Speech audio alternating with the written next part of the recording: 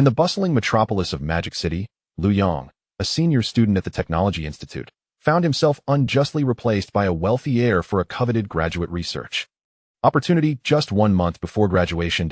In a remarkable twist of fate, Liu successfully activated his self-developed controllable nuclear fusion device, stunning the nation. He had initially intended to submit his invention to the state in exchange for a job, only to be informed by the system that he had been rewarded with the entire technological tree of a first-tier planetary civilization. An overwhelming influx of information flooded his mind, leading him into a state of unconsciousness. The government promptly initiated the highest level of protection. Such a small device, and yet it achieves controllable nuclear fusion. Days later, upon awakening, Liu discovered that classified files had been unlocked. Controllable nuclear fusion? Child's play. Ever heard of the interstellar jump engine? An aerospace mothership? Outdated. How about a planetary-class warship? Resource scarcity? No need to panic.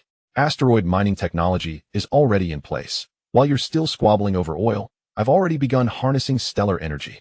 Years later, as an alien civilization invaded, a fleet cast a shadow across the globe. In a moment of global despair, the main cannon of the Dragon Kingdom's planetary-class warship began to charge. With a single strike, the starry river trembled into silence. The alien fleet commander, paralyzed with fear, exclaimed, "What? What kind of power is this?" Liu Yang smiled nonchalantly. Just a piece of work from a recent graduate of the Planetary Civilization Research Department at the Dragon Academy of Sciences. The alien civilization was left in bewilderment. With a slight smile, Liu introduced himself. "Forgive my tardiness. I am Liu Yang, now the president of the Dragon Academy of Sciences." Chapter 1. The Dawn of a New Civilization. In room 503 of dormitory building 34 at the Magic City Technology Institute, Zhao Peng lay on his bed, kicking the board of the upper bunk. "Yangzi, tomorrow is the weekend. Shall we go camping?" On the upper bunk, Liu Yang sat cross-legged, a laptop resting on his lap as he typed furiously that "I'm not going. I have plans this weekend," he replied calmly, his fingers dancing over the keyboard. The hardware for controllable nuclear fusion was fully constructed, and the core materials were prepared, awaiting only the final control program at the current pace. In just 2 hours, the control program would be completed, and it appeared that after dinner, he could ignite the fusion. "What have you been up to all day? I hardly ever see you," Zhao Peng remarked. "You have been quite the enigma these past 2 months, he added, kicking the bedboard again. "You'll find out soon enough. It's not something you'd believe if I told you now. What wouldn't I believe? Are you writing love letters?" "Yes. Don't joke around, Yangzi. After 4 years, I know you inside and out. If you were capable of writing love letters, you'd probably have kids by now." "Honestly, are you pursuing some goddess?" "Not at all. Who has time for a girlfriend? I'm swamped." "Then what on earth are you so busy with? Tomorrow?" "Oh no, perhaps tonight you'll find out." Since the awakening of the system 2 months ago, Liu Yang's life had undergone a dramatic transformation. The first technology unlocked by the system was controllable nuclear fusion. Liu had worked tirelessly in the lab over the past 2 months, and he was now finally on the verge of completing the control program. With the final semester of his senior year upon him, a time that should have been liberating, Liu felt a sense of trepidation. The system had emphasized that if the host failed to complete the assigned technological task within the stipulated time, they would face dire consequences. Now, with 94 hours, 36 minutes, and 50 seconds remaining until the completion deadline for controllable nuclear fusion, Liu had no time for distractions. Since the task was assigned, he had devoted himself entirely to the project. Zhao Peng. Liu seemed like a different person, leaving early and returning late, often absent from view. Even when he did return to the dormitory, he was glued to his computer, engrossed in his mysterious work. "Will I find out today? What could it be? Are you planning something big? It wouldn't be an elaborate marriage proposal, would it?" Zhao Peng's mind immediately conjured images of 999 roses and heart-shaped candles, considering that the senior year was indeed a time for courtship. "What are you thinking? That's so cliché." "Then what is this big news?" "Don't ask. You'll see when the time comes." "All right, I won't pry. I'm curious to see what you come up with." With that, Zhao Peng returned to his phone, absorbed in a game. As Liu typed the final line of code, he rubbed his hands together and pressed the compile button. The compilation process was smooth and flawless, completing on the first attempt. As the program launched, he gazed at the ultra-sci-fi human-computer interface, feeling a surge of emotions within him. Checking the clock on his computer, it was 6 in the evening. Perfect timing. After dinner, he could ignite the fusion. No longer hesitating, he climbed down from his bed. Scanning the dormitory, he noticed Zhao Peng and the other 2 roommates were nowhere to be found. "Once I complete this project, I too shall seize the last moments of my senior year and indulge myself," Liu Yang murmured as he exited the dormitory, heading toward the cafeteria. The system was undeniably impressive. Software programming, polymer materials science, systems engineering, advanced mathematics, plasma physics, magnetohydrodynamics, nuclear physics, polymer chemistry systems. Control theory. The knowledge infused into his brain by the system made Liu feel extraordinarily powerful. During the past 2 months, his greatest pastime during breaks was no longer gaming, but rather delving into various academic papers on Jihu, spotting bugs with ease. It felt akin to a game of Spot the Difference, where the thrill of identifying bugs was exhilarating to him. Those papers appeared as simple as kindergarten assignments to a university professor. This was merely his first technological endeavor. If this continued, what remarkable heights could he achieve? Filled with anticipation for the future, he mused that it would be even more perfect if that damned system ceased its threats of annihilating the host. Upon entering the cafeteria, he was met with a bustling crowd at the peak meal hour. Liu grabbed a tray and casually selected a couple of dishes, finding an empty spot to sit. "Hey, isn't that Yang?" A male voice called out. Liu looked up to see Zhang moving from the neighboring class that a wealthy heir. His family had leveraged their financial power to secure a graduate research position in the computer science department at Magic City University, an opportunity that had originally belonged to Liu Yang. The department had unceremoniously stripped Liu of his eligibility and handed it to Zhang, scrambled eggs with tomatoes and stir-fried greens. "Yang, why do you always get just these 2 dishes? You should take care of your health. Eating vegetarian all the time won't help you grow." Zhang Mufeng's derisive tone reached Liu's ears. "Come on, Liu Yang can consider scrambled eggs with tomatoes as meat. I've seen him have just soup and no vegetables more times than I can count. He might even prefer it." Haha. Yes, free food is irresistible. Some people just love to be penny-wise. People from small places are just that, small-minded and poor. Still dreaming of graduate research? Don't you see the world as it is? Good grades won't save you. Ignorance breeds fearlessness. Zhang and his entourage mocked Liu openly. "Liu Yang, let me be clear. The graduate research opportunity is a done deal. Don't harbor any illusions. If you try anything funny, I won't show you any mercy." Zhang leaned in closer, whispering in Liu's ear that I hope you're a wise man. With just a month left, keep your head down, and I won't make things difficult for you. I expect this to be the first and last time you approach the counselor. With that, Zhang gave Liu's shoulder a heavy pat, and, with a wave, left with his sycophants. 2 days prior, after discovering that Zhang had usurped his graduate research opportunity, Liu had sought out the counselor. In truth, he was indifferent. The mere opportunity to enroll as a graduate student in the computer science department of the prestigious Magic City University held no allure for him. However, the inexplicable loss of something that belonged to him left him quite displeased, prompting him to seek the counsel of his academic advisor. Although the advisor was eager to assist, the decision had been jointly made by the department head and the secretary of the party committee, leaving him with sincere intentions, but limited power to effect change. Somehow, this matter reached Zhang Mufeng, leading to the earlier encounter. Liu Yang watched as Zhang Mufeng and his entourage departed, a faint smile gracing his lips as he shook his head. He truly had no time or inclination to engage with such individuals at this moment. "Yangzi, what did Zhang Mufeng say to you just now?" Zhao Peng inquired, emerging unexpectedly with a food tray in hand. "What else could he have said? He warned me not to cause trouble. Was it about the graduate school recommendation?"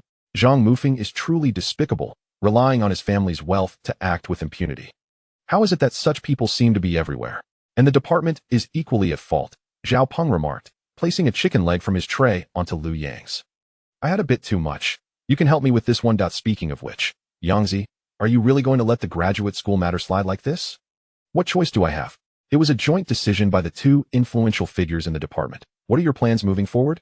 Will you seek employment or prepare to take the entrance exam again in the fall? You know my family's circumstances. I cannot afford to do nothing and solely focus on studying for exams. I plan to look for a job first, but the campus recruitment fair has already concluded. If that scoundrel Zhang Mufeng had pushed you out earlier, at least you could have attended. Now, with graduation just a month away, recruitment agencies will likely no longer be coming around. What will you do?" Zhao Peng exclaimed vehemently. "We'll see. I must find a job.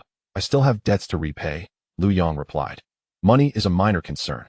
With your academic performance, even without a recommendation for graduate school, had you participated in the campus recruitment fair, a good job would have been a breeze. Now, you're relegated to the job market, where lacking experience puts you at a disadvantage," Zhao Peng observed. "Not to worry, my friend. I am confident," Liu Yang reassured him. Sighing heavily, Zhao Peng fell silent. Seeing Zhao Peng sighing despondently across the table touched Liu Yang deeply. Over the past 4 years, Zhao Peng had taken care of him immensely, especially with countless instances of "I had a bit too much. Help me with this one," which Liu Yang cherished in His heart. This nuclear fusion project had drained his entire savings of over 30,000 yuan, accrued from scholarships, part-time work, and tutoring.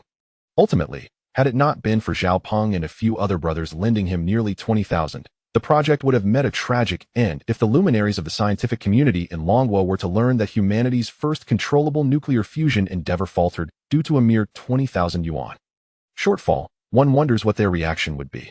After finishing his meal, Liu Yang excused himself from Zhao Peng and made his way to the laboratory. In just 2 months, they were on the verge of igniting the first controlled nuclear fusion reaction. In the bustling metropolis of Magic City, Liu Yang, a senior at the Technology Institute, found himself tragically supplanted by a wealthy heir for a coveted postgraduate research opportunity just a month before graduation. However, in a stunning turn of events, Liu Yang successfully activated his self-developed controllable nuclear fusion device. The nation was astounded. Originally intending to submit his invention to the state in exchange for employment, Liu was informed by the system that his reward had been credited, an entire technology tree of a first-level planetary civilization. A torrent of information flooded his mind, plunging him into a state of unconsciousness. The state swiftly initiated the highest level of protection. Such a small device is capable of controllable nuclear fusion. Days later, Liu Yang awoke to the unlocking of classified archives. Controllable nuclear fusion? Child's play. Have you heard of the interstellar jump engine? Aerospace mothership? Outdated. How about a planetary-class battleship? Resource scarcity. No need to panic. Asteroid mining technology is ready. Are you still squabbling over oil? I've already begun harvesting stellar energy. Years later, as an alien civilization invaded, their fleet darkened the skies. In a moment of global despair, the main cannon of the Dragon Kingdom's planetary-class battleship charged. With a single strike, the galaxy trembled, silence enveloping all. The alien fleet commander, stricken with terror, exclaimed, What kind of power is this? Liu Yang, with a calm smile, replied, just a project by a recent graduate of the Planetary Civilization Research Program at the Dragon Academy of Sciences.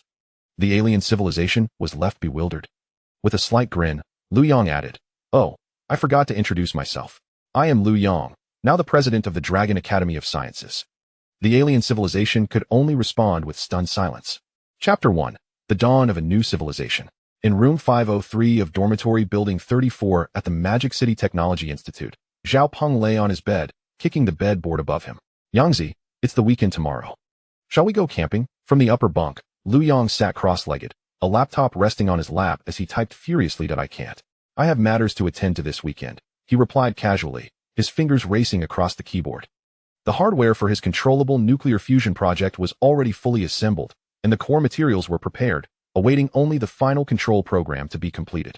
At the current pace, in just 2 hours, the control program would be finalized, and it seemed that after dinner, he would be ready to ignite the fusion process. What have you been so busy with? We hardly ever see you anymore. Zhao Peng remarked. You've been quite mysterious these past 2 months, he added, kicking the bedboard again. You'll find out soon enough. It wouldn't matter if I told you now, Liu Yang replied. What wouldn't matter? What on earth are you up to? Writing love letters. Indeed, don't joke around, Yangzi. After 4 years, I know you inside out. If you were capable of writing love letters, you'd probably have kids by now. Honestly, are you pursuing some goddess? Not at all. Where would I find the time for a girlfriend? I'm swamped with work. Then what on earth are you up to all day? Tomorrow, or rather, perhaps tonight, you'll understand. Since the system had awakened 2 months ago, Liu Yang's life had undergone a monumental transformation. The first technology unlocked by the system was controllable nuclear fusion.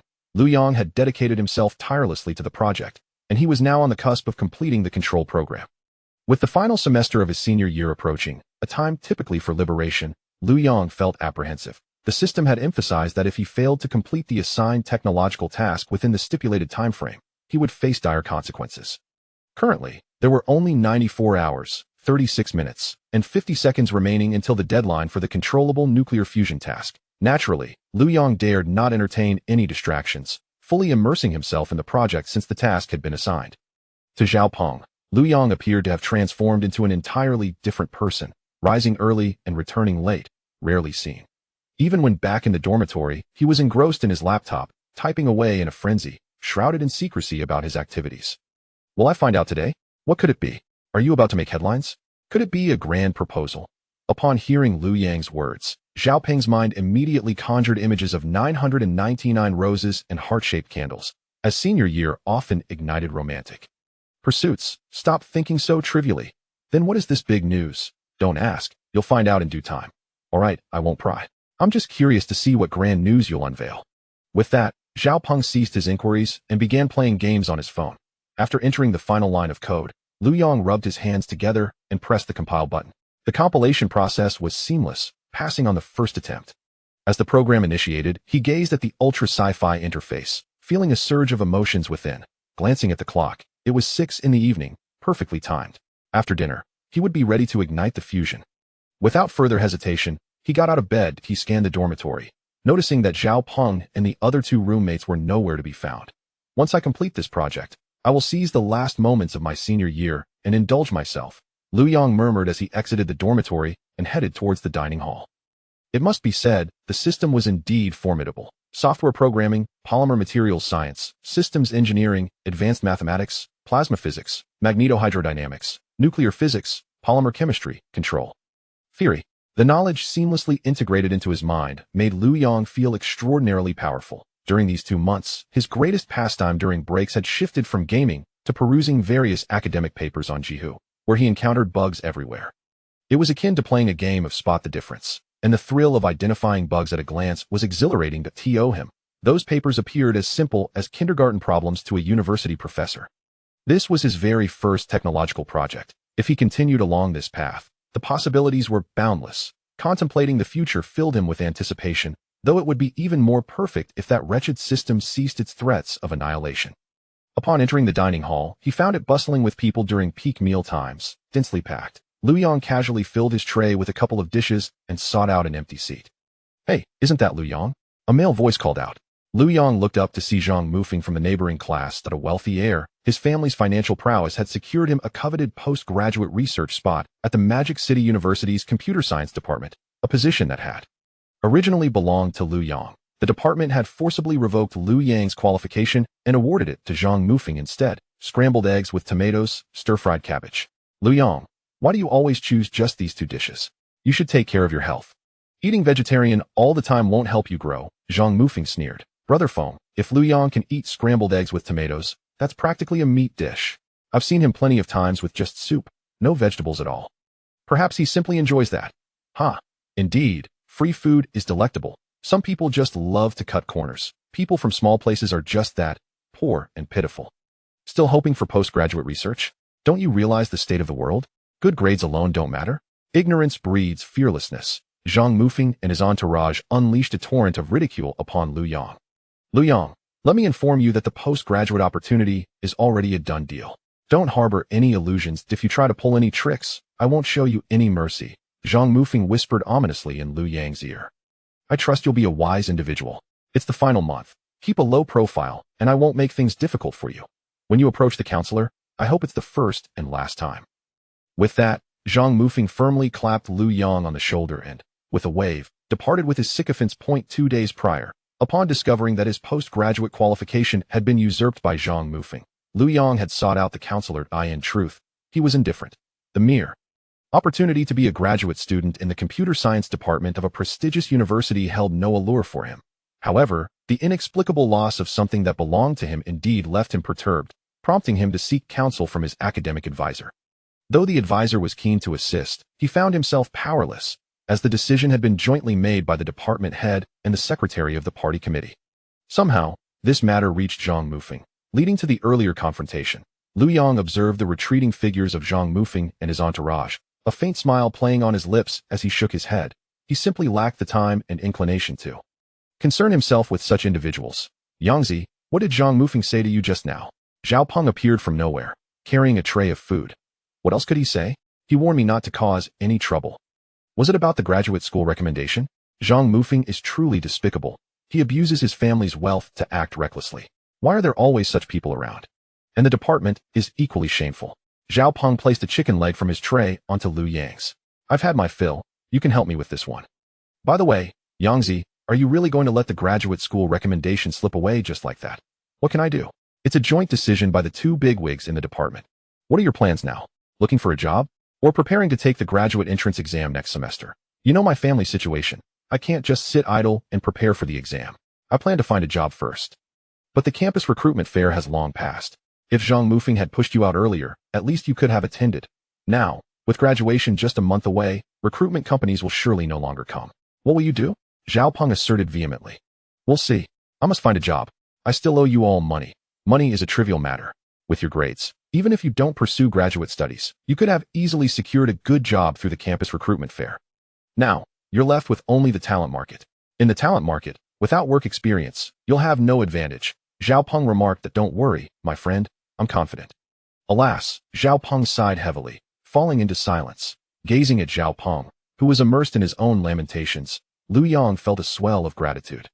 Over the past 4 years, Zhao Peng had taken care of him, especially during countless instances of I've had my fill.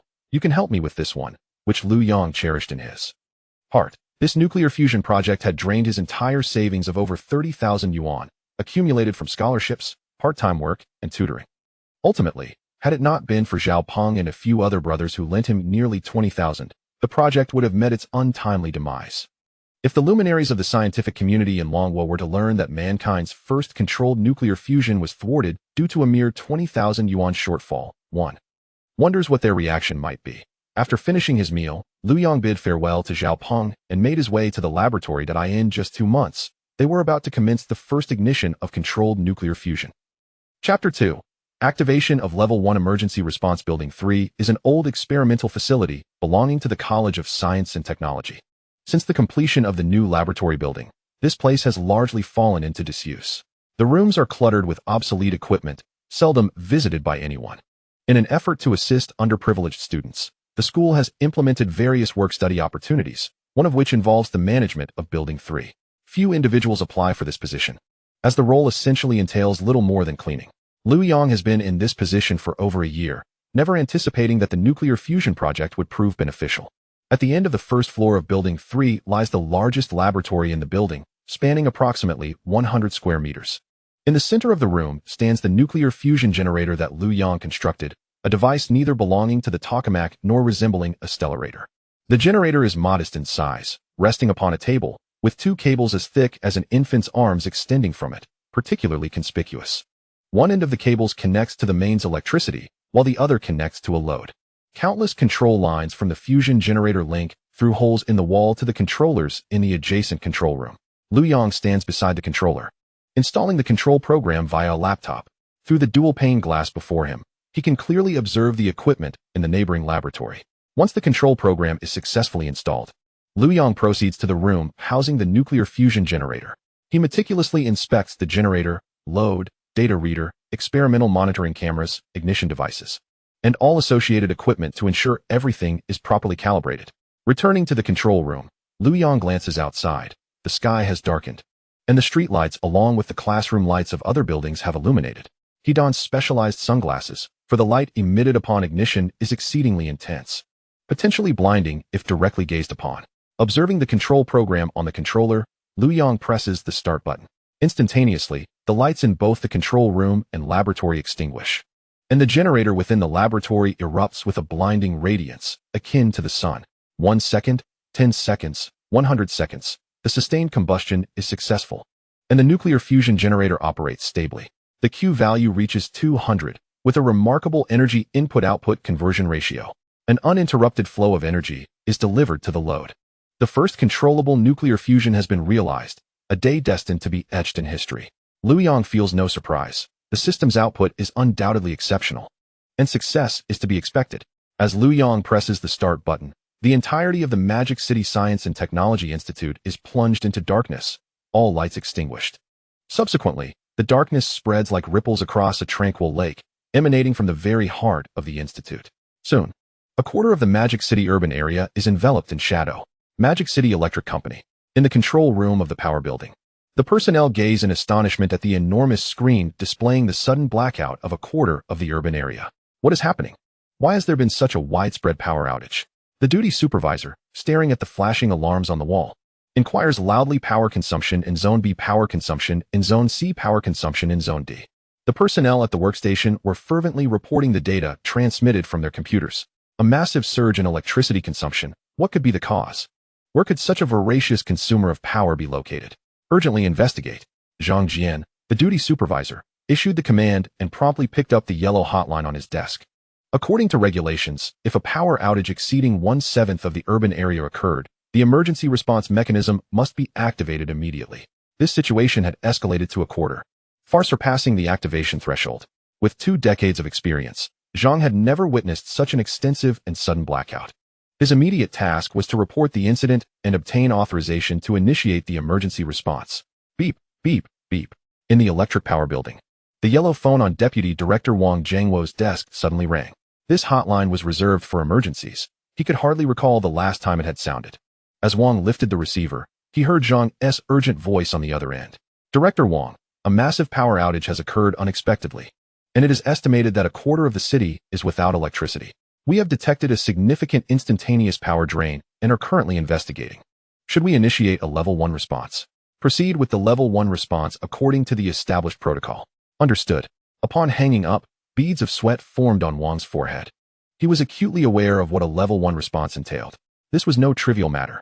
Since the establishment of the National Emergency Management Bureau, a Level 1 response had never been activated in the city. Its initiation signified a momentous upheaval. If it were a natural disaster, it would imply a grave peril. Wang instinctively glanced out the window. All appeared tranquil and serene, devoid of any natural calamity. Therefore, it could only be a man-made disaster. A disaster severe enough to trigger a Level 1 response was no ordinary incident. Could it be a terrorist attack? Wang felt his hands begin to tremble. The country's ultra-high voltage transmission technology was unrivaled globally. Achieving such a widespread blackout could not be accomplished by merely damaging a few transformers or incapacitating a handful of substations. The power grid had been meticulously designed with the potential for external attacks in mind. Advanced warning systems, redundant designs, backup power sources, and other safeguards constituted a complex protective apparatus. Yet now, these defenses had seemingly collapsed, rendered vulnerable and fragile. What kind of technological means could achieve such a feat? The more Wang pondered, the more apprehensive he became. He hurriedly took out his phone to contact the director. Meanwhile, in the control room of the electric power building, Duty Supervisor Zhang Jian opened the glass cover on his workstation and pressed the red button inside. As he did so, a specially designed red light on the wall began to flash. The Level 1 response mechanism was activated.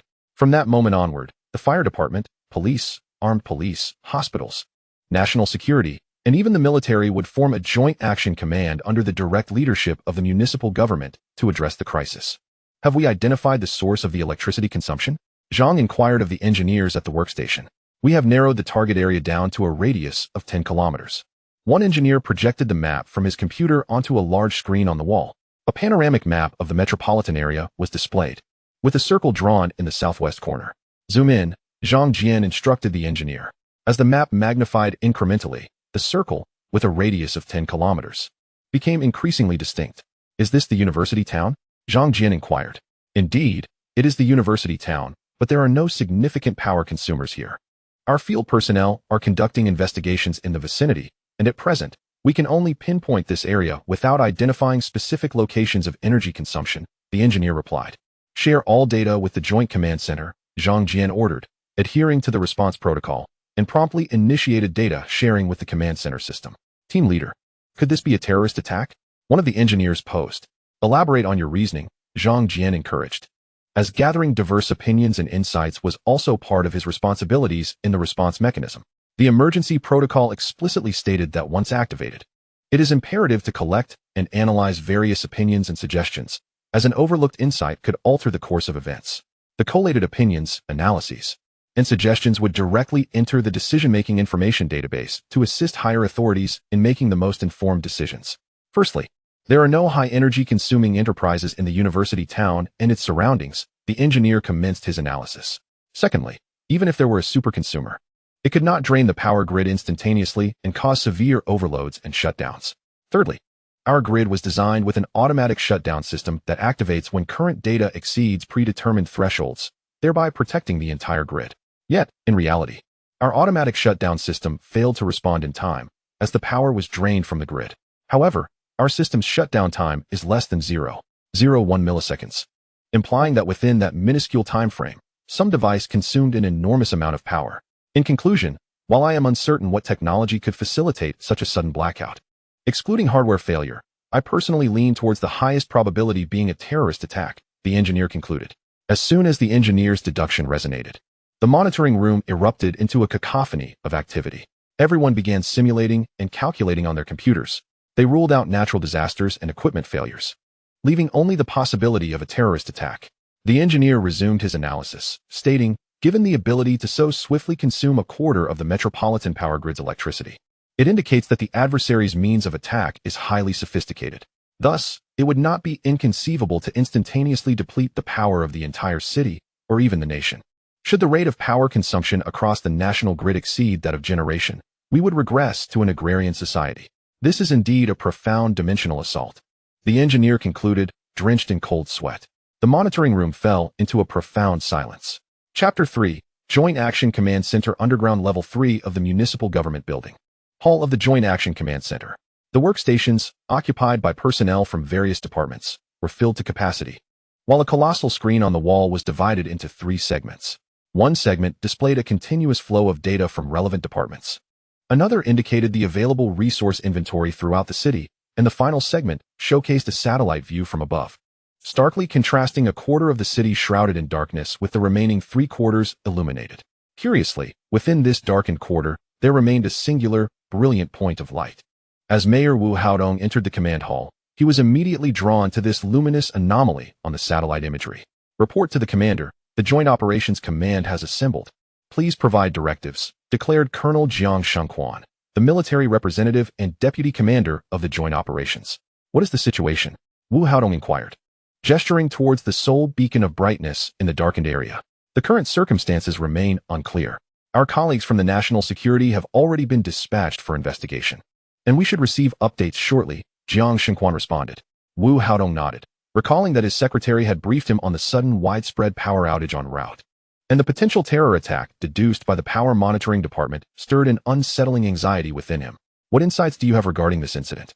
Wu Haodong directed his gaze toward the National Security Workstation. Based on our intelligence analysis, there are no indications of a large-scale terrorist attack. However, we have just deliberated the analysis report from the Power Department, which holds merit, replied Dai Bingchun, director of the National Security Bureau of the city. All our action teams have been deployed, and we anticipate news soon. Wu Haodong nodded again and shifted his attention to the head of public security, Lin Wampeng, the director of the Municipal Public Security Bureau. Old Lin, what is the status from your end? In accordance with the response mechanism's workflow, we have intensified security measures at the airport, high-speed rail stations, ports, and critical institutions, while also augmenting patrols on the streets. Apart from a few personnel stationed for oversight, the majority have been dispatched, Lin Wampeng reported. All Coast Guard vessels have also been deployed, Lin Wampeng added. Wu Haodong then turned to the armed police workstation, where the highest-ranking commander, Colonel Bian Yucheng, stood and saluted crisply. Report to the commander. The armed police forces are assembled and on standby, ready to deploy at any moment. Our unit is also fully assembled and prepared, Deputy Commander Jiang Shengquan promptly affirmed. This is not a natural disaster. It can only be a man-made calamity. Man-made disasters are far more terrifying than natural ones. Thus, we must consider the worst-case scenario. Each department should formulate contingency plans and be ready to address even more severe situations. Wu Haodong addressed the assembly. Commander, we have video footage from the front. Director Dai Bingchun announced as he projected the video onto the large screen. The image revealed the face of a middle-aged man. Director, our team has reached the perimeter of the light. With that, the camera panned to reveal a vast expanse of darkness surrounding a dazzling source of illumination that shone from the ground to the heavens. This is the perimeter of the Magic City Institute of Technology. The light source emanates from within the institute. The nature of the light source remains unclear, and its potential explosive properties are uncertain. An evacuation procedure for the surrounding personnel has been requested, alongside the implementation of a lockdown in the area. Sounds continue to emanate from off-screen. What is the situation of the personnel on site? National Security Director Dai Bingchun inquired. This is a university town, densely populated. After speaking, the camera began to sweep the scene, revealing the multitude of individuals drawn to the radiant glow outside the Magic City Institute of Technology. How many of your special operations personnel are on site? Director Dai Bingchun continued to press. Our special operations team comprises only 5 members, came the reply. We are currently unable to execute an evacuation or lockdown and request assistance. Understood, please remain on standby. Report any sudden developments promptly. Director Dai Bingchun concluded the call. Observing the live footage on the large screen, Command Chief Wu Haodong questioned the connectivity at the Magic City Institute of Technology. Is there still internet access? The telecommunications engineer promptly responded, affirming that both phone and internet services are operational. Wu Haodong nodded, instructing, ensure that relevant information on the internet is contained. Upon learning of the network's functionality, Wu Haodong swiftly initiated arrangements. Understood, the personnel responsible for network operations acknowledged, immediately commencing the process of information lockdown. Given the current situation, do we have any suggestions? Wu Haodong asked. There are dozens of universities in the university town, with a combined population of hundreds of thousands. Complete evacuation poses significant challenges. I propose, first, ascertain the specifics of the light source. Only with a clear understanding of its characteristics can we devise an appropriate response. Lin Wampum, the director of the Magic City Public Security Bureau, spoke up, as handling mass incidents is their expertise. Second, evacuate all personnel from the Magic City Institute of Technology. Third, implement a 3-kilometer isolation lockdown centered around the institute. The heads of various departments expressed their agreement. Commands were issued one by one from the Public Security Operations Desk. The West City Police Station acknowledged. The Southern City SWAT team confirmed receipt. The Special Police Corps responded affirmatively. The Silikio Police Station reported receipt of the orders. As the commands were acknowledged, police vehicles with flashing lights sped through various parts of the Magic City. James, is there a major incident occurring in the Magic City? A blonde woman, standing before the high-rise windows, inquired as she observed the police cars racing by below. A major incident? I haven't heard anything unusual, James replied, moving to the window to view the police activity below. I hope this won't interfere with our rendezvous with the Lonka Institute's informant. The core data from Longwa's nuclear fusion ignition has been stably operational for over 1,000 seconds, and we must acquire that information. The blonde woman added pensively. Rest assured, Alice, this meeting is, as the Longwa would say, highly reliable. Only we, the Great Eagle Sauce, are worthy of controllable nuclear fusion technology. Other nations will forever remain our chives, James retorted with a hearty laugh. I completely agree with your perspective, James. Here's to a successful operation. Alice raised her glass toward him. 3 kilometers from the Magic City Institute of Technology, the police vehicles arriving in succession positioned themselves across the road, erecting a barrier. Closer to the location of the Magic City Institute of Technology, personnel evacuation has commenced. Ladies and gentlemen, we are now implementing an emergency curfew drill. Please cooperate with the evacuation. At every intersection, officers equipped with loudspeakers are directing the crowd. A curfew drill on a Friday night. Something must be amiss. Do you think it might be related to that strange light emanating from within the institute? It seems highly likely. I first noticed that light after the power outage. Could it be extraterrestrial? Nonsense. Why would aliens venture to the Magic City Institute? If they were to visit, surely it would be Yenjing University. These aliens lack discernment. Let us hurry. The police are urging people to leave. A throng of individuals, cloaked in darkness, gradually made their way toward the quarantine line 3 kilometers away. Within the Joint Action Command Center, National Security Director Dai Bingchen once again connected to the live video feed from the scene. The crowd that had initially gathered outside the gates of the institute had been dispersed. The surroundings were enveloped in darkness, save for the persistent glow emanating from the depths of the institute. Director, the public security personnel are preparing to enter the institute's campus for evacuation. Our special task force is ready to conduct reconnaissance, came the voice from the special unit. Agreed. Maintain the video connection and exercise caution, Director Dai instructed. Understood. On the video feed, for members of the Special Task Force spread out in a combat formation, cautiously advancing towards the Institute. Chapter 4. Most likely nuclear fusion. What on earth is that? Building 3 was supposed to be abandoned. What is happening? I have no idea. I was studying on the 3rd floor of Building 7 when the power went out, and I turned around to see that light. Yes, me too. That light is extraordinarily bright. It has been nearly 2 hours, and there are no signs of it diminishing. Did you film it? How could we not? I filmed it and posted it online. The rooftop of Building 7 was crowded with people. In fact, anywhere with a view of Building 3 was teeming with onlookers. Since the moment the power went out, individuals began to notice the anomaly of Building 3, leading to an ever-growing crowd. However, no one dared to approach Building 3, as the light was blindingly intense. Even from a distance, one had to squint. It is hard to imagine how devastating it would be to observe it up close without any protective measures. Zhao Peng had just climbed to the rooftop of Building 7 when, for reasons unknown, he suddenly recalled what Liu Yang had said to him earlier that afternoon in their dormitory. He mentioned that tonight, Zhao would understand. Could this be the major news Liu Yang referred to? Zhao pondered. Old Zhao, when did you arrive? Zhao Peng heard someone calling his name and turned to see his dorm leader, Li Fei. Boss, you're here too. I just got here. I was eating outside. And after the power went out, I wandered around for a bit, and saw everyone heading towards our institute, so I followed them back. What about you? I just arrived as well. I saw you immediately. What is going on? Li Fei inquired of Zhao Peng. I'm not quite sure, but I have a feeling this might be related to Yangzi. Zhao Peng recounted the conversation he had with Liu Yang earlier that day. No way. With a light intensity of this magnitude, could Yangzi be responsible? I find that hard to believe. You might be overthinking it, Li Fei chuckled. Indeed. It seems I may have overthought the situation. Zhao Peng, feeling uncertain about his own thoughts, offered a sheepish smile. Attention, students. We are currently conducting an emergency lockdown drill. Please cooperate and evacuate, announced the voice from the loudspeaker at the base of the building. Before long, officers clad in police uniforms began ascending the rooftop of Building No. 7. Is that a sniper rifle? The NSG-1 model, standard issue for elite SWAT teams, someone remarked. They claim it's just a drill, but with this show of force. Do you truly believe it? I certainly do not. They must be responding to that bright light. Look over there. Someone's coming. A voice shouted from the crowd, causing everyone to halt their evacuation and turn their gaze toward Building No. 3. 5 individuals, armed and adopting a staggered formation, stealthily approached Building No. 3, halting approximately 100 meters away. One of them extracted a drone from a backpack and launched it into the air, sending it soaring towards Building No. 3. Are they planning an assault? Murmurs of speculation arose from the rooftop of Building No. 7. Incredible. This group is undoubtedly forming an attack team. Did you see that drone? Just tossed into the air like it was nothing. It must be military-grade equipment. Wait, those 5 aren't wearing police uniforms, someone observed. If they're not SWAT, they could very well be from national security. What on earth is happening at our academy? National security is involved. This situation is escalating. Shortly after dinner, Lin Changchun, president of Magic City Institute of Technology, received a call from his secretary informing him of a crisis at the academy. A widespread power outage had occurred, accompanied by an unidentified bright light emanating from Building No. 3.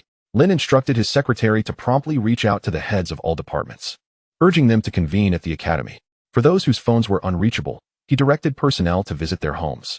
Meanwhile, he hurriedly made his way to the institute, his phone ringing incessantly. Calls from education officials, police, local authorities, and the city government bombarded him, igniting his frustration. The callers, typically beyond his reach, were now seeking his attention. Yet, he remained in the dark about the events unfolding in Building No. 3. On his way, his secretary informed him that they had contacted all department heads, and none reported any activity in Building No. 3, which had long been in a state of disrepair. Upon nearing the academy, the sight of a throng of people caused Lin's heart to race. Entering the campus, he was met with a significant police presence, leading him to suspect the situation was more severe than his secretary had indicated. In the parking lot, Lin spotted the other heads of departments who had already arrived, testament to his secretary's swift actions. After conferring with the group, Lin hurriedly approached an officer to introduce himself. Soon, he was escorted to a commanding officer who appeared to be in charge. Good day, I am Lin Changchun, president of Magic City Institute of Technology. He introduced himself. Greetings. I am Wu Jiqiang, captain of the Magic City SWAT team, the officer replied, shaking Lin's hand. Given the urgency of the situation, I shall be brief. President Lin, please provide an overview of the circumstances surrounding Building No. 3. The captain of the SWAT team spread a blueprint of the Technological Institute across the hood of a police vehicle, illuminating it with a flashlight as he pointed to the location of Building No. 3. Building No. 3 is largely abandoned, Principal Lin replied. Inside, there are merely some discarded old equipment. Beyond that, it is essentially empty. The captain paused momentarily. Has any experimentation been conducted in Building No. 3? No, Lin responded. I have familiarized myself with all the disciplines. No experiments are being held in that building. The heads of each department are present. You may inquire with them. He gestured towards the department heads standing behind him. The captain surveyed the officials behind Principal Lin, refraining from further questioning, as he understood that under such circumstances, Lin would not be inclined to speak falsely. Esteemed colleagues, as you are all technological elites, do you have any insights regarding the current phenomenon? The captain inquired. Captain, our institute primarily focuses on software. Hardware is not our forte, Lin articulated. Ah, I see. Principal Lin, I kindly request that you and the esteemed faculty remain for a while longer. There may be areas where your cooperation is required, the captain stated. Certainly. It is no trouble at all, Captain, Lin affirmed. At the municipal government's Joint Command Center, the live video feed from the Special Operations drone was projected onto a large screen. As the drone approached Building No. 3, a blinding brightness rendered the view entirely white, obscuring any details. The drone continuously adjusted its angle, yet within approximately 30 meters of the building, The screen remained a blank expanse of white. It seems the drone's reconnaissance is ineffective, Commander Wu Haodong remarked, turning to his secretary. When can we expect the researchers from the institutes in the Magic City? The secretary glanced at his watch, estimating their arrival was imminent. Commander, should we send someone in to investigate? Suggested the Director of National Security, Dai Bingqian. Let us wait a bit longer for the experts to arrive. It is prudent to hear their opinions first. What do you think? Commander Wu replied. Dai Bingqian nodded and issued a command to the special operations team present. Do not approach. Maintain observation and await further instructions. Understood. Came the response from the special operations team. Suddenly, the door to the command room swung open, and 5 or 6 gray-haired experts from the research institute entered, escorted by the special operations team. Without the luxury of pleasantries, the experts immediately engaged in their work. After gathering various data and imagery transmitted from the scene, the first to speak was Chun Mingdong, a senior researcher from the Magic City Physics Institute. Given such high brightness, what is your perspective on this, Old Zhou? Old Zhou, formerly known as Zhou Bo, is a senior researcher at the Magic City Physics Institute and holds the highest rank and prestige among the researchers present. Zhou Bo did not respond, but instead fixated intently on the power consumption statistics provided by the electric department on his computer. Have you calculated this? Zhou Bo projected the instantaneous power consumption data onto the wall screen. Several researchers scrutinized the data, commencing calculations on their respective computers. This is inconceivable. The instantaneous power is astonishing. What device could possibly absorb such an immense amount of power? Indeed, with such a colossal energy input, what apparatus could endure it? There must be an error in the data provided by the power department. I have calculated it 3 times, and the results are indisputable. I too believe there is an issue with the power department's figures. The researchers began to voice their concerns. Zhou Bo raised his hand to silence them, urging everyone. Let us contemplate this phenomenon further. He pointed towards the solitary shimmering point of light on the darkened screen. The researchers fell silent. For when one considers the prodigious energy consumption alongside this persistent glimmer, there is but one conceivable explanation: self-sustaining combustion, specifically nuclear fusion's self-sustaining combustion. Self-sustaining combustion refers to initiating a nuclear fusion reaction with external energy, which, upon ceasing the external input, continues to burn stably on its own, thereby continuously outputting vast amounts of energy. This is impossible, absolutely impossible. Presently, the longest self-sustaining combustion known worldwide is our own tokamak ring, lasting just over 1,000 seconds. This light has persisted for at least 2 or 3 hours. How could that be? Moreover, let us not forget that a software department at the Magic City Institute of Technology lacks the requisite technical capabilities for such a feat, to be frank. I find it hard to believe as well, yet I urge you to consider this.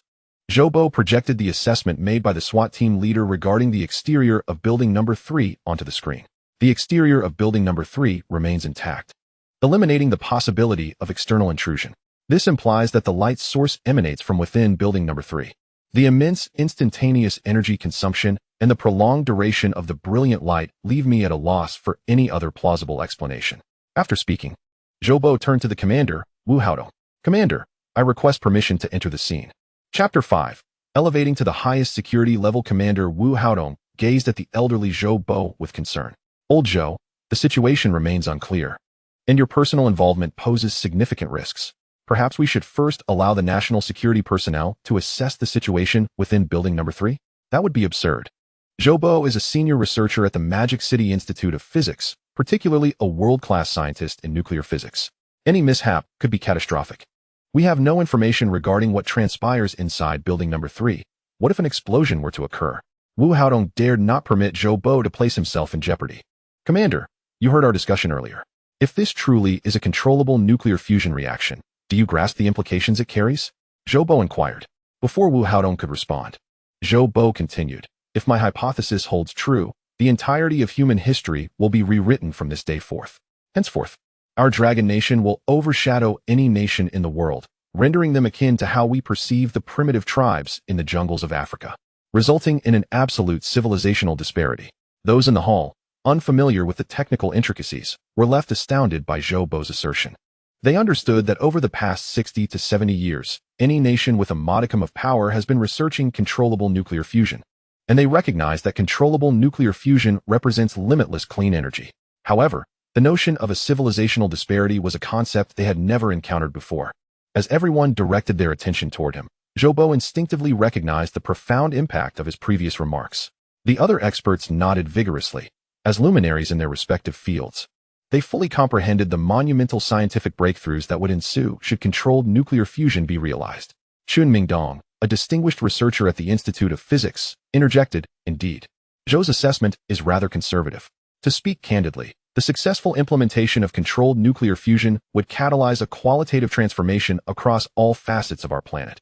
Ecologically, civilization ally, culturally, and militarily.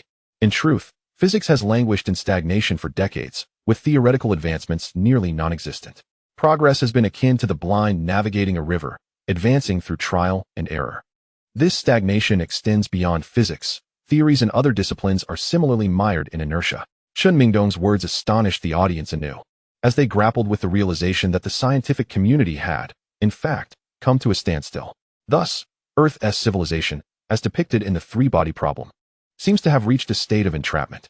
Chun Mingdong's statements detonated like a bomb, igniting fervor within the once quiet hall. The success of controlled nuclear fusion would signify a fundamental leap in human technology, heralding an elevation of civilization itself and potentially unlocking the vast expanse of the cosmos. Chun Mingdong's eyes sparkled with fervor. "Ladies and gentlemen, please direct your attention to the screen," Zhou Bo announced, projecting a set of data onto the large display. These figures represented the instantaneous energy input values calculated by the experts, alongside the corresponding energy input duration. Zhou Bo circled 2 data points with a laser pointer. The reaction time of 1/1,000,000,000 of a second perfectly aligns with the temporal requirements for tritium-deuterium fusion. Coupled with this colossal energy input, I am inclined to believe that a nuclear fusion reaction device is indeed occurring within Building 3 of the Magic City Institute of Technology, rather than a terrorist attack. Although I remain unaware of how this device operates, the data cannot be deceived. I propose that we escalate this matter to the highest levels of strategy and confidentiality. It cannot be overstated how imperative this is." After Zhou Bo concluded, he turned to Commander Wu Haodong, who reciprocated his gaze. Zhou Bo's analysis, grounded in scientific reasoning, alleviated Wu Haodong's initial apprehension regarding a terrorist threat, yet the significance of controlled nuclear fusion tightened his chest with concern. Before he could voice his thoughts, Deputy Commander Jiang Shengquan suggested, "Commander, should we not elevate the security level at the Magic City Institute of Technology?" "I concur. Based on our current assessment, aside from the initial power loss, no further catastrophic consequences have materialized. I support Zhou's analysis. Thus, enhancing security measures is imperative." Director Dai Bingchen of the National Security Bureau also expressed his agreement. "Agreed. Agreed," the others chimed in unison. Wu Haodong nodded resolutely. "I will personally report this matter to the State Council and immediately elevate the security status of the Magic City Institute of Technology to the highest level, expanding the lockdown perimeter to 10 kilometers. All personnel must surrender their mobile devices. Entry into the command center will be restricted, while the special police will seal off the entire municipal building." Without hesitation, Wu Haodong activated the highest level of internal security protocols. Outside the 3-kilometer cordon of the Magic City Institute of Technology, a substantial crowd remained gathered in the darkness. From this vantage point, the dazzling lights illuminating the sky above the institute were clearly visible. In a shadowy corner, 2 figures were engaged in hushed whispers. "Has the video been recorded, Koizumi?" asked the figure known as Higashida. "Rest assured, Higashida. I managed to capture the video outside Building 3 before the police arrived," Koizumi replied. "Your reaction this time was remarkably swift. Well done. I will recommend you for a commendation," Higashida stated. "Thank you, Higashida. It is merely my duty," Koizumi responded humbly. "Based on your judgment, what exactly is this phenomenon?" Higashida inquired, gazing at the distant lights in the night sky. "I'm not entirely certain, Higashida. The immense brightness outside Building 3 was blinding. I have never witnessed such brilliance. It felt even more dazzling than the sun," Koizumi admitted. "How peculiar. How can such a thing exist at the Magic City Institute of Technology? Aren't they focused on software?" Higashida mused, stroking his chin. "Should we not report this matter urgently? I have an unsettling feeling, unsure of what the Dragon Country is up to this time," Koizumi urged. Higashida nodded in agreement. "You are absolutely right. Quickly relay the information through discreet channels. I will stay here and monitor the situation." Koizumi bowed to Higashida and vanished into the shadows. With the issuance of orders from the Joint Operations Command, a new lockdown protocol was established. A primary cordon was formed 10 kilometers from the Magic City Institute, overseen by public security. At 5 kilometers, a secondary cordon was managed by the armed police, while the third line of defense, situated 1 kilometer from the institute, was the responsibility of the stationed heavy mechanized brigade. The campus was entrusted to the Eagle Special Forces of the Mechanized Brigade, alongside the elite teams of the Magic City SWAT and National Security.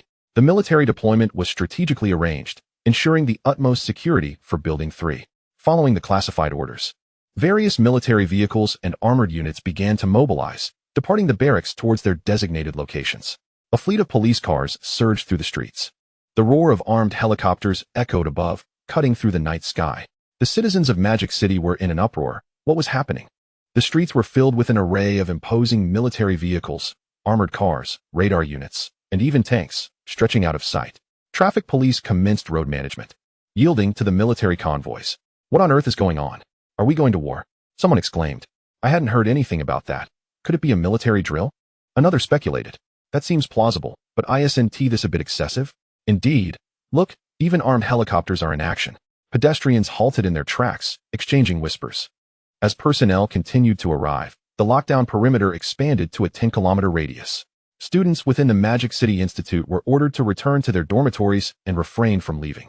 In the dimly lit room 503 of Building 34 of the male dormitory, only Zhao Peng and Li Fei were present.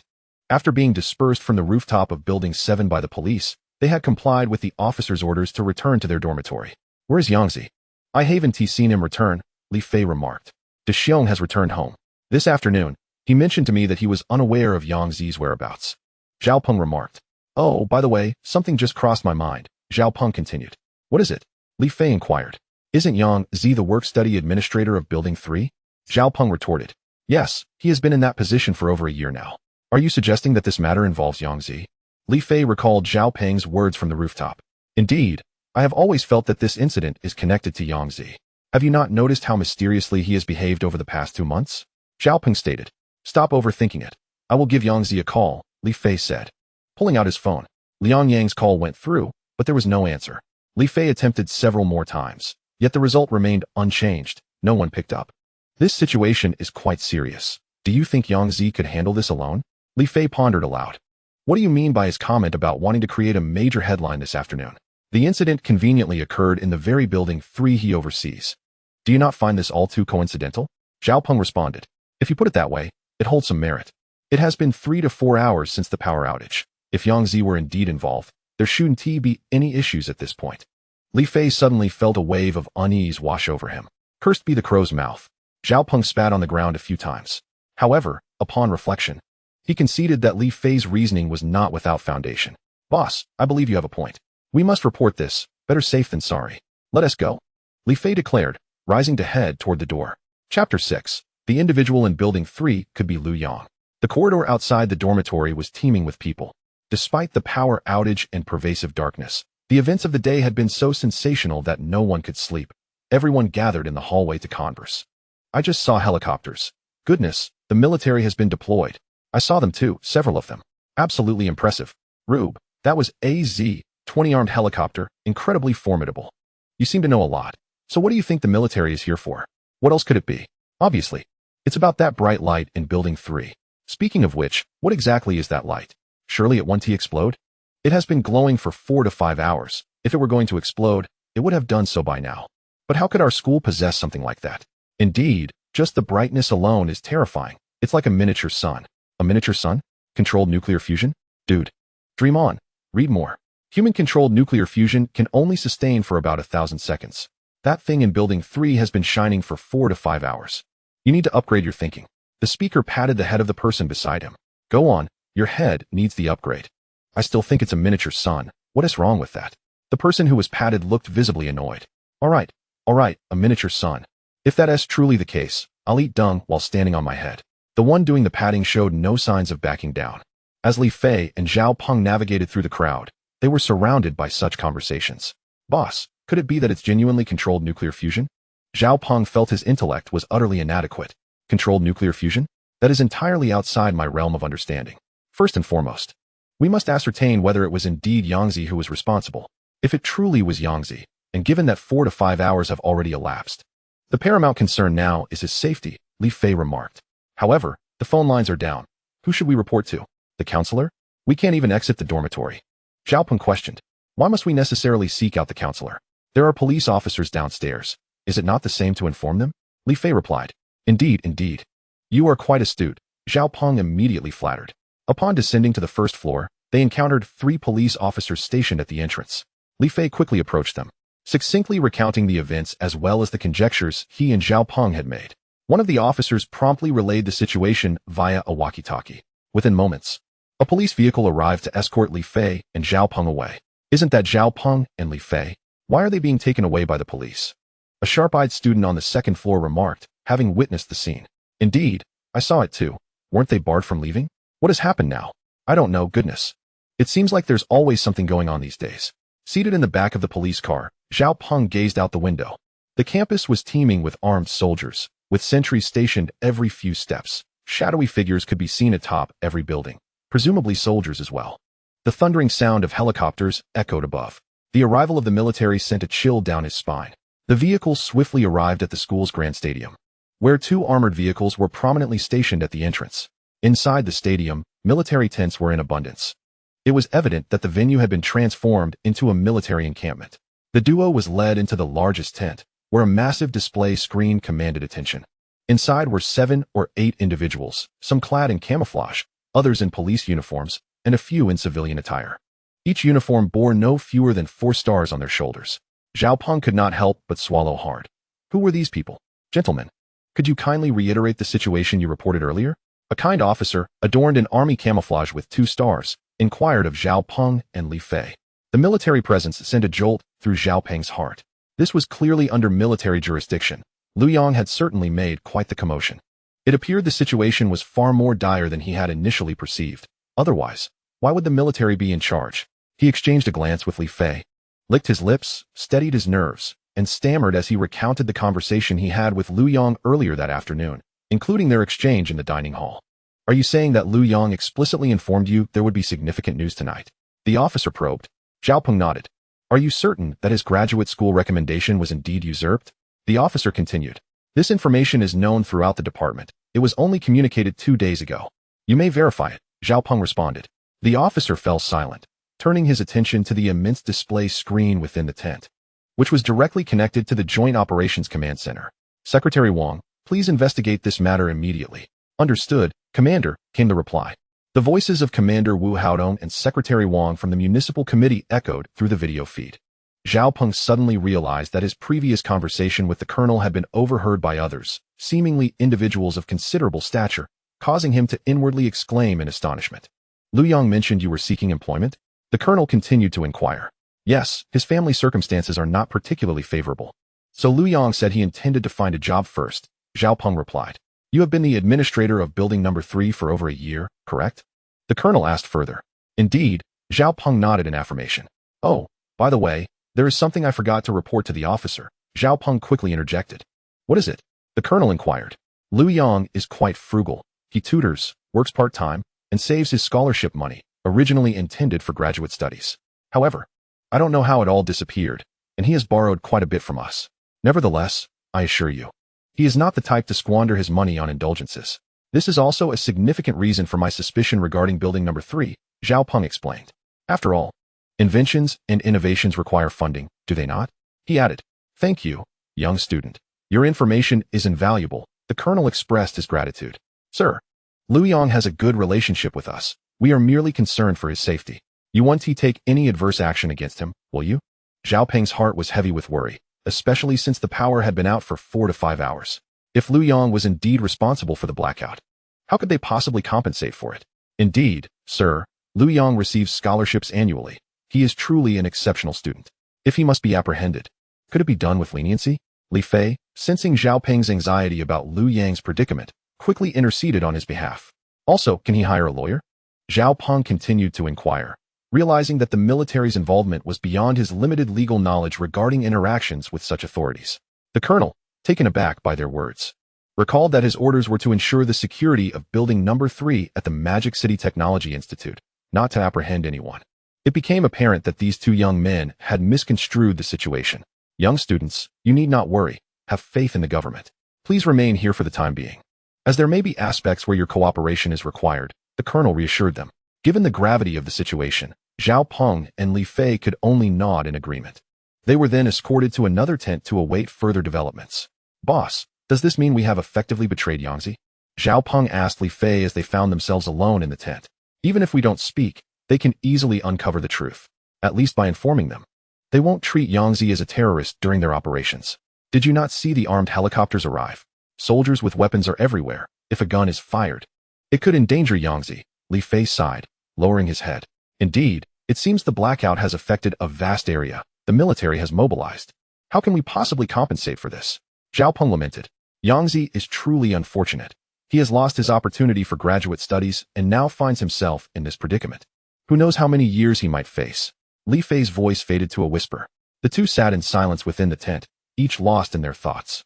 In the command center of the joint operation, the chief commander stated, "We have confirmed the situation.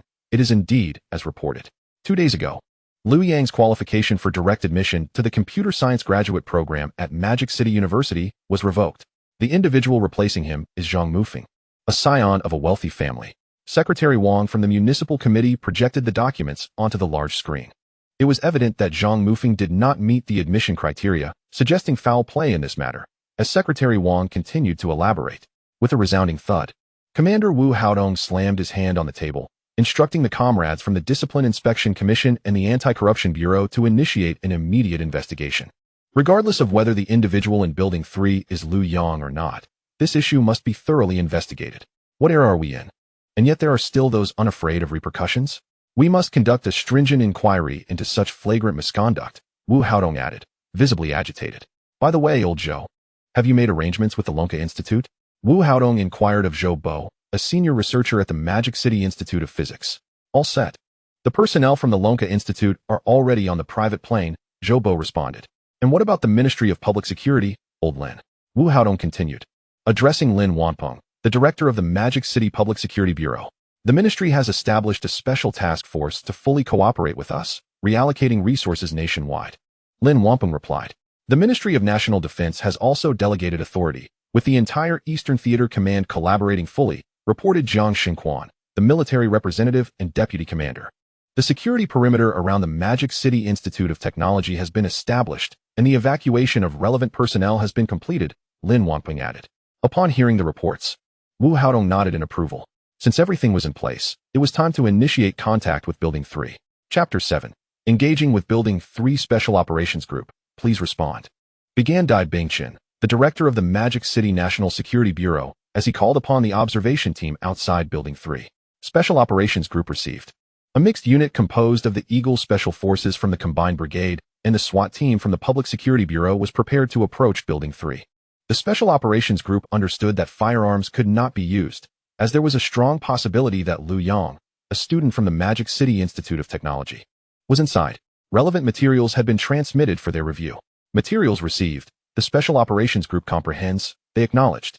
The operation was to be entirely led by Colonel Jiang Beitang, the brigade commander.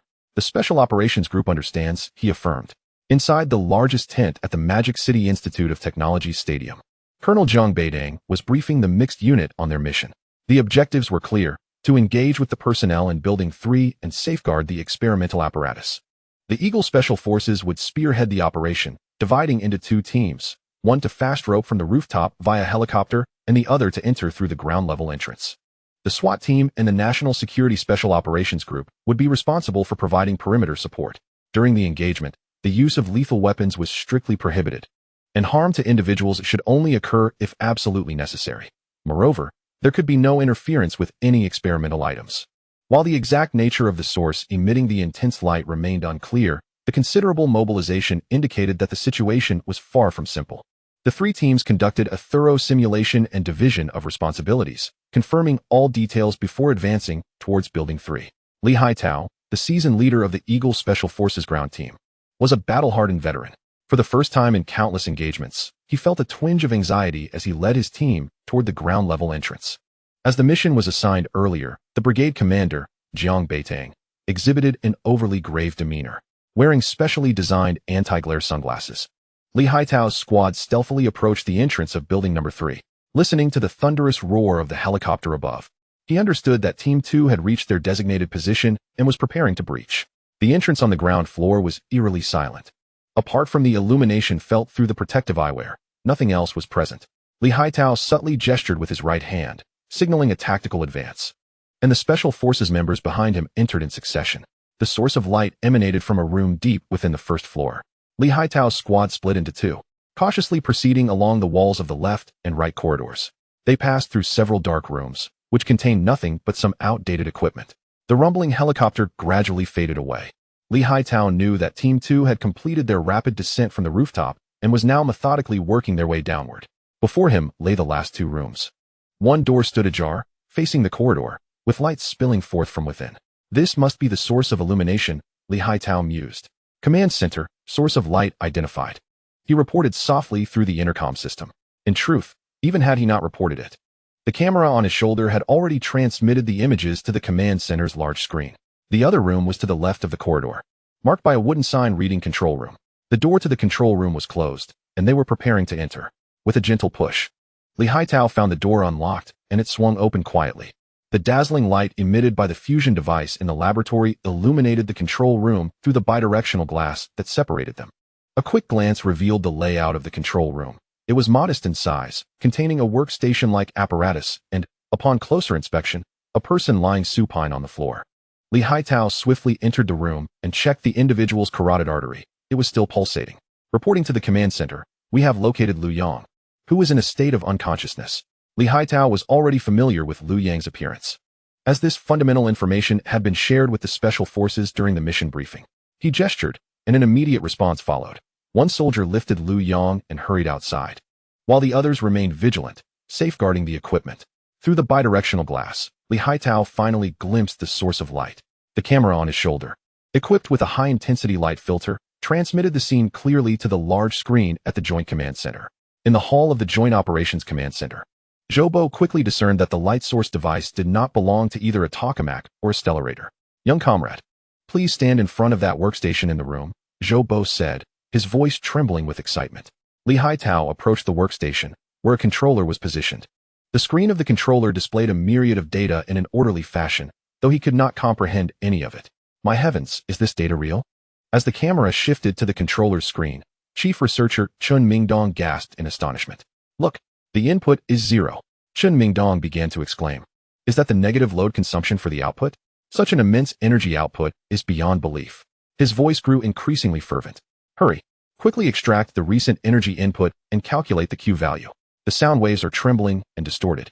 A group of researchers began to search the power consumption data previously provided by the electricity department. The Q value is 200. One researcher soon derived the data. Mine is also 200, another researcher chimed in. Me too, Q value 200. How can this be? How can this be? One researcher stared at the data on the screen, murmuring to himself. Could it be that controlled nuclear fusion has truly succeeded? I must go to the site immediately. I need to see Liu Yang right away, Zhou exclaimed almost in a shout. Oh, Liu Yang, by the way, how is Liu Yang? Zhou suddenly came to his senses, recalling that Liu Yang had been unconscious in the footage. On the work desk, staff had already connected the new video feed to the large screen. Inside a military medical vehicle outside Building 3, Liu Yang lay on a specially designed hospital bed, still in a state of unconsciousness, as military doctors began to diagnose him. The military transport helicopter will arrive shortly. We will immediately transfer Liu Yang to the Military District General Hospital, came the voice of Brigade Commander Jiang Beitang from off-screen. How is Liu Yang's condition? Chief Commander Wu Haodong inquired. We are still conducting examinations. The results have yet to come in, Jiang Beitang replied. Regardless, we must ensure Liu Yang's safety, Zhou shouted. Disregarding decorum. Understood, we will ensure the task is completed, Jiang Beitang affirmed. The hospital's security level has been elevated to the highest grade. Deputy Chief Commander and Military Representative Jiang Shenquan stated. Understood, please rest assured, sir, Jiang Beitang responded. The video showed a massive military transport helicopter slowly descending. The powerful rotor wash scattering fallen leaves in all directions. 3 armed Z-20 helicopters circled in the air. Several soldiers swiftly carried Liu Yang from the medical vehicle and onto the transport helicopter without delay. Without pausing, the transport helicopter ascended into the sky, while the 3 Z-20 helicopters formed a tight escort formation, securely guarding the transport helicopter in the center. Watching the helicopter fleet disappear in the video, Zhou recalled the equipment still operating in Building 3. Xiao Chun, hurry and send the data to the Lonka Institute. Zhou turned to Chun Mingdong and said, we must go to the site immediately. Understood, Zhou Lao, history is truly about to be rewritten, Chun Mingdong replied. excitedly pounding his right fist against his left palm. Chief Commander, I want to elaborate on the severity of the situation. We must head to the site now, Zhou Bo said sternly to Chief Commander Wu Haodong. Just then, Jiang Beitong's voice came through the video again. Report, sir, Building 3 has been secured. No other individuals have been found. The command center acknowledges. Continue to secure Building 3 without any lapses, Deputy Chief Commander Jiang Shengquan instructed Jiang Beitong. He then added, deploy all available forces to encircle Building 3, without orders. Not even a fly is to enter. Understood, we will ensure the task is completed. Jiang Beitong's voice was resolute. Chief Commander Wu Haodong looked at Zhou Bo, Zhou Lao. You and several researchers can depart now. Old Lin, please arrange for their security, he instructed. Wu Haodong addressed the police chief, Lin Wampeng. Lin Wampeng picked up the intercom and began to organize security for the experts. Zhou Bo, clutching printed data, rushed out of the command center, followed closely by several researchers whose figures swiftly vanished behind the door. Chapter 8. Coma. At the top of the inpatient building of the Military District General Hospital in the Magic City, a massive transport helicopter descended slowly, with doctors and nurses already awaiting its arrival. While it was not uncommon for the military to transport patients via helicopter, the presence of 3 armed WZ-20 helicopters providing escort was indeed a rare sight. Dr. Hu Weiming, the head of internal medicine, gazed in astonishment at the circling helicopters overhead, pondering the significance of the patient being transported given the ostentatious display. Just 10 minutes prior, he had received a call from the military district specifically requesting his finest medical team to be prepared for the reception. Without a moment's hesitation, he summoned the most exceptional doctors and nurses from his department, who were now gathered on the rooftop. However, he had not anticipated such a grand spectacle. This was indeed a first in his 30-plus years of practice. As the transport helicopter's door slowly opened, several soldiers jumped down and returned with a stretcher. The deafening roar of the helicopter made communication nearly impossible, prompting Hu Weiming to wave at the soldiers carrying the stretcher. They hurried towards him, and as they approached, he discerned that the young man on the stretcher was covered with a blanket, revealing only his youthful and handsome face. The soldiers placed the stretcher onto a gurney brought by the nurses and promptly returned to the helicopter. Hu Weiming, along with the other doctors and nurses, hastily descended the stairs towards the designated emergency room. Inside, Liu Yang was lifted onto the bed, as nurses skillfully connected various instruments to him. The young man appeared quite ordinary. Could he be the son of some influential figure? Hu Weiming was baffled by the need for 3 escort helicopters. Lost in thought, he was suddenly alerted by the doctors and nurses reporting data. Chief, the patient's blood pressure, blood oxygen, and heart rate are all within normal ranges. Chief, the patient's pupils respond normally to light. Chief, the patient's nerves react appropriately to external stimuli. Chief, the patient's pulse is normal. They conducted blood tests, food tests, and urine tests, knowing that the patient, having fallen into a coma, must have underlying issues. Hu Weiming began issuing directives as the nurses sprang into action. Proceed with an MRI and a brain CT scan, he added. An hour later, in the conference room, Hu Weiming stood perplexed, holding a thick stack of examination reports. Surrounding him were a multitude of equally bewildered doctors, all of whom were esteemed professionals from the military district's general hospital. Specialists from internal medicine, surgery, neurology, orthopedics, and even obstetrics and gynecology were present, each wearing a look of confusion, due to the fact that Liu Yang's examination reports were entirely normal, with no indicators exhibiting any issues aside from a slightly low-fat percentage. The situation remained perplexing. Everything appeared normal except for the state of unconsciousness. How could that be investigated? Suddenly, the door to the conference room creaked open, drawing the expectant gazes of those present, all awaiting the final diagnosis from the traditional Chinese medicine department. Indeed, several esteemed elder practitioners of traditional Chinese medicine entered. The pulse is normal, the tongue is normal, and there are no abnormalities in the color diagnosis. If one must identify an issue, it would be a slight weakness in the spleen and stomach, indicative of malnutrition, one elder practitioner stated upon entering. Are you suggesting that traditional medicine cannot ascertain the cause of the coma? Hu Weiming asked eagerly. The elder nodded. We have all diagnosed the patient. It is as though he is merely asleep, unable to be roused. Currently, we cannot identify any underlying cause. What is the perspective of traditional medicine regarding the intense brain activity? Hu Weiming inquired. The brain CT scan revealed that Liu Yang's cerebral activity was exceedingly vigorous, surpassing the highest threshold observed in normal individuals, a condition unprecedented in the annals of medical history. No, I have never encountered such a situation. The elder practitioner shook his head.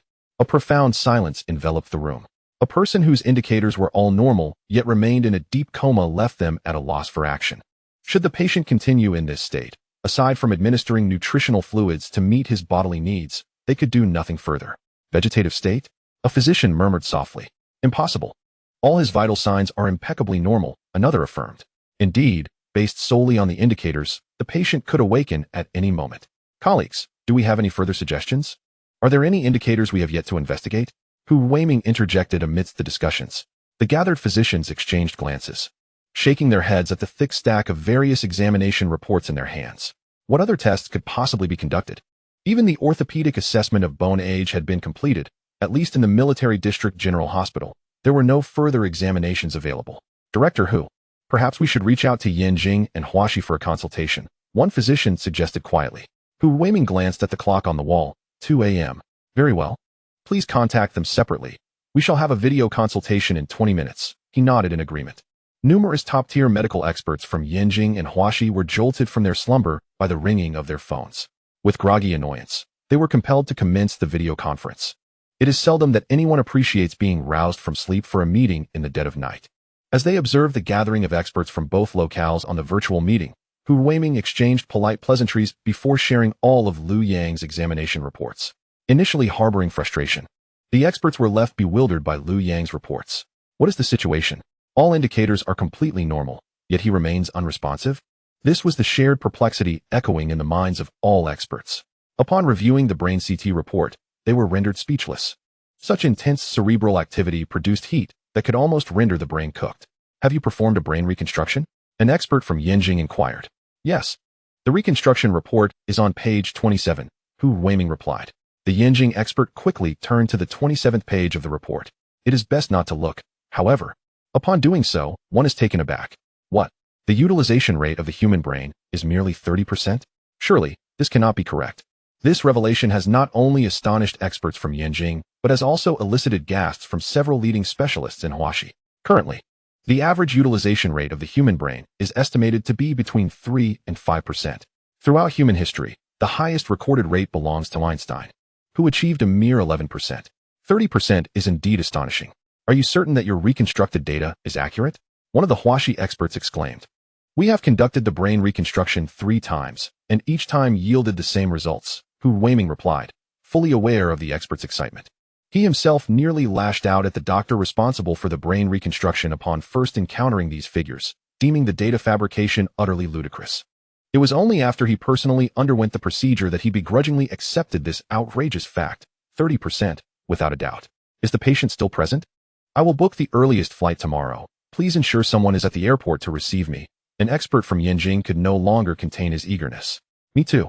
Me too. The more than 20 specialists participating in the video conference expressed their desire to board the earliest flights to the metropolis. Hu Weiming found himself bemused. This was ostensibly a remote consultation, yet the focus had seemingly shifted. Ladies and gentlemen, let us return to the matter at hand regarding the consultation. Do any of you have suggestions? Hu Weiming felt compelled to steer the experts back to the topic. Fortunately, the patient's condition remained stable. Now, I must thoroughly examine the patient's test reports. Any pressing matters can be discussed tomorrow, one of the experts from Yanjing stated decisively as he exited the video conference. Observing this, the other participants likewise logged off to scrutinize the test reports. Hu Weiming gazed at the now empty virtual meeting room with a sense of helplessness. Thankfully, Liu Yang's vital signs were normal. Otherwise, he would have been at a loss regarding how to report to higher authorities. At the military airport in the metropolis, a special aircraft arriving from Yanjing was preparing to land.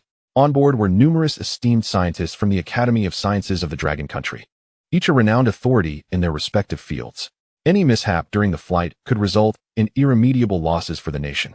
According to national regulations, it is typically prohibited for so many scientists to share a single flight. However, for reasons unknown, they had all gathered together today. Upon receiving the flight assignment, the pilot felt a knot of anxiety in his stomach upon realizing he was tasked with flying this group of eminent scholars.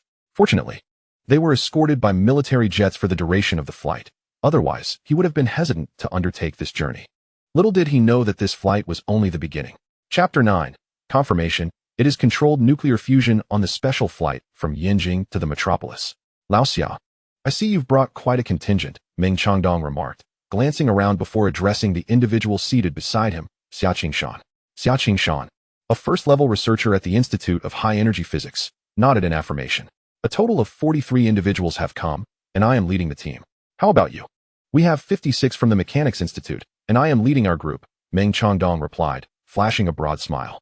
Lao Xia, is what old Zhou from the Physics Institute in the metropolis saying credible? I cannot help but feel that this situation is somewhat farcical, Meng Changdong continued to inquire. Zhou is not the type of unreliable person. However, when our director spoke to me, I was taken aback. Controlled nuclear fusion? What a jest. Nonetheless, I watched the video.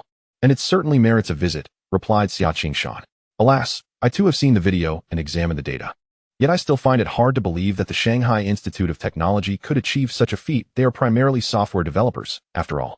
Meng Changdong evidently struggled to accept this notion. The Shanghai Institute of Technology?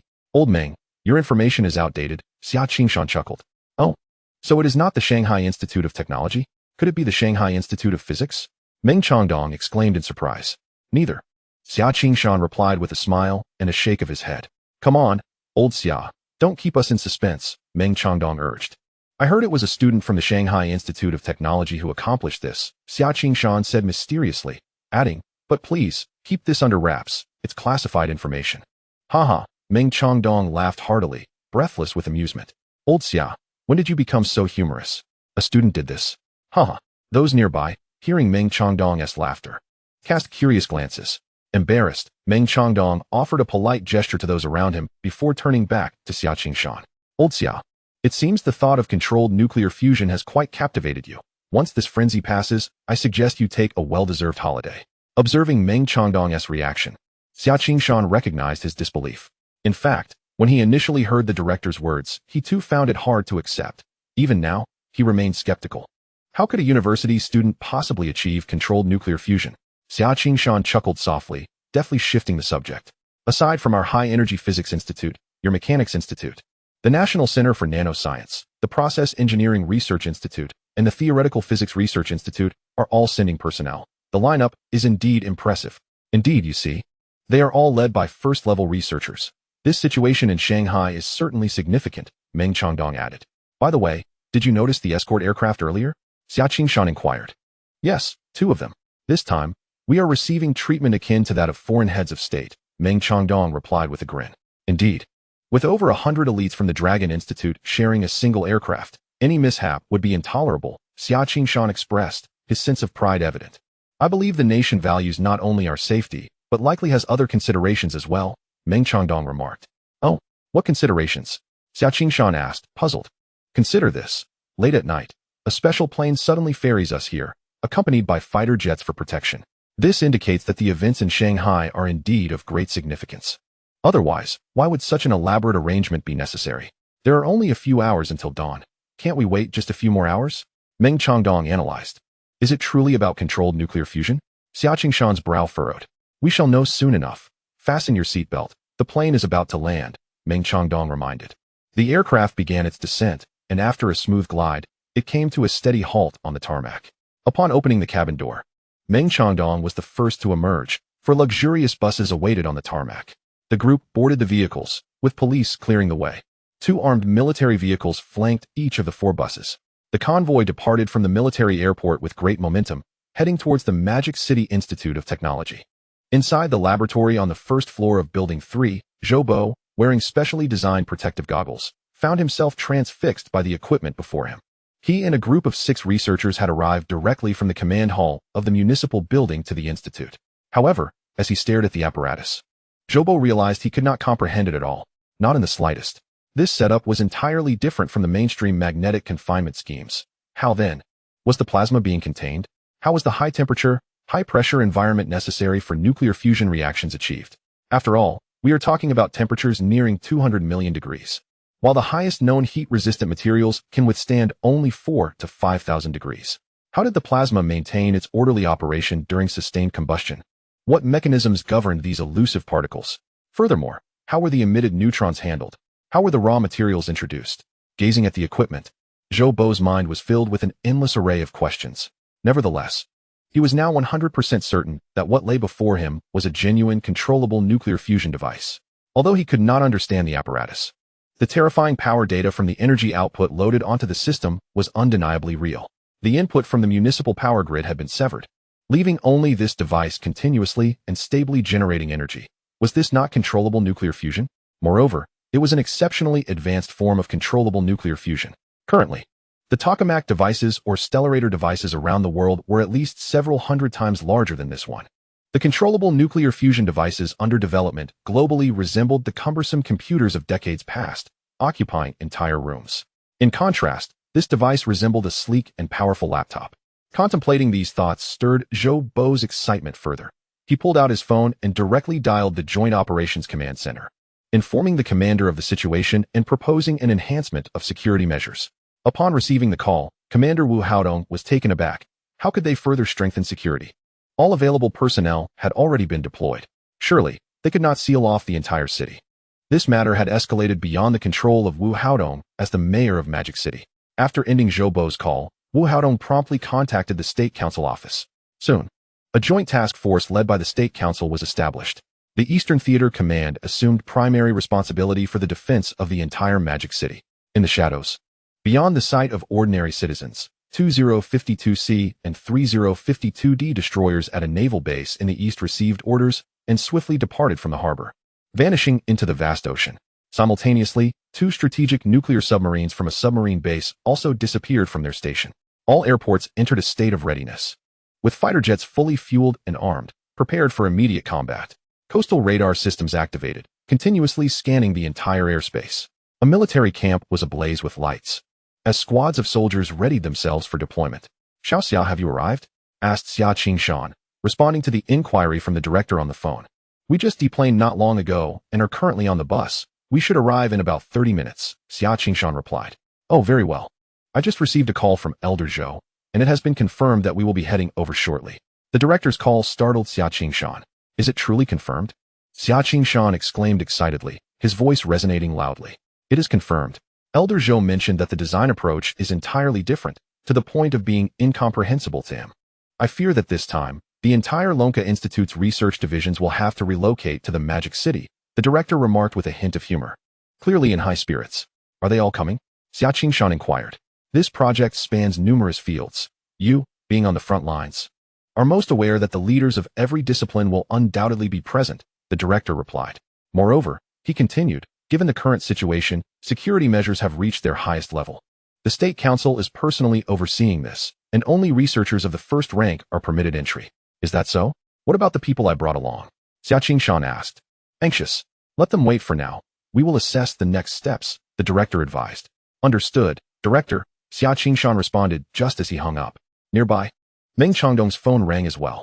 It was the director of their mechanics division, conveying a similar situation. Only first-rank researchers were allowed entry.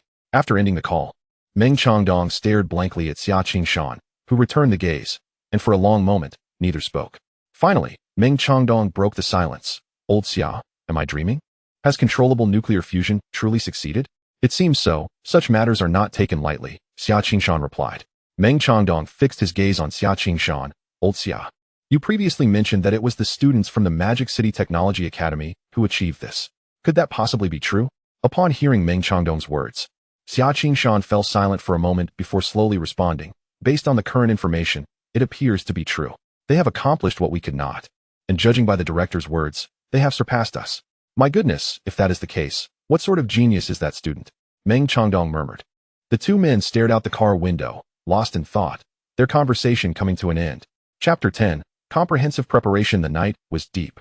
The stadium of the Magic City Technology Academy was bustling with activity. Dozens of high-altitude lights illuminated the entire arena with a bright glow. Inside the largest command tent, they welcomed General Guo Huaimin, the highest commander of the Eastern Theater Command. Upon receiving orders, General Guo hurried directly to the Magic City Technology Academy without even visiting the municipal government's Joint Command Center. The seasoned general was acutely aware of the significance of Building Number 3 and understood that this world is far more complex and dangerous than the average person could perceive. He had to be present to ensure everything was under control. The approach of some malevolent nations is to destroy what they cannot possess. They indeed have the capability, thus necessitating vigilance. The theater staff had already devised the most detailed contingency plans, with personnel and equipment mobilizing according to schedule towards designated areas. Not only the Eastern Theater, But other theaters across the Dragon Nation also began large-scale mobilizations, with combat readiness orders dispatched down to the first-tier operational units. Even several mobile brigades of the Rocket Army commenced their departure from their camps, heading into the vast forest expanse. The aircraft carrier battle groups of the Beihai Fleet and the Nanhai Fleet have commenced their operations in their respective maritime territories, expanding their defensive perimeter to beyond 3,000 kilometers from the coastline. Above the bustling metropolis, no fewer than 3 satellites are in orbit, conducting comprehensive surveillance without any blind spots. It is no exaggeration to assert that should anyone dare to challenge the status quo and attempt to strike building number 3, they will face the most severe retaliation from the Dragon Kingdom. Tonight may very well become the eve of the Third World War. Chief, why not relocate the equipment from building number 3 to a concealed base? This would significantly mitigate the exposure risk, inquired a military advisor of General Gua.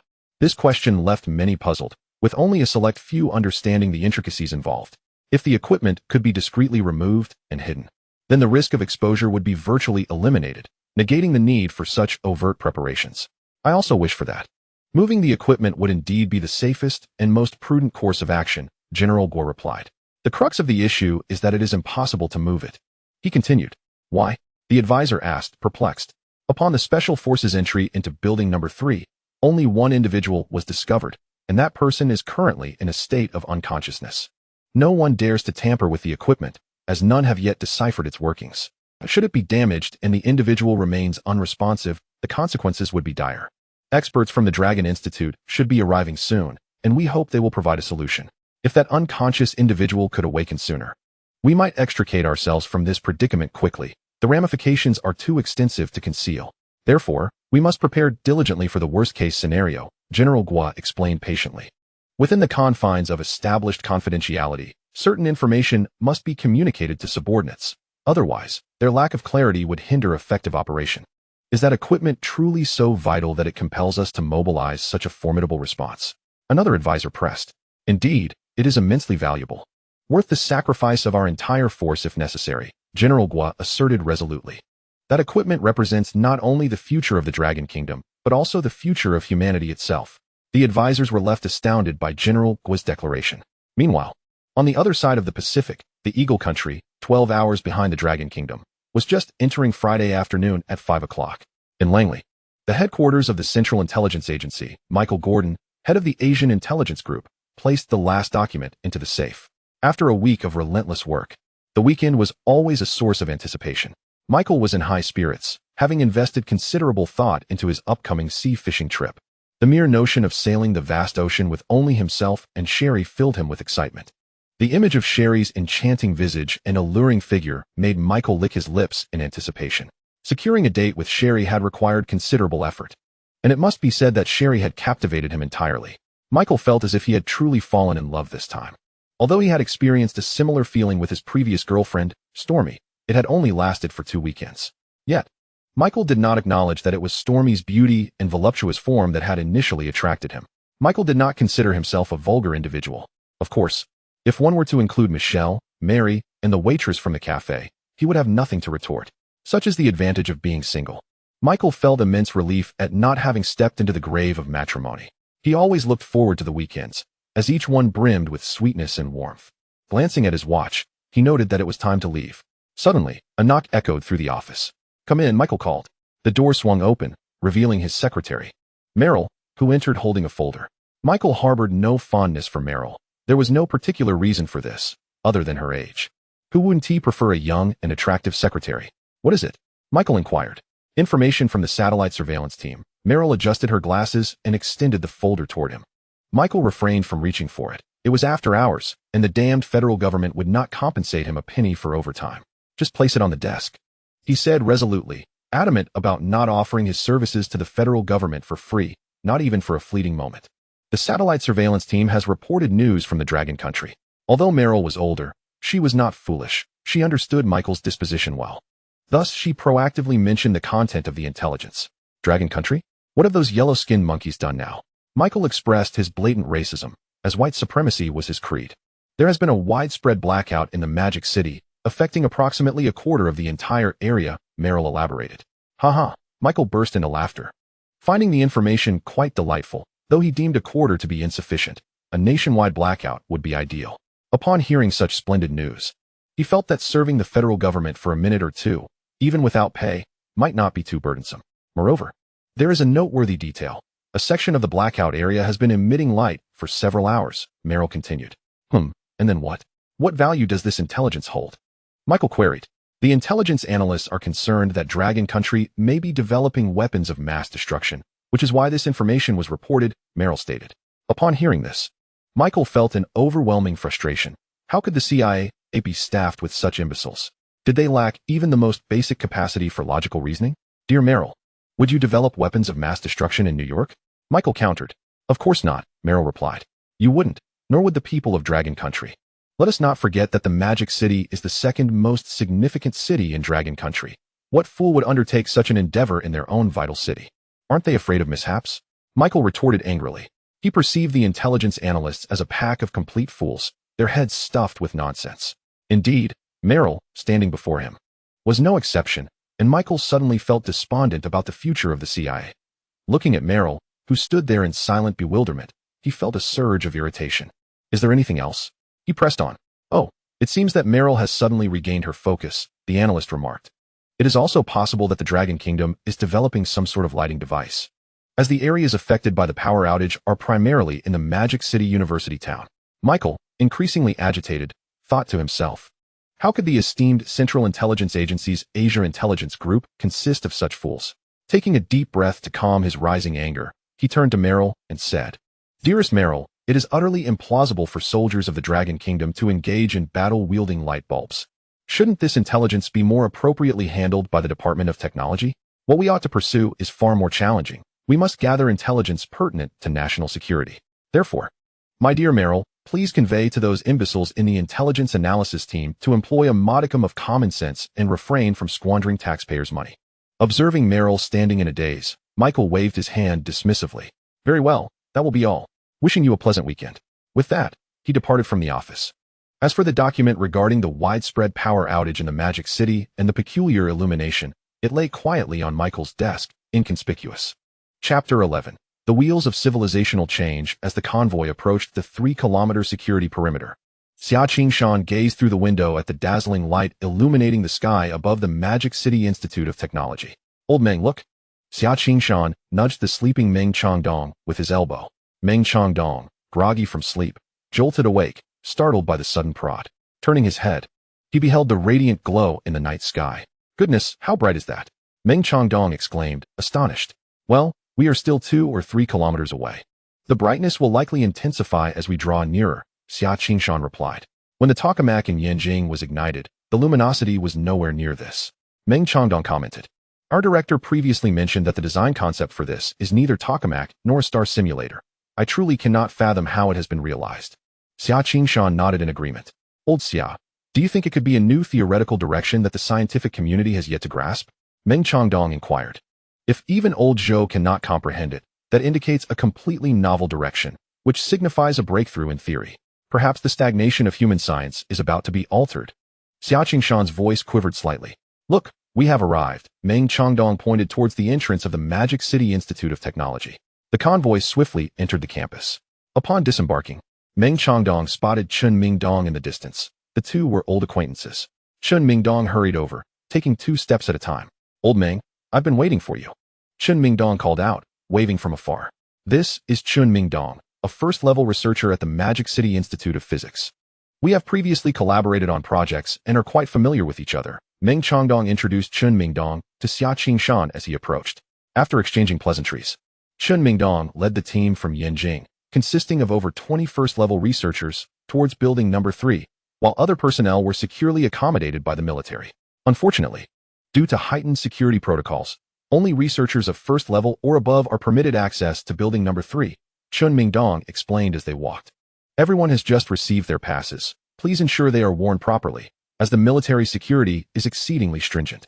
Chun Mingdong reminded everyone to wear the specially designed protective glasses, emphasizing the importance of safeguarding their eyes. The crowd promptly donned their unique access badges around their necks and put on the custom protective sunglasses. Outside Building 3, the engineers were hard at work. Old Chen, what is happening here? Asked Xia Qingshan. Due to the current inability to move the equipment and the reluctance to shut it down indiscriminately, the military has decided to construct a framework to shield the light source, thereby mitigating further exposure risks, replied Chen Mingdong. Indeed, that is a prudent approach. Upon hearing Chen Mingdong's explanation, the others nodded in agreement. By the way, old Chen, what about the individual discovered in Building 3? Can we meet him? Meng Changdong recalled the university's student Xia Qingshan had mentioned on the plane and inquired of Chen Mingdong. Old Meng, I sincerely apologize, but that information is classified as top secret. You understand the protocol? Chen Mingdong responded with a smile. Meng Changdong nodded, fully aware of the confidentiality regulations. As they entered Building 3, the group spotted Zhou Bo standing in the corridor, a luminary in the field of physics. Zhou Bo was greeted warmly by everyone. Ladies and gentlemen, the equipment is located through that open door at the end of the corridor, Zhou Bo indicated towards the laboratory. You may observe, but refrain from touching anything. I must clarify the rules first. I understand your excitement and appreciate your enthusiasm, yet regulations are regulations. It is imperative that you comply. The significance of this equipment does not require further emphasis. Everyone understands the potential consequences of any mishap, which we cannot afford. You are the first batch of personnel to arrive, and soon the second and third groups will follow. Therefore, I urge you to seize this opportunity promptly. For now, I will oversee the internal management of Building 3, and you are all familiar with the confidentiality protocols. Please adhere to the arrangements.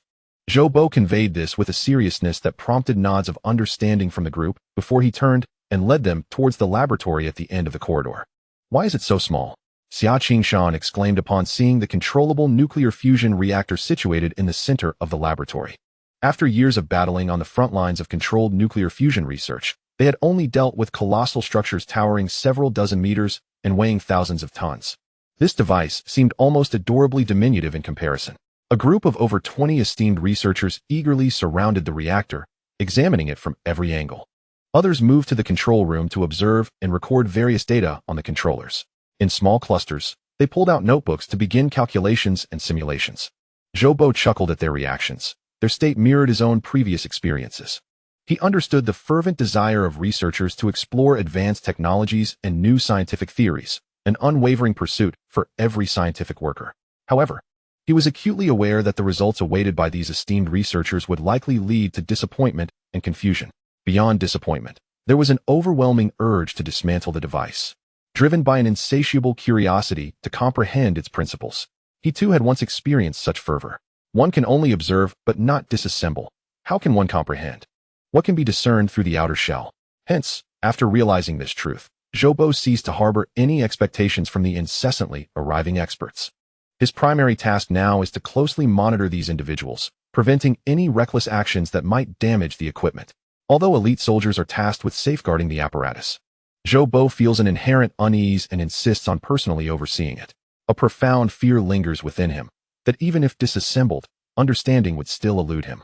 It is akin to tossing a fully charged laptop into a primitive African tribe. Can one expect the natives to dismantle it and grasp its operational principles? The chasm of civilizational disparity cannot merely be articulated. The objective barriers of science are not only existent, but also substantial. Should the device be disassembled and yet remain incomprehensible, the terror of such a situation would be utterly despairing. Thus, Zhou Bo strives to suppress his thoughts in that direction. Do you have an estimate of the output power? Someone suddenly called out. We've made some estimations here, another group chimed in. According to the output power of this device, it can fully satisfy the energy consumption of Magic City.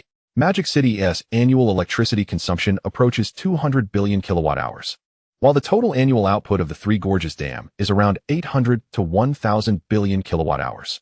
Approximately 2 Three Gorges dams would be required to meet the electricity demand of Magic City, if this device utilizes deuterium and tritium as raw materials. Based on the current energy conversion efficiency, a maximum of 300 kilograms of deuterium and tritium would suffice for Magic City's annual electricity needs. If the efficiency ratio can be further improved, the consumption of deuterium and tritium could potentially be reduced to below 200 kilograms. Theoretically, if several dozen of these devices were distributed across the nation, all power plants could be rendered obsolete. Not only the power plants in our country, but those in Southeast Asian nations could also be shut down. These few dozen devices could encompass their energy requirements as well. Researchers rely on data to speak for itself. As data does not lie, Meng Changdong inhaled sharply, having calculated the figures himself, arriving at the same conclusion. How terrifying, how astonishing.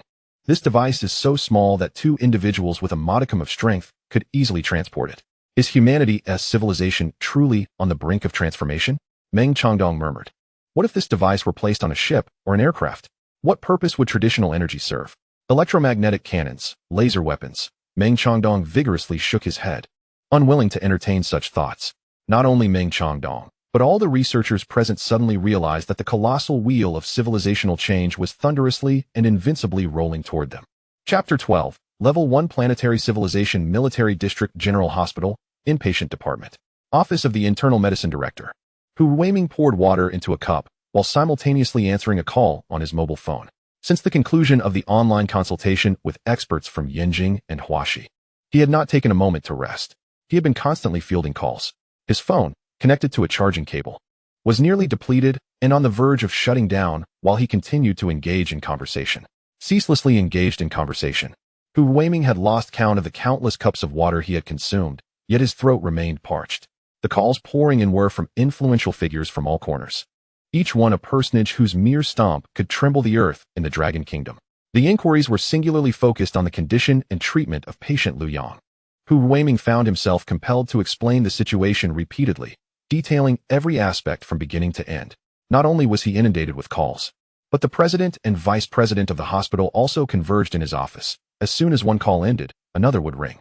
After concluding a conversation, Hu Weiming finally managed to catch his breath and took a hefty sip from the teacup on his desk.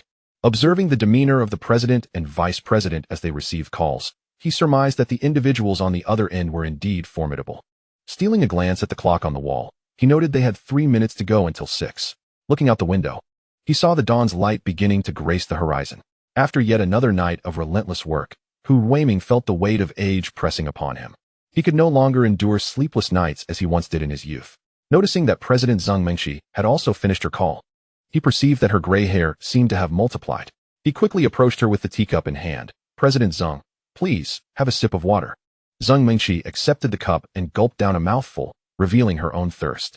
Hu Weiming promptly refilled her cup. President Zheng, who exactly is Liu Yang? Why do so many prominent figures express concern for his condition?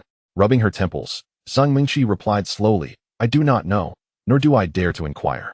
Given tonight's circumstances, this individual certainly possesses an extraordinary background. No sooner had she finished speaking than Vice President Ai Zhangwo interjected, I have caught wind of some information.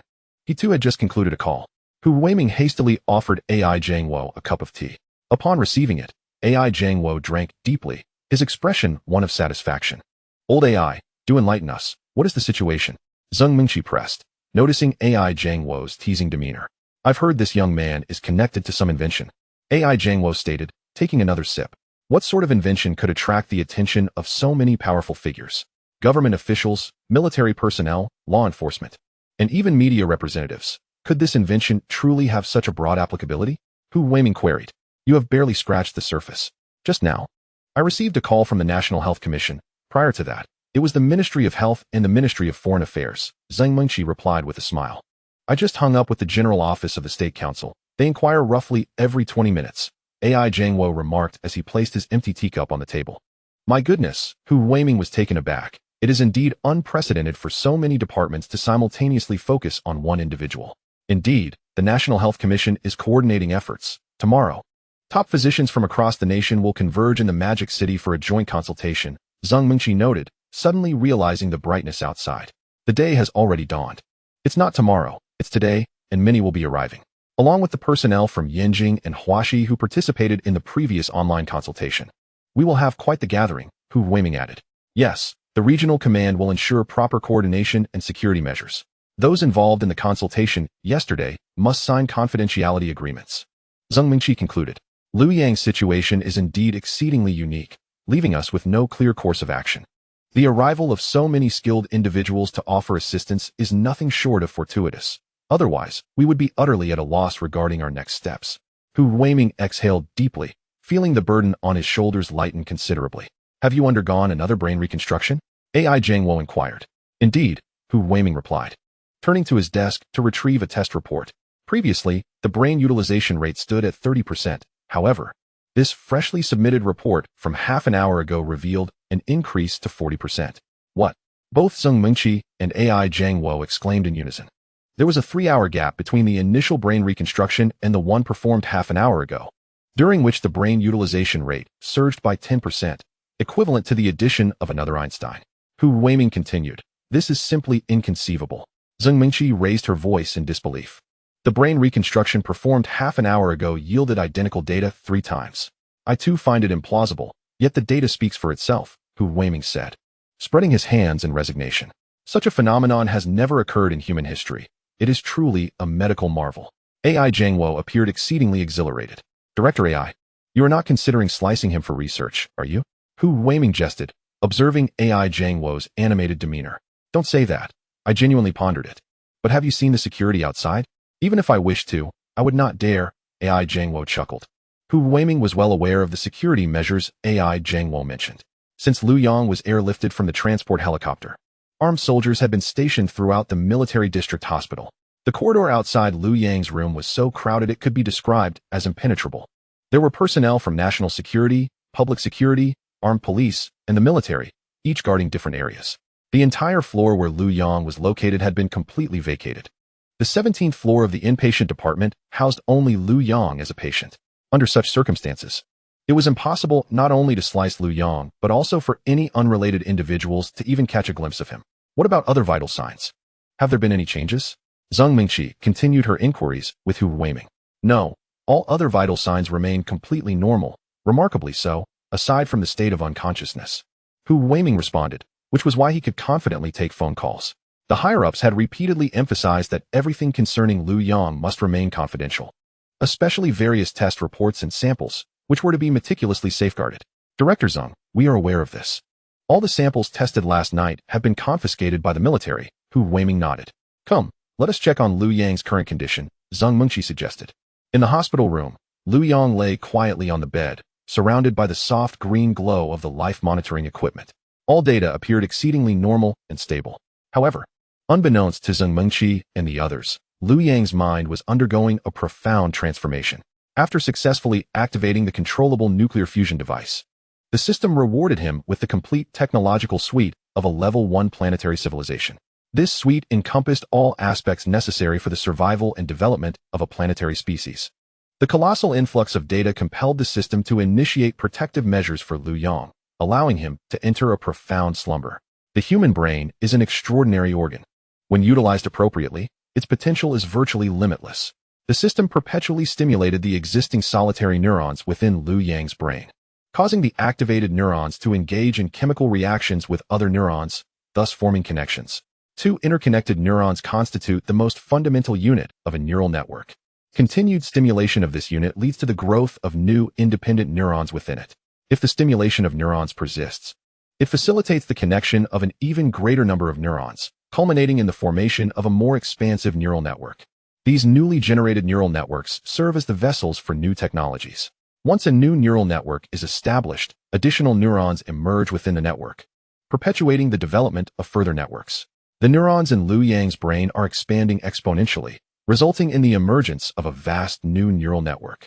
The system incessantly loads various technologies from a level 1 planetary civilization onto this neural network. The intense activity observed in Liu Yang's brain by Hu Weiming and his colleagues, along with the continuous increase in brain utilization during the cerebral restructuring, is attributed to the incessant generation of neural networks and the loading of level 1 planetary civilization technologies. The speed of the system's loading accelerates, and when Liu Yang awakens, not only will Long Country become immensely powerful, but the entire civilization of Earth will ascend to unprecedented heights. The era of level 1 planetary civilization is on the verge of commencing. Chapter 13, Transaction of Money and Power. Boldly committing crimes, capture. At the international airport of Magic City, a flight to Europe is awaiting departure. In the T1 terminal's waiting area, Zhang Mufeng sits on a chair, gazing at the tarmac outside. The plane has arrived and boarding should commence shortly. This trip to Europe for the 3 of them is a reward for Zhang Mufeng's diligent studies. Such rewards are an annual occurrence, leaving Zhang Mufeng feeling somewhat desensitized. What is so entertaining about that wretched place in Europe? The long flight is hardly as enjoyable as mingling with the beautiful junior classmates, he mused. The thought of the junior classmates suddenly conjured the image of Liu Yang in his mind. Could that troublesome fellow be up to no good again? Zhang Mufeng found himself unexpectedly anxious. Impossible. He had just warned him at dinner the night before. Besides, What mischief could such a fool concoct? Zhang Mufeng reassured himself. After dinner at school yesterday, he returned home, entirely unaware of the happenings at the Magic City Institute of Technology. He glanced up at his parents sitting opposite him, feeling the need to discuss the situation with his father. Dad, is there any chance of an unexpected issue regarding the graduate school recommendation? Zhang Mufeng inquired of his father. Zhang Biao. The conspicuous gold chain hanging from Zhang Biao's neck was particularly eye-catching. Unexpected issue? What could possibly go wrong? We've already received the money. As someone who had risen from the underworld, Zhang Biao did not believe that there was anything in this world that money could not resolve. If there was, it simply meant that the funds had not been sufficiently allocated. And what Zhang Biao possessed in abundance was money. Previously, Liu Yang had approached the academic advisor. Zhang Mufeng remarked, "Haha, Xiao Feng, there's no need to worry about someone like Liu Yang. He doesn't even qualify to be your opponent." Zhang Biao laughed heartily. Zhang Biao was confident. Having received funds from both the Magic City Technology Institute and Magic City University, a mere recommendation slot for graduate studies was hardly significant, and thus he felt no concern. Indeed, Xiao Feng, this world is governed by social strata. People interact within their respective classes. What class does Liu Yang belong to? And what class do you belong to? He can't even perceive the light of your parking space. Such individuals are hardly worth your attention, interjected Zhang Mufeng's mother. Lian, why do I take you to Europe every year? It is to continually cultivate you. Those of the upper class must embody the essence of the upper class. Therefore, remember that you are a person of the upper echelon, Lian added. And Liu Yang, a poor student hailing from a trivial place. What could he possibly use to contend with us? Dealing with him would be but a matter of minutes. Zhang Biao continued to reassure his son. Don't underestimate Liu Yang. You have no idea of your father's influence, Li Yin chimed in cheerfully. As the family of three engaged in their lively conversation, they remained oblivious to the 5 individuals approaching them. Among the 5 were 2 members of the Anti-Corruption Bureau, 2 police officers, and a member of the Disciplinary Committee. As the 5 drew near, Zhang Mufeng's family finally noticed them. One of the Anti-Corruption Bureau officials presented his credentials before the trio and stated, Zhang Biao. We are from the Anti-Corruption Bureau. Your matters have come to light. Please accompany us. Zhang Biao was taken aback and instinctively inquired, Comrade, what matters of mine have come to light? Zhang Biao was well aware of his numerous clandestine dealings, but those matters had been handled flawlessly. Otherwise, he could not have remained so carefree for this long. He was confident that there was nothing to incriminate him. What could it possibly be? Money and power transactions. You are most aware of this yourself, the Anti-Corruption Bureau official replied flatly. Comrade, I have a brotherly relationship with the district chief. Do you truly intend to take action against me? Zhang Biao began to act defiantly. District chief? Haha, the Anti-Corruption Bureau official laughed, and not just him. The other 4 joined in the laughter. Your case has been personally highlighted by the mayor. Do you think the district chief can protect you? Upon hearing this, Zhang Biao panicked, realizing he had incurred the mayor's displeasure. Let me tell you, your case is being jointly handled by the Public Security Bureau, the Anti-Corruption Bureau, and the Disciplinary Committee. I advise you to cooperate honestly. If we did not possess concrete evidence, do you think we would be here? The words of the Anti-Corruption Bureau official made Zhang Biao realize the gravity of the situation, prompting him to ponder where things had gone awry. He racked his brain but could not identify any suspicious areas. He believed he had managed everything well, leaving no cracks. Comrade, I am willing to cooperate. I am willing to cooperate. Could you please tell me what this is all about? After learning that the mayor was involved, Zhang Biao softened. Zhang Biao, your case is being spearheaded by the municipal government. I advise you to cooperate sincerely and refrain from any ulterior motives. One of the police officers suddenly interjected. Comrade, is it truly this serious? Zhang Biao exclaimed in shock. Zhang Mufeng and Li Yin were taken aback by the fact that the municipal government had taken the lead in overseeing the situation. They had not anticipated it to be this grave. Why did the mayor personally name me? Zhang Biao stammered in confusion. Enough of your inquiries. Once we arrive at the bureau, everything will become clear to you. A police officer interjected, stepping forward to fasten a silver bracelet around Zhang Biao's wrist. Let us go. With that, the officer escorted Zhang Biao away, leaving Zhang Mufeng and Li Yin no longer concerned about their European trip. Trembling, they gathered their luggage and followed suit. Meanwhile, at the stadium of Magic City Technology Institute, President Lin Changchun and the heads of various departments had spent the night waiting in a tent. After a conversation with the commander of the special police yesterday, they had been provided with a tent for the night. Exhausted from the long vigil, everyone felt weary. Lin Changchun's mind was still in disarray. He had yet to comprehend the events transpiring at his institution. Suddenly, the entrance flap of the tent was lifted, and several individuals entered. Lin Changchun hurried to greet them. President Lin, May I inquire who the department head and the party secretary of Liu Yang are? One of the newcomers directly questioned. Lin Changchun recognized this individual as a police officer who had facilitated their arrangements the previous day. Liu Yang? Lin Changchun was taken aback, momentarily unable to recall who Liu Yang was. President, Liu Yang is a fourth-year student in the computer science department. The secretary, noticing the president's confusion, quickly interjected. Oh. From the computer science department, Lin Changchun acknowledged, though he still could not recall Liu Yang amidst the multitude of students. However, he was aware of the department head and party secretary. Old Qin, Old Tan, I need you, he called into the tent. Department head Qin Yongsun and party secretary Tan Jin, who had been dozing in their chairs, were startled awake by Lin Changchun's shout. The police officer who had spoken earlier, along with several others, approached Qin Yongsun and Tan Jin. Gentlemen, I am from the Anti-Corruption Bureau. Here is my identification. One of the officers revealed his badge. You are both connected to a case. Please accompany us for further investigation, he continued. Qin Yongsun and Tan Jin, still disoriented, exchanged bewildered glances. Comrade, what is going on? President Lin Changchun, astonished that the Anti-Corruption Bureau was involved, rushed over to inquire. Are you unaware that Liu Yang's eligibility for graduate school was usurped? The anti-corruption officer retorted without addressing Lin Changchun directly. His eligibility was usurped? Lin Changchun echoed, shaking his head in disbelief. Well, it seems you are quite the busy president. Allowing your subordinates to act freely without your knowledge, the anti-corruption officer scoffed. Ignoring Lin Changchun further, the officer gestured to the police to proceed with the arrest. With a sharp click, handcuffs were fastened around Qin Yongsun and Tan Jin's wrists, and they were led away by the officers. The onlookers in the tent were left in stunned silence. Lin Changchun hurriedly grasped the arm of an officer from the Anti-Corruption Bureau who was about to leave. Comrade, please. What is truly happening? They accepted a bribe from Zhang Biao, the father of your computer science student Zhang Mufeng, and then allowed Zhang Mufeng to substitute for Liu Yang in the reserved graduate spot for the computer science department in Modu. The mayor personally ordered an investigation yesterday. How can you, as the principal, be unaware of such a significant matter? After saying this, he left the room. Inside the tent, everyone erupted in confusion. Who exactly is Liu Yang? Chapter 14. Liu Yang's parents in a certain province in southwestern China, in Huixian. Huixian is a small county and the hometown of Liu Yang. At precisely 7 in the morning, during the peak hour of commuting, Liu Yang's parents busily operated a breakfast cart, as selling breakfast served as the family's source of income. Boss, 2 deep-fried dough sticks and a cup of soy milk to go. Boss, 2 eggs and a bowl of plain congee to eat here. Auntie, 2 meat buns. The customer's orders kept Liu Jinbu and Zhang Mei bustling. At the street corner diagonally across from the food cart, 2 individuals squatted, their eyes scanning the street like radar. Captain, are these the 2 we are supposed to protect? Asked Bien Feng, addressing his leader Lu Quan.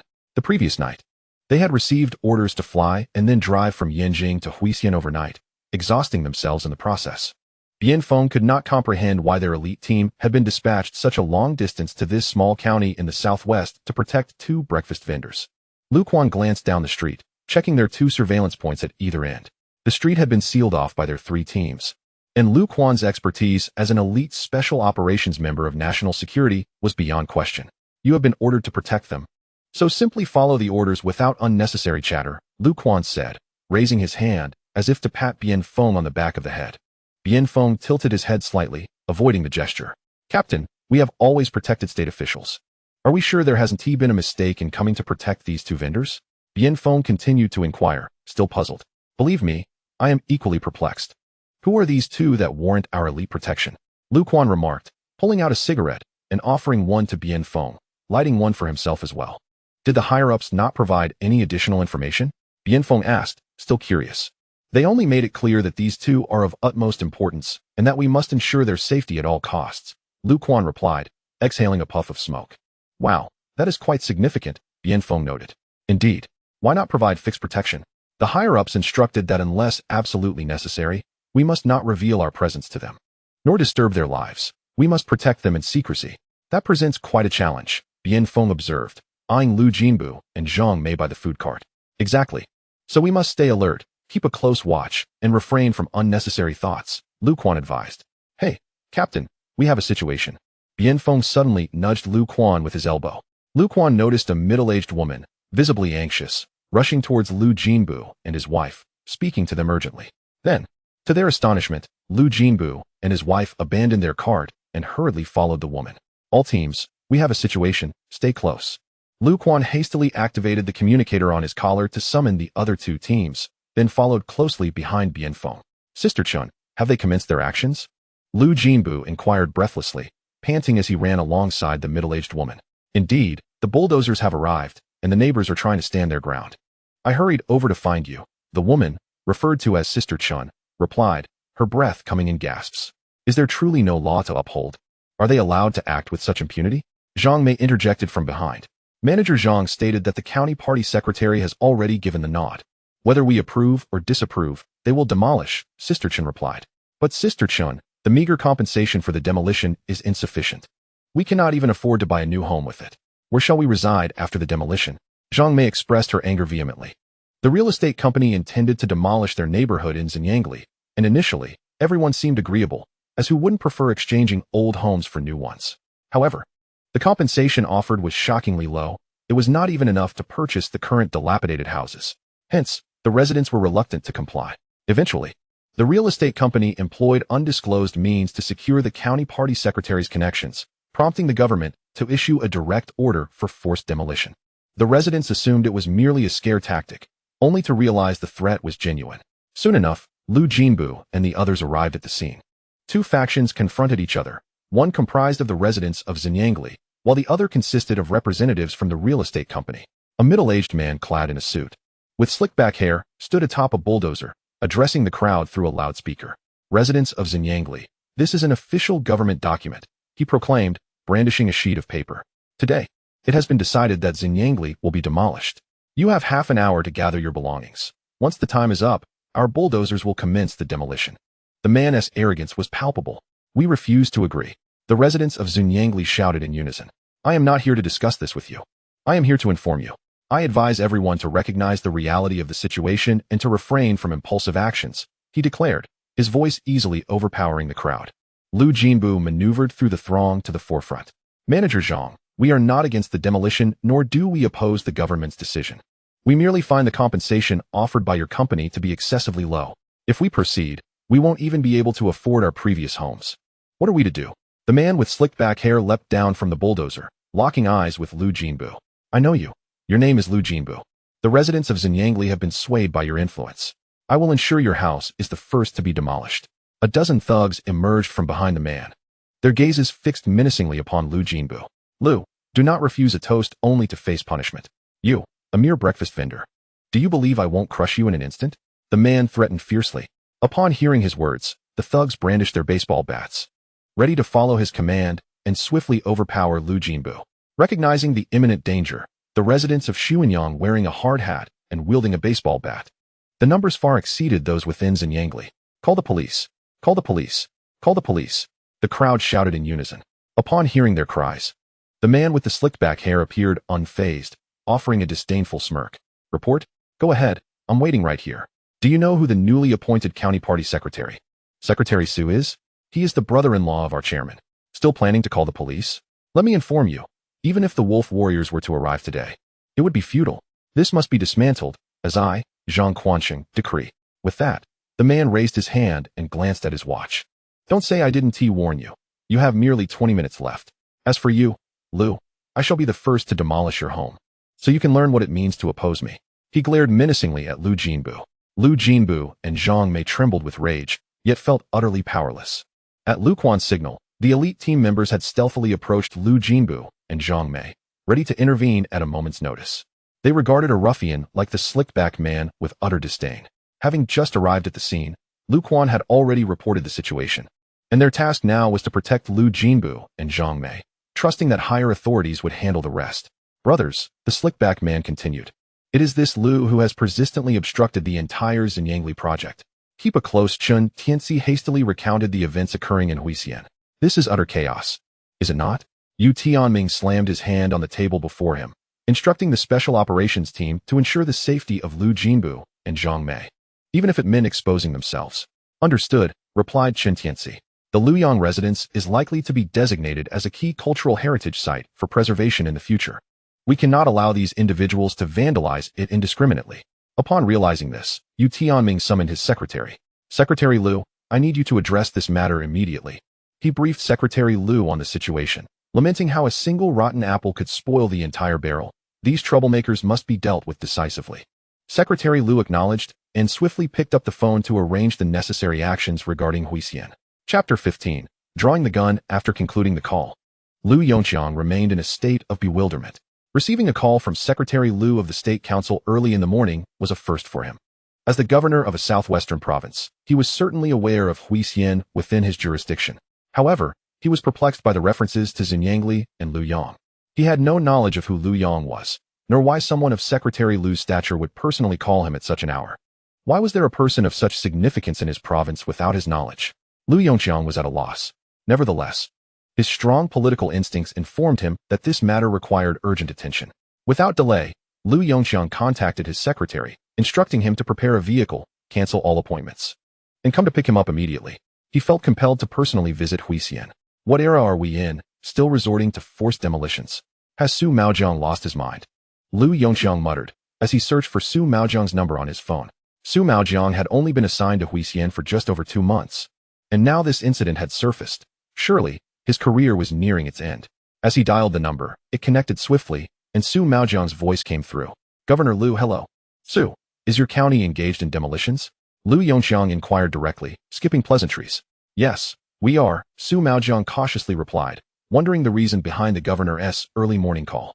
Are you preparing to demolish a street called Zhenyangli? Liu Yang continued.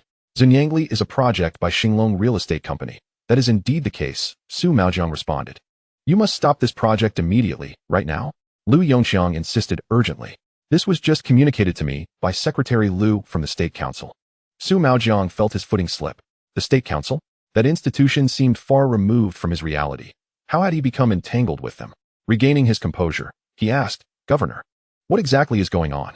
Just now, Secretary Liu from the office personally called me regarding the demolition of Zhenyangli in your county, specifically mentioning an individual named Liu Yang. Liu Yang conveyed the contents of Secretary Liu's call to Su Maojiang, concerned that Su might not grasp the gravity of the situation. Liu Yang, you should promptly investigate who this person really is. Since Secretary Liu is personally overseeing this, he must not be an ordinary individual, Liu Yang added. Liu Yang? Su Maojiang muttered softly, utterly lacking any recollection. Enough pondering, swiftly contact that real estate company. I shall proceed there myself, Liu Yang declared before terminating the call. Su Maojiang felt as if 6 of his 7 souls had departed. Xinglong Real Estate belonged to his brother-in-law, and he held shares in it as well. How could they demolish a property in Xuanyang while even dismantling the State Council's office? Su Maojiang's forehead glistened with beads of sweat. Meanwhile, in Xuanyang, the man with the slicked-back hair was intently watching the clock. Brothers, do you see that? That is Liu Jinbu's residence. I want it flattened immediately, he commanded, pointing at Liu Jinbu's home. Certainly, Zhang, you can count on us. 2 young ruffians climbed onto the bulldozer and roared to life the engine. The thunderous noise of the bulldozer resonated painfully in the ears. Liu Jinbu forcefully shoved aside Zhang Mei and rushed towards the bulldozer, intending to obstruct it. Realizing the gravity of the situation, Zhang Mei desperately clung to Liu Jinbu, trying to pull him back. How could a person stand against such a massive machine? Lu Quan reacted swiftly, stepping forward to shield Liu Jinbu and Zhang Mei. The other members of the Special Operations Team quickly encircled Liu Jinbu and Zhang Mei. Who are you? Liu Jinbu inquired, bewildered by the sudden appearance of Lu Quan and his team, whom he did not recognize, uncertain of the unfolding events. Before Lu Quan could respond, the bulldozer began to inch toward them. Take them away, Lu Quan ordered. And 2 members of the Special Operations Team swiftly pulled Liu Jinbu and Zhang Mei backward. Stop the vehicle, dismount, Lu Quan directed, pointing at the young ruffian in the bulldozer's cabin. The ruffian slammed the brakes, poking his head out of the cabin to glance at the slicked-back man standing nearby. The slicked-back man raised a loudspeaker and shouted, "Move forward. I dare anyone to block the way. Clear them out," he commanded, pointing at Lu Quan and the others gathered in Xuanyang, instructing his gang behind him. The young ruffians, wielding baseball bats, began advancing towards Lu Quan and the others standing before the bulldozer. Attack! The slick-back man bellowed through the loudspeaker. The group of young ruffians charged forward, and the people of Xuanyang were struck with terror. How could they possibly contend with such ruffians? Realizing the situation had spiraled out of control, Lu Quan disregarded his reservations and drew his firearm, firing a warning shot into the air. The sharp crack of the gunshot brought an immediate hush over the scene. Both parties turned their attention to Lu Quan, not only noticing the gun in his hand, but also observing that several others were armed, their weapons aimed at the ruffians. shielding Liu Jinbu and Zhang Mei in the process. "You dismount," Lu Quan commanded, pointing his handgun at the ruffian in the bulldozer, signaling for him to exit the vehicle. The ruffian, now filled with trepidation, hastily turned off the bulldozer and jumped down. With the cacophony of the bulldozer silenced, calm finally descended upon the scene. "You all, drop your baseball bats," Lu Quan ordered, gesturing toward the gang of ruffians. The sound of bats clattering to the ground echoed throughout the area. In Xuanyang, the crowd stood in stunned silence, bewildered by the surreal turn of events. How could such a group of armed individuals suddenly emerge? And why were they specifically safeguarding Liu Jinbu and Zhang Mei? All eyes turned to the two, who were equally perplexed, completely unaware of the unfolding situation. "Comrade, is this a mistake?" Liu Jinbu cautiously inquired of his companion, Bianfeng. Currently, Bianfeng held a gun aimed at the man with the slicked-back hairstyle, while his other hand firmly gripped Liu Jinbu's arm, shielding him protectively. "In time, you will understand," Bianfeng replied, uncertain of how to elucidate the matter to Liu Jinbu. Liu Jinbu glanced between Bianfeng and Zhang Mei, yearning to ask a question but unsure of what to say. The most prominent official he had ever encountered was merely the director of the neighborhood committee and the captain of the urban management squad. Now, being protected by armed individuals seemed like something out of a television drama. "Are you certain you have the right person?" Zhang Mei finally voiced her concerns. "Your name is Zhang Mei, and your partner is Liu Jinbu, correct?" Lu Quan, stepping back to Liu Jinbu and Zhang Mei, inquired. Both nodded affirmatively. "Then there is no mistake. I will explain further when circumstances permit," he added, realizing that the current situation left little room for elaboration. The man with the slicked-back hair trembled at the sight of several guns directed at him. Isn't Liu Jinbu merely a breakfast vendor? What is the meaning of this armed protection? Confusion enveloped him, leaving him utterly perplexed. Meanwhile, Su Maojiang, the county party secretary of Huixian, was on his way to Xuanyang, teetering on the brink of madness. After concluding a call with Governor Liu, he frantically tried to reach his brother-in-law, the chairman of Xinglong Real Estate Company and the head of the Xuanyang project. However, his calls went unanswered, leading him to suspect that the scoundrel was indulging in debauchery yet again. "This is the rhythm of my demise," Su Maojiang thought to himself. Upon his appointment as county party secretary, his brother-in-law had quickly followed, fully aware of the adage that one can find shade beneath a large tree. "Xiaoqin, step on it," Su Maojiang urged the driver. He hoped to arrive in time, having already alerted the police to set off. Suddenly, his phone rang. It was the county police chief. "Who exactly is Liu Yang?" Su Maojiang asked impatiently as soon as he answered. "Secretary Su, there are 4,873 individuals named Liu Yang across the county, but we have not found anyone by that name in Xuanyang." "Not found? How is that possible?" Su Maojiang queried, baffled. "Secretary Su, the information regarding Liu Yang in Xuanyang is classified as top secret in the household registration system. We are unable to access it." "What? Top secret?" "Indeed. It is classified, and our county bureau lacks the authority to investigate further." The police chief's words sent Su Maojiang into a state of panic. He feared the situation had spiraled out of control. Are there any individuals with the surname Liu in Xuanyang? He recalled the emphasis on Liu Yang in Governor Liu's words. Since Liu Yang was unattainable, perhaps they could find someone with the surname Liu. "Secretary Su, there are indeed a few families with the surname Liu in Xuanyang, but we cannot access any records related to Liu Yang. The files are classified at the highest level. I inquired at the local police station in Xinyangli, and they confirmed that there are indeed several households with the surname Liu. However, they are uncertain if there is anyone named Liu Yang among them, and I have urged them to consult the officer in charge of Xinyangli for further details." The police chief promptly reported the situation to Su Maojiang. "Very well. Expedite your efforts and inform me immediately upon receiving any news," Su Maojiang instructed before ending the call. The matter was proving to be more troublesome than he had anticipated, as even the county police lacked the necessary authority. Who exactly was Liu Yang, and why were his records classified as top secret? This enigma troubled Su Maojiang, who furrowed his brow in contemplation. The more he pondered, the more perplexed he became, regardless of the circumstances, with Governor Liu personally making inquiries. He needed to exercise utmost caution. Soon, the car arrived at Xinyangli. As Su Maojiang stepped out, he was met with a sea of people huddled on the ground, all with their hands clasped behind their heads. "Secretary Su, Secretary Su." A figure crouching among them waved at him.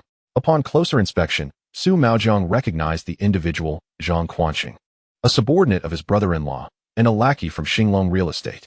Su Maojiang approached him without hesitation. Only when he saw Su Maojiang did Zhang Quanxing muster the courage to stand. Previously, under the threat of a gun, he observed the armed individuals surrounding him. It became clear to him that they were either from the Public Security Bureau or the National Security Agency. What sort of person could command such protection? Who exactly was Liu Yang? The situation was dire. A demolition had unearthed a bomb, and if mishandled, it could lead to devastating consequences. Su Maojiang felt an increasing sense of dread. Unbeknownst to him, his body was drenched in sweat. Chapter 16. The Governor's Visit. Gentlemen, I am Su Maojiang, the Secretary of the County Committee of Huisian. Su Maojiang, disinterested in the ramblings of the man with the slicked-back hair, quickly approached Lu Quan. Years of navigating the political landscape had endowed Su Maojiang with a keen intuition, and a mere glance revealed that Lu Quan was the decision-maker. Lu Quan remained silent, producing his national security credentials for Su Maojiang to inspect. Indeed, it was a legitimate document from the National Security Agency. His earlier suspicion that these individuals were law enforcers had been confirmed, though he had not anticipated they would be from the National Security Agency. A wave of unease washed over Su Maojiang as the situation unfolded beyond his expectations. We are here on orders from our superiors to protect Lu Jinbu and Zhang Mei. Just moments ago, they were about to take action, Lu Quan informed Su Maojiang, pointing at the group led by the man with the slicked-back hair. This is a misunderstanding. There must be some confusion here. We at the county committee will thoroughly investigate this matter. Su Maojiang began to placate. He had scrutinized Lu Quan's credentials, noting not only their authenticity, but also that they were from the Beijing headquarters of the National Security Agency. The accent with which Lu Quan spoke further revealed his Beijing origins. Su Maojiang understood that this incident might be more significant than he had initially assessed. If he failed to navigate this situation adeptly, his political career could be jeopardized. He resolved to perform, to showcase his most refined acting skills. Su Maojiang was determined to first cultivate an image of integrity and righteousness. Very well, I shall not disrupt your duties any further, he said. A broad smile plastered across his face, hoping Lu Quan would perceive his utmost goodwill. Turning to address the local residents, Su Maojiang seized the loudspeaker from the man with the slicked-back hair and proclaimed, "The demolition in Xuanyang is illegal and violates regulations. Such malevolent behavior will be met with resolute opposition from our county committee and government." He was prepared to make a scapegoat of the slicked-back hair man, knowing that someone had to take the blame for this incident. The slicked-back hair man was momentarily taken aback, glancing at the government-sanctioned demolition documents in his hand, and then at Su Maojiang, puzzled by the latter's unexpected performance. Rest assured, residents of Xuanyang, there will be no demolition. Even if it were to occur, it would be conducted on a basis of fairness and justice, ensuring that no resident suffers loss. Su Maojiang continued, delivering his lines with fervor. The uninformed crowd, swayed by Su Maojiang's rhetoric, erupted in applause. Little did they know that Su Maojiang was the concealed owner behind Xinglong Real Estate. One wonders if they would still cheer if they were aware of this fact. Watching Su Maojiang's theatrical display, Lu Quan smirked inwardly, fully aware that Su Maojiang's attempts to extricate himself through such trivial antics were utterly futile. What awaited Su Maojiang was only the stern hand of the law. Today's events have made it abundantly clear to any discerning observer that there exists a collusion of wealth and power, with certain individuals acting as a shield for malevolent forces. Su Maojiang has appeared neither too early nor too late, but precisely after reporting to his superiors, indicating that he has sensed the pressure emanating from above. Such nefarious officials, who exploit the common people, will inevitably face the harshest penalties of the law, as Lu Quan firmly believes. Furthermore, Lu Quan has once again perceived the heightened attention that Liu Yang receives from higher authorities. He has merely made a phone call to his supervisor to report the matter. The national security and the government operate on two distinct channels, and he did not anticipate such swift action from the governmental side. What manner of remarkable individual is Liu Yang? Lu Quan's curiosity deepens. Brother, this place is too chaotic. We should leave, Lu Quan suggested to Lu Jinbu, who was being guarded by the special operations team amidst the crowd. All right, let us go to my home, Lu Jinbu replied promptly. Upon hearing this, Lu Quan and his companions formed a protective formation around Lu Jinbu and his wife as they made their way through the throng. Su Maojiang, who was engrossed in his performance, felt an ominous premonition wash over him when he noticed Lu Quan's group leaving without a word. He realized that he was in serious trouble. Liu Yang's residence was a modest courtyard, having been established many years ago, inherited from Liu Yang's grandfather. Upon entering the courtyard, Zhang Mei and Lu Jinbu hurriedly arranged for the members of the special operations team to take their seats. Two operatives stood guard at the entrance of the courtyard. I apologize for not formally introducing myself earlier. I am Lu Quan, and here are my credentials. As soon as they settled, Lu Quan handed his identification to Lu Jinbu. Lu Jinbu received the credentials with both hands and examined them closely. with Zhang Mei leaning in to join him. Old Liu, he is indeed from national security, and from Yinjing no less, Zhang Mei whispered to Liu Jinbu. Liu Jinbu nodded and returned the credentials to Liu Quan. My team and I have been ordered by the organization to provide you both with round-the-clock protection, Liu Quan stated. Why would the state need to protect us? Liu Jinbu could not fathom why he and his wife warranted such attention. We are uncertain ourselves. We were simply given this directive. Originally, it was intended to be discreet protection, but due to today's events, we had no choice but to make it overt. Liu Quan explained. After hearing Liu Quan's clarification, Liu Jinbu looked at Zhang Mei, who in turn gazed back at him. They were both baffled by the sudden state protection. We also have a son studying at university in Modu. Zhang Mei suddenly remembered Liu Yang. Rest assured, he too has protection. Liu Quan, though not fully aware of the entire situation, could surmise a reasonable conclusion. May I ask if this is the residence of Liu Jinbu? Master Liu? A voice suddenly called from outside the gate. Captain, it is County Party Secretary Su Maojiang, announced a member of the guard at the gate via radio communication to Liu Quan. Unaware of these developments, Liu Jinbu quickly made his way to the entrance upon hearing the call. As he arrived, he found County Party Secretary Su Maojiang standing outside. Had it not been for Su Maojiang's earlier introduction at the demolition site, Liu Jinbu would not have recognized his own local official. Liu Jinbu hastily welcomed Su Maojiang into the courtyard, never having encountered such a high-ranking official. Liu Jinbu and his wife, Zhang Mei, appeared quite flustered. Upon Su Maojiang's entrance, a mere glance from Liu Quan prompted the special security team to discreetly withdraw. As soon as he entered, Su Maojiang grasped Liu Jinbu's hand, expressing with sincerity, Master Liu, I sincerely apologize for the distress caused. It is a failure on the part of our county committee and government. Liu Jinbu, feeling increasingly awkward as he felt Su Maojiang's firm grip, stammered, Secretary Su, this matter does not fall under the government's purview. How can you bear the blame?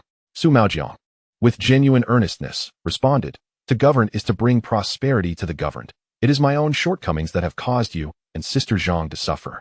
Xiaoqin, bring in the items, Su Maojiang called towards the entrance. Shortly thereafter, the driver, Xiaoqin, entered the courtyard, carrying an assortment of bags. Master Liu, Sister Zhang, these are but tokens of my goodwill, an apology to you both. I hope you will accept them, Su Maojiang stated. Observing Xiaoqin making multiple trips, depositing a mound of various gifts at their feet, Liu Jinbu and Zhang Mei vigorously declined. How could they accept gifts from the county's secretary?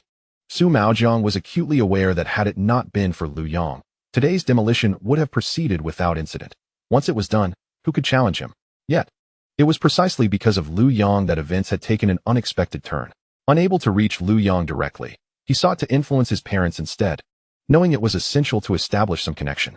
The honest and straightforward Liu Jinbu and his wife were utterly oblivious to Su Maojiang's ulterior motives, merely expressing their gratitude verbally. Noticing that Liu Quan and others were still present, Su Maojiang felt it inappropriate to linger too long. So he engaged in casual conversation with the couple before taking his leave, with national security protection followed by a personal visit from the county secretary. Liu Jinbu and Zhang Mei were utterly bewildered, completely unaware of the unfolding events. Hardly had Su Maojiang departed when another voice called from outside. Is this the residence of Liu Jinbu, Master Liu? Before the couple could catch their breath, they heard yet another inquiry. Liu Jinbu hurried out to find several vehicles parked outside, clearly belonging to individuals of significance. It was none other than Governor Liu Yongqiang. Fortunately, Huixian was not far from the provincial capital, and despite hurried travel, Liu Yongqiang managed to arrive in time.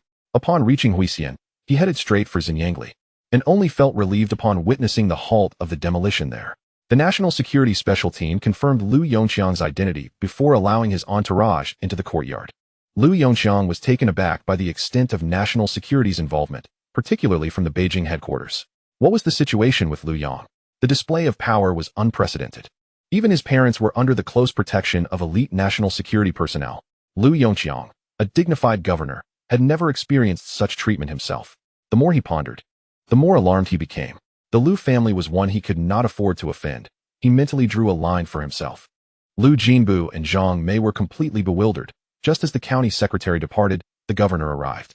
How were they to receive such prominent figures when they had no idea how to host them? The couple stood nervously to one side, fidgeting with their hands, unsure whether to stand or sit. Liu Yongqiang, being an experienced figure in the political arena, spoke a few words that eased the tense atmosphere. After exchanging some commonplace pleasantries, Liu Yongqiang assured that he would conduct a thorough investigation into the forced demolition in Xinyangli, promising the residents an explanation. He then gave a direct telephone instruction to the relevant officials from the Provincial Anti-Corruption Bureau and the Disciplinary Committee, demanding a swift resolution to the matter. Liu Jinbu and Zhang Mei felt as though they were in a dream, astonished that such a high-ranking leader as the provincial governor had come to their home to assist in resolving their issue. They were overwhelmed with gratitude. Once they had seen the governor off, the couple finally had a moment to catch their breath and sip some water to calm their nerves. Lu Quan approached with a cheerful demeanor and said to Liu Jinbu, "Brother, such occurrences will only become more frequent in the future. You and your wife will gradually acclimate." "What? More to come?" Liu Jinbu was left in disbelief. Chapter 17. Su Maojiang is in trouble. Leader Liu, what on earth happened today? After bidding farewell to Liu Yongqiang, Liu Jinbu plopped down beside Lu Quan and inquired. Even at this moment, he remained bewildered. The county party secretary had come to apologize, which could be somewhat understandable. But the personal visit from the provincial governor was extraordinary. It was no jest. The governor was akin to a high-ranking official from ancient times. Liu Jinbu had seen such figures on television. How could such an eminent official randomly visit his home? He couldn't fathom it and was unsure whom to ask. So he turned to Lu Quan for answers. "Brother, it's not that I wish to keep anything from you, but I truly have no idea. We were merely following orders." Lu Quan replied. "Well, didn't your superiors say anything to you?" Liu Jinbu pressed on, unwilling to give up. "Yes, Leader Liu, please share a hint with us, otherwise my heart will remain restless." Zhang Mei chimed in, taking a seat beside Liu Jinbu. "Zhang Dajia, it's not that I refuse to share. I genuinely don't know." Lu Quan replied with a helpless shake of his head. He had received orders and set out with his team overnight, traveling thousands of miles to protect 2 street vendors. He too was curious about the reasoning behind it. Indeed, as Bianfeng had mentioned, their team had always been tasked with protecting state officials. Ordinary citizens were not typically within their purview. Yet, protecting 2 street vendors was a first in Lu Quan's career. Seeing that Lu Quan did not appear to be lying, Liu Jinbu and Zhang Mei exchanged glances and decided to refrain from further questioning. "Leader Liu, our breakfast cart is still on the street. Can we go retrieve it?" Liu Jinbu cautiously asked Lu Quan. Now that they were under protection, he was uncertain about their freedom of movement. Lu Quan, recognizing Liu Jinbu's earnestness and discomfort, reassured him. "Brother Liu, we are solely responsible for your protection. You may proceed as you wish without any psychological burden. However, it would be more convenient for us if you could minimize your appearances in public." Lu Quan added as a supplementary note. When they are tasked with protection, their greatest fear lies in public settings, where uncertainties abound. Upon hearing Lu Quan's words, Liu Jinbu cast a troubled glance at Lu Quan. Zhang Mei, too, wore a similar expression of concern. "Captain Liu, how long must this protection continue?" Liu Jinbu inquired, his embarrassment palpable. "To be frank, my family relies solely on my wife and me selling breakfast each day for our income. If this drags on too long, we may not be able to sustain ourselves." Liu Jinbu rubbed his hands together, clearly uneasy.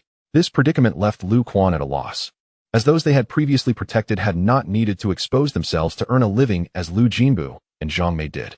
The most intricate circumstances they encountered involved delivering speeches in crowds or visiting various locations, situations that, while not uncommon, were certainly not the norm. However, Liu Jinbu needed to set up his stall daily. What could be done about that? Lu Quan felt a headache coming on, yet he understood that the couple needed to sustain their business. It would be unreasonable to hinder their livelihood for the sake of security operations. Lu Quan refrained from responding immediately, taking a moment to contemplate before finally speaking.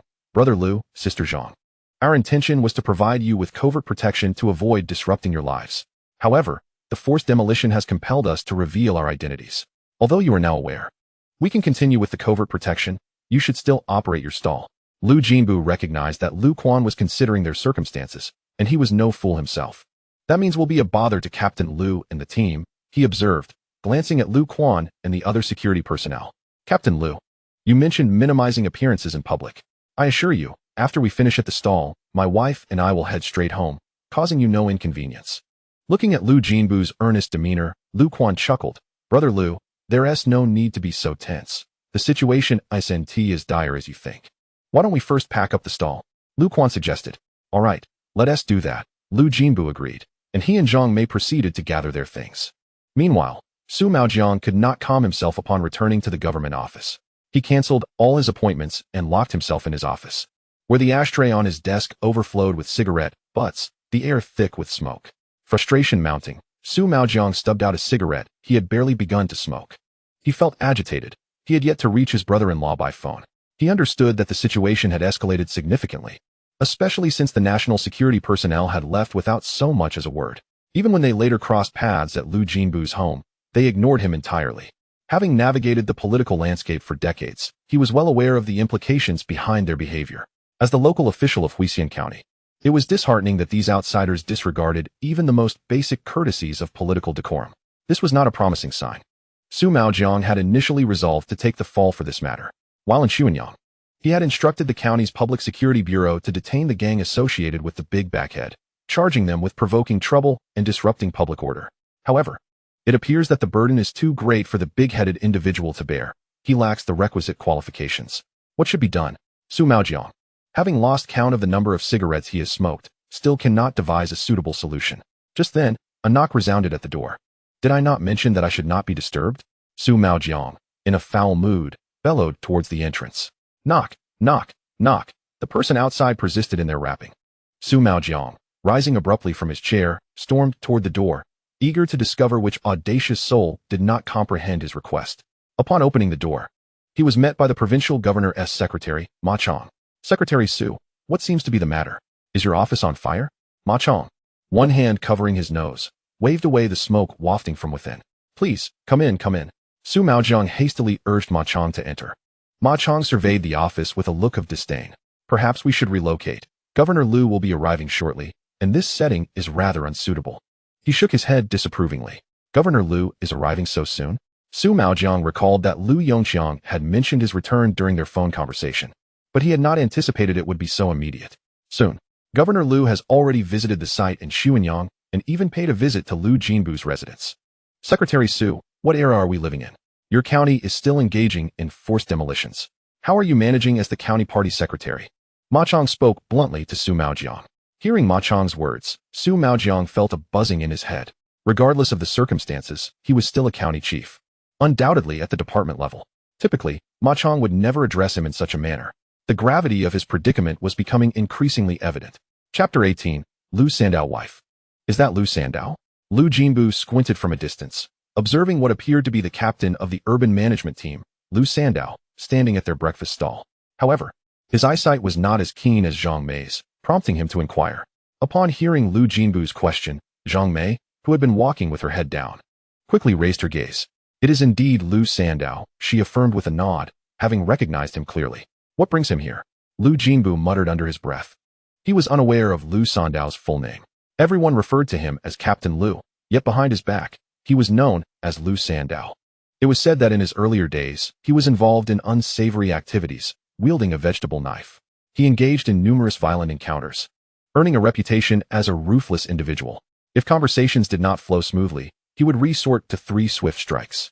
Over time, he acquired the moniker Liu Sandow. Since assuming his position as the captain of the urban management team, Liu Sandow had become increasingly tyrannical. When he encountered vendors selling watermelons, he would demand 2 for himself.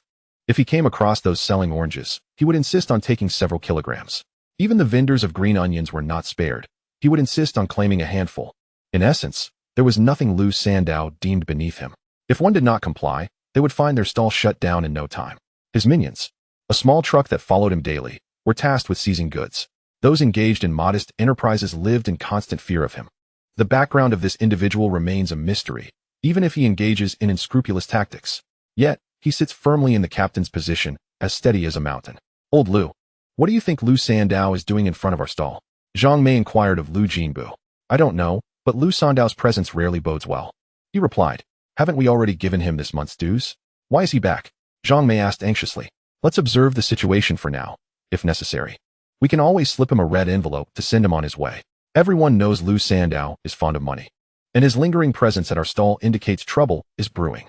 A quick bribe usually gets him to leave, though he often returns shortly thereafter, akin to a mobster collecting protection fees. However, refusing him is not an option unless we intend to cease our business entirely. Old Liu, come here. I have a deal to discuss with you, Liu Sandow called out as he spotted Liu Jinbu and Zhang Mei approaching, waving his hand. Liu Jinbu hurriedly jogged over to Liu Sandow. Old Liu, I have a business proposition for you, Liu Sandow said while casually plucking a boiled egg from Liu Jinbu's breakfast cart. As he cracked the shell, he began peeling it with indifference. Liu Jinbu glanced at the ground beneath Liu Sandow's feet, noting the abundance of eggshells. It seemed he had indulged himself prior. What kind of business? Lu Jinbu asked. Liu Sandao swallowed the egg in a few bites, then grabbed a cup of soy milk, sucking it through a straw before finally responding. Old Liu. I have a relative who wishes to sell breakfast too. I reckon your card is quite good. I could take it off your hands for 500. What do you say? He then rubbed his egg-smeared hand on Liu Jinbu's shoulder. Liu Jinbu looked at Liu Sandao's hand on his shoulder, suppressing his anger and forcing a smile. Captain Liu, we still need our card for business. We aren't looking to sell. Liu Sandao's demeanor soured. Old Liu, you're not giving me face. I've no interest in anyone else's. Yours is the best. Think it over. Liu Sandao's displeasure was palpable. Captain Liu, truly, we cannot part with it. I sincerely apologize. Very well, Old Liu. Take care of yourself, Liu Sandao replied, giving Liu Jinbu's shoulder a heavy pat before turning away. Old Liu, we've really offended Liu Sandao this time, Zhang Mei remarked anxiously. Our breakfast cart is brand new, costing over 2,000. He wants to take it for merely 500. That's outrageous. What should we do now? Liu Sandao won't let this go easily. Zhang Mei's worry was evident. Let us pack up and head home for now, Liu Jinbu said, uncertain of how to reassure her, opting to take things as they come. Lu Quan had observed the entire exchange. After leaving Liu Jinbu's home, he and his companions dispersed, forming a protective perimeter around Liu Jinbu and his wife. To the untrained eye, they appeared no different from ordinary passers-by. However, to those in the know, it was clear that Liu Jinbu and Zhang Mei were under their watchful guard. Lu Quan had overheard the earlier conversation between Liu Sandao and Liu Jinbu. While he felt a surge of anger towards Liu Sandao, he knew that direct aggression against Liu Jinbu and his wife was the only trigger for intervention. Otherwise, he truly has no means to deal with Liu Sandao. Alternatively, he could only report to his superiors. However, now is not the time for such matters. They can only be addressed later upon returning. As Liu Jinbu and his wife were tidying up their stall, several merchants from the neighboring stalls gathered in front of Liu Jinbu's setup. Old Liu, what does that Liu want with you? Someone inquired. It seems a relative of his wishes to venture into the breakfast business and is willing to pay 500 for my breakfast cart. 500? Isn't that outright robbery? Your cart is practically new. You can't let it go for less than 2,000, one individual remarked. Liu Sandao has no genuine relatives. I know he intends to sell the cart at a premium to someone else after acquiring it from old Liu. He profits from both ends, another person said, spitting in the direction Liu Sandao had departed. Is that so? Liu Sandao is becoming increasingly brazen. Isn't this blatant theft? Indeed. The group engaged in a lively discussion, primarily condemning Liu Sandao. After a while, it seemed their anger had somewhat subsided. Old Liu, you've certainly offended Liu Sandao this time. That lad is vengeful. You must be cautious, a voice cautioned Liu Jinbu. I believe we can no longer tolerate this. Perhaps we should report him, suggested a middle-aged woman. Report him for what? Did he take your scallions or garlic? An elderly man retorted immediately. That scoundrel demands money from us every month. Can't we report this? Do you have any evidence? Did you record a video or audio? The old man's words rendered the middle-aged woman speechless. Reporting requires evidence. Liu Sandao remains unperturbed. It suggests he has powerful connections. The old man continued. Without connections, reporting would be futile, he added. His remarks silenced the crowd, all of whom were small business owners. Who has connections? If anyone did, would they still be here, earning mere cents? It would be far more appealing to use those connections for a proper job. They exchanged idle chatter, unable to reach a conclusion, and gradually dispersed. For Liu Jinbu and his wife, all they could offer was sympathy. Beyond that, they felt powerless. However, the conversation sparked a realization in Zhang Mei. Old Liu, when Secretary Su visited our home, didn't he leave you his number?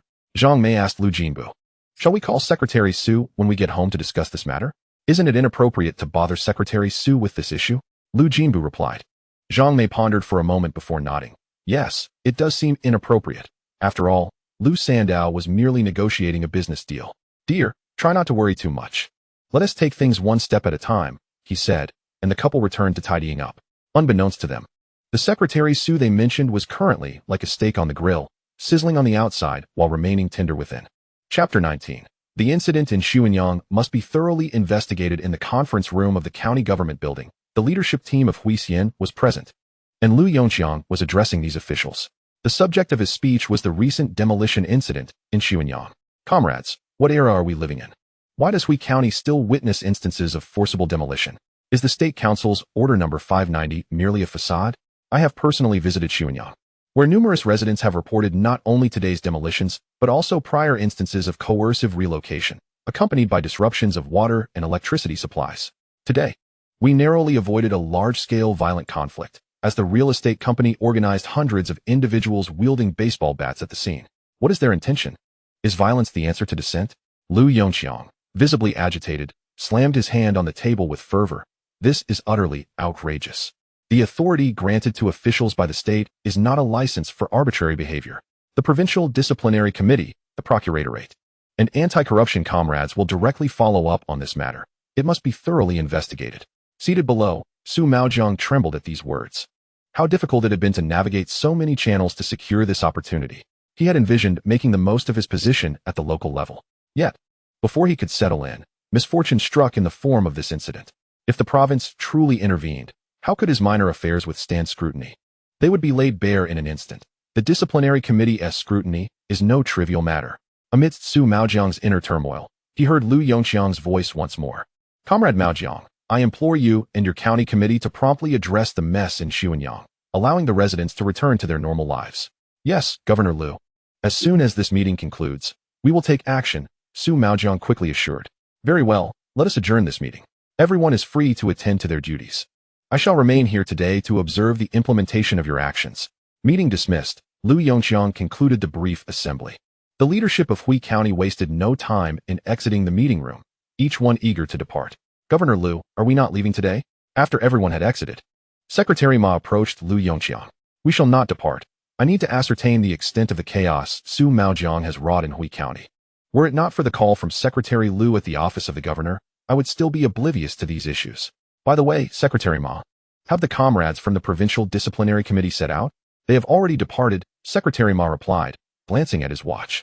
If they move swiftly, they should arrive shortly. Please reach out to them. Once they arrive, ensure that some are dispatched to Xuanyang to gather specific information, particularly regarding Liu Yang's household. Understood? Liu Yongxiang instructed. Looking intently at Secretary Ma, Secretary Ma nodded promptly. He understood the gravity of the situation, especially since Secretary Liu had specifically mentioned it. Governor Liu, do you know who Liu Yang is? Secretary Ma inquired out of curiosity. I do not. Liu Yongxiang shook his head.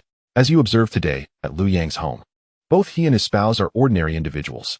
I cannot fathom the significance of Liu Yang. However, the fact that Secretary Liu is personally involved indicates that there is more to this than meets the eye. In any case, the demolition incident in Xuanyang must be resolved satisfactorily. Do you comprehend? Liu Yongxiang looked earnestly at Secretary Ma. Liu Province, I understand. And I will keep this matter under constant scrutiny, Secretary Ma hastily assured Liu Yongxiang. Only then did Liu Yongxiang nod in acknowledgement.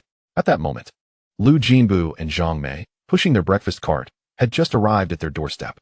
The neighbors in Xuanyang quickly surrounded the two.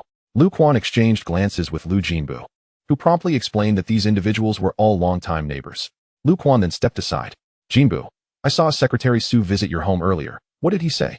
Inquired Sister Chun of Liu Jinbu. Had Sister Chun not come to inform Liu Jinbu just now, the forceful demolition led by the big backhead might have succeeded.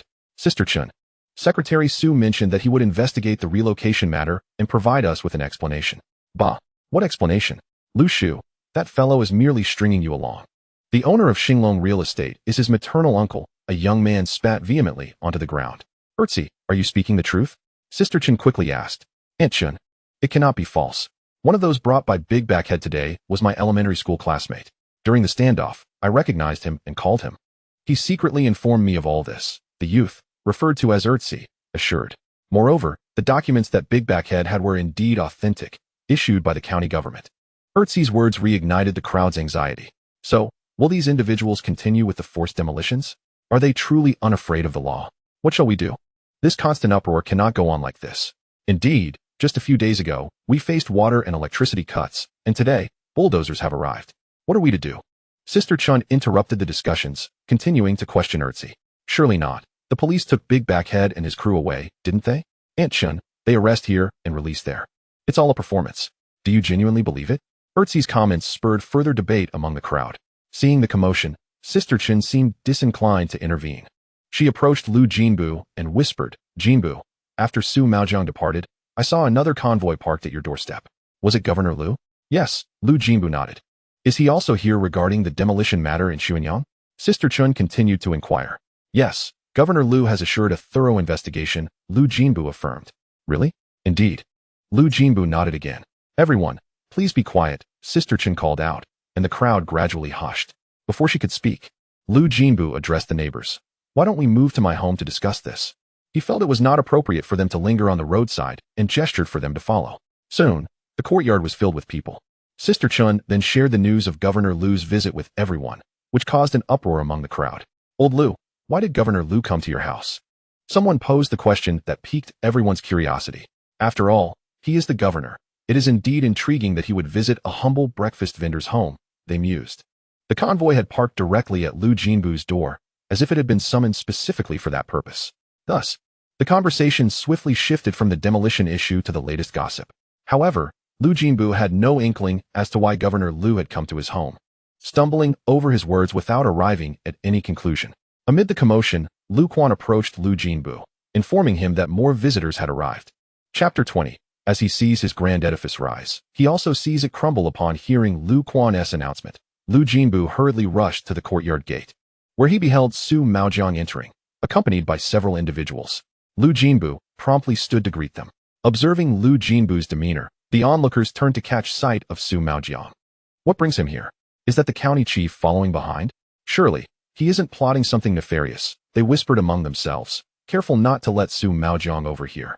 Master Liu, I apologize for the intrusion, Su Maojiang remarked upon reaching Liu Jinbu. He then addressed the gathered crowd. It's splendid to see so many neighbors present. I was just hoping to find you all. Under the pressure of Liu Yongxiang's demands to rectify the chaos, Su Maojiang dared not defy expectations. He had hastily assembled his entire team to rush to Xianyang.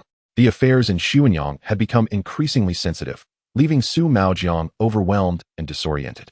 His immediate priority was to placate the local residents before addressing the damaged infrastructure, roads, water, and electricity, hoping to restore normalcy as swiftly as possible. As for the future, he could only navigate it step by step. Perhaps due to the earlier remarks from Erzi, the crowd's enthusiasm for Su Maojiang had noticeably diminished. When Su Maojiang noticed their silence in response to his words, he appeared somewhat awkward. Nevertheless, being a seasoned official, he swiftly redirected the conversation to a scathing critique of the likes of Debatu. This effectively opened the floodgates for discussion among the residents of Xianyang. Noticing the shift, Liu Jinbu hastily brought over benches for Su Maojiang and the other county leaders. Just as Su Maojiang was eloquently speaking at Liu Yang's residence, a team from the Provincial Disciplinary Committee, focusing on anti-corruption, arrived. They had received a call from Secretary Ma en route, dividing themselves into two groups, one to rendezvous with Governor Liu at the county committee, and the other to head straight for Xianyang. Governor Liu, the head of the disciplinary group, greeted Liu Yongxiang as they entered the meeting room. Xiao Zhao, have you arrived? Liu Yongxiang inquired. Yes, we are here. Our other group has already proceeded to Xianyang, Xiao Zhao reported. The situation in Xianyang had garnered a severely negative impact, undoubtedly involving collusion between money and power. This time, you must conduct a thorough investigation. It won't matter who is involved, Liu Yongxiang instructed Xiao Qin with a serious tone. Governor Liu, we have received numerous real-name reports regarding Su Maojiang. We were already preparing to take action against him, and today, we've received directives from the organization. What a coincidence. Xiao Zhao remarked with a smile. Oh, is Su Maojiang truly corrupt? Liu Yongxiang asked. Governor, we have verified these reports, and indeed, Su Maojiang has numerous issues. This time, we might even uncover larger scandals by following the leads, Xiao Zhao replied. That's excellent. These pests must be thoroughly dealt with. Liu Yongxiang expressed his delight upon hearing Xiao Zhao's words. Governor Liu, our other team is currently en route to Xianyangli, both to gather information and to take Su Maojiang away, lest the night stretch into a long dream. Yes, proceed according to your investigation protocols. I will lend you my full support. Liu Yongxiang patted Xiao Zhao on the shoulder. At this moment, outside Liu Yang's residence, two officers from the Special Task Force halted 5 individuals. Among them were 3 plainclothes officers and 2 in police uniforms. Excuse me, is Su Maojiang inside? Inquired one of the plainclothes officers, presenting his credentials to the task force that had stopped them. Please hold on. The task force promptly called Liu Quan via communicator. Upon receiving the message, Liu Quan quickly exited the courtyard. After showing his identification, he also verified the credentials of the other 4 individuals. Both groups were left in a state of confusion. The Provincial Disciplinary Committee had not anticipated that such a remote location as Huixian would host a special task force from the headquarters of the Beijing National Security. Liu Quan was equally surprised by the swift arrival of the Provincial Disciplinary Committee. When he encountered Su Maojiang earlier that morning, he was aware that the man would eventually face repercussions, yet he had not expected it to occur so soon. The swift action suggested that formidable forces were at play behind this matter. However, Liu Jinbu and his wife were simply ordinary citizens. Why was there such significant attention from above? Lu Quan found himself increasingly perplexed. The 5 members of the disciplinary committee entered the courtyard, and Su Maojiang, who had been speaking confidently, abruptly fell silent, staring intently at the approaching group, 3 in plain clothes and 2 police officers. He did not recognize any of them, and an ominous feeling began to swell within him. The neighbors in Xuanyang noticed Su Maojiang's sudden silence and turned to glance toward the entrance, where they saw the incoming individuals. Liu Jinbu, too, recognized none of them and was bewildered by the presence of unfamiliar faces at his home. The 5 individuals also spotted Su Maojiang among the crowd and, without hesitation, approached him. The 3 plainclothes officers produced their credentials and presented them before Su Maojiang. "We are from the Provincial Disciplinary Committee, Comrade Su Maojiang. Please accompany us for an investigation," one of them stated. Su Maojiang, seated on a bench, nearly tumbled off in shock. The 2 police officers quickly stepped forward, one on each side, to support him as they escorted him out without delay, followed by one of the committee members.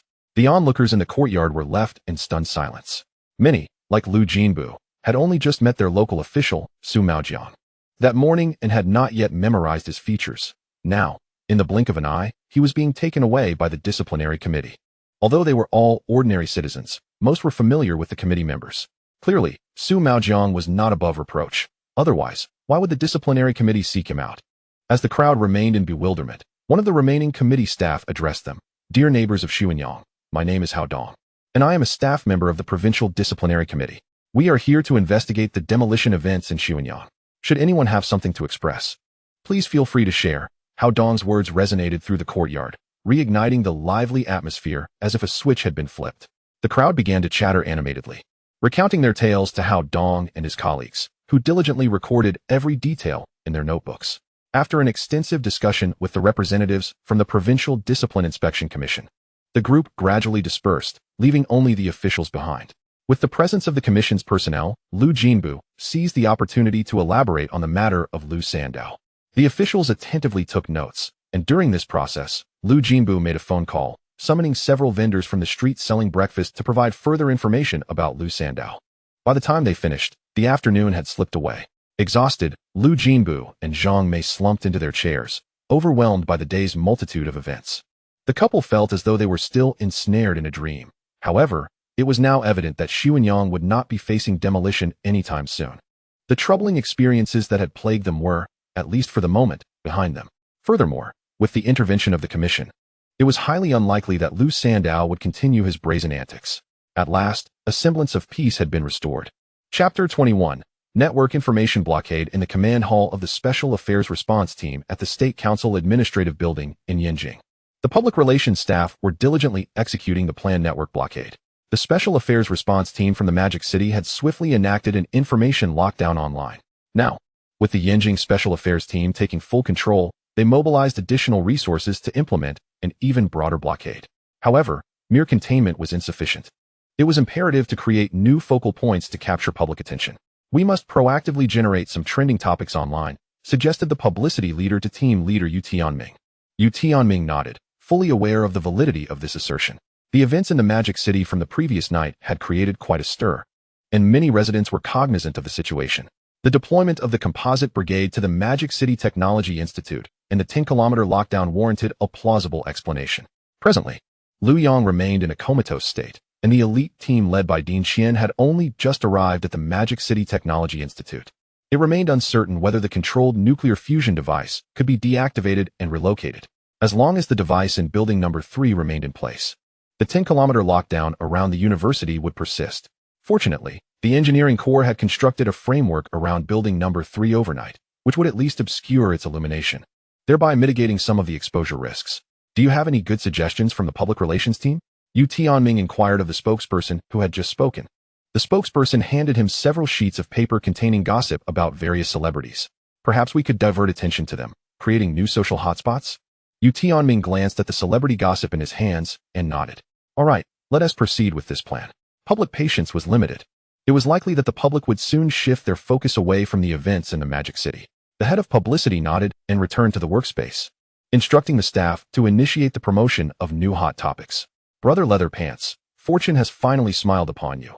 You are about to trend once more. One staff member jested to a colleague, eyeing the imminent hot topic. Indeed, this fellow has truly had a string of bad luck every time he garnered attention. It would swiftly be overshadowed by other trending topics. However, this time, he certainly wouldn't anticipate that his trending moment serves to safeguard controllable nuclear fusion, the colleague chuckled. It can be said that Brother Leatherpants is contributing to the nation, haha, as the gossip of several celebrities was arranged for online dissemination. The trending topics swiftly shifted in their favor. At last, Brother Leatherpants has his wish fulfilled, another staff member quipped. Thanks to everyone's efforts. The suppression of online information proceeded smoothly, with no news related to the Magic City being exposed online. Yu Tianming was acutely aware that hostile forces had never relented in their attacks against us. Many situations are beyond the imagination of ordinary individuals. For instance, foreign spy intelligence agencies have long been lurking in comment sections, attempting to fish in troubled waters. They either disguise their identities as enthusiasts of relevant topics, probing for national secrets through inquiries, debates, and friendships, or they directly disseminate rumors to incite panic. Alternatively, they provoke disputes, maliciously set topics, flood screens, and create division, deliberately generating chaos. Some comment sections are rife with confusion, possibly instigated by those with ulterior motives. Thus, preventing the leakage of information online is of paramount importance. Although the enactment of the anti-espionage law has heightened public awareness of counter-espionage, these spy tactics are varied and intricate, often eluding the average individual's defenses. The most resourceful among them is undoubtedly the CIA of the United States, which conducts operations online with remarkable subtlety, devoid of any moral limits. A decade ago, the number of hackers associated with the CIA's Cyber Intelligence Center exceeded 5,000, divided into various specialized groups. The establishment of such numerous hacker groups aims to tailor espionage tools for different devices. For instance, the CIA's embedded device branch developed a hacking program named Crying Angel, specifically targeting South Korea's Samsung televisions. A television infected with this program appears to be turned off, yet it secretly transforms into a listening device, capable of overhearing and recording all conversations in the room, subsequently transmitting the data to CIA servers via the internet. There are even more outrageous spy printers. Even if one disassembles them to inspect their circuit diagrams and numerous microchips, it remains impossible to discern which is the storage chip and which is the processing chip. Ultimately, they resemble ordinary printers. Such printers can be monitored continuously with wireless spectrum analyzers, yet they emit no detectable signals, lacking any bandwidth or discernible activity. It seems to be an utterly ordinary printer. Since it is a spy printer, the data stored within must eventually be transmitted to serve its purpose. This peculiar spy printer exhibits an odd tendency to malfunction periodically. After a certain interval, it inexplicably breaks down. However, the malfunctions are not severe. It merely experiences ink jams. Ink jams are not a significant issue, as they can be resolved by simply opening the ink cartridge and reinstalling it. The intrigue lies here. Upon discovering the ink jam, one must disassemble the printer for repairs. During this disassembly, the printer must be slightly tilted from its flat position. This slight elevation triggers the internal posture sensor of the printer. At this moment, the printer transmits all the data it has stored during that period. Thus, the act of tilting activates its communication protocol. Moreover, regarding the shredder, as it obliterates documents, it scans and records the data. When the internal waste bin is full and is removed for disposal, the shredder's communication protocol activates, sending the stored data. In their quest for intelligence, these individuals spare no effort. During the construction of our embassy in Australia in the late 1980s and early 1990s, the Australian Intelligence Security Agency covertly installed a multitude of listening devices. These listening devices nearly encompassed every floor, compelling us to entirely reconstruct the embassy. Besides eavesdropping, numerous hacking programs were employed for various destructive activities. For instance, this agency attempted to infiltrate the control systems of automobiles and trucks to facilitate assassination operations. In 2021, the then director of the CIA, Burns, publicly declared that America had effectively rebuilt its espionage network in China. The previous espionage network in China was initially established during the Bush administration and was dismantled by Chinese security agencies during the Obama era. After Sleepy Joe took office, efforts to vigorously rebuild America's espionage network in China were renewed. After several years of operations, a so-called effective reconstruction finally emerged. Therefore, it is imperative to regard information security with the utmost seriousness.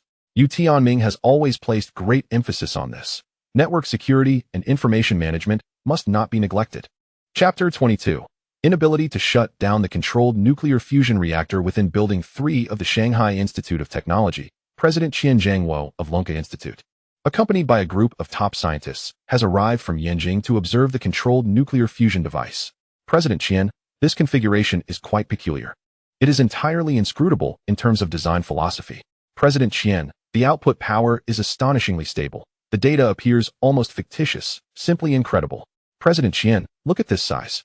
My goodness, it is truly difficult to fathom how such a small object can output such immense power.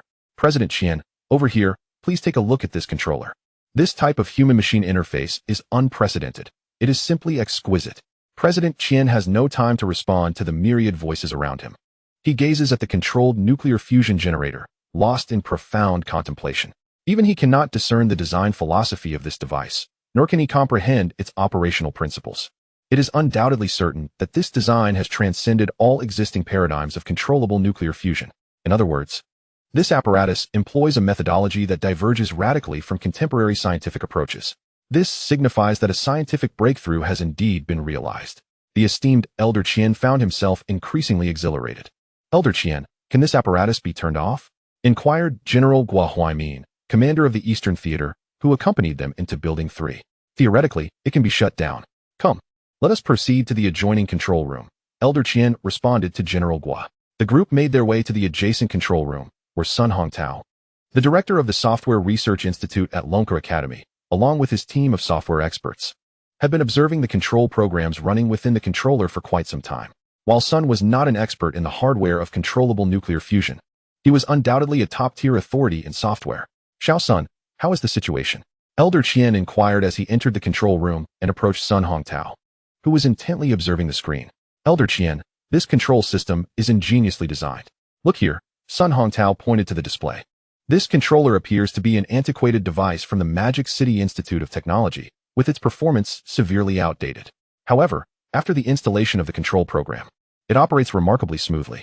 This indicates that the control program, through exceptionally clever design, has maximized every ounce of potential from the equipment. Moreover, this modest display screen is capable of presenting an ample amount of data. The designer of this control program is undoubtedly extraordinary. The programming language employed does not seem to correspond with any currently used in the programming realm, and I am unable to discern what it is at this moment. Particularly, the human-machine interface is astonishingly futuristic. It truly baffles me how such an advanced interface has been realized with such outdated hardware. Xiao Sun, is it possible to shut down the system? Elder Qian asked. In theory, yes. There is indeed a shutdown program, Sun Hongtao replied, adding, this control program is exceptionally well designed. Ladies and gentlemen, I trust you are all aware of the current situation in Building 3 in the Magic City. If we can shut down this device and expedite its transfer, we would not only be able to restore public order swiftly, but also facilitate further research. Hence, I propose that we shut down the equipment.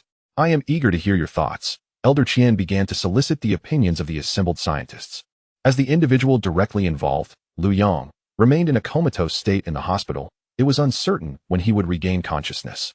Allowing the device to continue operating in Building 3 was indeed untenable. We have verified all the data. Shutting it down should pose no problems and will not lead to any damage to the apparatus, one scientist remarked. Furthermore, as Director Sun mentioned, the control system is exceptionally well designed, and a shutdown program is indeed available, thus shutting it down should not be an issue. I am in favor of the shutdown. I concur. So do I. The scientists expressed their agreement, voicing their support for the cessation of the controllable nuclear fusion apparatus. Observing the consensus among the attendees, Elder Qian turned to Sun Hongtao, stating, Xiao Sun, I would kindly ask your colleagues in the Software Institute to initiate the shutdown program. Sun Hongtao had been fixated on the control program running on the controller for quite some time, and he was now eager to take the reins. Very well, Mr. Qian. I shall handle it personally, he declared, proceeding to operate the keyboard on the controller. After a flurry of keystrokes, the anticipated controlled nuclear fusion shutdown did not occur, prompting the onlookers to turn their gazes towards Sun Hongtao. Xiao Sun, what is happening? Inquired Mr. Qian. Mr. Qian, the system is completely inaccessible, replied Sun Hongtao. Oh, is this software truly that formidable? Mr. Qian asked. Please hold on, I will attempt again. With that, Sun Hongtao retrieved his laptop, connecting it to the controller with a data cable, preparing to continue his efforts to crack the code. The others stood in silence, watching as he tinkered away. 10 minutes elapsed with no response. 20 minutes passed, yet still, there was no reaction. The senior scientists from the Software Institute gathered around, eager to assist Sun Hongtao. After 30 minutes, there was still no progress. Mr. Qian, we are unable to crack it. Even attempting to circumvent it proves futile. This program is designed with no vulnerabilities. Sun Hongtao stated, undeterred and even exhilarated. This software design was unlike anything he had ever encountered. He knew that there were no firewalls in the world he could not breach, and today he had encountered the first. Is it truly that impressive? Mr. Qian was taken aback by Sun Hongtao's words. Indeed, Mr. Qian, I would call it a perfect software. I have never seen such an impeccable design. Sun Hongtao exclaimed with fervor. In terms of cracking capabilities, the Software Institute represented the pinnacle of domestic prowess. It was not an exaggeration to assert that. Even on a global scale, the Institute's strength ranked among the top 3. If we cannot decipher it, then surely no one else can. Sun Hongtao's assertions were met with unanimous agreement. The prowess of the Software Research Institute of Lonker Academy was well recognized. With their influence apparent in nearly all significant projects within Longhua, a collective gasp arose among those present. They could not comprehend the hardware for controlled nuclear fusion. And now they were baffled by the software as well. How could a mere undergraduate, Liu Yang, have achieved such feats single-handedly? The information regarding Liu Yang had been shared with the scientists by the Yanjing Command Center the previous day. Everyone found it difficult to accept that such an advanced device was independently created by a fourth-year student. Yet, various indications continually pointed to Liu Yang's involvement. Leaving the scientists speechless, it was simply beyond comprehension. Does this mean the device cannot be shut down? Commander Gua, lacking technical expertise, deduced a rough understanding from Sun Hongtao's explanation. Yes, we cannot even access the system, let alone shut it down, Sun Hongtao replied helplessly. Mr. Qian, what shall we do? Commander Gua, feeling a sense of urgency, turned to Mr. Qian for guidance. Mr. Qian, equally at a loss, stated that they could either wait for Liu Yang to awaken or for the raw materials of the reactor to be exhausted, as there were no alternative solutions. Upon hearing Mr. Qian's words, Commander Gua fell silent. A hush enveloped the room. The individuals present represented the absolute strength of Longhua's scientific community. They had eagerly traveled from Yanjing to Modu, anticipating the opportunity to demonstrate their capabilities, only to find themselves utterly bewildered. Hardware is incomprehensible, and software eludes understanding as well. Previously, I dreaded shutting down the device for fear of causing damage, but now I realize that my own capabilities are insufficient even to perform that simple task. A chorus of seasoned experts can only offer wry smiles and shake their heads. Commander Gua, what is the current condition of Liu Yang? Inquired Elder Qian. According to the latest updates from the hospital, he remains in a coma, but fortunately, all his physiological indicators are stable, Commander Gua replied. That is reassuring. This young fellow must not suffer any setbacks. He is a treasure of the Dragon Nation, Elder Qian remarked. Rest assured, Elder Qian, today, the nation's top medical experts have converged in the Magic City. With their assistance, Liu Yang should awaken soon, Commander Gua assured. Indeed, once Liu Yang regains consciousness, all problems will cease to be issues. Commander Gua, may I visit Liu Yang? Elder Qian added. Certainly, we can arrange for a helicopter to take you there immediately. Thank you, Commander Gua. I must see this young man for myself. I too wish to meet this remarkable individual who has managed to orchestrate us old bones so deftly, Elder Qian said. With that, Commander Gua briefed his adjutant briefly before departing with Elder Qian from Building 3. They were on their way to the hospital to observe what manner of extraordinary being Liu Yang truly is. Chapter 23. Conservative treatment on the 17th floor of the Military Region General Hospital, top doctors from across the nation, having caught the earliest flights, crowded into Liu Yang's hospital room. None of them had encountered a patient in such a peculiar state before, physiologically sound, yet ensnared in a coma. Director Hu, has the brain reconstruction data arrived? A doctor inquired of the internal medicine director, Hu Weiming. Yes, it has. The brain utilization rate is at 50%, Hu Weiming responded. His eyes bloodshot from a sleepless night, yet his spirit appeared invigorated. This is the data from the last reconstruction. 3 hours have passed. And we now have an additional Einstein, bringing the total to 5. Hu Weiming was elated. Liu Yang's condition was indeed a physician's nightmare, yet simultaneously an unparalleled research opportunity. My heavens, 50%, what does that signify? Although I trust the data, it is still astonishing. Indeed, Einstein's brain utilization was merely 11%, yet it profoundly impacted human civilization. One can scarcely fathom what Liu Yang's 50% could herald for humanity. Thankfully, Liu Yang is one of us from the Dragon Nation, otherwise, it would be truly terrifying. Upon hearing Hu Weiming's brain reconstruction data, the doctors engaged in hushed discussions. Everyone, let us convene in the meeting room and allow Liu Yang some peace, Hu Weiming proposed. Nodding in agreement, they quietly exited Liu Yang's room. The expression on Liu Yang's face remained remarkably serene. At that moment, the activity in his brain had reached its zenith and was beginning to gradually diminish. The monumental influx of information from a level 1 planetary civilization was nearing its conclusion. With a brain utilization rate of 50%, Liu Yang had digested and integrated all facets of the level 1 planetary civilization. Once the final download and fusion are complete, Liu Yang will soon awaken. In the hospital conference room, the esteemed doctors who had exited Liu Yang's ward gradually took their seats. Did you watch the online video today? One inquired. Are you referring to the martial law at the Shanghai Institute of Technology? Yes, and the advanced technology that is too sophisticated to be displayed. I did watch it. What of it? Do you think Liu Yang might be connected to these occurrences? Surely not. I heard he is only a senior in college. If that were the case, wouldn't the security forces outside seem excessively exaggerated? Now that you mention it, it does seem so. The doctors privately discussed Liu Yang's condition. Ladies and gentlemen, you are all aware of Liu Yang's situation. I wonder if anyone has any suggestions to facilitate his awakening. Observing the hushed murmurs, Hu Weiming interjected. Upon hearing Hu Weiming's words, the doctors ceased their discussions, yet no one spoke. They had meticulously analyzed all of Liu Yang's test reports, but were at a complete loss. They had no idea what had caused his coma. Without a problem, there could be no solution. It was utterly perplexing. Realizing the silence, Hu Weiming understood that the experts present also had no viable plans. He knew he could not blame them. Indeed, Liu Yang's case was exceptionally unique. Finally, an expert from Yanjing spoke up. In my personal opinion, in the absence of further evidence indicating any issues with Liu Yang, conservative treatment is the best course of action. What do you mean by conservative treatment? Hu Weiming expressed his relief that someone had finally spoken. By conservative treatment, I mean to do nothing and let nature take its course, the expert continued.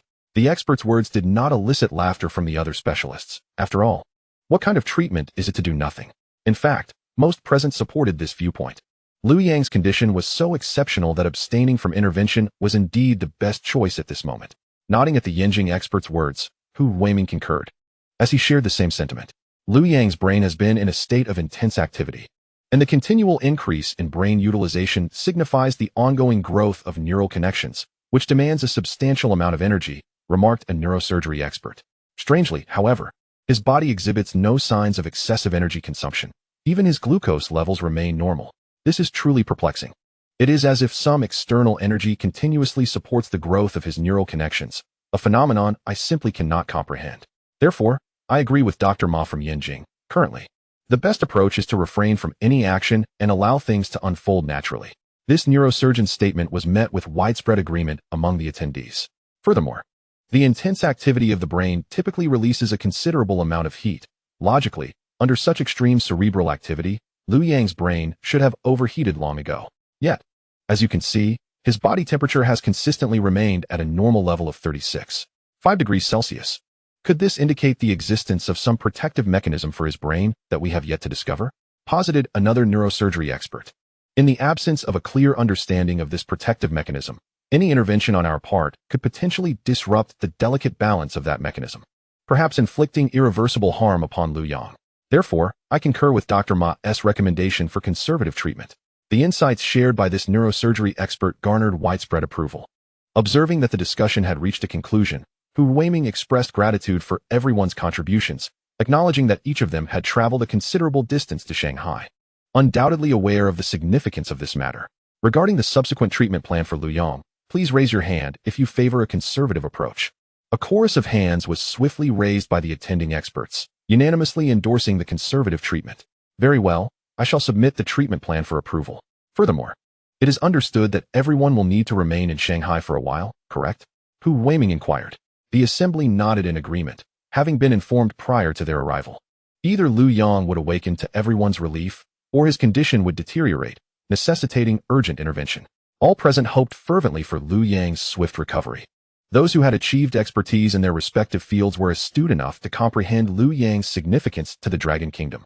At that moment, Hu Weiming's assistant burst into the conference room, hastening to whisper in Hu Weiming's ear, Director, Elder Qian, and Commander Guo from the Eastern Theater have arrived. They wish to see Liu Yang. Upon hearing this, Hu Weiming inhaled deeply. These two were indeed remarkable figures. Where are they? Hu Weiming quickly inquired. Right outside the door. I didn't want to interrupt your meeting, so they are waiting out there, the assistant replied. We cannot allow them to wait. Hu Weiming exclaimed. You really need to be more perceptive. With that, he swiftly exited the conference room. Hu Weiming's abrupt departure left the other experts in the meeting bewildered, uncertain of the cause of his sudden exit. Approaching the door, they discovered Elder Qian and Commander Gua standing outside the conference room. Elder Qian? An expert exclaimed. Elder Qian has arrived, and Commander Gua is here too. The room erupted in excitement as medical experts rushed toward them. Elder Qian is a patriotic scientist who has contributed significantly to the nation, while Commander Gua is a celebrated military hero. In the Dragon Kingdom, even a 3-year-old child would recognize these two figures. Greetings, Elder Qian. Greetings, Commander Gua. The gathering of medical professionals warmly saluted both dignitaries. Elder Qian and Commander Gua smiled as they shook hands in response. I apologize for interrupting your meeting, Elder Qian said gently. I merely wish to inquire about Liu Yang's condition along with Elder Qian. I did not intend to disturb you all. My sincerest apologies, Commander Gua added, clasping his hands together in a gesture of respect. Elder Qian, Commander Gua, this way please. Liu Yang's hospital room is over here, Hu Weiming urged, parting the crowd to escort them. If he lingered any longer, the elite medical professionals would undoubtedly transform into starstruck admirers. After all, the phenomenon of idolization knows no age. Should Elder Qian and Commander Gua be ensnared by their enthusiasm, it was anyone's guess how long they would be occupied. Meanwhile, within Liu Yang's hospital room, the download of the primary planetary civilization within his mind had reached completion. The final processes of digestion and integration were now concluded. Beneath the tightly shut eyelids, the tremor of the eyeballs was distinctly observable. Liu Yang, it seems, is on the verge of awakening. Chapter 24. Liu Yang has awoken. Hu Weiming, accompanied by Elder Qian and Commander Gua, swiftly extricated themselves from the throng and entered Liu Yang's hospital room. Inside, the life-monitoring equipment emitted a soft green glow, and all monitored vital signs remained within normal ranges. Upon entering the room, Elder Qian first cast a glance at the various data on the monitoring devices and nodded slightly. It appeared that Liu Yang's vital signs were remarkably stable, which was indeed splendid news. Elder Qian remarked to Hu Weiming. Indeed, Elder Qian, Liu Yang's vital signs have remained exceptionally stable since he was brought in yesterday. There appears to be no imminent danger, Hu Weiming replied. Then why has Liu Yang remained in a coma? Commander Gua inquired, perplexed. To be frank, Commander Gua, we have not encountered a situation like Liu Yang's before. Despite consulting the nation's foremost physicians, we have yet to ascertain the cause of his unconsciousness, Hu Weiming admitted, somewhat embarrassed. Oh, you still have not discovered the reason for Liu Yang's coma? Elder Qian expressed his bewilderment upon hearing Hu Weiming's words. Unfortunately, no. All possible examinations have been conducted, and every conceivable indicator has been evaluated. Even with a collaborative consultation of both Western and traditional Chinese medicine, we have not deduced the cause, Hu Weiming responded. Is there a possibility that Liu Yang will awaken? Commander Gua asked. From the perspective of the indicators, Liu Yang's condition is akin to slumber. He may awaken at any moment. However, without understanding the cause of his unconsciousness, it is equally possible that he may remain unresponsive indefinitely. The outcome remains uncertain, Hu Weiming elaborated. Upon hearing Hu Weiming's words, Elder Qian and Commander Gua exchanged glances. Commander Gua, in a state of urgency, urged, Liu Yang is of paramount importance to Long Nation. You must find a way to awaken him. Hu Weiming nodded vigorously. Commander Gua, we are doing our utmost. But Liu Yang presents a particularly unique situation. He proceeded to recount the details of Liu Yang's brain reconstruction. 50%, equivalent to 5 Einsteins. Elder Qian inhaled deeply after hearing Hu Weiming's explanation. Elder Qian, could it be that this young man has evolved? Commander Gua speculated, gazing at Liu Yang's youthful visage. It can be said so. A 50% utilization of brain capacity may very well signify an evolutionary milestone for humanity, Elder Qian remarked solemnly. Liu Yang's significance transcends mere controlled nuclear fusion. He embodies an infinite future, Elder Qian added. Controlled nuclear fusion? Evolutionary progress? Infinite future? Hu Weiming was taken aback by Elder Qian's declarations. Although he was a medical professional, he understood that controlled nuclear fusion represented the forefront of technological advancement. Elder Qian, is the mysterious device in Building 3 of the Magic City Technology Institute related to controlled nuclear fusion? Hu Weiming boldly inquired. Upon hearing Hu Weiming's question, Elder Qian hesitated momentarily, realizing he had inadvertently revealed confidential information. This is a classified matter.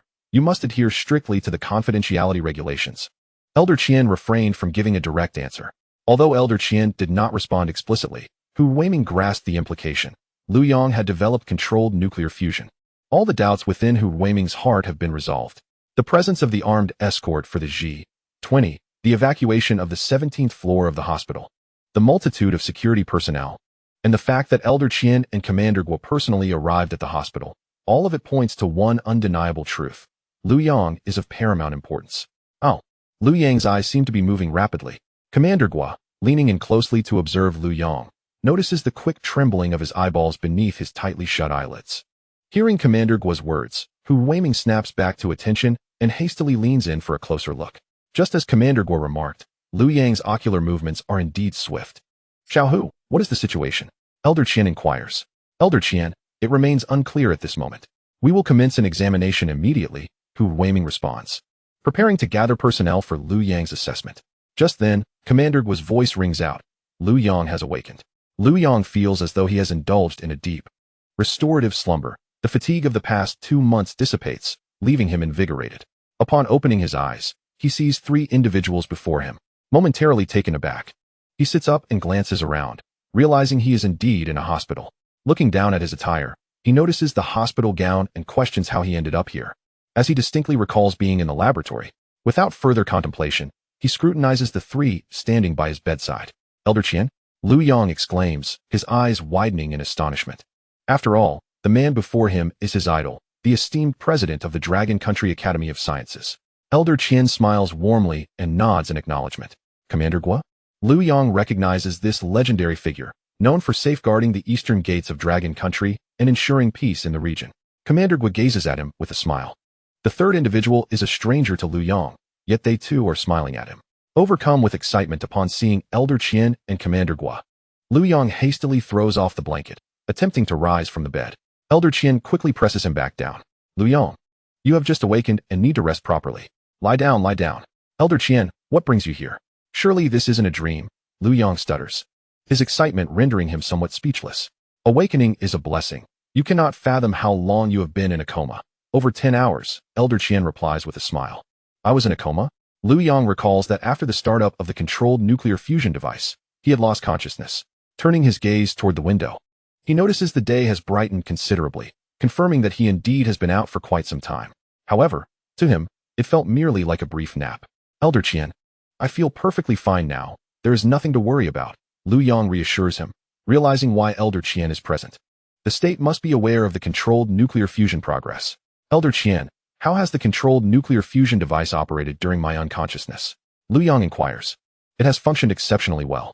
Liu Yang, you are truly remarkable, single-handedly resolving a monumental issue for humanity. Remarkable, indeed, Elder Qian exclaims, giving Liu Yang a thumbs up in praise. Indeed, you are quite extraordinary, young man.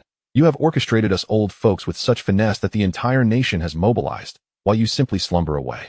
As Liu Yang awoke, Commander Gu expressed his delight with a playful remark. Hearing his jest, Elder Qian and Hu Weiming chuckled. For you, several major war zones in Longhua have been mobilized. You truly possess remarkable capabilities, Commander Gu continued.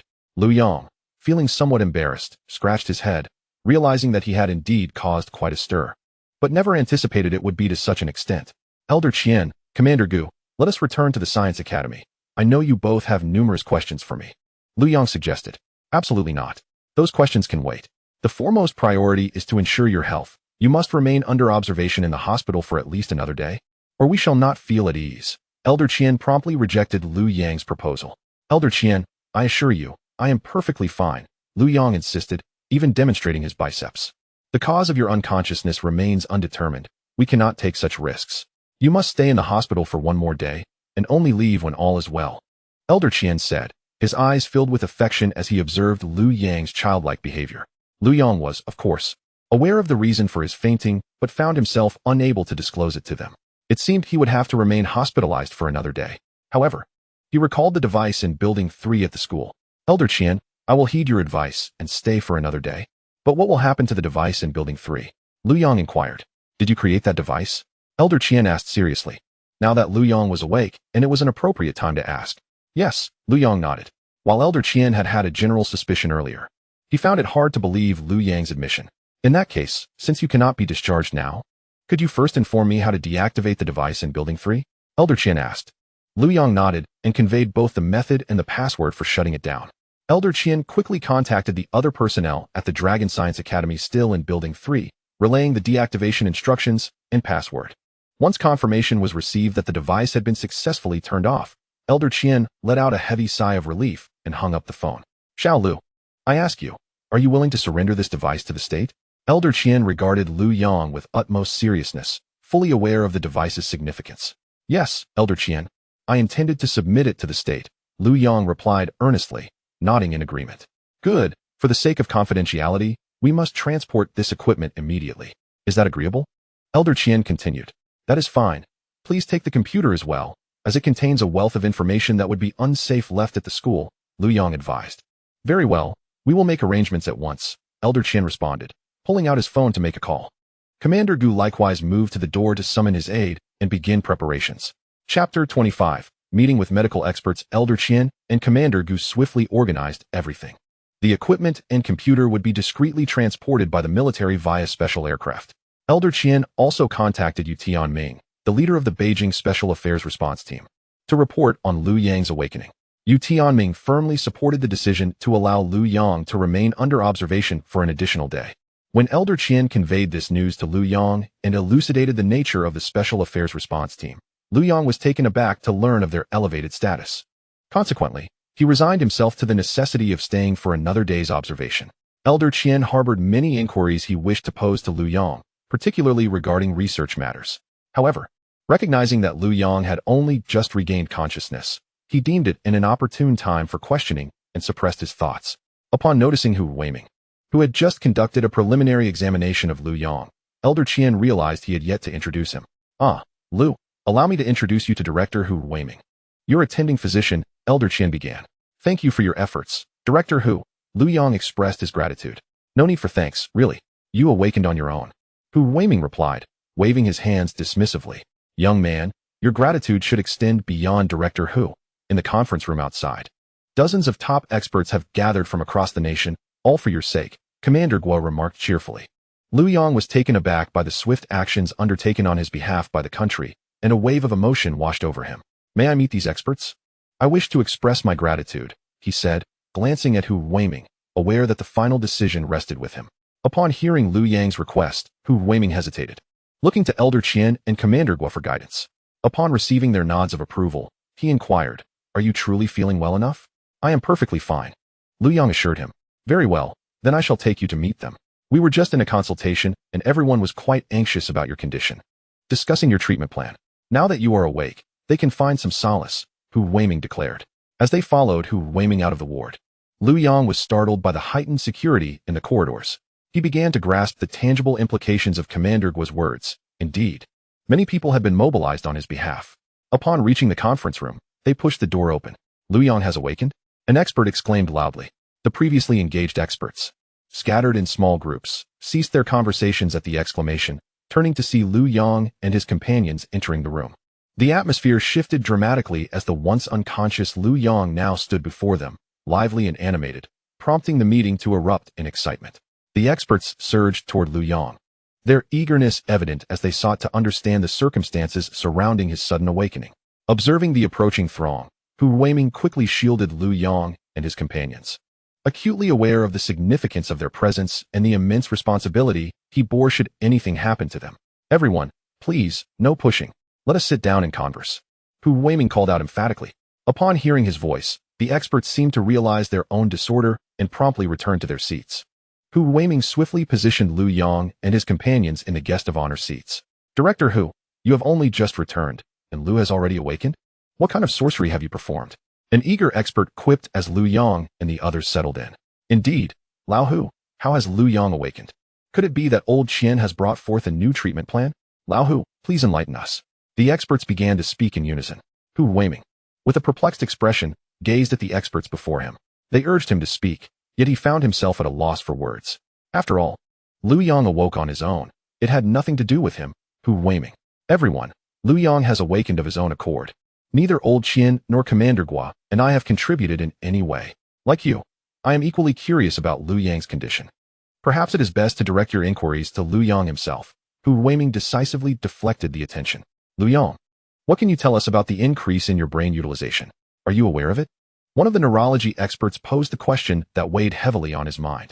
Liu Yang, all your indicators are normal. Yet you fell into a profound coma only to awaken inexplicably. Are you aware of this situation? Inquired an internal medicine expert from Huaxi.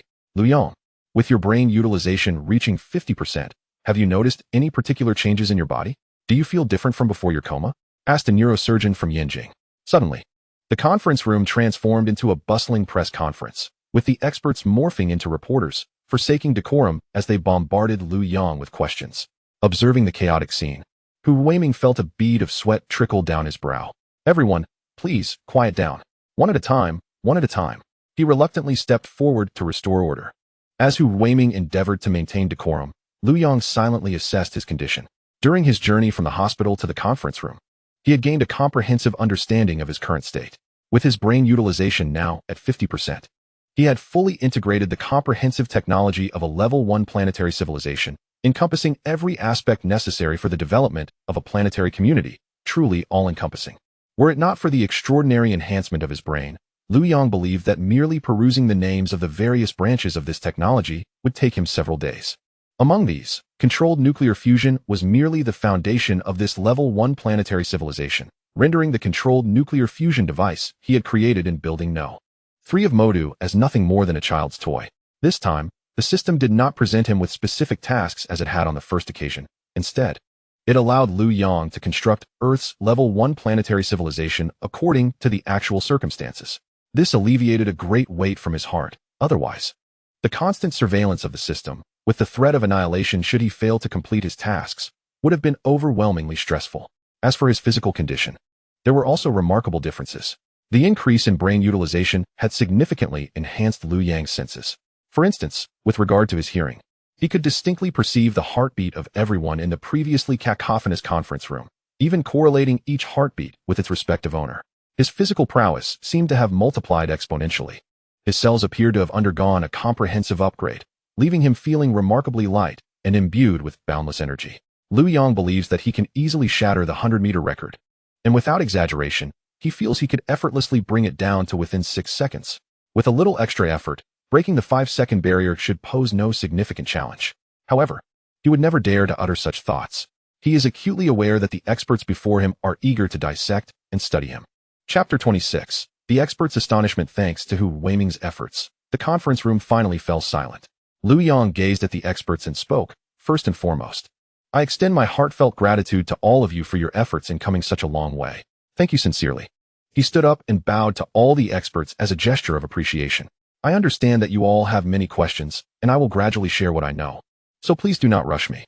Liu Yang glanced at the brain reconstruction examination report on the conference table, the very document he had noticed upon entering the room. He decided to begin with this report. You must have all seen my brain reconstruction examination report. Neurons and astrocytes form the foundation of the neural network, akin to the bricks and gravel used in constructing a house. As Liu Yang began to speak, the experts specializing in neuroscience and neurosurgery were taken aback. They had not anticipated such professionalism from him. They knew Liu Yang was not from a medical or biological background and had expected him to share his personal experiences as an ordinary patient. Instead, he commenced with an academic tone, leaving them perplexed about his depth of knowledge, and they listened intently. In accordance with the classification of medical fields within a Type 1 planetary civilization, the current state of human medicine on Earth appears almost childish, with research into the human body remaining at a rather superficial level. Enhancing the life condition of humankind is a crucial aspect of a Type 1 planetary civilization. To elevate the human race, it is imperative to first enhance the standards of the Dragon Nation, for only with the Dragon Nation can others follow suit. Can a Type 1 planetary civilization exist without the Dragon Nation? Liu Yang was quite discerning regarding priorities. The improvement of the overall life condition is not an instantaneous process. It begins with the enhancement of the medical standards in the Dragon Nation, which in turn leads to the elevation of its citizens' life conditions, encompassing improvements in physical fitness, essentially, evolution. However, within the human cerebral cortex, neurons and astrocytes represent merely the most superficial cells, with their roles being exceedingly limited. Liu Yang continued. The true driving forces behind the composition of neural networks and the chemical interactions among them lie within the cellular structures of the cerebral cortex, such as rosehip neurons. What did you say? Liu Yang, how do you know this? Suddenly, a neuroscience expert stood up, excitedly shouting at Liu Yang. There may be other novel cells within the cerebral cortex. We have been researching this topic for 4 to 5 years now. Currently, the mainstream neuroscience community is focused on this subject, and to my knowledge, no substantial progress has been made globally. What is this rosehip neuron you mentioned? An expert continued. It was named the rosehip neuron due to its resemblance to the rosehip fruit. In contrast to traditional neurons, these possess elongated axons and a greater number of synaptic connections. Liu Yang's explanation grew increasingly sophisticated and academic. Soon, experts not engaged in neuroscience found themselves bewildered, staring at Liu Yang, a mere senior student, or perhaps a software developer. Have contemporary students truly become this proficient across disciplines? Initially, the few neuroscientists present could engage with Liu Yang, but now he had taken the stage, and they were fervently taking notes. Each had their phones recording, placed on Liu Yang's table. Ah, now I understand. The molecular mechanisms required for synaptic information transmission are entirely different. No wonder our experiments consistently yield errors. It appears to be a matter of mechanisms. One of the neuroscientists exclaimed, suddenly animated by Liu Yang's insights. Indeed, the mechanisms of information transmission differ completely among various cortical cells. According to Liu Yang, the rosehip neuron plays a crucial role in cognitive processes within the brain. Goodness, this constitutes a significant technological breakthrough. Another neuroscientist shouted. The other experts, lacking knowledge in brain science, were further perplexed. How could this be a technological breakthrough? Elder Qian and Commander Guo exchanged glances, realizing Liu Yang surpassed their expectations. Observing the excitement of the neuroscience experts, a genetic researcher could no longer contain himself. Liu Yang, may we discuss matters regarding human genetics? Current research directions in human genetics have strayed. The focus should be on pseudogenes. As Liu Yang spoke, the genetic expert became animated. Even the mention of pseudogenes indicated Liu Yang's familiarity with genetics. These pseudogenes are pivotal to biological complexity and genomic evolution, carrying information far beyond our comprehension in biology, physics, chemistry, geology, climatology, and more. For instance, the inactive pseudogene GGTA1 on chromosome 9. To this day, nearly all other mammals on Earth retain an active version of this gene, while only humans and the slow loris have discarded it. This gene is closely linked to our sensory capabilities, and its inactivation has significantly diminished our sensory abilities. Liu Yang continued. The genetic expert was awestruck by Liu Yang's profound knowledge, hastily pulling out his phone to record and fervently jotting down notes. He was well aware of the inactive pseudogene on chromosome 9. Their research group had been investigating GGTA1 for quite some time, regrettably making very limited progress. Without concrete theoretical guidance, they relied solely on a series of experiments, hoping for serendipity through sheer quantity, essentially leaving their success to chance. With good fortune, 10 or 8 attempts might yield results. With bad luck, one might never achieve a breakthrough in a lifetime. The loss of GGTA1 activity prevents our immune system from effectively defending against the gall derived from tick bites during immune responses, consequently leading to red meat allergies. Liu Yang's words startled the genetic experts, as red meat allergies have long been a perplexing issue in the medical community. Red meat encompasses pork, beef, lamb, chicken, duck, and other types of meat. Some individuals, seemingly in good health, suddenly experience severe allergic reactions, so intense that they can precipitate cardiac arrest. After extensive research, the medical community discovered that the allergens for these individuals stemmed from red meat. However, the enigma remains. How could these patients, who had consumed red meat without issue for decades, suddenly develop an allergy? For many years, the true cause of this allergy eluded discovery, thereby hindering the provision of effective treatment. Surprisingly, it was found that tick bites, specifically the gall in tick saliva, were to blame. Ultimately, the root cause lies in the inactive pseudogene GGTA1 on chromosome 9. Upon hearing Liu Yang's elucidation, the genetic expert's hand trembled with excitement as he grasped his pen. Liu Yang's arguments were logically sound and underpinned by solid theory. All that remained were simple experiments to validate his claims. The expert yearned to rush to the laboratory to commence testing, yet he was reluctant to miss a single word of Liu Yang's presentation. Meanwhile, Liu Yang continued at a measured pace, conveying that once a person develops a red meat allergy, they are likely destined to a life of vegetarianism. The diminutive size of ticks renders them nearly impossible to guard against, making prevention exceedingly challenging. Liu Yang pondered aloud the implications if GGTA1's activity could be restored. The genetic expert fervently took notes, while the others in the room looked on in a state of astonished rapture, unable to keep pace with Liu Yang's seamless transition from neuroscience to genetics. This genetic expert, the head of the Chinese Genome Sequencing Project, held a world-class status in the field of genetics, yet he listened to Liu Yang as attentively as a schoolboy. Other experts in the conference room noted the genetic expert's unusual behavior. All were astute individuals. Although they may not have comprehended the specific domains Liu Yang and the expert were discussing, it was evident that this young man possessed remarkable knowledge. They began to speculate that Liu Yang would be hard-pressed to leave that day. Just how much does he really know? Chapter 27. Security levels continue to rise. Little did they realize that the knowledge Liu Yang had just shared about neuroscience and human genetics was akin to a popular science lecture for him. Far from the true complexities of brain science research and human genetic studies, even this seemingly trivial information had already greatly benefited the experts in attendance from these two fields. The potential harbored within the human brain is astonishing. This organ, which constitutes merely 2% of the body's total weight, consumes an impressive 450 kilocalories of energy each day. The contemporary study of human brain science is merely in its nascent stages. Commander Gua, taken aback, had anticipated a moment of gratitude rather than an impromptu lecture. Not only was the discourse underway, but it showed no signs of abating. Although Commander Gua could not comprehend the intricacies of Liu Yang's exposition, he discerned the substantial value in the knowledge being shared. In an instant, he felt that the security measures previously allocated to Liu Yang at the military hospital were woefully inadequate. Thus, he rose and discreetly exited the conference room. Upon leaving, Commander Gua immediately contacted the staff at the command center, instructing them to bolster the security forces at the military hospital without delay. He mandated that, at all times, at least 2 all-weather armed drones be deployed for real-time surveillance, should any unforeseen circumstances arise. 3Z, 20 helicopters, and 1 transport helicopter must arrive at the military hospital within 3 minutes to facilitate Liu Yang's safe evacuation.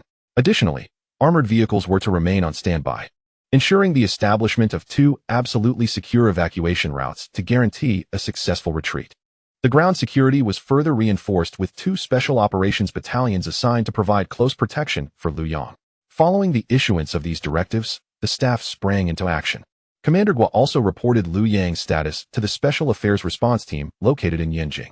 Upon learning that Liu Yang had awakened and was in stable condition, the team leader, Yu Tianming, exhaled deeply, relieved that the weight on his shoulders had finally lifted. However, when he heard that Liu Yang had commenced lecturing in the hospital's conference room, Yu Tianming was left astonished. Wasn't Liu Yang a high-energy physicist? Oh, wait. He initially studied computer software before delving into high-energy physics. How had he now ventured into the realm of medicine? How much more was there to Liu Yang that remained unknown to them? As he absorbed Commander Gua's report, Yu Tianming's mind raced with thoughts. He silently chastised himself for having been too hasty in his previous assessment of Liu Yang. Commander Gua, the response team has but one directive for you: to ensure Liu Yang's safety at all costs, Yu Tianming stated solemnly. Rest assured, I will resolutely fulfill this mission. Commander Gua replied. After concluding his conversation with Yu Tianming, the commander recognized the urgency of relaying Liu Yang's pertinent information to higher authorities, as it could significantly influence numerous decisions, including Liu Yang's discharge timeline and the extent of public exposure. He swiftly reached for the crimson telephone on his desk. As Commander Gua prepared to personally inspect the security on the 17th floor of the hospital, he noticed Elder Qian discreetly exiting the conference room as well. Elder Qian, what brings you out as well? Commander Gua inquired. I stepped out to make a call. And you? Elder Qian replied. I too was making a call. I just reallocated the security measures for Liu Yang. We must ensure that nothing untoward happens to this young man, Commander Gua asserted. Indeed, I intended to remind you. This young man is exceptionally remarkable. No amount of protection is excessive, Elder Qian affirmed. The presence of such talent is indeed a fortune for our dragon nation. Haha. Old Qian chuckled heartily. Indeed, I have just reported the situation to the special response team in Yanjing, and the leader has commanded me to protect Liu Yang's safety at all costs, Commander Gua stated. Old Qian nodded. This young fellow has ventured into an astonishingly vast array of fields, a prodigy indeed, truly deserving of the title Einstein of 5 units. Haha. Old Qian, what do you mean by Einstein of 5 units? Commander Gua, perplexed, failed to grasp Old Qian's jest. The brain utilization rate of Einstein was 11%. So 1 unit of Einstein corresponds to an 11% brain utilization rate, with Liu Yang's brain utilization rate at 50%. Does that not equate to 5 units of Einstein? Old Qian explained with a smile. Upon hearing this, Commander Gua erupted into hearty laughter as well. You see, I stepped out to make a phone call, and in chatting with you, I almost forgot, Old Qian remarked. I must summon the relevant researchers from the Dragon Academy swiftly. Commander Gua, confused, responded, but haven't the scientists from the Dragon Academy already arrived? I am not referring to them, but rather another group. Old Qian began to count on his fingers. the Institute of Paleontology and Ancient Humans, the Institute of Zoology, the Institute of Botany, the Institute of Microbiology, the Institute of Biophysics, the Institute of Genetics and Developmental Biology, the National Bioinformatics Center. Commander Guo was left astounded. Old Qian, are all these institutes part of the Dragon Academy? Indeed, Old Qian nodded. These institutes primarily study living organisms. And I perceive that young Liu Yang has yet to reveal his full potential. Are you planning to have Liu Yang conduct on-site teaching at the hospital? Commander Guo asked. Bewildered, Old Qian's arrangement seemed a bit mad. Upon hearing Commander Guo's words, Old Qian smacked his forehead. Oh, I was so caught up in my excitement that I forgot we are still in a hospital. Haha. After this, both elders shared a laugh. Suddenly, Old Qian's laughter ceased. No, we must urgently have them come over. The other dozens of institutes related to controllable nuclear fusion at the Dragon Academy are eagerly watching.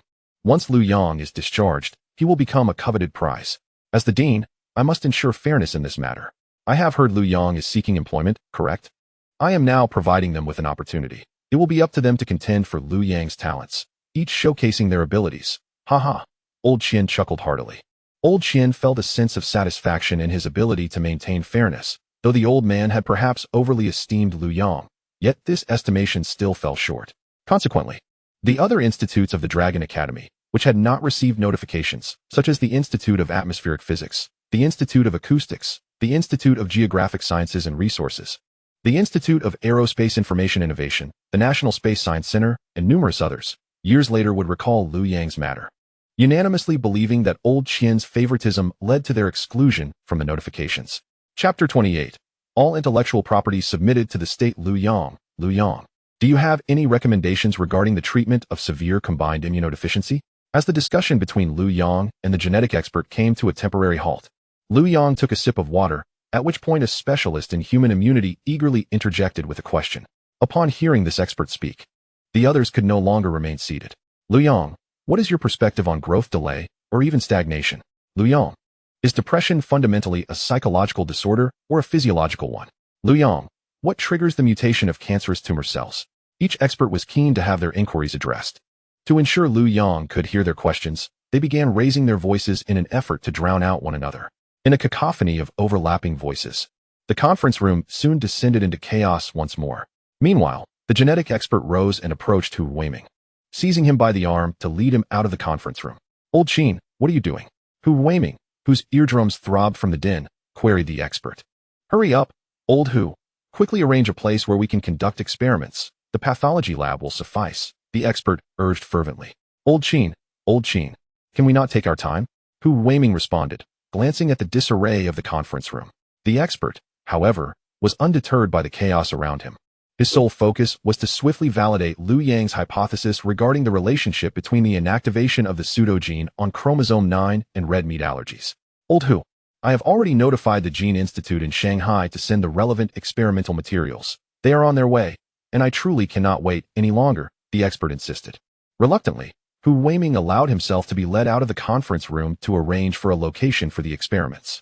After a flurry of noise, the experts in the conference room realized that this approach was ineffective and quickly devised a solution. They organized themselves according to their respective fields, forming groups of experts within similar domains to collectively discuss a theme and pose questions to Liu Yang. After Liu Yang addressed one group, it would be the turn of the next, ensuring everyone had a chance to participate. It must be said that experts are indeed experts. A gathering of high intellects leads to only a brief period of disorder. An orderly atmosphere soon emerged. When Elder Qian and Commander Guo returned to the conference room, they observed the experts seated in various circles, engaged in discussions regarding the questions their groups intended to pose to Liu Yang. Liu Yang, what is the situation here? Elder Qian inquired, puzzled by the resemblance to a graduate seminar's project groups. Liu Yang chuckled as he recounted the events that had transpired. Upon hearing this, Elder Qian's confusion dissipated. The priority of questions was determined by the size of the groups, with larger groups asking first, a decision that met with unanimous agreement. Soon, a representative from the largest group, the clinical internal medicine team, posed their question. Liu Yang, our group's inquiry pertains to the physiology, pathological mechanisms, and treatment of severe combined immunodeficiency. This question was notably precise. Severe combined immunodeficiency, also known as bubble boy disease, is a lethal hereditary immune deficiency disorder. As Liu Yang began to speak, the members of the internal medicine clinical group were immediately struck by his expertise, prompting them to take diligent notes. The term bubble boy disease is a consensus label among professionals studying severe combined immunodeficiency, and it was evident that Liu Yang possessed considerable knowledge in this domain. The patient's immune system is essentially incapacitated. Even the slightest exposure to the most ubiquitous bacteria, fungi, or viruses in the environment could trigger grave infections, endangering life itself. When categorized by the ability to produce T lymphocytes, B lymphocytes, and natural killer cells, severe combined immunodeficiency can be delineated into 4 distinct phenotypes. As Liu Yang elaborated, the experts became increasingly restless, engaging in hushed discussions amongst themselves. He had transported them into an entirely new realm of understanding. In cases of severe combined immunodeficiency, patients endure immense suffering, experiencing a quality of life that is hardly worth living. Humanity finds itself helpless in the face of such afflictions. Now, Liu Yang had provided a clear direction. With guidance, the path ahead no longer seemed daunting. It was no wonder the experts were stirred with excitement. Validating his assertions was straightforward, as simple pathological examinations could easily provide confirmation. Liu Yang even thoughtfully outlined the procedures for pathological testing, detailing which reagents to use at each step. Although the experts were eager to initiate experiments immediately, reason prevailed, reminding them that the present moment was not the time to act. Once they departed, no one could guarantee another opportunity to converse with Liu Yang. His significance was now abundantly clear. Individuals of his caliber would likely be exceedingly difficult to meet again. The experts feverishly recorded every detail, knowing that once experimental validation was achieved, it would send shockwaves throughout the medical community. The self-attack of white blood cells was merely a facade. A dark hand was orchestrating it all, our adaptive immune system. From that moment on, the internal medicine specialists found themselves grappling with concepts beyond their comprehension, entering uncharted territories of knowledge. Liu Yang had opened the door to this blind spot, and the experts eagerly absorbed the wealth of information he generously shared. The intricate and exquisite human immune system began to unveil its mysteries, layer by layer. Time flew by as everyone remained immersed in this ocean of knowledge. Suddenly, with a loud bang, the conference room door was forcefully flung open. An expert from the field of genetic research, surnamed Qin, rushed in with palpable excitement. "We did it. We succeeded. The experiments confirmed that red meat allergies are indeed caused by a pseudogene on chromosome 9. He exclaimed, disregarding all decorum. "Liu Yang, what now? How should we treat it?" Qin inquired frantically, his eyes fixed intently on Liu Yang, his entire body trembling with exhilaration. He had conducted 3 experiments, each aligning perfectly with Liu Yang's hypotheses. His excitement was overwhelming. A long-standing enigma that had plagued humanity was finally on the brink of resolution, and he could hardly contain his elation. The pathology laboratory was on the 13th floor, and without waiting for the elevator, he sprinted straight up to the 17th floor. The once serene conference room erupted into a cacophony of discussions among the experts. Liu Yang observed the breathless Qin expert in silence, opting instead to lower his head and commence writing at the table. In a short while, he presented a sheet filled with chemical formulas to the Qin expert. "Esteemed Qin, this is the chemical molecular formula for the treatment of lupus erythematosus, along with the manufacturing process. Given the current capabilities of pharmaceutical companies, it should be produced swiftly," Liu Yang stated with nonchalance. The atmosphere in the conference room became even more animated. What was this? A new drug? Did Liu Yang not comprehend the immense significance it carried? Not to mention the substantial economic benefits that were at stake, alongside the considerable honor it could bring. Liu Yang had casually scribbled it on an A4 sheet and handed it over as if it were inconsequential. The experts were anything but composed. Even Elder Qian and Commander Guo were visibly unsettled. Questions about the efficacy of the drug were not worth entertaining. The brilliance Liu Yang had displayed had already instilled unparalleled confidence in everyone present. "Young Liu, isn't this a bit imprudent? Shouldn't you take legal measures to secure your intellectual property first?" Elder Qian inquired softly, regarding the seemingly carefree Liu Yang, concerned for the young man. Elder Qian could not bear the thought of him being taken advantage of. Upon hearing Elder Qian's words, Liu Yang was momentarily taken aback. He had not considered the issue of intellectual property, as he did not perceive this as a matter of ownership. It was akin to a university professor assisting a kindergarten child in solving a mathematical problem.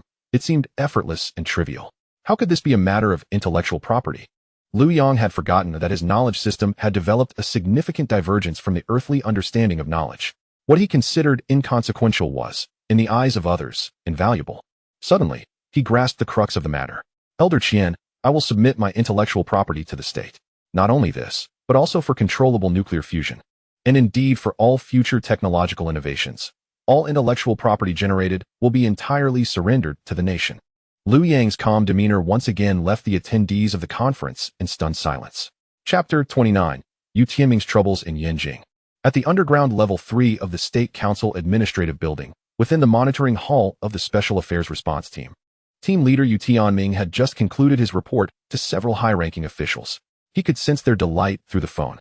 However, their astonishment was palpable upon learning that the controllable nuclear fusion device in Building 3 of the Modu Technology Institute was a simplified, low-cost version, with a mere price tag of 50,000 yuan. After numerous confirmations and assurances, they were finally at ease. Yu Tianming fully understood the sentiments of the officials, as he had experienced similar emotions, indeed, even more exaggerated than theirs. When the officials heard of Liu Yang's decision to become a swordsmith, Yu Tianming could feel their relief from across the line. Over the years, the Dragon Nation had nurtured a considerable number of talents, many of whom had departed. As an old Chinese saying goes, when it rains, it pours. When a daughter is to marry, there's nothing to be done. Fortunately, Liu Yang is not such a person, otherwise, it would indeed be a source of great distress. The mere thought of Liu Yang caused Yu Tianming to break into a wry smile. This young fellow has emerged quietly, yet within a mere span of 2 days. He has begun to influence the overarching strategic framework of Longhua. Even if Liu Yang were to introduce no further innovations in the future, the apparatus housed within Building 3 of the Magic City Institute of Technology is sufficient to upend the current national strategy. It could even alter the existing global landscape. The sudden emergence of this device has compelled a comprehensive re-evaluation of the nation's strategic layout, necessitating extensive adjustments across numerous industries, ultimately affecting hundreds of millions of people.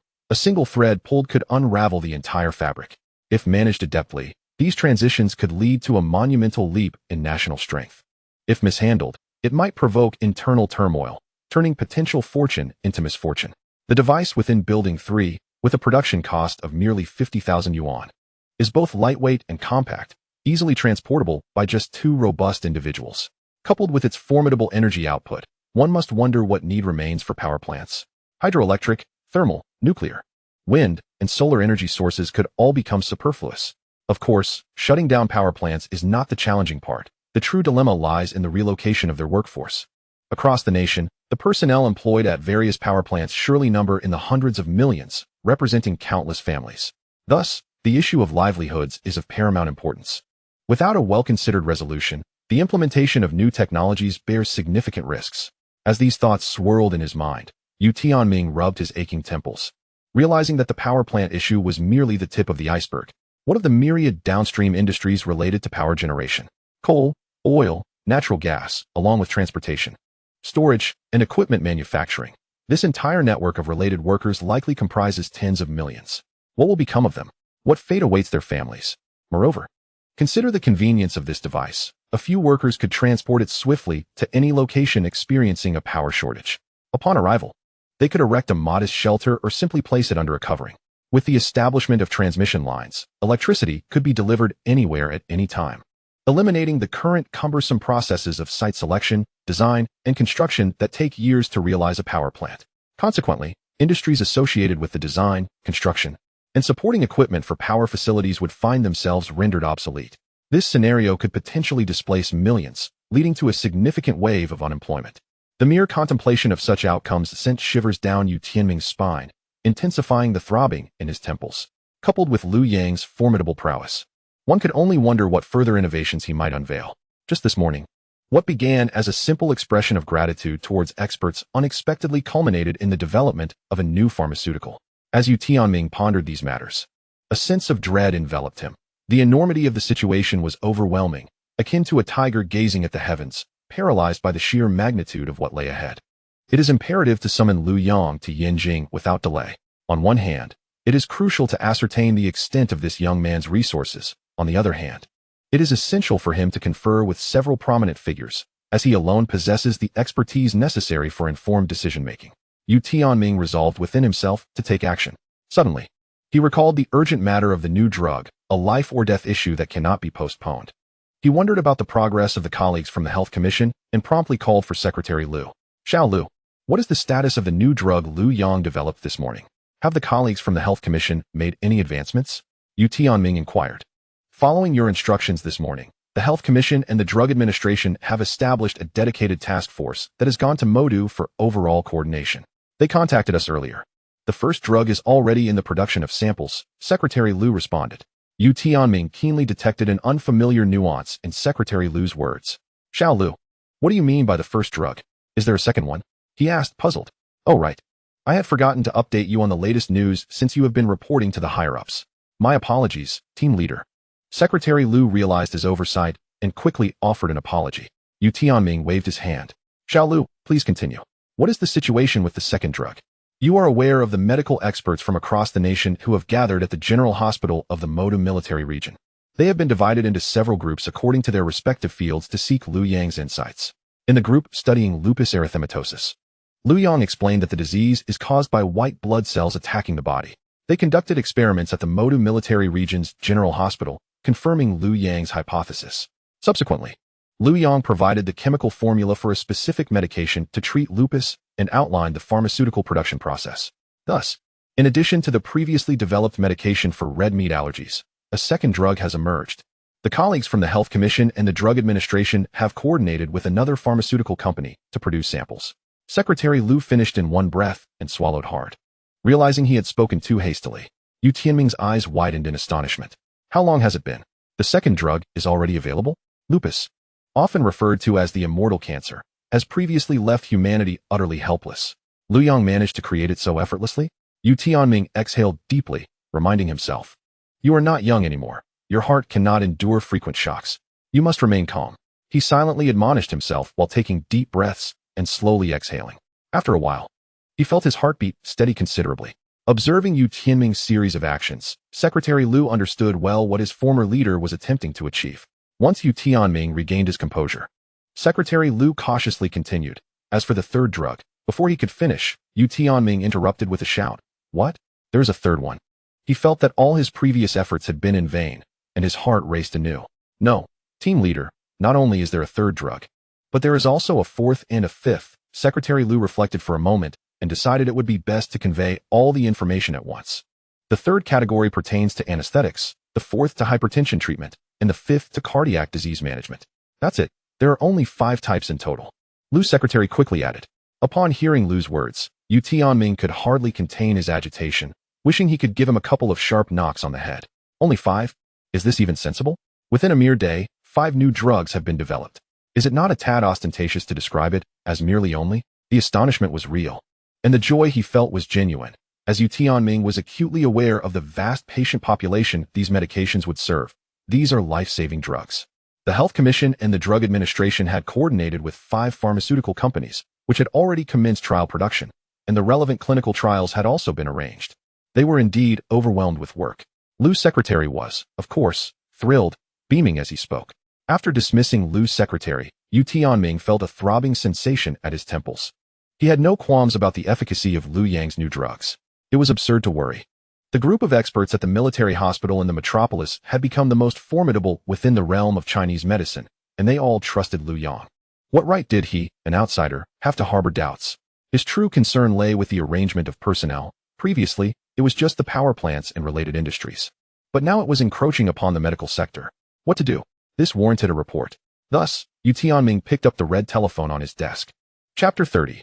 Hu Weiming's Epiphany at the Military District General Hospital. Hu Weiming, the head of internal medicine, had lost count of how many times he had rushed to the inpatient department to receive deliveries.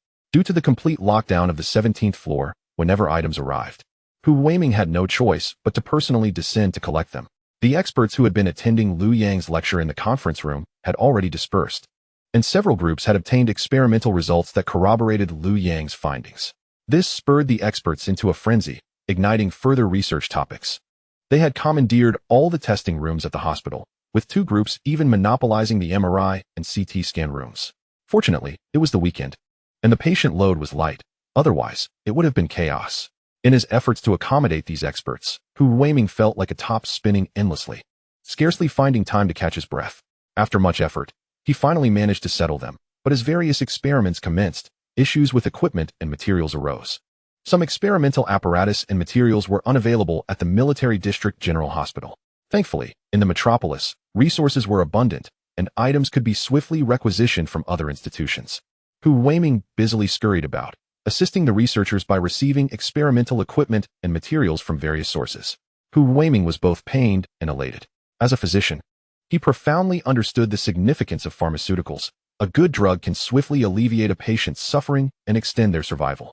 Today, Liu Yang had provided 5 new drug formulas and manufacturing processes, and just thinking about it filled Hu Weiming with joy. In the elevator, a young nurse who had accompanied Hu Weiming to retrieve supplies observed her director grinning foolishly to himself. "Director, what's got you so cheerful? Did you win a lottery?" A sense of joy filled the air, surpassing even the exhilaration of winning a grand prize. "We are set to introduce 5 new medications," Hu Weiming declared with delight. "Director, are you saying our hospital will be acquiring new drugs?" The young nurse inquired, evidently bewildered by Hu's words. "No, it is our nation that has developed 5 new pharmaceuticals." Hu explained. "Director, could these new drugs be related to these matters?" The nurse asked, lifting her hand which held the experimental materials. "Indeed, they are significantly related." Hu Weiming appreciated the nurse's astuteness. While the nurse, as a healthcare professional, had a general understanding of the complexities involved in drug development, her grasp of the intricacies was rather superficial, leaving her unaware of just how challenging the process truly was. "Director, is it really difficult to develop a new drug?" the nurse queried. Hu Weiming nodded, affirming, "Not just difficult, it is exceedingly challenging." In an exceptionally good mood, he decided to enlighten the young nurse a little. "Let us take the development of a small molecule drug as an example. First, we must conduct preclinical studies and laboratory research, which encompass pathological studies and therapeutic direction research. However, these are merely theoretical stages in the refinement process. Without delving into other factors, the time invested in these 2 aspects alone is considerable. Oftentimes, researchers may spend years only to discover that the previously anticipated therapeutic direction was misguided, necessitating a complete overhaul or a shift to a new topic." The nurse, listening intently, stuck out her tongue and remarked, "Director, hearing you say that makes the development of new drugs seem truly daunting." Hu Weiming chuckled. "This is only the beginning. There is much more to come. With a theoretical foundation in place, the next step is to identify new compounds." The nurse nodded, recognizing this as fundamental knowledge for a Western medicine nurse. Assuming everything proceeds smoothly and the desired compound from the preliminary theoretical research is synthesized, we then need to identify the drug targets and ascertain the pharmacological and toxicological properties of the compound, including its absorption, distribution, metabolism, and excretion in animal models. To gather the necessary data, we must commence animal testing at this stage. Based on the experimental data obtained, adjustments are made to the previously identified compounds, followed by further experimentation. This cyclical process continues until the final molecular formula of the compound is established. Once the compound's molecular formula is confirmed, it is time to move on to the production phase. If it is impossible to manufacture the compound on a large scale, then the drug cannot be promoted solely based on laboratory synthesis, thus presenting a new challenge in manufacturing. "Do you understand the significance of manufacturing processes?" Hu Weiming inquired. The nurse shook her head. "Director, I do not." "Do you know which company produces the best aspirin in the world?" Hu asked. The nurse shook her head again. "I do not. Bayer produces the finest aspirin, as their formulation ensures that the drug dissolves only in the small intestine, thereby alleviating the gastric mucosal damage associated with aspirin. In contrast, other manufacturers' aspirin dissolves in the stomach, greatly diminishing its therapeutic efficacy. While the molecular formulas of all these drugs are identical, the differences in manufacturing processes and the varying amounts of excipient starch used result in divergent therapeutic effects." "Wow, there are so many intricacies involved," the young nurse exclaimed. "Indeed, the manufacturing process serves as another critical threshold for the success of a new medication. The significance of having a robust manufacturing technique cannot be overstated. If fortune smiles upon us and we successfully navigate the aforementioned stages, the next step is large-scale clinical trials. Only upon the successful completion of these trials can a drug be approved for market launch. Can you guess how long it takes for a new drug to progress from inception to market qualification, overcoming all these hurdles?" Hu Weiming inquired. 5 years. The nurse ventured. Hu Weiming chuckled and shook his head. "At least 10 years, and in many cases, nearly 20. The nurse gasped. "It takes that long? My goodness, what an exorbitant cost." She stuck out her tongue in astonishment. The investment required for developing a new drug is unfathomable. It often reaches several $billion, with some drugs costing hundreds of billions or even over $1 trillion, Hu Weiming explained. "Now you understand why I, your director, am so elated." The nurse nodded thoughtfully and then asked, "Director, do we truly have 5 new drugs?" Hu Weiming affirmed with a nod. "Director, Does this have anything to do with Liu Yang? The nurse, not one to be dim-witted, had been following the developments since she attended to Liu Yang the previous evening. Observing the commotion on the 17th floor, even a fool would have discerned some clues. Just keep this knowledge to yourself and refrain from discussing it indiscriminately. Adhere to confidentiality protocols, Hu Weiming advised the nurse. Being a military personnel, she was well aware of the importance of confidentiality. It was common knowledge. And she nodded in agreement. Does this mean we are also participating in the drug development process? The nurse cheerfully asked, lifting her hand that held the experimental materials. Haha, indeed. We have certainly contributed to this endeavor. How many trips have we made back and forth? Our efforts must be acknowledged, Hu Weiming teased. The nurse laughed at his jest. Just then, the elevator arrived at the 13th floor. The pathology laboratory was tightly packed with 3 expert research teams. Nearly bursting at the seams, Hu Weiming had come to deliver experimental materials to one of these groups. As the elevator doors opened, before he and the nurse could exit, several individuals rushed in. Upon seeing them, Hu Weiming recognized some members from one of the teams that had been conducting experiments. Director Liu, why the rush? He asked one of the individuals. The group had been conversing quietly as they walked, but upon hearing Hu Weiming's question, they looked up. Old Hu, our experimental results are in, and they completely align with Liu Yang's hypotheses. We are on our way to consult him now, Director Liu replied. Hu Weiming gasped in surprise.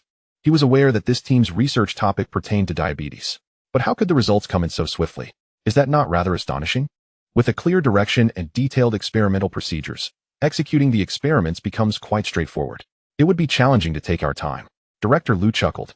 Is there hope for the treatment of diabetes? Hu Weiming inquired.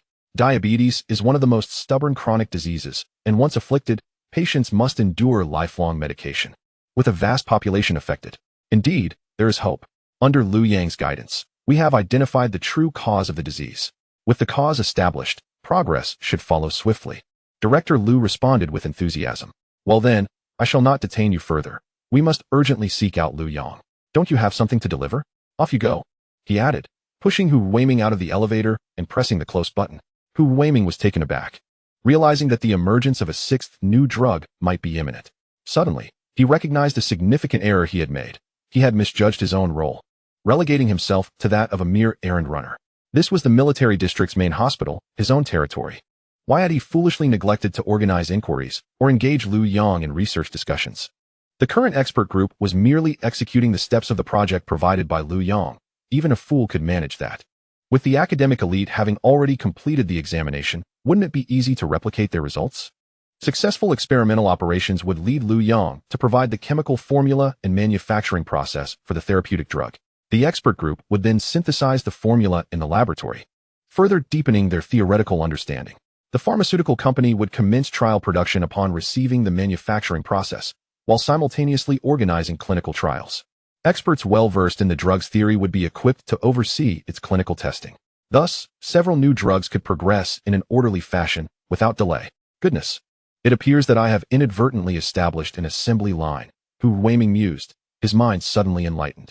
Liu Yang was seemingly producing new drugs as if they were costless. How could the contributions of an errand runner compare to those of someone who personally tackled a research project? Not to mention, the related research of a single project could yield numerous high-quality papers. Realizing the implications of this, he chastised himself, slapping his forehead. He hastily handed over the materials he carried to a nearby nurse and turned towards the emergency exit. Determined to seize the opportunity while Liu Yang was present to secure several research projects and elevate the overall theoretical research standards of the military district's main hospital. Chapter 31. Hu Weiming's kindness wasted. Hu Weiming rushed down the emergency exit from the 13th floor of the inpatient department in one breath. In a flurry, he arrived at the president's office. President Zheng Mingqi, in her 60s, felt overwhelmed and had long contemplated resigning from her position. Yet the military district had not approved her request, having stayed awake all night over matters concerning Liu Yang.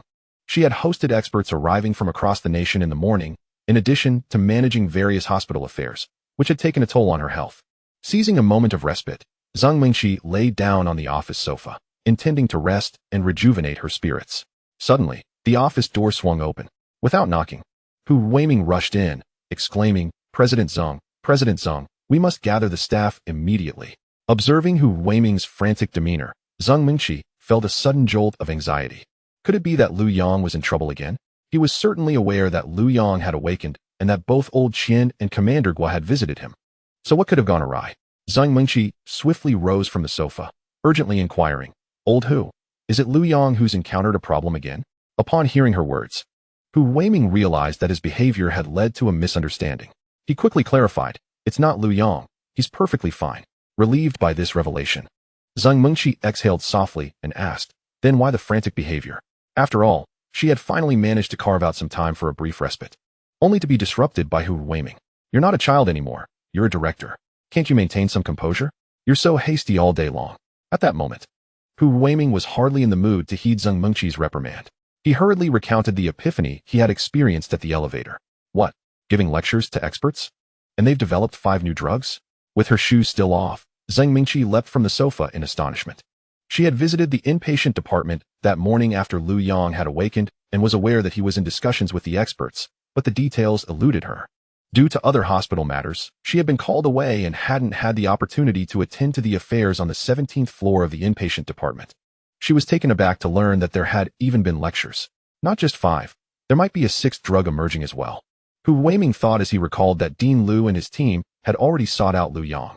Given Liu Yang's work ethic, he surmised that he had likely already shared the chemical formulas and pharmaceutical processes for diabetes treatment with Dean Liu and his colleagues. "Old Hu, are you in your right mind?" Zhang Mengqi said, reaching out to touch Hu Weiming's forehead. He tilted his head away, evading her touch. "Director Zhang, even if I am somewhat hasty, would I speak nonsense about something like this? The joint task force from the Beijing Health Commission and the Drug Administration has already arrived in Modu, and the pharmaceutical companies have commenced trial production." "Really? The Health Commission and the Drug Administration both sent people?" Zhang Mengqi still found it hard to believe. Indeed. How could I deceive you, our esteemed Director Zhang? Let us not dawdle any longer. We must gather the team quickly, otherwise we may miss out entirely," Hu Weiming urged, returning to her senses at Hu Weiming's insistence. Zhang Mengqi recognized that his assertions were likely credible. A warmth spread within her, and her fatigue dissipated.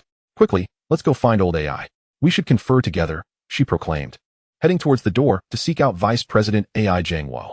"Director Zhang, your shoes," Hu Weiming called out from behind. Only then did Zhang Mengqi recall her excitement had caused her to forget to put on her shoes.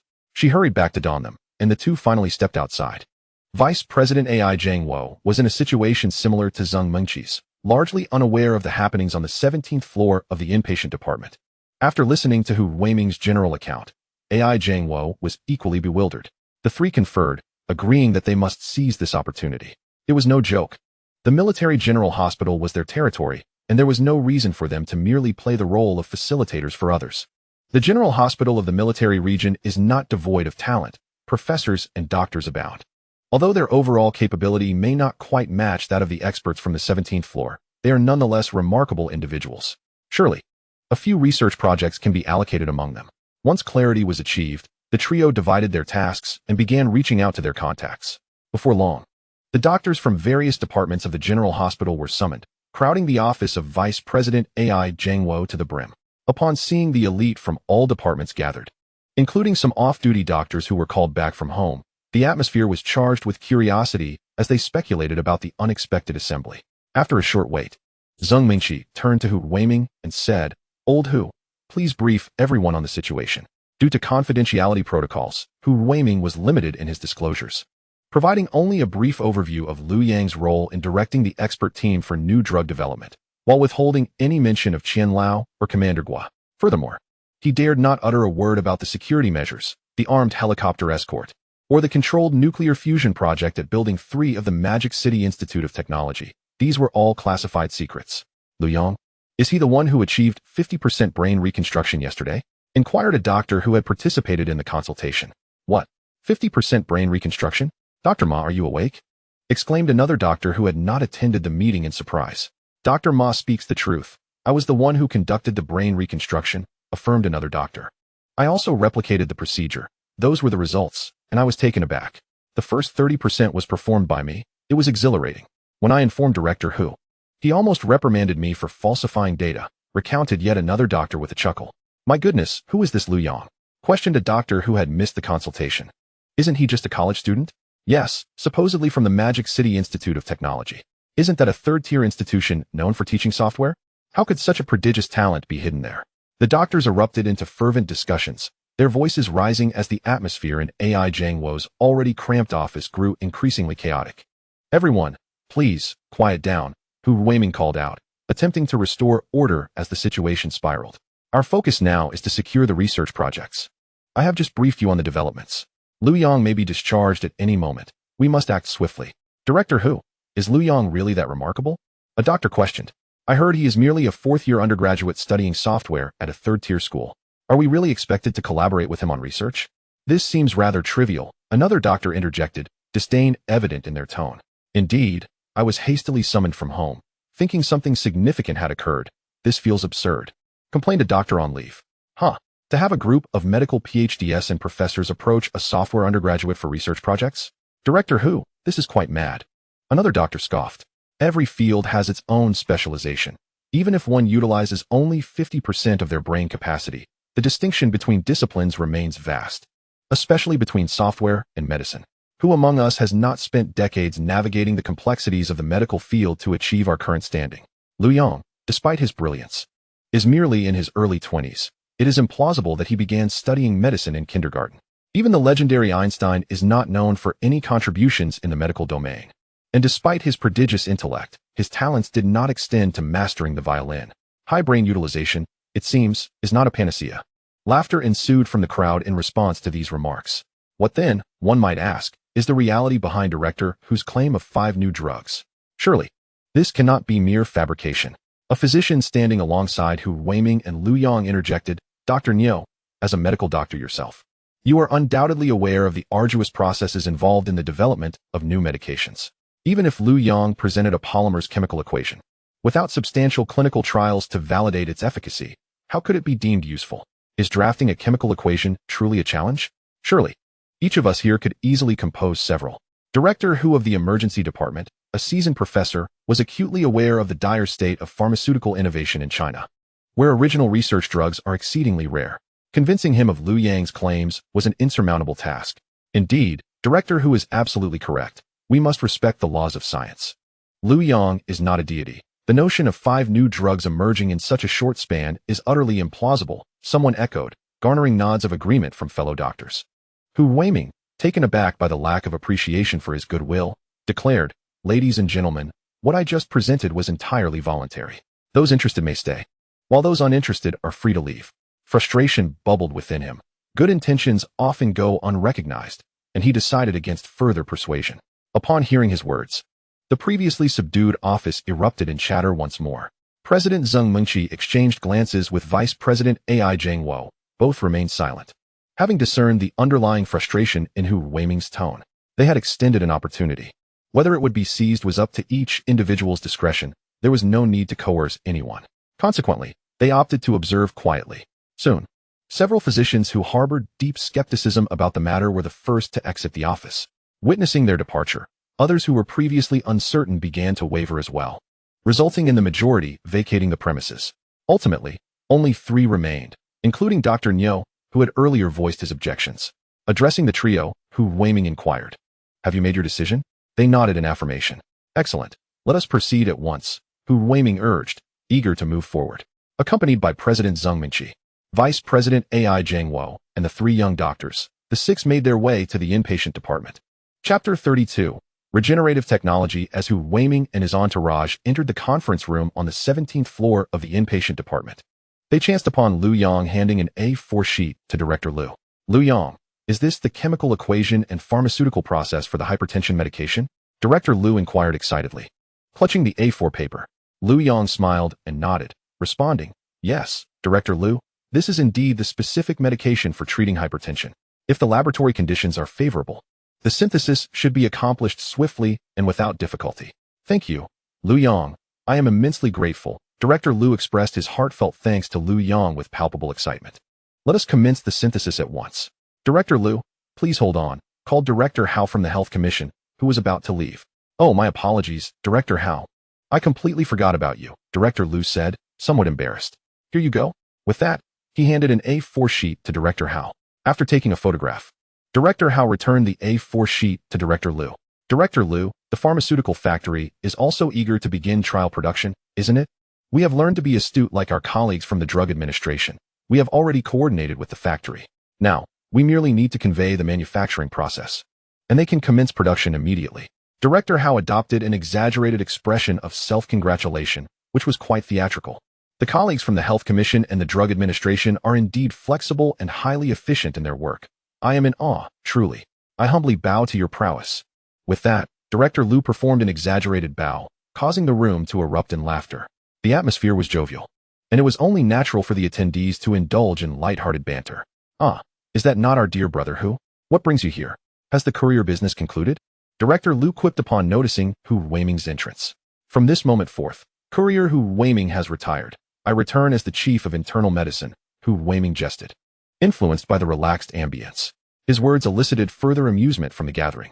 Liu Yang, this is our research team from the General Hospital of the Military Region. We too wish to embark on a project, Hu Weiming said, stepping forward with a smile. What topic do you wish to explore? Liu Yang inquired.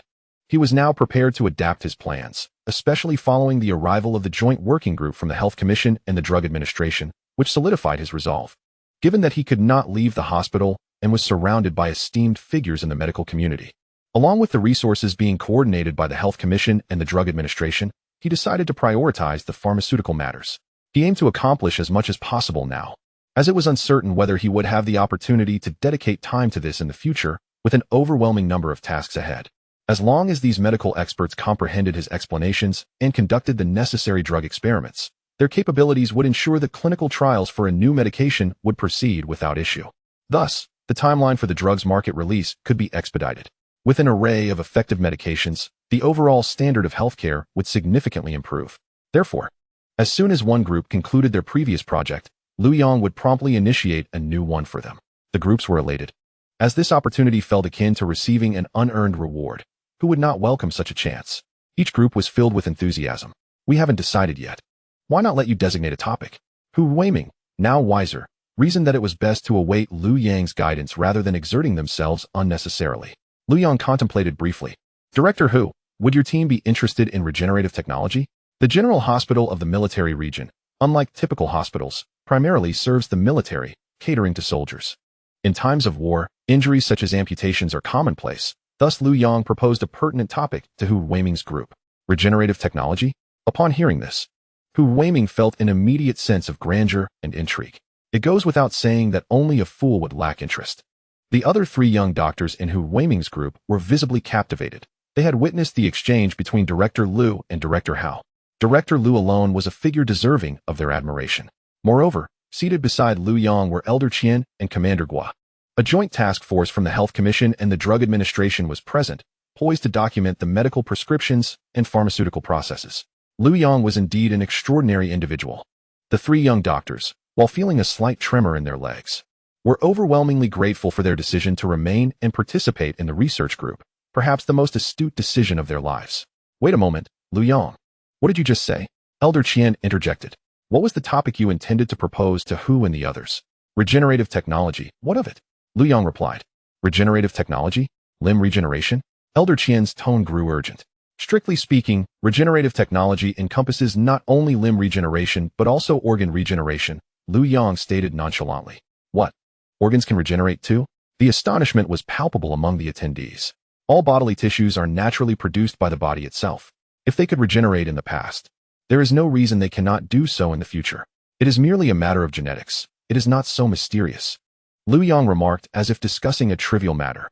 In fact, many lower animals such as crabs, sharks, starfish, salamanders, earthworms, and octopuses possess regenerative abilities. We humans pride ourselves on being the pinnacle of evolution, yet if we cannot surpass these lower creatures, how can we consider ourselves superior? Furthermore, consider our liver. When a healthy liver is partially removed, by 70 to 80%, it can regenerate to its original size within a few months. If the liver can regenerate, why not other organs? Thus, one should have confidence in their body. It is far more resilient than one might realize. So, the regenerative technology you mentioned is akin to that of the liver? After excising a damaged organ, it simply requires time to regrow? Elder Qian inquired. There are two operational modes. One is the gradual regrowth you described, while the other employs specialized cells to print them onto the body, much like 3D printing.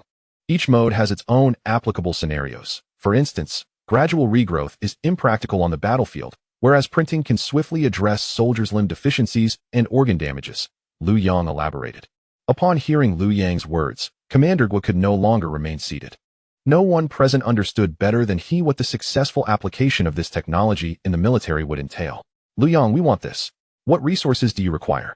I will arrange them immediately, Commander Guo declared, thumping his chest. Observing Commander Guo's excitement, Liu Yang smiled. Commander Guo, the ones conducting the research are Director Hu and his team. You must inquire what they need. With Liu Yang's reminder, Commander Guo turned to Hu Weiming. Director Hu, from this moment on, whatever you need, be it funding or personnel, just say the word, and I will ensure it is provided. I am personally overseeing this project. You need not concern yourself with the hospital matters. Instead, focus on diligently learning from Liu Yang alongside your team, and bring this subject to fruition. Dean Zeng and Dean AI, from this moment forth, please execute the personnel arrangements regarding Hu Weiming as per the earlier directives. Commander Guo addressed Zeng Mengqi and AI Zhang Wo. Upon hearing Commander Guo's words, Hu Weiming was taken aback. He had merely intended to seize the opportunity for a brief respite, yet unexpectedly, he found himself not only savoring a warm broth, but also indulging in substantial gains. A project under the direct supervision of the higher-ups, should it succeed, would indeed be remarkable. Liu Yang proposed this topic himself. Could it be assumed that he would have presented it without confidence? As for the resources required, Hu Weiming was uncertain. However, he understood that Liu Yang's actions were intended to bolster his standing in Commander Guo's eyes. Liu Yang was extending a helping hand. Hu Weiming gazed at Liu Yang, gratitude evident in his eyes, to which Liu Yang responded with a warm smile. Hu Weiming's heart brimmed with joy. The three young individuals behind him were equally exhilarated.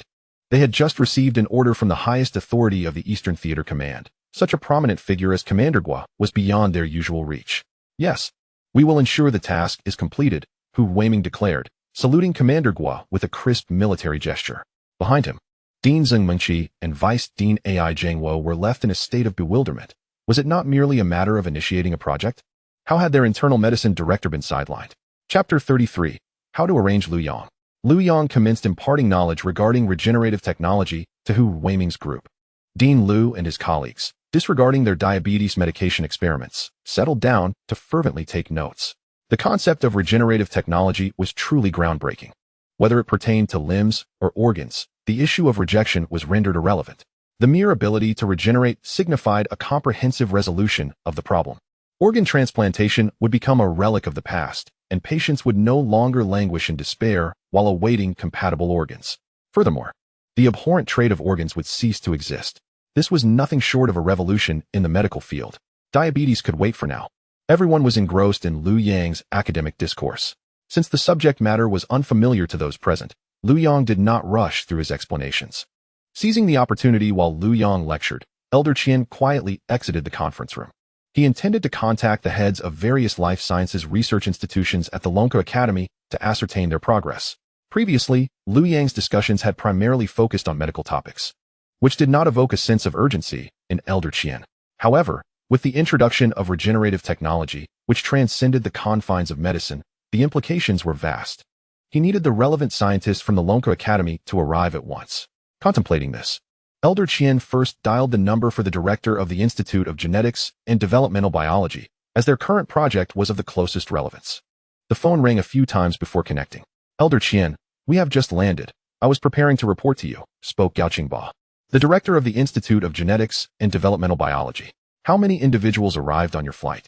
Elder Qian inquired.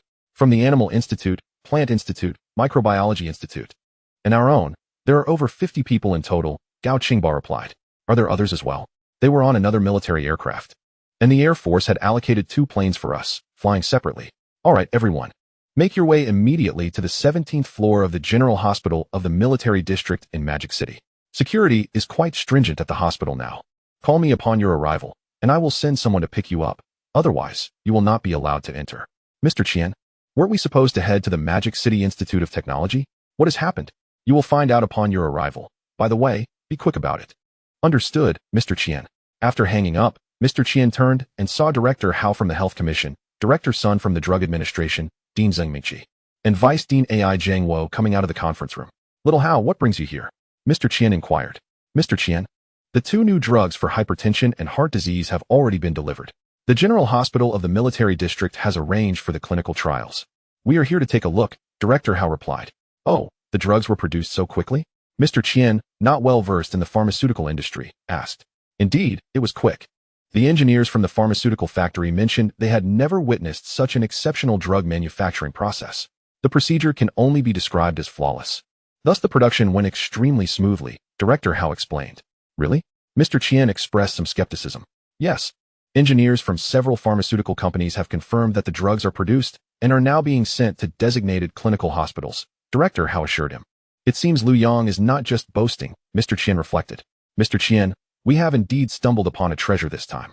Just think of the value of the drug patents Liu Yang has contributed to the nation. If the clinical trials are successful, can you guess how much they would be worth? Director Hao asked. 30 billion? Mr. Qian boldly guessed a figure he deemed extraordinarily high. 30 billion? You would need to add at least 2 more zeros to that, Director Hao chuckled. 300 billion? Mr. Qian's eyes widened in disbelief at Director Hao's response. 300 billion is a very conservative estimate. Currently, there are 5 drugs, apart from the one for red meat allergies. The other 4 are highly effective medications for a vast patient population. Once these drugs demonstrate clear efficacy, their market value is immeasurable. I have said 300 billion merely to err on the side of caution, Director Hao laughed. My goodness, I never imagined the healthcare market was so enormous, Mr. Qian remarked. Indeed, Mr. Qian, the healthcare market is immense. However, many drugs have their patents held by companies in Europe and America, while most domestic products are generics. Consequently, the majority of market profits are siphoned off by foreign firms, Director Sun from the Drug Administration added. After all, the investment in drug development is substantial. Without the opportunity to reap profits, domestic companies find it increasingly difficult to invest in research and development, thus perpetuating a cycle of stagnation, Director Sun continued to elucidate. Mr. Qian was taken aback by the current state of China's pharmaceutical industry. Drugs are categorized into original and generic. Original drugs enjoy a 20-year patent protection period, after which other manufacturers may produce generics. We have very few original drugs, so we cannot capture much market share in the international pharmaceutical arena. Thus, everyone is left to vie for a piece of the domestic pie. This is precisely why Director Hao and I have personally come to lead the team upon hearing the news of a new drug, Director Sun remarked. It is only now that Mr. Qian has grasped why the joint working group from the Health Commission and the Drug Administration is led by the heads of these 2 esteemed institutions. Should all processes be successfully completed, and if Liu Yang's several new drugs prove effective, we would suddenly possess 5 original research drugs of our own. This would enable us to robustly engage with the international pharmaceutical market, especially with Europe and America, Director Sun continued. What if the regenerative technology proves successful? Mr. Qian inquired. If the regenerative technology truly unfolds as Liu Yang has just described, an influx of capital will surge into Longhua like an unstoppable torrent, Director Sun chuckled. If it indeed succeeds, it is difficult to fathom the magnitude of the scene. Setting aside limb regeneration, the number of patients awaiting organ transplants in this world is exceedingly high, far beyond imagination, Director Hao from the Health Commission added. Everyone present, apart from Mr. Qian, was well versed in the medical field and understood the significance of Liu Yang's contributions to medicine. After a few more exchanges, they bid farewell to Mr. Qian and returned to their duties. Watching their departing figures, Mr. Qian fell into contemplation. He lacked the knowledge to assist in matters of the pharmaceutical industry. However, it appeared that Liu Yang's emergence could potentially alter the unfavorable circumstances currently facing Longhua's pharmaceutical sector.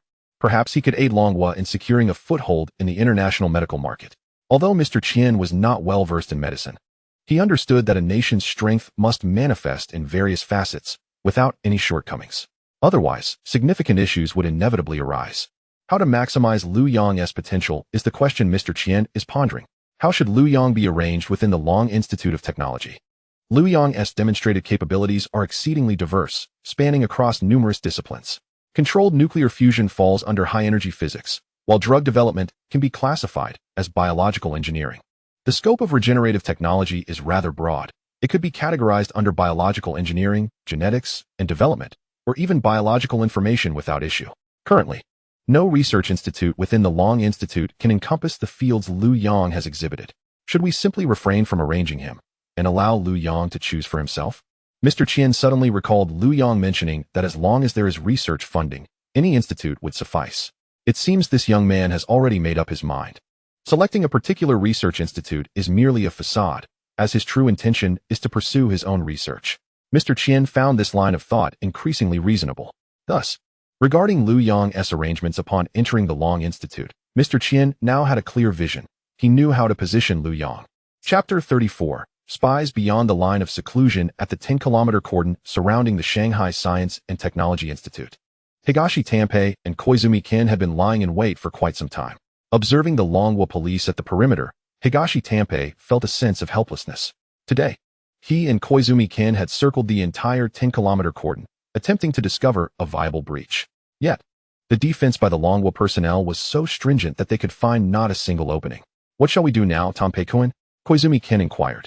The drones released moments ago were intercepted by the Dragon Country Police's radio interference just beyond the 10-kilometer blockade, resulting in their confiscation. Dong Tianping Chi shook his head in resignation. They had already lost 7 drones in various directions today, and he could not conceive of a better strategy. Fortunately, they were not the only ones to suffer losses. Dong Tian once witnessed a dozen drones being simultaneously disrupted, cascading from the sky like rain. Observing the downfall of others' drones alleviated his spirits considerably. "Koizumi-kun, the interference technology of the Dragon Country is formidable. Our drones simply cannot penetrate. I am at a loss for alternatives," Dong Tian expressed. "What shall we do, Dong Tian-kun? The Cabinet Intelligence Investigation Office has issued direct orders for us to ascertain, by any means necessary, what lies within Building 3 of the Magic City Technology Institute," Koizumi Ken replied anxiously. "Our officials at the Ministry of Foreign Affairs International Intelligence Bureau are perpetually subservient to the capricious directives of the Cabinet Intelligence Investigation Office. In this situation, you and I, even if we risk our lives, cannot breach the Dragon Country Police's blockade. How can we investigate?" Dong Tian retorted angrily. Dong Tian had every reason to be upset. The previous night, they toiled until dawn, only to have their video footage of Koizumi Ken outside Building 3 of the Magic City Technology Institute swiftly overshadowed by clearer videos surfacing on the Dragon Country internet. Their painstaking efforts appeared ludicrous in contrast. This led to a severe reprimand from his superior, accusing him and Koizumi Ken of incompetence and suggesting they were merely using the videos from the Dragon Country internet to fill in the gaps. Such a slight against his professional integrity was unacceptable to Dong Tian. Before dawn, Dong Tian hurriedly returned to the Magic City Technology Institute with Koizumi Ken, vowing to uncover the truth of what the Dragon Country was up to. However, the disparity in capabilities left him feeling despondent. After an exhausting day, not a single drone managed to penetrate the Dragon Country's outermost defenses. It was only the periphery of the police's blockade. Who could know how many guards were stationed within the 10-kilometer radius? Contemplating this, Dong Tian felt bitterness in his mouth, uncertain how to report back to the officials at the Ministry of Foreign Affairs Intelligence Bureau. Those individuals had no grasp of the complexities involved in espionage, as if a mere order would compel the Dragon Country to divulge all. "What imbeciles!" Dong Tian silently cursed. "Dong Tian-kun, look, it's Adams." Suddenly, as Dong Tian was lost in his thoughts about the officials, he heard Koizumi Ken's whispered exclamation. Following Koizumi's pointing finger, Dong Tian spotted Adams. Adams was an operative from the United Kingdom's intelligence, having trained alongside Dong Tian and Koizumi in the same group, making them quite familiar with one another. Adams was concealed among the crowd, his focus evidently fixed on the police within the blockade. Observing the dense throng before him, Higashida Heiji found himself perplexed by the seemingly insatiable curiosity of the citizens of Longhua, who appeared to revel in the spectacle of commotion. Whenever there was an event to behold, it seemed that the people of Longhua never missed the opportunity. Just like now, outside the cordoned area, a multitude had gathered to witness the unfolding drama, with many bloggers live-streaming the event. Strangely enough, as long as one refrained from approaching the perimeter, the Longhua police seemed indifferent to any attempts to capture the scene. Nonetheless, Higashida Heiji was grateful for the presence of these curious onlookers, as their numbers facilitated his and Koizumi Ken's covert actions. "Come, let us go and converse with him," Higashida Heiji suggested to Koizumi Ken. The two navigated through the crowd until they reached Adams' side. "Adams, it has been quite some time," Higashida Heiji remarked, giving Adams a friendly pat on the shoulder.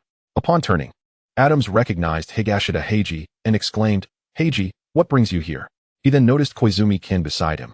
"Ken, you're here too." Adams quickly greeted Koizumi Ken, who nodded in acknowledgement. "Shall we find a quieter place to talk?" Higashida Heiji proposed, gesturing towards the edge of the crowd. Adams nodded in agreement, and the trio squeezed out of the throng, seeking a secluded corner. "Heiji, do you have any intelligence to share? I would be willing to exchange information." Adams initiated the conversation. Higashida Heiji, however, had no intelligence to offer. Yet, within the realm of espionage, the art of deception was commonplace, and he understood that a mutual exchange could yield valuable insights. "Adams, you might be surprised to hear that I do possess some intriguing information regarding the Magical Capital Technology Institute, which I believe will pique your interest, he replied. Oh, what do you have? Adam's eyes sparkled with curiosity at Higashida Heiji's words. Recognizing that he had captured Adam's attention, Higashida Heiji pressed on. What intelligence can you provide in return? I have information concerning the movements of the Lonka Institute, Adams responded. You do not refer to the revelations concerning President Qian Zhangguo, do you? That has already made waves online and cannot be considered true intelligence, Higashida Heiji retorted. Not that, but something else entirely, which will surely not disappoint you. What do you say? Shall we exchange? Adams proposed. Higashida Heiji hesitated. After all, if the president of the Lonka Institute had made an appearance at the Magical Capital Technology Institute, what further valuable intelligence could possibly exist? He began to question Adam's credibility.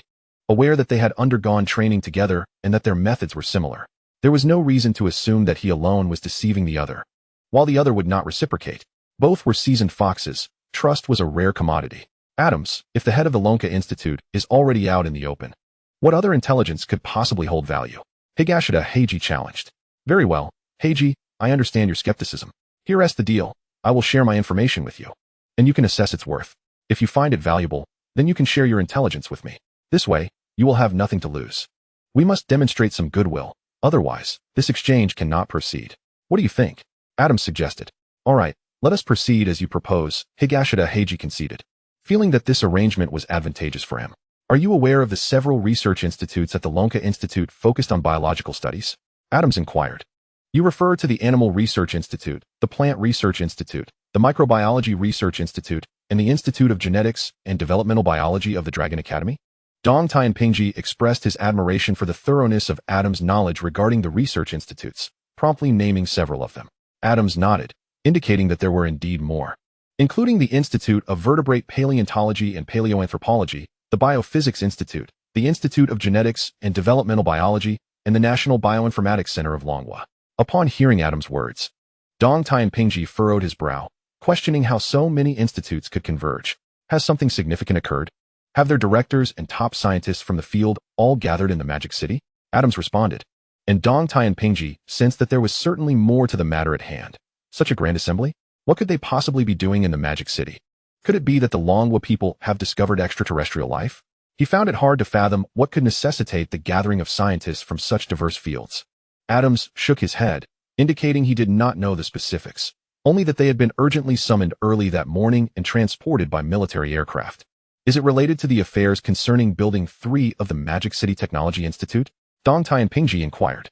Uncertain, Adams replied that it did not appear to be the case, as the first group of arriving scientists had gone directly to the General Hospital of the Magic City Military District. The General Hospital of the Magic City Military District? ISNT, that a facility of the Eastern Theater of Longhua? How does it connect to the Dragon Academy? Dong Tianpingji felt somewhat bewildered. Indeed. How did it come to be connected? We too are puzzled, and the current intelligence is still being gathered, Adams remarked. Dong Tianpingji's keen intuition suggested that the collective mobilization of so many research institutes from the Dragon Academy was not a trivial matter. Something significant must be unfolding. Chapter 35. Adams' analysis. Thank you, Adams. While I cannot yet ascertain the value of your intelligence, I am willing to exchange information with you, Dong Tianpingji stated. He had already resolved to share the account of Xiao Quanjian's immediate arrival at Building 3 of the Magic City Technology Institute with Adams, considering it as his contribution to the exchange. Consequently, Dong Tianpingji asked Xiao Quanjian to recount the events to Adams. You mean to say that shortly after the power outage, you arrived at Building 3 of the Magic City Technology Institute? Adams inquired. Yes. At that moment we were preparing to persuade a professor in the university town. After the power outage, we noticed a tremendous light emanating from the Magic City Technology Institute, prompting us to rush over, Xiao Quanjian explained. You saw the light shortly after the power outage? Adams probed further. Yes, at most it was a minute.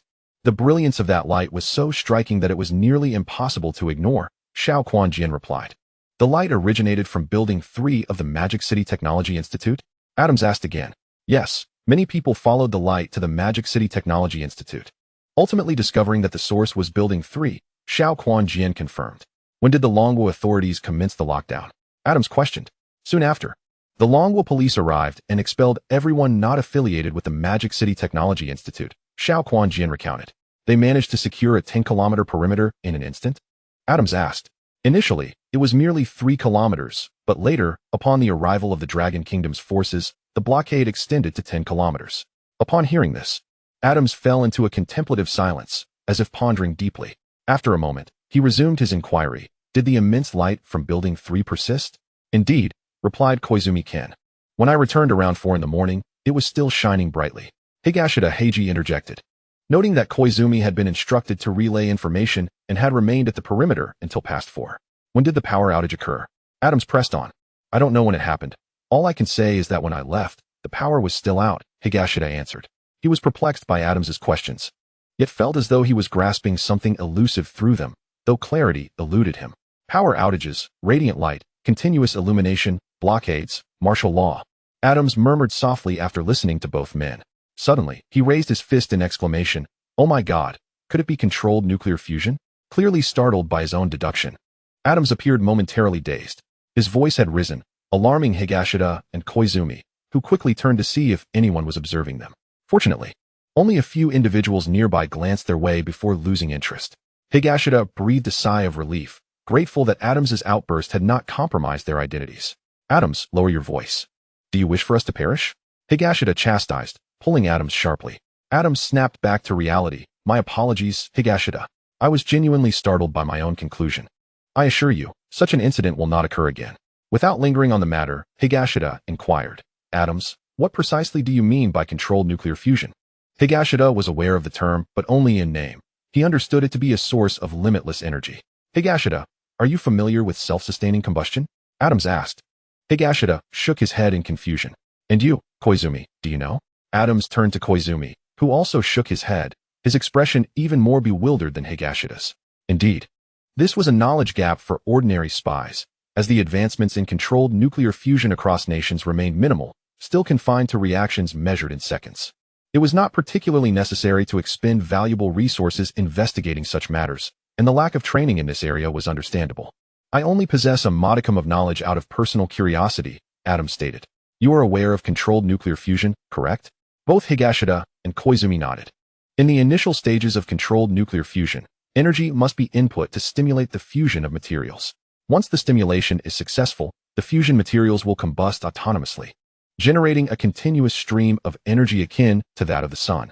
Adams kindly elaborated on the process of nuclear fusion. When the energy input ignites the nuclear fusion material to the point of self-combustion, the supplied energy will be severed, and the material will continue to burn steadily, perpetually releasing energy. This phenomenon is referred to as self-sustaining combustion. Yesterday, following the power outage, Koizumi witnessed a brilliant light emanating from building number 3, which persisted even after the electricity was cut off. Adams inquired of the two, does this not resemble the self-sustaining combustion I just described? Indeed, it bears a striking resemblance. What happened next? Higashi Tanpei responded. Did you not mention that when you departed in the early hours, the light still shone, and the power had not been restored, correct? Adams remarked. Yes, that is indeed the case. Higashi Tanpei nodded in affirmation.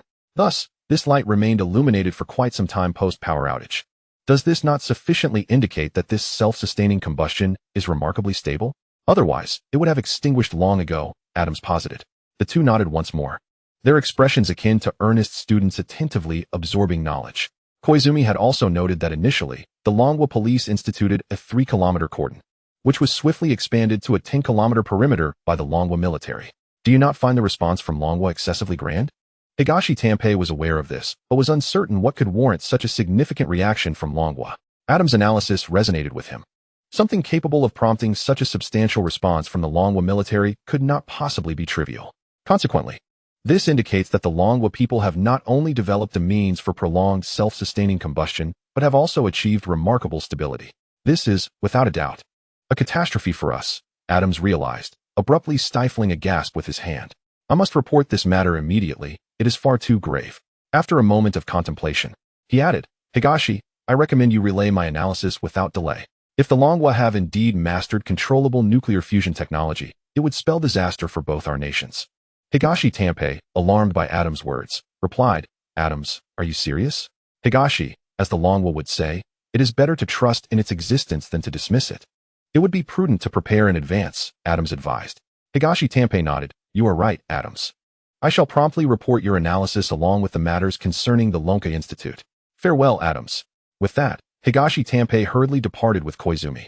Chapter 36, Yamato. Ministry of Foreign Affairs, Foreign Intelligence Bureau in the Yamato Ministry of Foreign Affairs, the bureau chief, Inuzuka Drew, was perusing the intelligence transmitted by Higashi Tanpei, his brow furrowing into a tight knot. Just as he was looking forward to a weekend of family time, he was drawn back into the fray by these troubling matters, leaving him quite discontented. However, given the urgency of the intelligence, Inuzuka had no choice but to abandon his family and return to the office. Yamanaka-kun, what is your perspective on this intelligence? Inuzuka inquired of the man seated across the desk, Yamana Kamida. Yamana Kamida was the head of the intelligence analysis team within the Foreign Intelligence Bureau, a seasoned operative with nearly 30 years of experience in intelligence work. A veritable veteran in the field. Director Kawai, here are the satellite surveillance images of the Dragon Country's Magical Capital Technology Institute, captured from last night until the early hours of today. Xiaoyi did not respond directly to Kawai Shigeru's inquiry. Instead, he extracted 2 high-resolution photographs from the folder he had brought and handed them to Kawai Shigeru. Upon receiving the images, Kawai observed that the light emanating from Building 3 of the Technology Institute was exceptionally bright. This photograph must be the work of optical satellite number 7, Kawai remarked. Indeed, it is a masterpiece of optical satellite number 7, achieving a remarkable resolution of 30 centimeters. Xia Yi Kuaitian replied, his voice brimming with pride. This one, although slightly less distinct, is still quite clear. It must have been captured by optical satellite number 6, Kawai Shigeru said, examining another photograph. Correct, Director Kawai. We currently have a total of 9 spy satellites in orbit, enabling us to conduct uninterrupted reconnaissance of the major regions of Dragon Country around the clock. Please take a look at these, Xia Yi Kuaitian added as he retrieved a stack of photographs. The Eastern Theater of Dragon Country has begun mobilization? Kawai Shigeru expressed astonishment upon seeing a long line of Dragon Country vehicles depicted in the images. Not only the army is mobilizing. Several vessels from the 052C and 052D class, previously docked at the naval port, are also missing.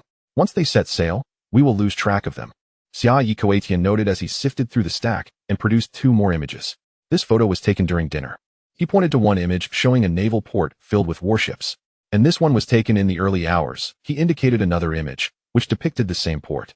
But 5 warships were conspicuously absent. What are the Dragon Country authorities planning? Have they recently announced any exercises?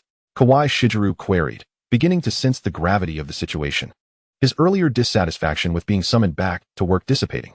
We have already verified that neither the Dragon Country Maritime Bureau nor the military has issued any announcements regarding exercises. It does not appear to be a drill, Xiaoyi replied. Please take a look at these as well, he continued, presenting photographs of the 3 established security perimeters surrounding the Magical Capital Technology Institute.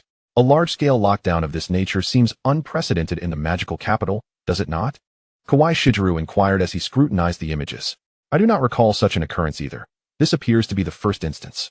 Our analysis team believes that something extraordinary has emerged from Building 3 of the Technology Institute. As he spoke, Xiaoyi produced a tablet and began to play a video. Qian Jingwo has also arrived at the Magical Capital Technology Institute. Kawai Shigeru recognized Qian Jingwo in the video. Not only him, but also the leading figures from various departments such as the High Energy Physics Institute, the Chemistry Institute, the Mechanics Institute, the Theoretical Physics Institute, and many others have gathered. They arrived overnight by plane to the Magical Capital. Oh, it seems that the luminous object within Building 3 of the Magical Capital Technology Institute is indeed quite extraordinary. Furthermore, numerous institutes including the Animal Research Institute, the Plant Research Institute, the Microbiology Institute, and the Biophysics Institute have also rushed to the Magical Capital. Although they are heading to the Military General Hospital rather than the Technology Institute, uncertainty enveloped the happenings at the General Hospital of the military region in the Magic City, with security forces significantly bolstered. After listening to the words of Xia Yi Guetian, Shiro Inu's expression grew grave. Have your analysis team reached a conclusion? We consulted several leading nuclear physicists in the country, and their conjectures align with Dong Tian's intelligence, strongly suggesting a high probability of a controllable nuclear fusion reaction. Is that certain? Shiro Inu straightened in his chair, his tone serious. There is a 90% probability. Have the people of Longwood truly achieved this? Shiro Inu pondered, recalling their recent announcement of maintaining stable combustion for over 1,000 seconds. How can they now claim it lasts for several hours? This defies logic. Look at this. Xia Yi presented a photograph of engineers erecting scaffolding around Building 3. Director Shiro, the people of Longwa have encased Building 3, suggesting that the reaction within may still be ongoing. It could have persisted for nearly a day. Shiro Inu abruptly rose from his chair. Impossible. Xia Yi, absolutely impossible. The people of Longhua cannot have progressed this rapidly. His voice brimmed with agitation, fully aware that if the Longhua had indeed mastered controllable nuclear fusion, the favorable days for his nation would be irrevocably over. Director Shiro, we previously deemed it impossible as well. But the multitude of clues converging leaves us no choice but to believe, Xiaoyi asserted. Has intelligence been communicated to the Eagle Nation? What is their stance? It has been conveyed, but Michael, the head of the Asian intelligence group, hung up on us during the weekend. During the weekend? These individuals are insufferably arrogant, perpetually oblivious to the gravity of the situation. Did you escalate the matter further? Shiro Inu demanded angrily. Xiaoyi nodded. According to the intelligence sharing protocol, we reached out to Adam Smith, the head of the Foreign Intelligence Division at the Eagle Nation's Central Intelligence Agency. However, he stated that he had been dismissed, claiming our information would be of no use to him before ending the call. Thus, we remain uncertain whether the Eagle Nation is aware of the situation. What? Shiro Inu exclaimed. Adam Smith has been dismissed? Xiaoyi confirmed with a nod. King Dong and Musk are systematically eliminating dissent, Shiro Inu remarked. After a moment's contemplation, he added, forget the Eagle Nation for now. The pressing matter is to relay the intelligence to the Cabinet's Intelligence Investigation Office. This is a significant issue. I will personally engage with the Eagle Nation.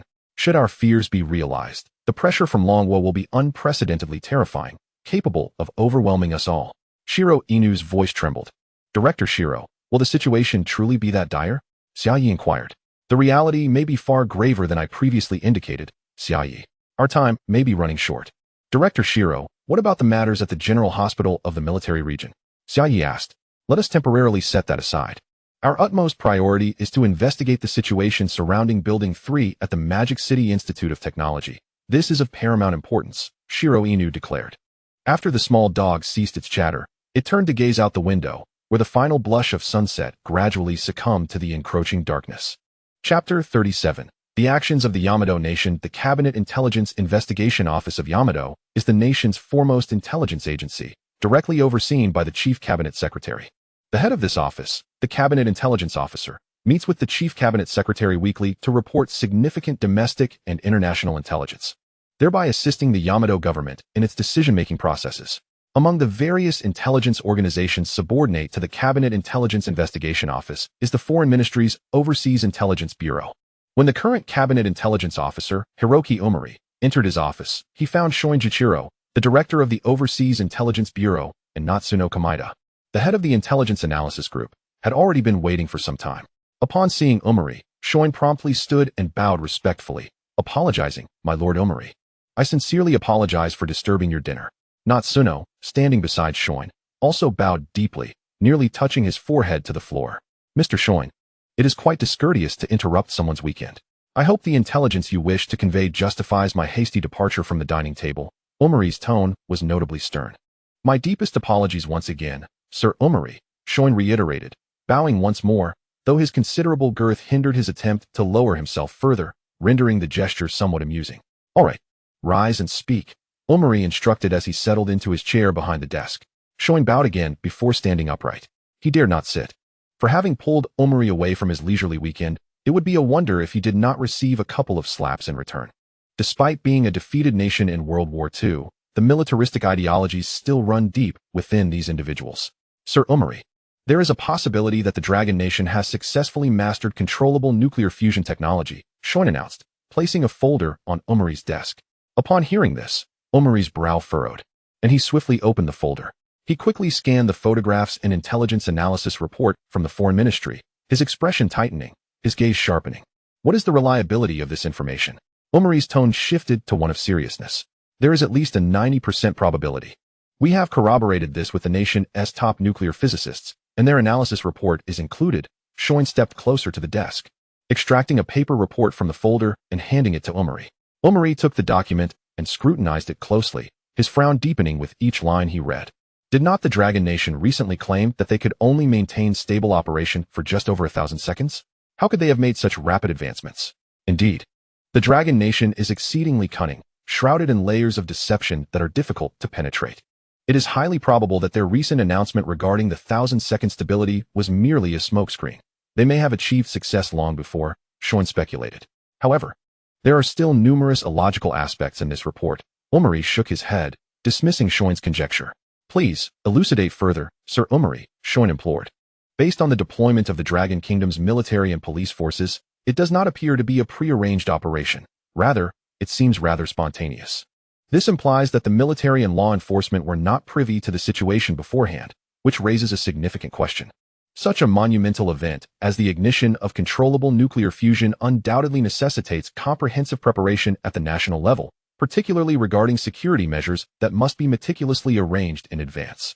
Is it possible that the situation in Magic City has been treated too frivolously? Upon hearing Damao Hiroki's remarks, both Inu Shiikaru and Natsumi Kamiyama nodded in agreement. Another question arises. Why was it conducted at the Magic City Institute of Technology? Your report indicates that it is merely a third-rate institution in the Dragon Kingdom, primarily focused on software development. If the Dragon Kingdom intended to pursue controllable nuclear fusion within an academic setting, wouldn't it be more prudent to select a more prestigious university with greater resources? Therefore, this point also lacks coherence.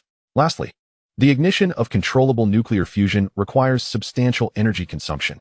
How could there have been no coordination with the electricity department, resulting in a blackout affecting a quarter of the city? Thus, I contend that the ignition of controllable nuclear fusion at the Magic City Institute of Technology is not a state-sanctioned act, but rather a private initiative. A private initiative? Inu Shiikaru exclaimed in surprise. Damao Hiroki nodded affirmatively. Are you suggesting that the actual inventor of this controllable nuclear fusion could potentially be affiliated with the Magic City Institute of Technology? Inu quickly grasped Damao Hiroki's line of reasoning. Indeed, while this notion may seem quite implausible, as Sherlock Holmes once stated, once you eliminate the impossible, whatever remains, no matter how improbable, must be the truth, Damao Hiroki replied. Therefore, should we now shift our investigative focus towards suspicious individuals at the Magic City Institute of Technology? Inu Shiikaru inquired. Damao Hiroki looked at Inu and nodded, pleased with the latter's prompt response. Your quick thinking is commendable, Inu-kun. From this moment forward, we shall concentrate all our efforts on the Magic City Institute of Technology in search of this individual. Understood. I will promptly arrange for additional teams to enter the Dragon Kingdom. We shall surely receive news swiftly, Inu Shiikaru stated. This matter must be prioritized above all else. We must exhaust every avenue to locate this individual. Damao Hiroki began to feel a surge of excitement. If he could secure the actual inventor of controllable nuclear fusion, he would become a hero of the Yamato nation. Lord Damao, what if this person is already under the protection of the Dragon Kingdom, and we cannot reach them? Inu Shiikaru asked. Then we must approach their family. If there are no family members, we shall target their loved ones and friends. In any case, we must spare no effort to control this individual, Damao Hiroki declared emphatically, slamming his hand on the table. Regardless of the means employed, we must acquire this person. All right, Inu Shiikaru exclaimed, bringing his feet together firmly and shouting with determination. We must act swiftly.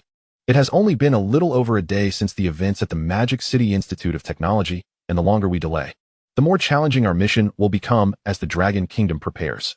I will coordinate with the self-defense forces to provide you with the most elite operatives. As conducting operations on Dragon Kingdom soil presents significant challenges, necessitating an enhancement of your operational strength, Damao Hiroki stated. Your Excellency, Damao, your considerations are exceedingly thorough. The young dog, Shi Lang, hastily offered a flattering remark to Damao Hongi.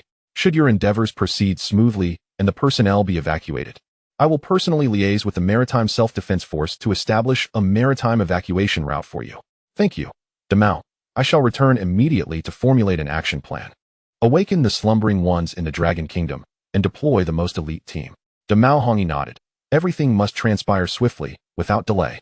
Your Excellency, if we ultimately cannot control the inventor, what is our operational bottom line? Inquired Shi Lang. If we cannot possess it, then neither shall the people of the Dragon Kingdom, replied Damao Hongi, making a gesture across his throat. Understanding, Shi Lang bowed and exited Damao Hongi's office, accompanied by Xia Yikuetian. Chapter 38. Lifting the blockade. The military tents within the Grand Stadium of the Modu Institute of Technology have been entirely dismantled. The blockade surrounding the institute has also been cleared, as if nothing had ever transpired. In the afternoon, Elder Qian finally recalled the need to shut down the controllable nuclear fusion facility in Building 3, and thus mentioned it to Liu Yang. Liu Yang provided Elder Qian with the password, allowing the scientists at the Modu Institute to deactivate the apparatus in Building 3. Brigadier Jiang Beitang of the Synthetic Brigade dispatched a helicopter to transport the device directly to the military airport, where it was then flown to Yanjing under the escort of fighter jets. With the device removed, Liu Yang remained under tight security at the Modu Military District General Hospital. The Special Affairs Response Team in Yanjing proceeded to lift the blockade on the Modu Institute of Technology. Police, armed forces, and troops retreated accordingly. The most burdened were the engineers, who had to begin dismantling the scaffolding they had hastily erected outside Building 3 the previous night. Zhao Peng and Li Fei had remained in the military tent. Only when the synthetic brigade commenced its withdrawal were the two finally escorted out of the tent. By the military vehicles outside the tent stood Brigadier Jiang Beitang. "Dear students, the matter has concluded, and you may now return," Jiang Beitang said kindly. "Chief, is Liu Yang all right?" Zhao Peng asked eagerly. "Rest assured, Liu Yang is well. He is unharmed," replied Jiang Beitang. "Will Liu Yang face imprisonment?" Li Fei voiced his greatest concern. Upon hearing Li Fei's question, Jiang Beitang laughed heartily. "Liu Yang has made such significant contributions to the nation. He is more likely to receive accolades than incarceration," he responded with a smile. "Then it is indeed true that the commotion at Building 3 was caused by Liu Yang?" Zhao Peng asked excitedly. Jiang Beitang did not respond verbally, merely nodding with a smile. "Splendid." Both Zhao Peng and Li Fei exclaimed, leaping with joy. "All right, dear students. Thank you for your cooperation. I must take my leave now. Until we meet again by fate," Jiang Beitang concluded, boarding the military vehicle, which swiftly surpassed the retreating main force and vanished from sight. "Boss, Yangzi is fine. We fretted over him all night for nothing. When he returns, we must treat him to a feast," Zhao Peng chuckled. "Indeed, I barely slept last night, my mind clouded with dreams of Yangzi being led away in handcuffs. When I see him, I shall surely give him a good scolding," Li Fei added. After Jiang Beitang departed, a lieutenant approached with 2 documents in hand. "Gentlemen, these are confidentiality agreements. I kindly request that you sign them," the lieutenant stated politely. Upon receiving the documents, Zhao Peng and Li Fei were taken aback, realizing that today's events were to remain strictly confidential. Nonetheless, they understood the necessity of signing the agreement, with no room for negotiation. Thus, they readily inscribed their names on the confidentiality documents. What they initially thought was the end was merely the beginning. After signing, the lieutenant ushered them into a tent where several individuals were already seated decorously on benches. "Is that the principal over there?" Zhao Peng nudged Li Fei with his elbow. Following Zhao Peng's gesture, Li Fei glanced in that direction and confirmed, "Oh, it seems to be Principal Lin." At that moment, Principal Lin and his entourage were diligently engrossed in writing something within the tent. A quick glance from Zhao Bei revealed that, like the others, they too were engaged in signing confidentiality agreements. As Zhao Peng and Li Fei observed Principal Lin, he was just handing several pages to the officer beside him. Subsequently, individuals continued to deliver their signed agreements to the officer. Once everyone had completed their confidentiality agreements, the lieutenant commenced a lesson for all present, focusing on the subject of confidentiality. Even the senior administration of the Technology Institute, including Principal Lin, attentively listened. With the principal being so serious, Zhao Peng and Li Fei dared not lose focus and earnestly absorb the lesson. However, the proceedings were far from over. The officer then required everyone to recite the confidentiality regulations from memory, and only after they had successfully memorized the material were they permitted to leave. Upon hearing that they could depart, Zhao Peng and Li Fei dashed out of the tent. Inside, Principal Lin and his associates finally had the opportunity to converse. Since everyone had signed the confidentiality agreement, as long as they refrained from discussing matters in front of others, private conversations were permissible. The events of the evening had been instigated by a student named Liu Yang from the computer science department, a fact that the military had disclosed to them. Otherwise, there would have been no need for confidentiality agreements. After a long night, they had managed to glean some information, and with the agreement signed and the military withdrawn, Principal Lin and his group began to engage in discussion. "Who would have thought that our school would produce such a remarkable talent?" one exclaimed. "This is extraordinary. Our institute has truly given rise to a dragon among men." Indeed, just look at the scale of the response. Police, national security, and even the military were mobilized. Another remarked, "Principal Lin, our institute is bound to gain renown from this incident.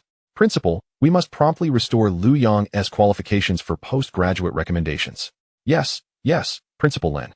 Although we are unaware of Liu Yang's specific actions in Building 3, it must have been impressive. We certainly cannot afford to offend him. Listening to the discussions, Principal Lin nodded frequently. "Secretary Wang, please arrange for an announcement across the entire school to publicize the restoration of Liu Yang's postgraduate recommendation qualifications. Oh, by the way, the incident involving the head of the computer science department, Qin Yongsun, and the party secretary, Tan Jin, being taken away by the Anti-Corruption Bureau should be publicized, so that the students can be informed of the truth." This news only reached Principal Lin after he received a phone call from the Education Bureau. Currently, The matter regarding Liu Yang's research placement being usurped has been reported from the city to the Education Bureau. Upon receiving the news, the director of the Education Bureau, fearing delay, immediately called Principal Lin. However, the senior officials of other institutions were unaware of this situation. When Principal Lin mentioned it, the crowd was thrown into an uproar. Reluctantly, Principal Lin had to recount the direct involvement of city leaders, the disciplinary committee, and the anti-corruption bureau. Knowing that this matter did not involve confidentiality, he felt free to discuss it. After Principal Lin spoke, the crowd began to speculate once again. Clearly, what Liu Yang had produced in Building 3 was of great significance. Otherwise, the higher-ups would not be paying such close attention to him. Indeed, it should not be forgotten that the Anti-Corruption Bureau and the military are distinct entities, suggesting that government officials are also monitoring Liu Yang. This makes sense. It seems Liu Yang is quite remarkable. Should we head to Building 3 to investigate? This suggestion was met with unanimous support, and a throng made its way toward Building 3. Upon exiting the sports field, they were taken aback by the sheer number of people on campus. Once the blockade was lifted, crowds surged toward Magic City Technology Institute, eager to discover what had transpired. Naturally, Building 3 became the focal point of attention. The engineering troops had already dismantled much of the outer scaffolding around Building 3. After all, destruction is far easier than construction. As the crowd gathered around Building 3, it was evident that once the engineering troops completed their dismantling, a rush of people would surge inside. Upon reaching Building 3, Principal Lin was startled by the scene. Such a large crowd could easily lead to a stampede. He quickly summoned all the security personnel in the college, prohibiting entry to Building 3. Upon realizing they could not enter, the crowd gradually dispersed. But what exactly had occurred at Magic City Technology Institute? Not only were students from other schools curious, but students from this institution were also intrigued. The most suitable place for a large gathering to converse seemed to be the cafeteria. Unable to enter Building 3, the crowd began to converge on the cafeteria. Soon, all the cafeterias at Magic City Technology Institute were filled to capacity, and the food vendors were overwhelmed with orders. Chapter 39. Awakening Xiaoye Qingzi thanks to Principal Lin. After the engineering troops departed, Zhao Peng and Li Fei entered Building 3. After strolling around, they found no discernible differences from before. Exiting Building 3 and bidding farewell to the principal, Li Fei and Zhao Peng followed the crowd to the cafeteria. They had just tried to reach Liu Yang by phone, but it was switched off and went unanswered. When the Eagle Special Forces discovered Liu Yang in Building 3, he had already lost consciousness. Liu Yang's phone and computer were confiscated and sealed by the military, leaving him without his phone. Thus Zhao Peng and the others could not reach him.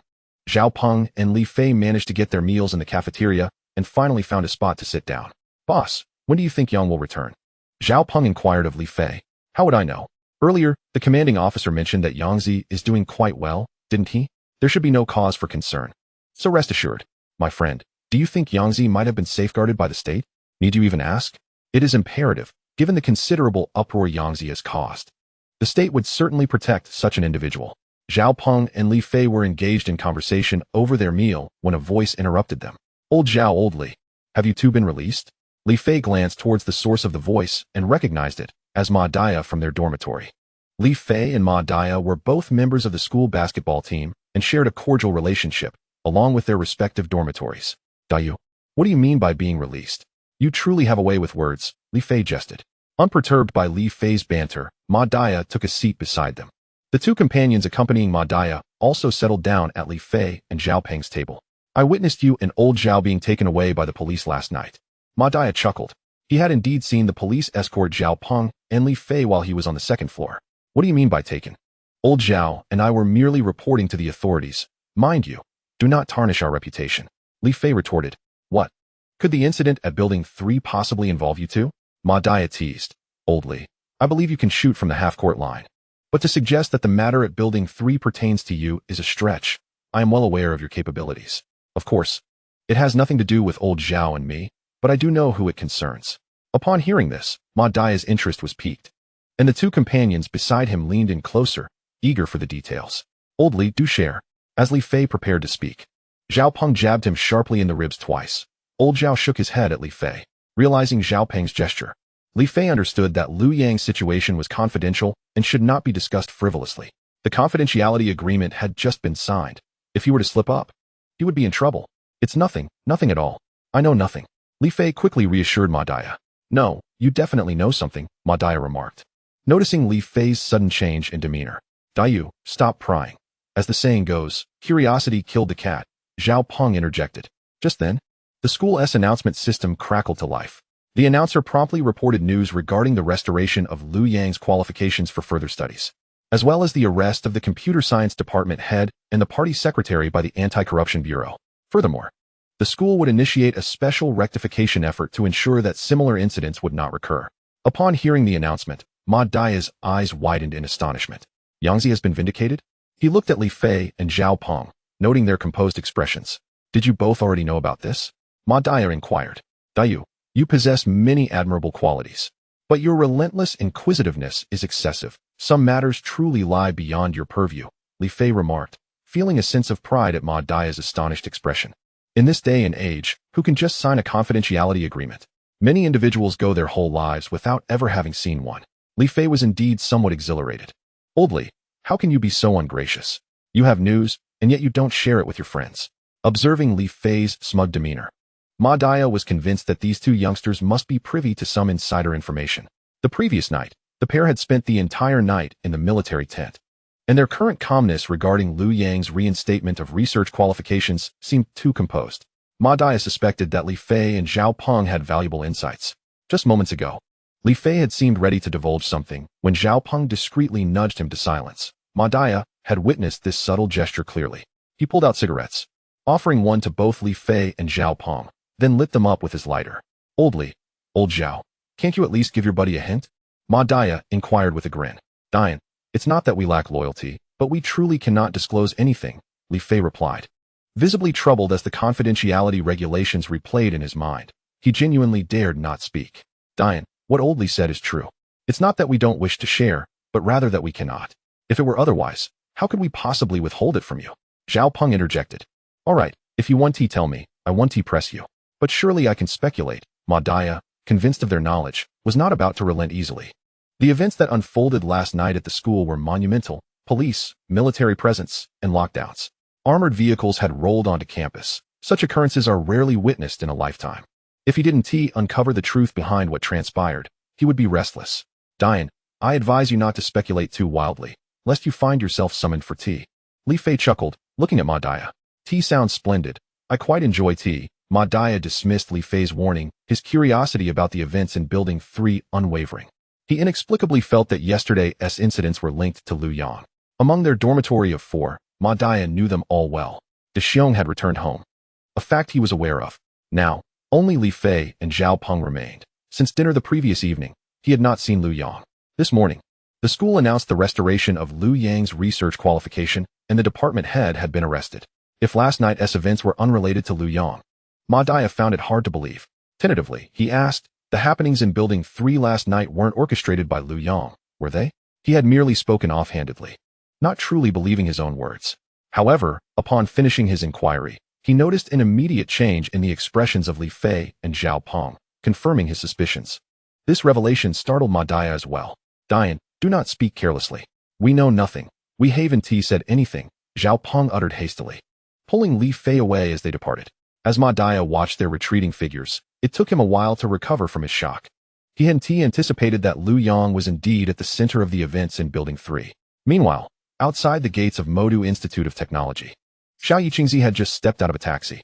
30 minutes ago, she received a direct order from Inugami Jiro of the Ministry of Foreign Affairs Foreign Intelligence Bureau, prompting her to hasten her arrival at the Magic City Technology Institute.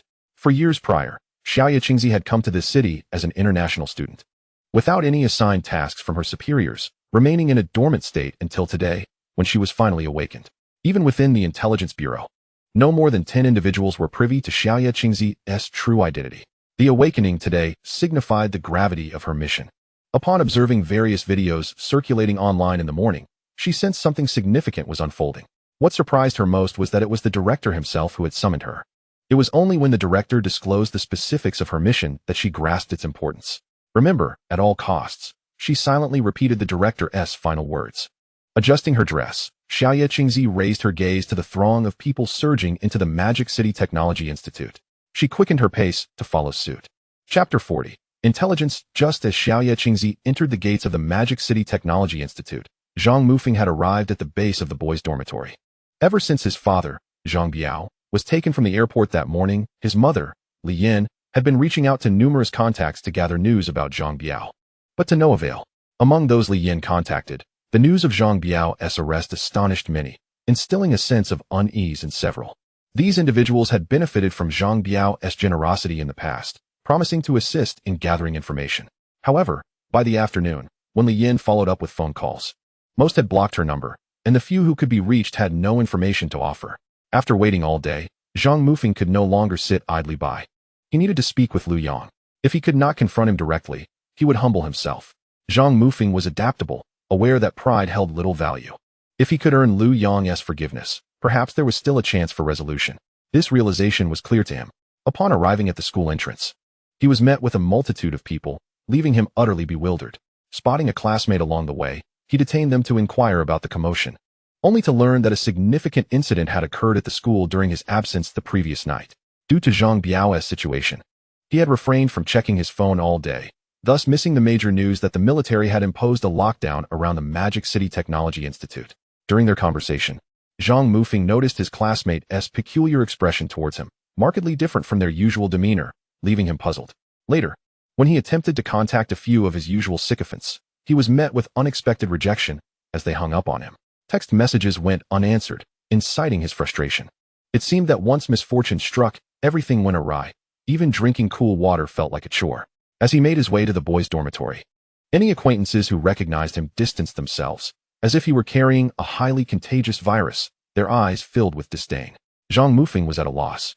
Having been a prominent figure at the school for 4 years, who dared to regard him with such contempt? Now, the situation has taken a surprising turn.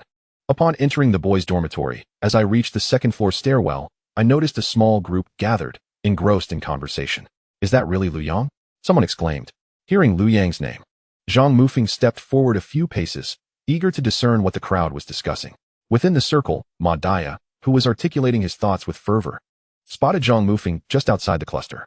Although they were not classmates, they belonged to the same department and were somewhat acquainted. "Ah, isn't this young Master Zhang?" Ma Daya teased, revealing his characteristic large white teeth. The crowd, following Ma Daya's gaze, finally noticed Zhang Mufeng outside the circle. What brings him here? With such a significant event unfolding, does he still have the audacity to show his face? Surely he isn't here to seek revenge on Liu Yang. He wouldn't dare. Liu Yang is leagues ahead of him now, practically out of sight. Zhang Mufeng had merely intended to eavesdrop from the sidelines, but unexpectedly found himself the center of attention. The murmurs of the surrounding individuals reached his ears, but he could not fathom the reasons behind their remarks. His foremost concern was to locate Liu Yang and seek his forgiveness. "Daya, I overheard you discussing Liu Yang. Do you know where he is?" Zhang Mufeng inquired. Desperate to find Liu Yang, Ma Daya shook his head. Right now, not even the principal could locate Liu Yang. "Why is that?" Zhang Mufeng asked, bewildered by Ma Daya's statement. "Are you unaware? The commotion at Building 3 was instigated by Liu Yang. He is most likely under national protection now. How do you propose to find him?" Ma Daya explained. "Is that truly the case?" Zhang Mufeng pressed. Ma Daya sighed, having repeated the same response numerous times that day. "Of course it's true. Li Fei from our dorm said it himself. Why would I deceive you? What benefit would that serve?" Upon hearing Ma Daya's words, Zhang Mufeng pieced together the situation. Initially, he believed Liu Yang had merely connections with the mayor, but it was evident that the matter extended far beyond, involving the state itself. Zhang Mufeng's head buzzed with realization. After all, it was his desire to eliminate Liu Yang due to his perceived lack of connections that had led to the latter's loss of a graduate school recommendation spot. This was no mere lack of connections. Liu Yang's influence could easily crush him. Zhang Mufeng felt a rising tide of dread. "Young Master Zhang, do you know that Director Qin and Secretary Tan have been arrested?" Ma Daya had long harbored resentment towards Zhang Mufeng, who had bullied others in school for quite some time. With graduation approaching, it was infuriating that Zhang Mufeng had elbowed Liu Yang out of his recommendation spot. Everyone was aware of this, but Zhang Mufeng had a protective umbrella that kept them silent. Offending the department director and the party secretary could easily jeopardize one's graduation. Who wouldn't fear that?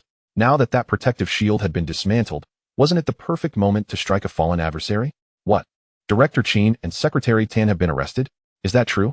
Zhang Mufeng was taken aback by the rapid actions of the Anti-Corruption Bureau. The school broadcast announcement was heard throughout the campus. Ma Daya spoke in a nonchalant manner. Zhang Mufeng now understood why everyone had been looking at him oddly. Although they had previously known that he had taken Liu Yang's spot, they felt powerless against him, harboring a certain fear of Zhang Mufeng. Now that the protective shield had been dismantled, their mindset had shifted. They no longer feared him and were filled with disdain instead.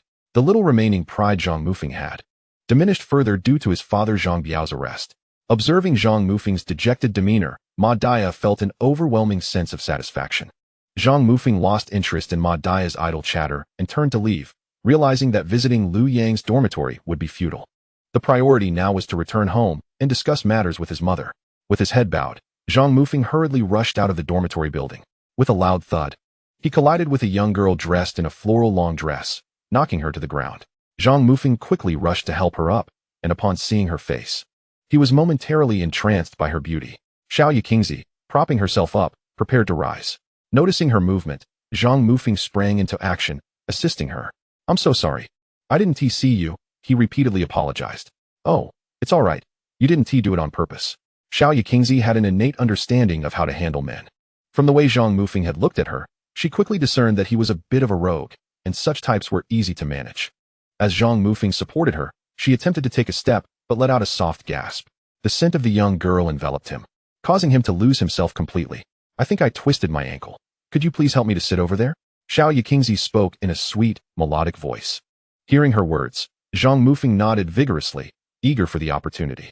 The earlier intention of rushing home to discuss matters with his mother was momentarily forgotten. After all, spending time with a beautiful girl was an opportunity not to be missed. Finding a suitable place to sit, they began to converse. When Zhang Mufeng learned that she had come to school out of curiosity, he eagerly recounted embellished tales of what he had heard. "You mean the bright light in Building 3 was caused by your classmate Liu Yang?" Xiao Yaqingzi inquired. "Yes, it's been widely circulated now, so it's probably true," Zhang Mufeng replied. "Mufeng, you're amazing to have such a classmate." The change in how she addressed him made Zhang Mufeng even more enthusiastic. He divulged everything he knew about Liu Yang, including that Liu Yang hailed from Huixian in a southwestern province. They exchanged contact information before bidding farewell. Xiao Yaqingzi was surprised at how easily she had uncovered the identity of the mastermind behind the incident in Building 3. However, she was taken aback to learn that this individual was merely an undergraduate student about to graduate. Could it really be Liu Yang? Though uncertain, Xiao Yaqingzi decided to follow protocol and sent out the information. A coded message drifted towards the Foreign Affairs Ministry's Intelligence Bureau of Japan. Chapter 41. The hunting operation. Xiao Yaqingzi has always been confident in her appearance. After parting ways with Zhang Mufeng, she continued to wander around the Magic City Institute of Technology. It wasn't long before she effortlessly charmed several male students from the institute. Fortuitously, 2 of these students were from the same department as Liu Yang. Their accounts regarding Building 3 aligned with Zhang Mufeng's assertions, attributing its origins to Liu Yang. However, the exact nature of the devices within Building 3 remained shrouded in mystery. Ultimately, all available clues pointed towards Liu Yang. Thanks to modern communication methods, Xiao Yaqingzi could conveniently liaise with the Intelligence Bureau of the Foreign Affairs Ministry situated far across in Japan. The encrypted information exchanges proved to be remarkably secure. The peril associated with espionage in this era has significantly diminished compared to the World War II period. At least one no longer risks exposure while sending telegrams. Director Matsuko had issued her clear instructions to closely monitor the Magic City Institute of Technology and strive to uncover further intelligence. Additionally, other forces would follow up in Liu Yang's hometown in the southwestern province of Huixian. As Xiao Yaqingzi departed from the Magic City Institute of Technology, far away on the western coast of Japan, within an army base, Matsushita Inoue was briefing 12 Special Operations team members in the operations room. Matsushita was set to lead his elite team on a hunting operation, directed by the highest command of the self-defense forces. Each member of Matsushita's squad was a seasoned elite, having executed countless missions, making such sudden operations routine for them. However, the pre-mission briefing stirred noticeable restlessness among the team members. "Captain Matsushita, are we really going into Dragon Country to capture someone?" Sniper Izumi gazed at Matsushita, his tone tinged with unease. Matsushita was well aware of the magnitude of this operation, as they would likely confront the elite forces of the Dragon Country's army. The Dragon Country military, regarded as the most formidable land force on the planet, instilled a sense of trepidation. The special forces from various military districts of the Dragon Country were undoubtedly the creme de la creme of its army, a force that could obliterate anyone who crossed their path. The haunting memory of the battle in Macau a decade ago lingered in Matsushita's mind. At that time, they had collaborated with the CIA to apprehend Edward Snowden, who was set to unveil the PRISM program. However, faced with overwhelming enemy forces, they were decisively thwarted by the Dragon Country's armed police special forces, suffering significant losses. Matsushida's previous squad had been completely annihilated in that confrontation. Had it not been for the last member's sacrifice to hold off the dragon forces, he would have never escaped. The dragon forces were terrifying beyond measure. Even after many years, Matsushita found it impossible to fully recover from that experience. And that was merely a special operations unit under the jurisdiction of the Dragon Country's police department. The armed police primarily addressed domestic issues, and their approach was not as ruthless. Their training focused on control rather than extermination, allowing for the possibility of survival under their hands, thus exhibiting a semblance of mercy. However, this group of benevolent individuals has left themselves and the elite operatives of the CIA in a precarious situation. The Special Forces of Longwa, trained in the art of lethal combat, focus solely on the physical annihilation of their adversaries. The notion of leaving any survivors is entirely outside their considerations, and their strikes are executed with merciless ferocity. Should one truly encounter them, the outcome would be unfathomable. When the orders were received, Matsushita was taken aback, his instincts screaming that Longwa must not be approached, for such a venture would surely lead to death. Yet, the command was issued directly from the army headquarters of the self-defense forces, leaving him with no authority to refuse. This time, they would operate as a shadow unit. From the moment the orders were given, Matsushita's team would no longer be affiliated with the Yamato army, nor would they even be considered Yamato nationals. Regardless of the mission's success or failure, the Yamato government would categorically deny the existence of Matsushita's team. For if they were captured in Longwa while identifying as members of the Yamato self-defense forces, it would solidify the act of Yamato initiating military operations against Longwa. This could potentially provoke Longwa to retaliate directly against Yamato's homeland, a scenario the Yamato government cannot afford at present. Although in the global military rankings of 2022, Yamato's military prowess has surpassed that of John Bull and Gallic Rooster, placing it 5th in the world, it is not prepared for large-scale warfare. Thus, Matsushita understood that they were embarking on this mission as a solitary force, and the situation was dire. Matsushita glanced at the sniper, Izumi, who had posed the question, and then surveyed the other members in the room, noting their eager gazes fixed upon him, awaiting his response. Indeed, Izumi. This time we shall delve deep into Longwa's territory and bring back these two individuals. He tapped the photographs of Liu Jinbu and Zhang Mei on the whiteboard. Their son, Liu Yang, is reportedly closely linked to Longwa's controllable nuclear fusion project. Liu Yang is currently missing, and our mission is to retrieve his parents to leverage Liu Yang. Controllable nuclear fusion is of paramount importance. Liu Yang is vital. Should Longwa successfully achieve controllable nuclear fusion ahead of us, it would spell doom for our nation. Therefore, we must thwart this occurrence at all costs. I understand that none of you wish to engage in combat on Longwa's soil, but this time we must stake everything. We can only succeed, not fail. Matsushita slammed his fist upon the table, asserting, if we succeed, we shall be heroes of the Yamato people. And Yamato will rise once more as an undeniable force upon this earth. As Matsushita's fervor grew, his impassioned address began to ease the tension among the team, igniting their enthusiasm. These young operatives had never engaged in true combat with Longwa's military or police forces, and their spirits were indeed high.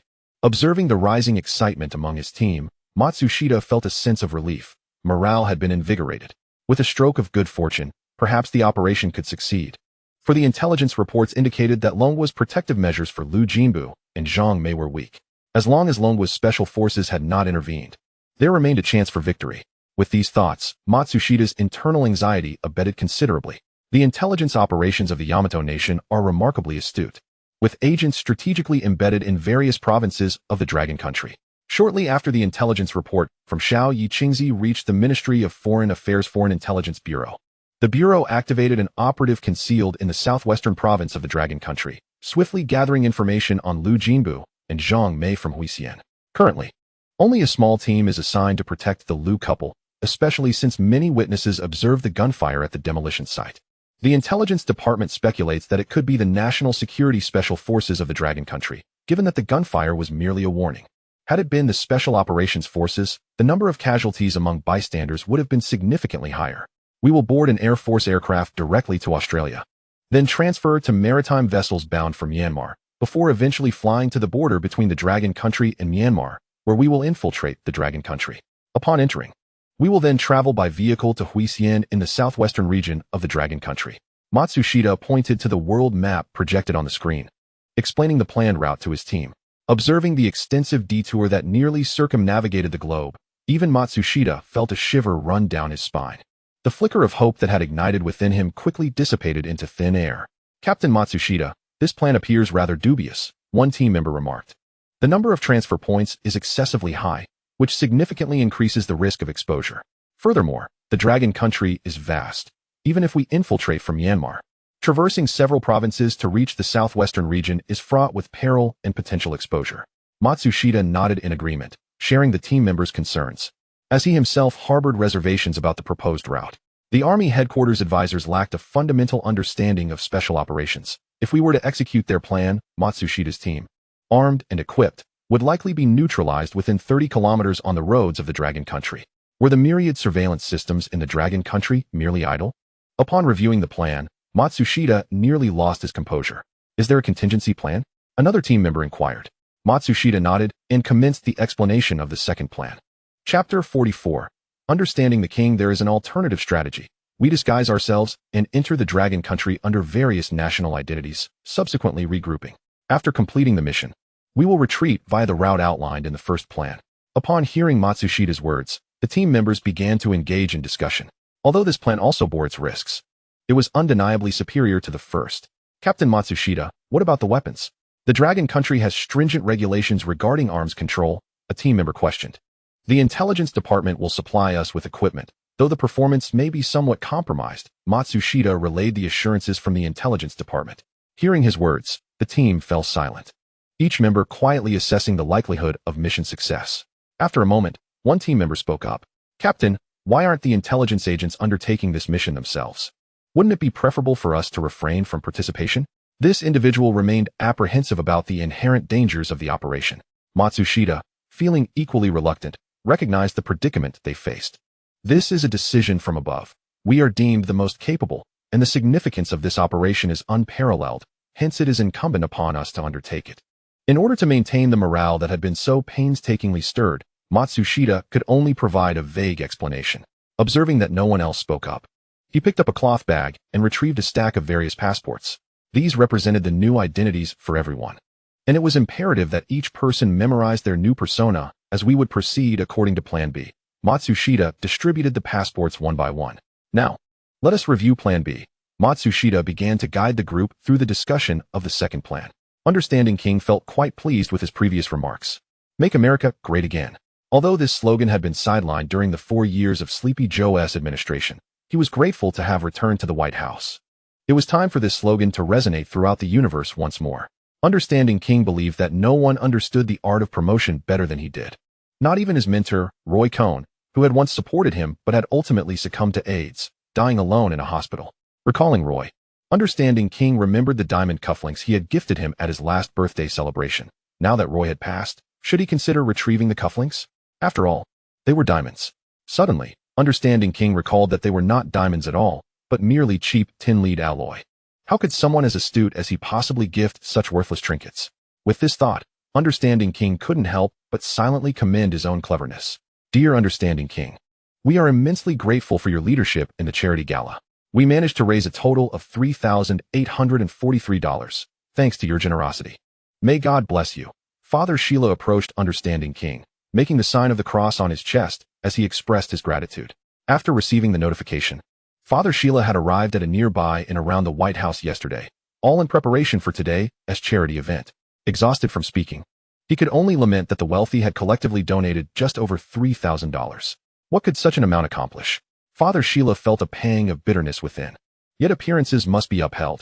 After all, $3,000 was better than nothing. $3,843? Why the odd figure of 43? Was it that inconsiderate individual being so miserly? Upon hearing Father Sheila's remark, Understanding King's attention fixated on the number 43, prompting him to inquire. Father Sheila blinked at Understanding King, unsure of how to respond. He was quite certain that when the donation box was presented to Understanding King, the $43 had been contributed by none other than him. Father Sheila believed he could swear before the gods, as he had personally carried the donation box at that moment. Just as Father Sheila pondered how to articulate this, Understanding King seemed to recall something and waved his hand dismissively. Dear Father Sheila, there's no need to dwell on these trivial details. They are inconsequential. What truly matters is that the charity gala was a success, is it not? Father Sheila felt a wave of relief wash over him and hurriedly replied.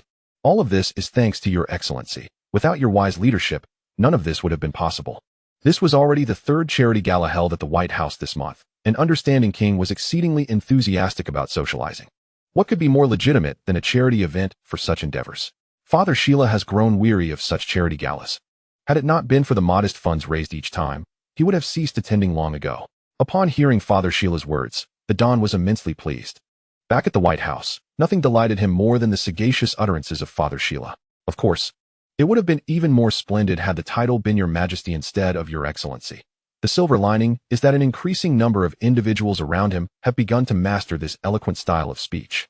Even Time magazine dedicated a cover featuring him adorned with a crown, leading the Don to ponder that perhaps the transition from Your Excellency to Your Majesty is not beyond the realm of possibility.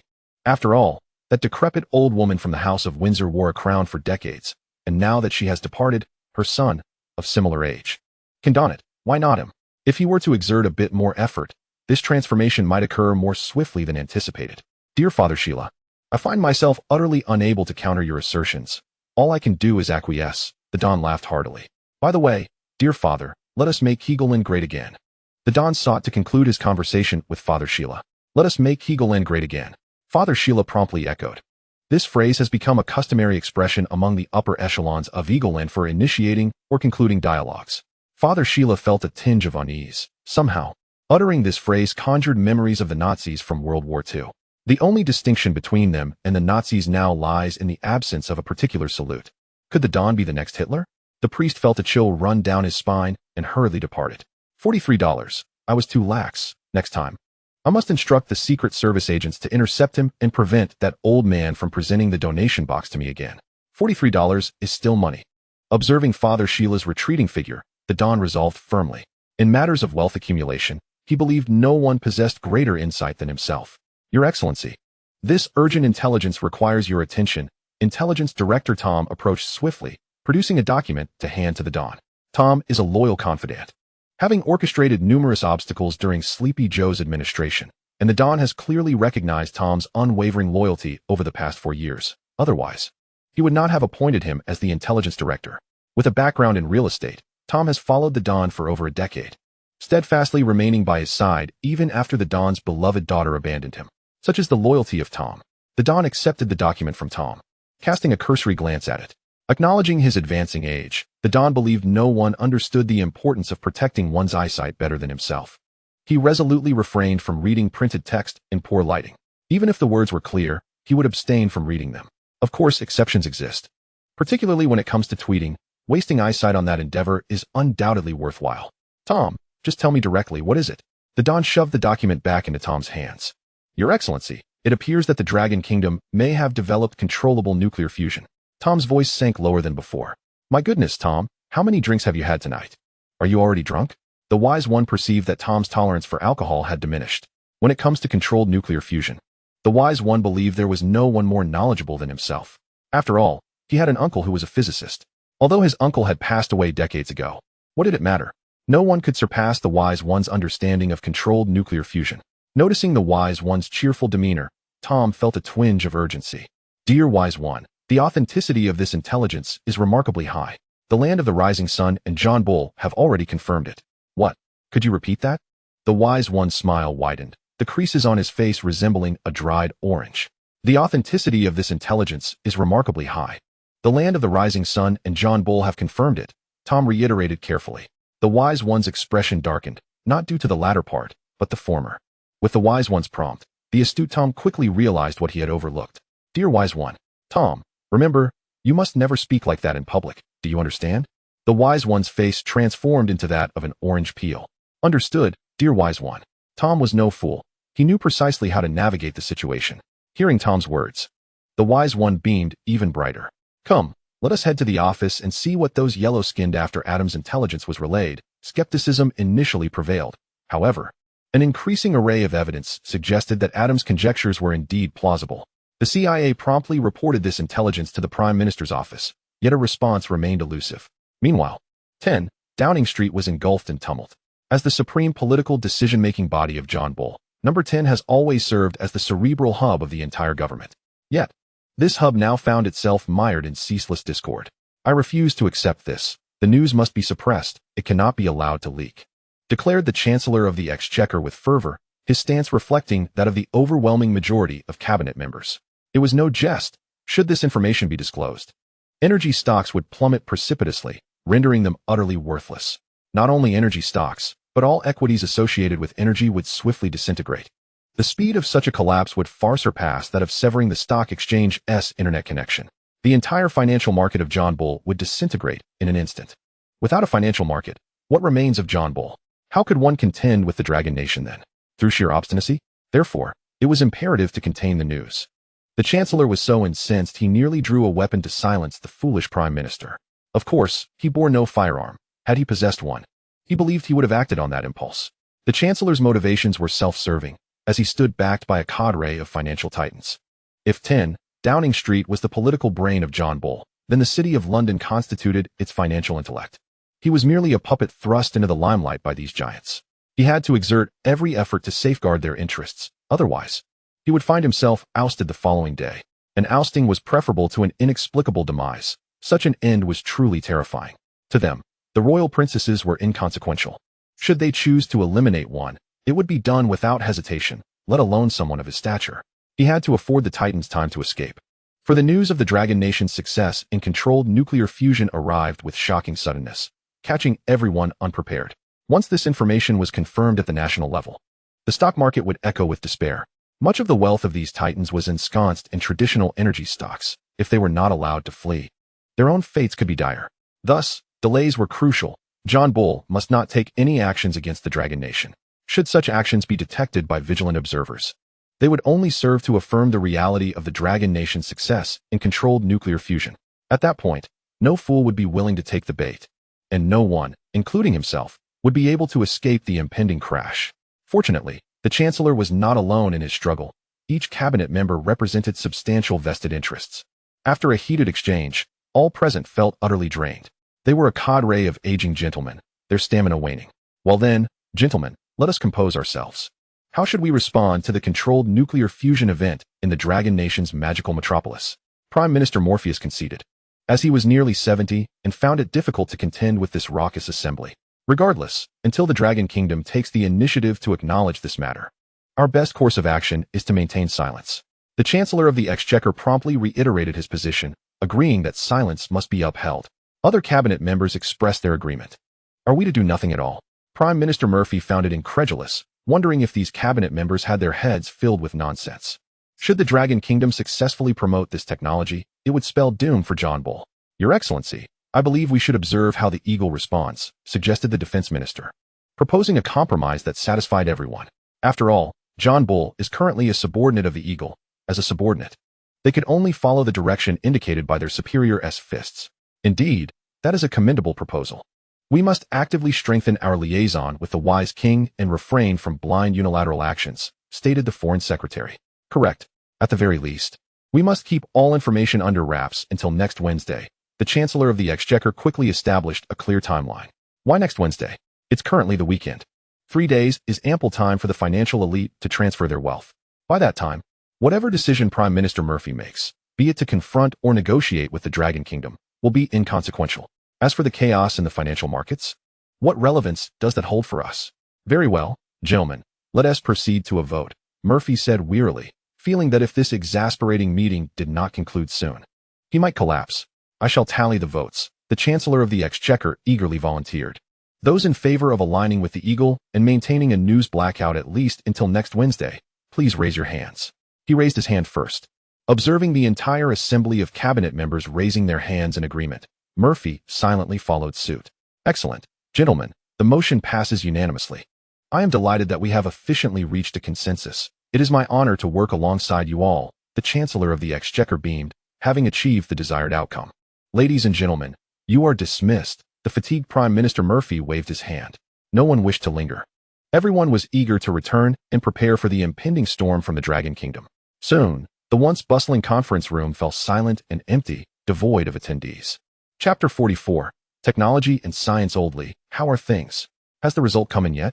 Urged Gao Qingba, the director of the Institute of Genetics and Developmental Biology at the Dragon Academy, as he pressed the senior researcher, Oldly. Early that morning, upon receiving an order from Old Qian, He had led a cadre of elite researchers aboard a military-arranged aircraft to the Magic City. Accompanying them were 7 or 8 other research institutes, all dedicated to biological studies within the Dragon Academy. Upon landing, the group made their way without delay to the General Hospital of the military district in the Magic City. When Gao Qingba first laid eyes on Liu Yang, he felt somewhat bewildered, unsure of old Qian's reasoning for sending them such a long distance to attend a lecture by a young man. At that moment, Liu Yang was explaining regenerative technology to Hu Weiming's group.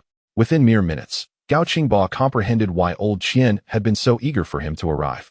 Liu Yang's discourse was exceptionally avant-garde, truly cutting-edge. In the brief span of just 2 hours, Gao Qingba discovered several topics he had long pondered in the realm of genetics, which became crystal clear under Liu Yang's elucidation. Gao Qingba was immensely exhilarated, sharing his enthusiasm with several experts from other research institutes at Lonka Academy. "The results are in," Director Li exclaimed, pointing at the computer screen. Gao Qingba hurriedly leaned closer to observe with great attention. This was a simulation of genetic immune gene deconstruction designed based on Liu Yang's earlier guidance. Should the deconstruction prove successful, it would unveil the enigmatic relationship between various diseases and genetic immune genes, potentially eradicating numerous ailments from a genetic perspective. This would be a monumental achievement, heralding the complete disappearance of many diseases from the human world. Gao Qingba scrutinized the data displayed on the screen, meticulously tracing each line with his finger. The simulation results aligned perfectly with Liu Yang's theoretical predictions, which was astonishing. After examining the final piece of data, he gasped in disbelief. "Incredible, simply incredible," he murmured to himself.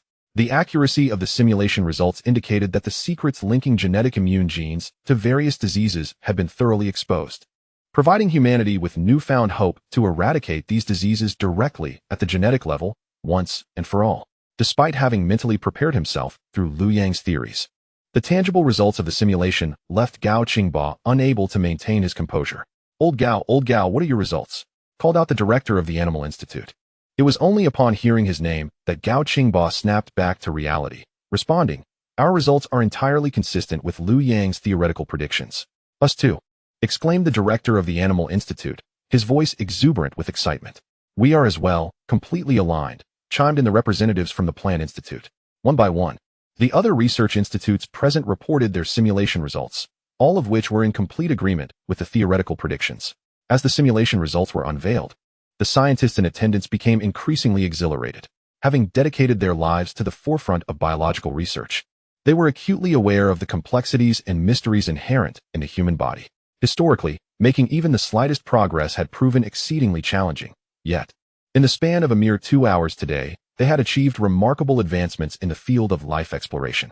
Last year's Nobel Prize winner in biomedical sciences, Robert Weil, a geneticist from the United States, had merely uncovered that a disarray in the expression of a certain set of genetic markers led to the occurrence of Down syndrome. However, he was entirely at a loss regarding the causes behind this genetic chaos, let alone how to rectify it. Nonetheless, Robert Weil received the Nobel Prize in biomedical sciences without contest, as his research represented the pinnacle of human endeavor in the field of genetics. By such standards, everyone present today could easily claim a Nobel Prize in biology, and it would be a straightforward achievement. Not only do individuals understand the diseases that arise from specific genetic anomalies, but they are also aware of the underlying causes of these genetic issues. Most importantly, they know how to treat them. It is no exaggeration to say that the research in the field of human genetics has made remarkable strides today. Liu Yang, I am profoundly grateful to you, Gao Qingba said with a smile as he approached Liu Yang. Liu Yang looked at Gao Qingba and replied with a smile, "Director Gao, this is merely the beginning.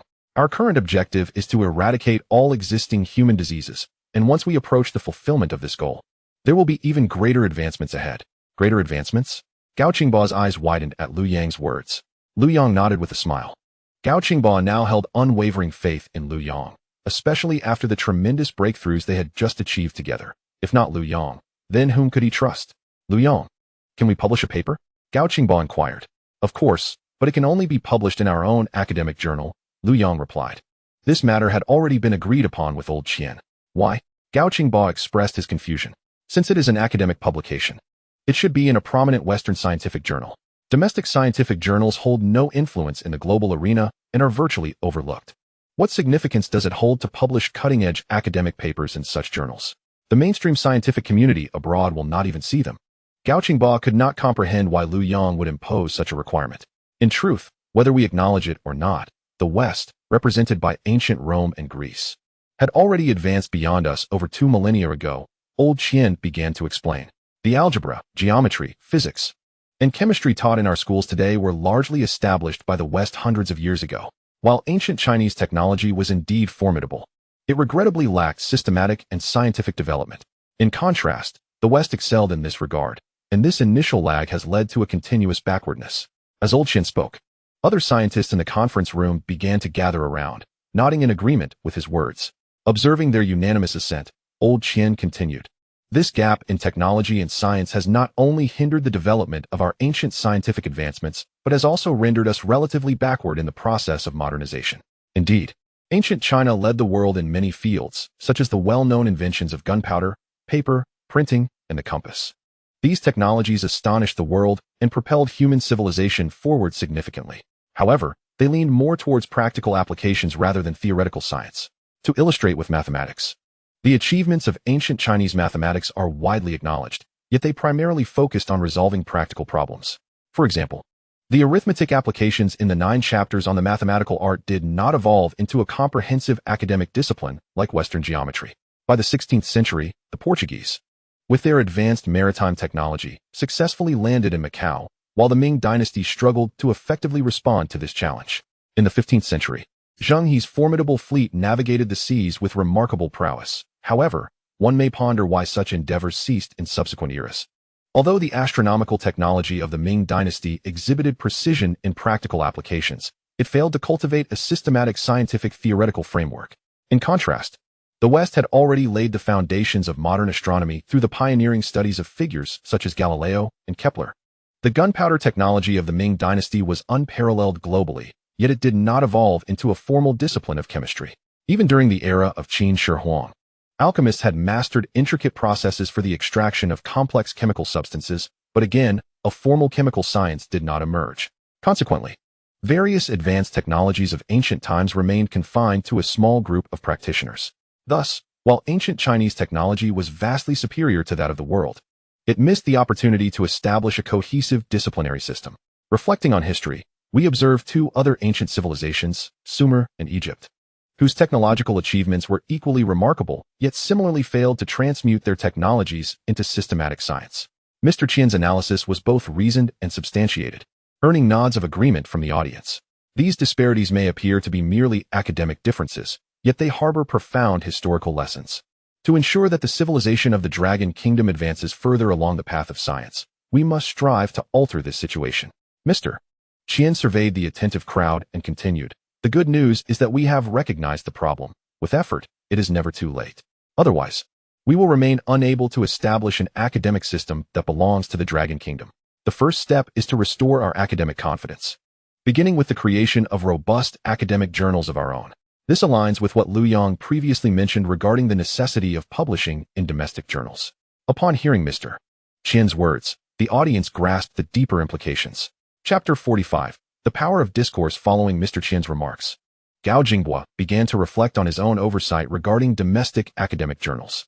This neglect was subconscious, unwitting, and stemmed from a subjective and hasty judgment deeming domestic journals inferior to their foreign counterparts, particularly those from the West, which he regarded as the standard and the guiding light.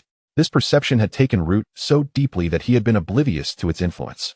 At that moment, he recalled the father of China's hydrogen bomb, Mr. Yu, who had never traveled abroad and utilized a technology entirely distinct from the West to develop a hydrogen bomb that belonged to the people of the Dragon Kingdom. Mr. Yu trod a research path that was markedly different from that of the West, yet the results were astonishing, outpacing Western achievements by a significant margin. The configuration of Mr. Yu's hydrogen bomb is currently the most stable and reliable in the world. Without delving into further details, the annual maintenance costs of his hydrogen bomb are merely a fraction of those in the West. While Western hydrogen bombs must be dismantled and destroyed upon expiration, the hydrogen bombs produced using Mr. Yu's configuration continue to remain operational. Gao Jinghua recognized the root of his misunderstanding. As Mr. Qian and Gao Jinghua engaged in their discourse, a number of scientists had gathered around them. Gao Jinghua's queries resonated with their own concerns. Initially, they were perplexed by Liu Yang's insistence that papers could only be published in domestic academic journals. Now, like Gao Jinghua, they found themselves lost in contemplation. After a moment, Gao Qingba spoke. Mr. Qian, I understand my issue now. It's a lack of confidence in our culture. Hearing these words, Mr. Qian nodded with approval. Indeed, Xiao Gao. We have long lost our cultural and academic discourse power, which has adversely affected our cultural self-assurance. It is time to reclaim our voice, Mr. Qian asserted. At that moment, Liu Yang interjected, saying, if any of you wish to publish papers, the first authors will be all of you present here. There is no need to include my name. I have merely provided direction, and the challenges are yours to address. Liu Yang's remarks reignited the previously tranquil conference room. Those engaged in research understood that a high-quality paper holds significant weight, not just for the first author, but even for the third author. There is prestige and economic benefit involved. The various topics Liu Yang shared today could stir upheaval in the field. Now, he willingly relinquished them all to the attendees. How could this not excite the scientists gathered? Liu Yang was acutely aware that fame and fortune were but fleeting notions for him. After all, his mission is to elevate the civilization of Earth to that of a Type 1 planetary civilization. He could not achieve this alone. He must cultivate a cadre of capable individuals. It is impossible to expect the horse to run while denying its sustenance. Moreover, Liu Yang humbly continued, these technologies are merely child's play. If everyone applies themselves, there are even more groundbreaking advancements ahead. Do not fear technological leaks, even if others grasp the theory. Without the appropriate equipment, they cannot realize it. As Liu Yang spoke, the atmosphere grew even more animated. So, are you suggesting that the next step involves hardware development? A scientist inquired. Liu Yang nodded affirmatively. Precisely. For example, regarding genetic genes and diseases, while we understand the causes, to directly affect treatment at a more microscopic level, we must have picometer technology. Upon hearing Liu Yang's words, a scientist gasped in astonishment. Picometer technology? 1 nanometer equals 1,000 picometers. Can this truly be realized? Humanity has only just begun to master nanotechnology, and picometers seem far off. Liu Yang smiled. Picometers are not distant. Once we fully comprehend picometer technology, the next step will be femtometers. Thus, without hardware support, even if others understand the theory, it remains inconsequential. Liu Yang's confidence inspired everyone present, and their excitement surged. We now stand at the forefront of research. It is time to restore our academic confidence. Since Liu Yang has spoken, you should boldly pursue your research and write your papers, Mr. Qian encouraged, observing the enthusiasm in the crowd. Gold will shine in due time. When we firmly establish ourselves at the cutting edge of technology, it will not be us learning English, but rather foreigners learning Chinese. Haha. If they do not learn Chinese, they will be unable to access the forefront of research, and their overall level will increasingly diverge from ours. So what is there to worry about? The ones at a disadvantage are not us, Mr. Qian chuckled. His words prompted a lively exchange among the attendees once more. Mr. Qian is correct. We must seize this opportunity to reclaim our academic discourse power. Indeed, the authority in academic discourse holds tremendous influence over other cultural domains. As advancements in scientific research epitomize the pinnacle of civilization, the more progress we achieve in scientific inquiry, the more we can assert the value of our culture. Consequently, the authority in other fields will also revert to us. The contest for discourse power relies on strength. Without it, one becomes subject to others' control, compelled to adhere to rules established by them, with the power to set those rules firmly in their hands, leaving participants in a passive role. Domestic journals are not lacking. Rather, there is a deficiency in high-quality, substantial papers. A paper of significant value often represents a research direction, serving as a guiding light for numerous researchers while also marking a transition from technology to a systematic discipline. Its value is immeasurable. Those scientists who have toiled for years at the forefront of research possess a profound understanding of this principle. Just then, the door to the conference room swung open, and 2 individuals entered.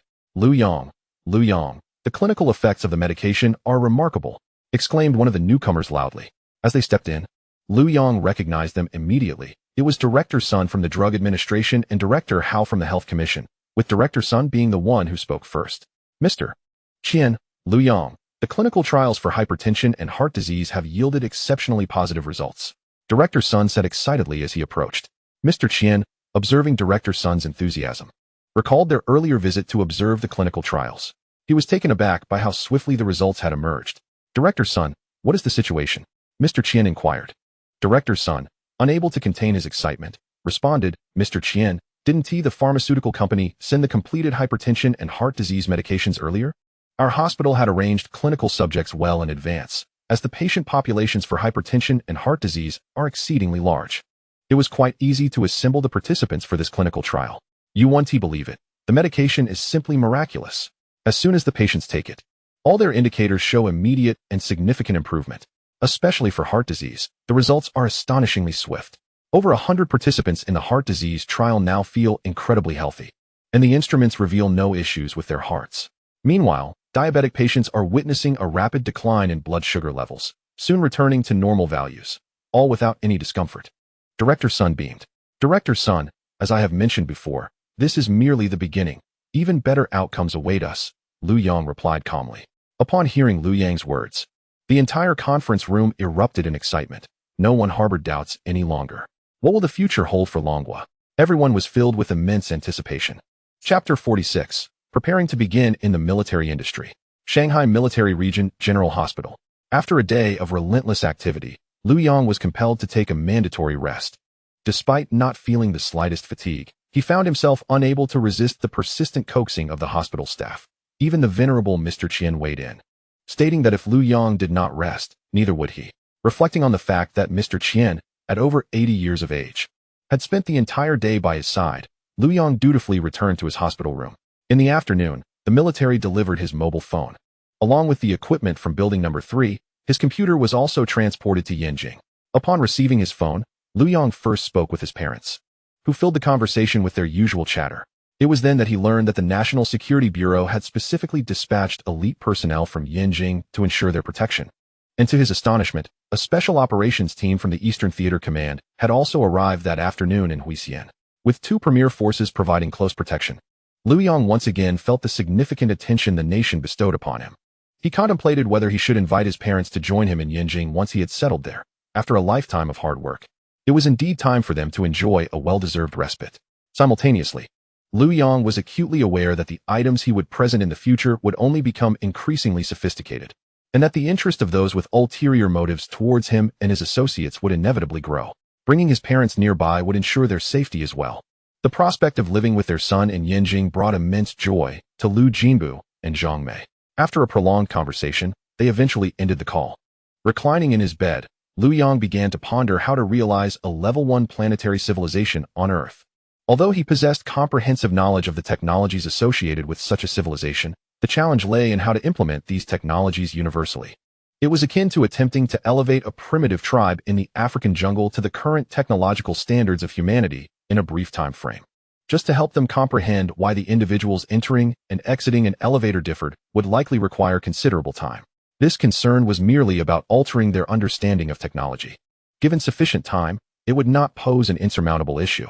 Similar to the evolution of human telecommunication, from landlines to pagers, then to mobile phones, and now to smartphones. Once technological products are widespread, people can adapt swiftly, particularly in Longhua, where the populace exhibits unparalleled acceptance of new technological innovations.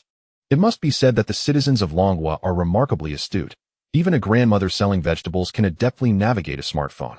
The more formidable challenge lies in the transformation of people's ideological frameworks and their entire lifestyle.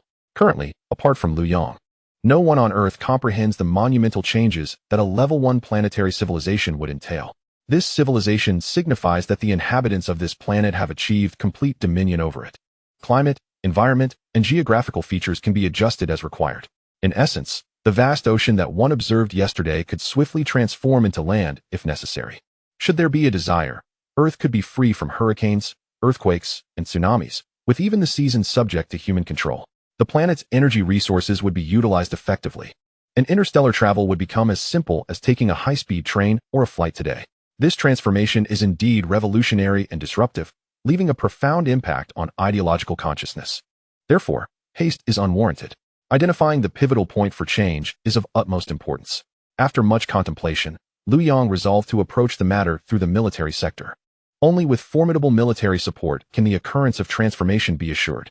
The interests at stake during this process are exceedingly vast, inevitably encroaching upon many individuals' vested interests. At such a juncture, Liu Yang would undoubtedly become a thorn in their side, while the Dragon Nation would emerge as the object of their fervent desire for eradication. It is only through a powerful and unmatched military force that the implementation and promotion of reform can be guaranteed. At present, Liu Yang's understanding of the military status of the Dragon Nation is rather limited, primarily confined to publicly available information. He envisioned a myriad of military technologies in his mind, energy shields, aerospace fighters, near-Earth orbit motherships, high-energy laser cannons, laser guns, transforming mechs, plasma engines, genetic warriors, and highly intelligent mechanical soldiers. Any one of these could deliver a disruptive blow to the contemporary paradigm of warfare. The pressing question remains, which one should be prioritized? What does the Dragon Nation's military urgently require? Unable to elucidate further, Liu Yang decided to set aside his thoughts for the moment and noted the time, 9 in the evening. Commander Guo of the Eastern Theater should still be awake. He picked up his phone and dialed Commander Guo's number. Liu Yang, what can I do for you? Indeed. Commander Guo had not yet retired for the night. Commander Guo, I have a matter I wish to discuss with you, Liu Yang stated. Oh, what is it? Speak up. Guo inquired. I seek to understand the equipment that the Dragon Nation's military urgently needs. You have thoughts regarding military armaments? Commander Guo responded promptly. I possess some nascent ideas, but I am uncertain of their appropriateness. Thus I seek your guidance, Liu Yang humbly replied. Hold on, I'll be right over. This is not something that can be discussed clearly over the phone. We must converse in person. Fortunately, Commander Guo and Elder Qian were also residing on the 17th floor of the hospital that night. Otherwise, it would have posed a significant inconvenience. Exiting his room, Commander Guo knocked on Elder Qian's door, intending to invite him along, as he was an outsider in technical matters and could provide valuable insight. Just then, Elder Qian, who had not yet retired, hurriedly dressed upon hearing Commander Guo's words. The two of them made their way to Liu Yang's room together. Liu Yang was taken aback by Elder Qian's presence, feeling he had intruded upon the elder's rest, and quickly offered his apologies. Elder Qian, however, dismissed the apologies and urged Liu Yang to share his thoughts expeditiously. Observing the eagerness of both Elder Qian and Commander Guo, Liu Yang refrained from any further hesitation and elucidated his ideas, spanning from energy shields to plasma engines, concluding with intelligent mechanical soldiers. Are you suggesting that you can develop all of these technologies? Elder Qian's voice was laced with skepticism. Although he had witnessed Liu Yang's capabilities throughout the day within the realm of life sciences, the leap to military technology was indeed substantial. Yes, Liu Yang nodded. There should be no significant issues. It merely requires time and funding. Noticing Liu Yang's demeanor, Elder Qian's doubts began to wane, for the concepts Liu Yang articulated were feasible, as evidenced by countless instances already demonstrated. How much funding is required to bring everything to fruition? Commander Gu was already unable to contain his excitement, his voice brimming with enthusiasm. Lacking technical knowledge, he was free from the concerns that often plagued others like Qian Lao. Utterly unaware of the concept of technological barriers or the complexities of interdisciplinary challenges, his faith lay solely in Liu Yang. Since Liu Yang had expressed belief, he would undoubtedly trust him. As for making choices, such decisions were for children. Adults had to take action. It was difficult to articulate everything at once, Liu Yang remarked. Most of these technologies were based on novel materials that had yet to be discovered on Earth, making it nearly impossible for him to estimate their feasibility. Commander Gu recognized that his inquiry was too vague and shifted his focus. Which of these technologies is the most mature? All are quite mature. There is no difficulty in their implementation, Liu Yang replied, causing Qian Lao to lose his composure completely. Xiao Lu, are you truly not jesting? Qian Lao asked with utmost seriousness. The mere mention of any one of these technologies being capable of outclassing the world left him astounded, making Liu Yang's assertion of their maturity all the more alarming. Liu Yang remained silent, merely nodding affirmatively. Do you comprehend what it would mean if all these were realized? Qian Lao exclaimed, his excitement palpable. This would fundamentally alter the nature of warfare, allowing us to exert a dimensional strike against other nations on Earth. He struggled to find an apt metaphor. Like a machine gun against a sword and spear, Commander Gu interjected. Yes, precisely. Like a machine gun against a sword and spear, an absolute dimensional strike. Qian Lao was so elated that he began pacing the room. Qian Lao, Commander Gu. This is merely the beginning. There is even more to come, Liu Yang stated with resolute conviction. More? Qian Lao and Commander Gu exchanged astonished glances. Indeed, what I have shared thus far represents only the foundational elements, Liu Yang affirmed. However, he was acutely aware that he could not divulge too much at this stage. After all, there were no tangible results yet presented in terms of military advancements. Qian Lao and Commander Gu's confidence in him stemmed from their observation of his prowess in life sciences today. Yet others may not share the same perspective as them. Given the current state of human technology, assembling a single aircraft carrier would require collaboration among numerous experts across various fields, let alone a space battleship, which exists solely within the realm of science fiction at present. Liu Yang understood the challenges he faced. Earning trust was not an instantaneous process, but required a solid foundation of achievements. Therefore, He quickly redirected the conversation before the two men could lose their train of thought.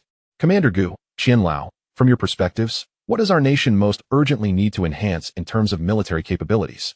It was essential to first determine what to pursue, then secure resources to expedite its development. With tangible results, he would gain influence and be able to advocate for reform in line with his vision. Although Liu Yang had yet to enter society, he was adept at grasping these fundamental principles. Commander Gu found himself at a loss, never having anticipated that happiness would arrive so suddenly. Liu Yang desired all the options presented to him, feeling that each one was essential for the current needs of the Dragon Kingdom's military. How could he possibly choose? Observing Commander Gu's conflicted expression, Elder Qian was quick to discern his thoughts. Hence, Elder Qian articulated his perspective. Commander Gu, research and development hinge on time. Might we first consider enhancing our existing equipment?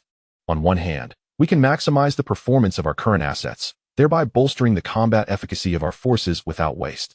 On the other hand, this would afford us the time necessary for the development of new equipment, allowing for a comprehensive upgrade when the new assets are ready. What do you think? Upon hearing Elder Qian's words, Commander Gu's furrowed brow relaxed instantly.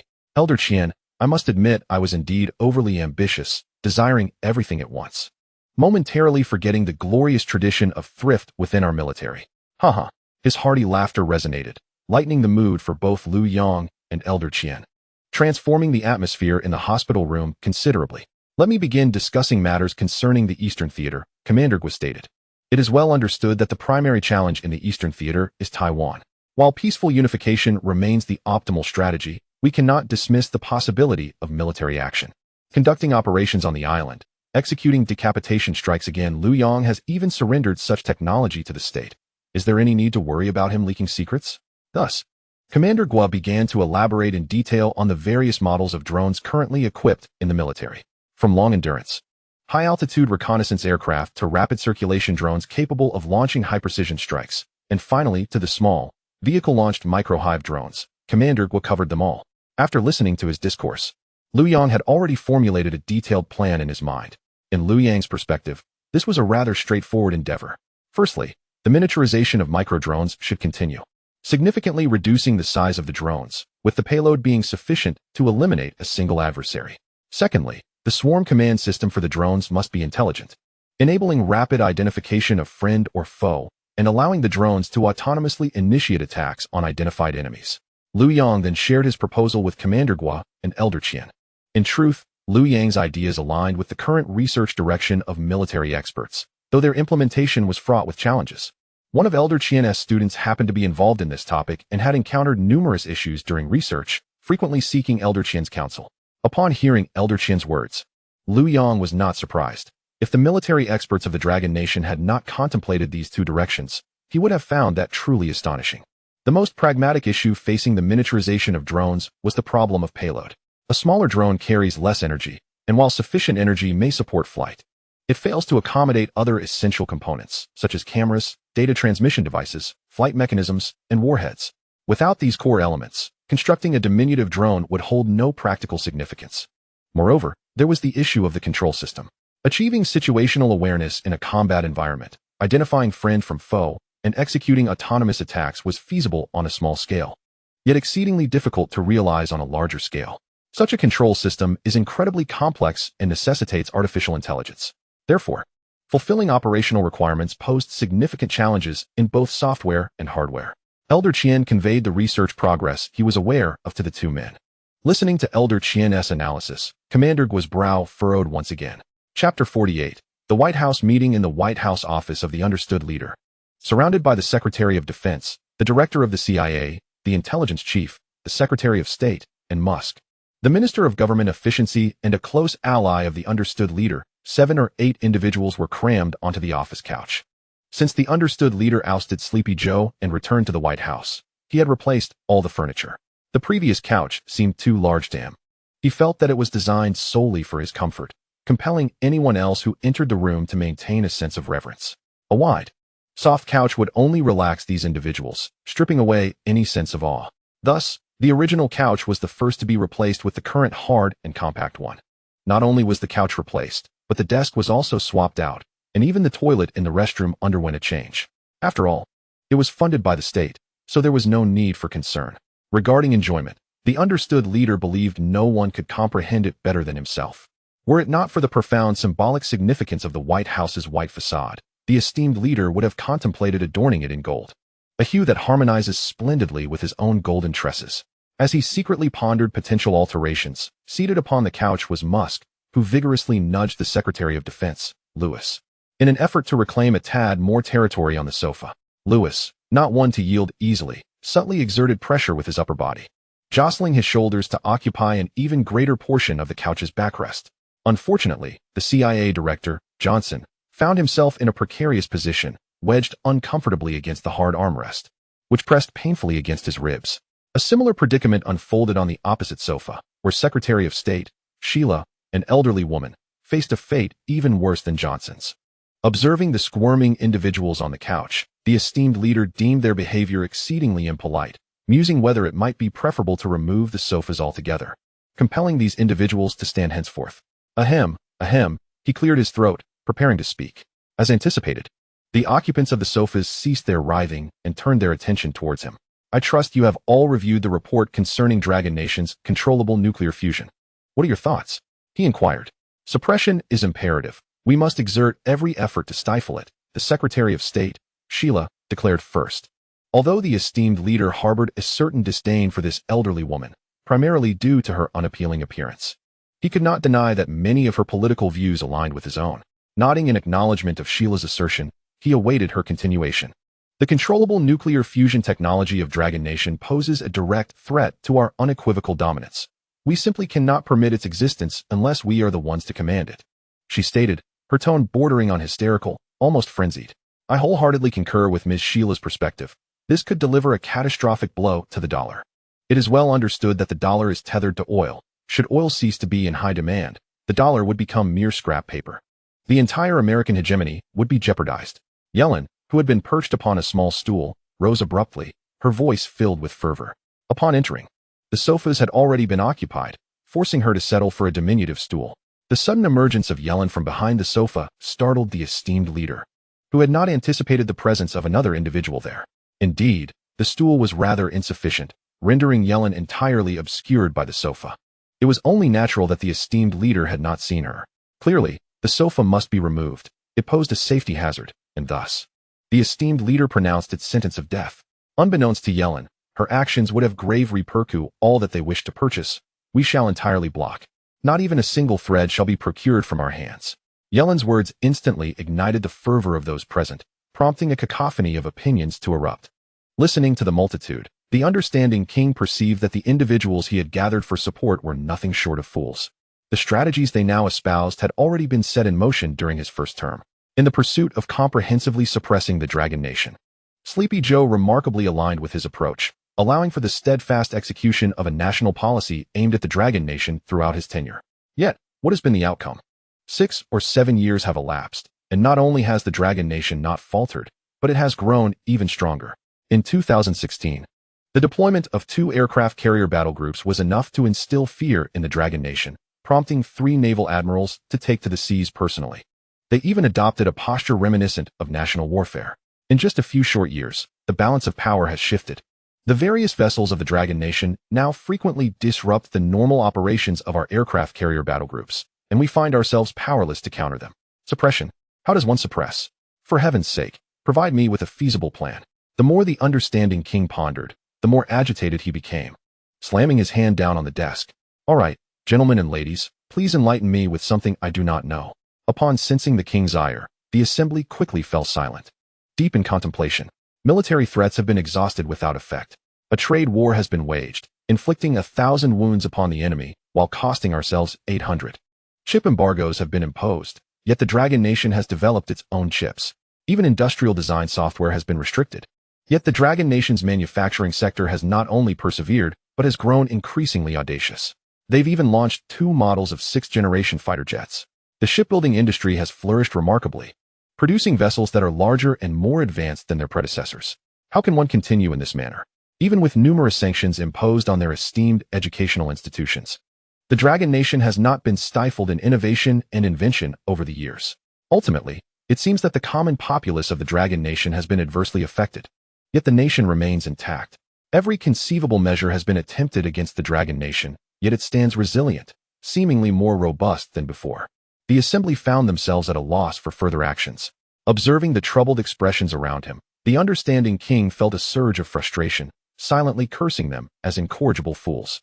Noticing the king's increasingly grim demeanor, the urgency to present a tangible solution grew paramount, lest his temper erupt. With his golden hair, the understanding king's wrath would indeed be formidable. To avert further escalation, CIA Director Johnson swiftly raised his hand, eager to speak. "Johnson, you may proceed." The understanding king gestured toward him. "Esteemed king, the Japanese have devised a plan to capture Liu Yang's parents, intending to use them as leverage against Liu Yang." Upon receiving the king's nod, Johnson promptly delivered a report on Japan's abduction operation. "That Liu what? The one who achieved controllable nuclear fusion?" The esteemed leader often struggles to recall the names of individuals from the Dragon Nation, finding them rather difficult to articulate. "Liu Yang," Johnson whispered as a gentle reminder. "It matters not. Any name will suffice," the leader replied, feeling somewhat foolish and experiencing a noticeable dip in his regard for Johnson. "Have the people of the island nation commenced their operations?" he inquired. "The intelligence reports from the island nation's investigation bureau are nearly ready," Johnson cautiously responded, sensing that his earlier reminder had not been well received. When it comes to special operations, the leader believes there is no one more knowledgeable than himself. After all, his orchestrated assassination of Soleimani in Iran a few years prior was a resounding success. "Elaborate further on the plans of the island nation," he insisted, eager to scrutinize their strategy, a domain in which he felt particularly adept. Johnson promptly retrieved the plans, reading them aloud, and soon enough, he had finished. "Tom, what is your perspective on the plans of the island nation?" the leader prompted, calling upon the intelligence director. Understanding the cue that the leader sought the spotlight, Tom quickly responded, "Respected leader, in the realm of special operations, I cannot fathom anyone more proficient than yourself. It would be most prudent for you to provide the analysis." Tom's flattery elicited a broad smile from the leader. As Tom's praise resonated, the once quiet conference room erupted with voices, each eager to express their loyalty. "Your previous operation against Soleimani is hailed as the greatest exemplar of special operations this century, now included in the curriculum at West Point. Thus, you rightfully stand as the foremost expert in this field," declared Defense Minister Lewis without hesitation. Seated beside him, Musk interjected with urgency, "Dear leader, regarding the actions against Liu Yang's parents, no one has more authority than you, as you are the expert in this domain." "Agreed," wholeheartedly, others chimed in, eager to affirm their allegiance, even if it veered off topic. The leader felt elated. All the effort spent courting support was ultimately to elevate himself above others. This sensation was utterly delightful. Once the flattery had subsided, he spoke slowly, suggesting that the island nation should first test the waters. For the Dragon Nation is not to be trifled with. Though the leader often appeared to be outlandish in many matters, it did not imply he was a fool. Rather, he was shrewd. After numerous encounters with the Dragon Nation, he had enough scars to warrant caution, and it was time for his subordinates to take the lead. If the island nation succeeded, it would be tantamount to our own success. If they faltered, we could still intervene later. The Dragon Nation is formidable. Allowing the island nation to take the front line and attract their attention is most advantageous, he concluded. Years of business acumen had not been in vain, and the leader believed no one could rival his expertise in meticulous strategy. Johnson, Lewis, and Tom, representatives from the CIA and the Department of Defense, must collaborate diligently to formulate a comprehensive plan, prepared to act at a moment's notice. The commander-in-chief decisively issued orders to the three departments, emphasizing that military confrontation is merely one avenue. All means, both overt and covert, are permissible, as long as we can subdue the Dragon Nation. With unwavering severity, he reiterated his commands, encompassing military, political, economic strategies, and even assassination and terrorism. He made it clear that regardless of the methods employed, even if it involved poisoning the Dragon people once more, the ultimate goal remains their downfall. Instantly, everyone rose to assure their unwavering commitment to countering the Dragon Nation. By the way, what is the status of the Truman Carrier Strike Group? The commander-in-chief recalled the naval fleet previously dispatched to engage in conflict with the Houthi forces. It is conceivable that this carrier group may soon be redirected towards the Dragon Nation, as a mere change in course would bring them to the South China Sea, where they could leverage certain advantages. Johnson, the Secretary of Defense, appeared visibly distressed, struggling to articulate a response. He faced considerable challenges regarding the dismal performance of the Truman Carrier Strike Group. A minor faction like the Houthis, derisively dubbed the Flip-Flop Army, had managed to exchange blows with the carrier group, launching 3 substantial attacks within a single day using rudimentary artillery and subpar drones. The entire strike group was left utterly exhausted, having expended an unquantifiable amount of resources merely intercepting missiles. Although the Houthis' artillery lacked precision, their sheer numbers posed a significant threat. If this continued, once the missile interceptors were depleted, the Houthis would inevitably land a hit or two, further tarnishing the prestige of the American forces. Moreover, 2 MQ-9 Reaper drones had fallen victim to these so-called flip-flop forces. Each MQ-9 costs a staggering $32 million, and with these 2 losses, the total destruction of 16 Reaper drones over the years has left Johnson astounded at the inadequacy of their own combat capabilities. The Americans had failed to gain any advantage over the Houthis. Additionally, the wealthy benefactor behind the operations had been covertly engaging with the Houthis. A whole shipload of weapons had been captured by the Houthis, who then used those very weapons against the Truman carrier strike group. Now, this benefactor is compelled to pay a ransom for his captured assets. The most absurd aspect is that the weapons in question were originally sold by his own side.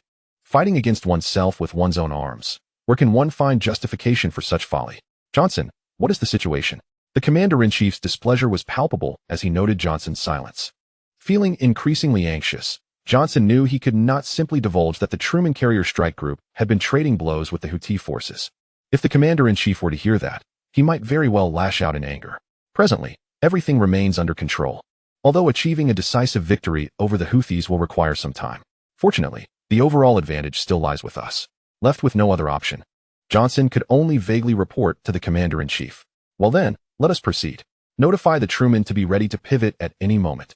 Participating in the encirclement of the Dragon Nation, while we must not harbor excessive hopes regarding the land of the rising sun. The wise leader is acutely aware of the nature of this nation. They can serve as cannon fodder, but achieving substantial results poses a significant challenge. The sagacious leader aims to restore the greatness of the eagle once more. Johnson discerned the leader's intent, which was to take decisive action against the Dragon Nation. Yet, has the leader forgotten the lessons of 2016? However, Johnson dared not inquire further. His duty was merely to execute orders. The leader's thought process was beyond the comprehension of a mere defense minister. Understanding it would require dissection, and that is a task for biologists. Very well. Let us first allow the land of the rising sun to probe, and notify our allies to prepare plans for immediate action. Ultimately, the leader concluded that he had no superior strategies against the Dragon Nation, and could only proceed step by step. And gentlemen, ladies, it is time to shift the wealth invested in energy stocks, but do so gently, for alarming the unsuspecting would lead to complications. Thus, as you prepare your strategies, it is crucial to discern the weight of your actions. Do you understand? The leader solemnly conveyed this to those present. Understand. Understand. The assembly expressed gratitude for the leader's admonition, recognizing that while the nation belongs to all, the wealth is personal. Thus, the meeting concluded successfully, seemingly touching upon the necessity of employing all means against the Dragon Nation. However, the specifics of the resolutions appeared to remain unarticulated. Nonetheless, all were acutely aware of the urgency to divest from energy stocks. This meeting was both efficient and fruitful. Chapter 50. Combat Capability Enhancement Plan. After conversing with Elder Qian and Commander Gua, Liu Yang felt a sense of clarity. The solution was straightforward and direct. Envision a large-scale intelligent swarm of ultra-miniature drones, initially designed for precise identification of friend or foe. They would then autonomously engage targets, approaching closely, and executing a swift detonation upon contact. There would be no convoluted maneuvers involved. Although the realization of this concept poses considerable challenges given current technology, Liu Yang was aware that possessing a planetary civilization's technological prowess rendered it merely a matter of execution. He understood that once a prototype was developed, Commander Gua's concerns would be thoroughly alleviated. With no further discussion to be had on this topic, Liu Yang proactively steered the conversation in another direction. The 3 individuals conversed for an extended period, granting Liu Yang a deeper understanding of the current global military landscape. The world is not as tranquil as it appears to the average observer. Beneath the seemingly calm surface, tumultuous currents surge, rife with peril. Certain malevolent forces have long kept their watchful gaze on the Dragon Nation, aspiring to engulf it entirely, even if they cannot consume it whole. Their singular aim is to subdue it. Despite the visible antics of only 5 miscreants, the reality remains that there are no eternal friends among nations, only enduring interests. Should we find ourselves helplessly besieged by this pack of ravenous wolves, more would inevitably join the fray, incessantly tearing at us until they devour the Dragon Nation. This great prize, In 2016, the United States orchestrated the operational strength of 2 aircraft carrier battle groups, accompanied by a cadre of allies wielding their weapons. Fortunately, our nation withstood the pressure and displayed an unwavering resolve to fight if necessary. We are not to be underestimated. Thus, the crisis was averted.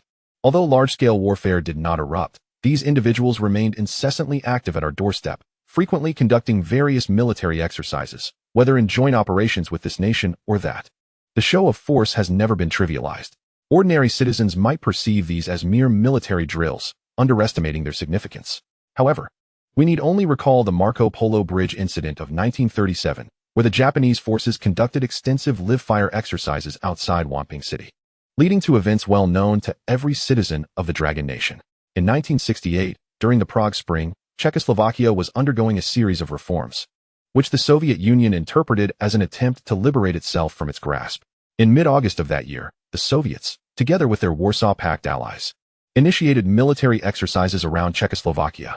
On the night of August 20th, those exercises escalated into a genuine offensive, culminating in the capture of Prague and the subsequent occupation of the entire nation.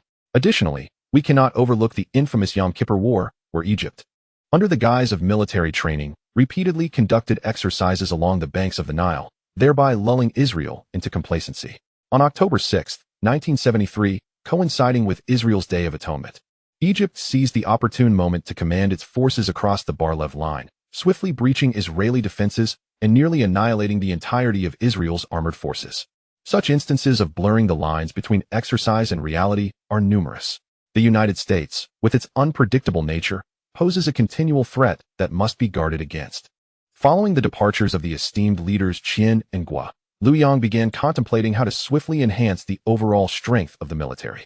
His technological repository contained many excellent resources that could serve as transitional products to rapidly increase military prowess.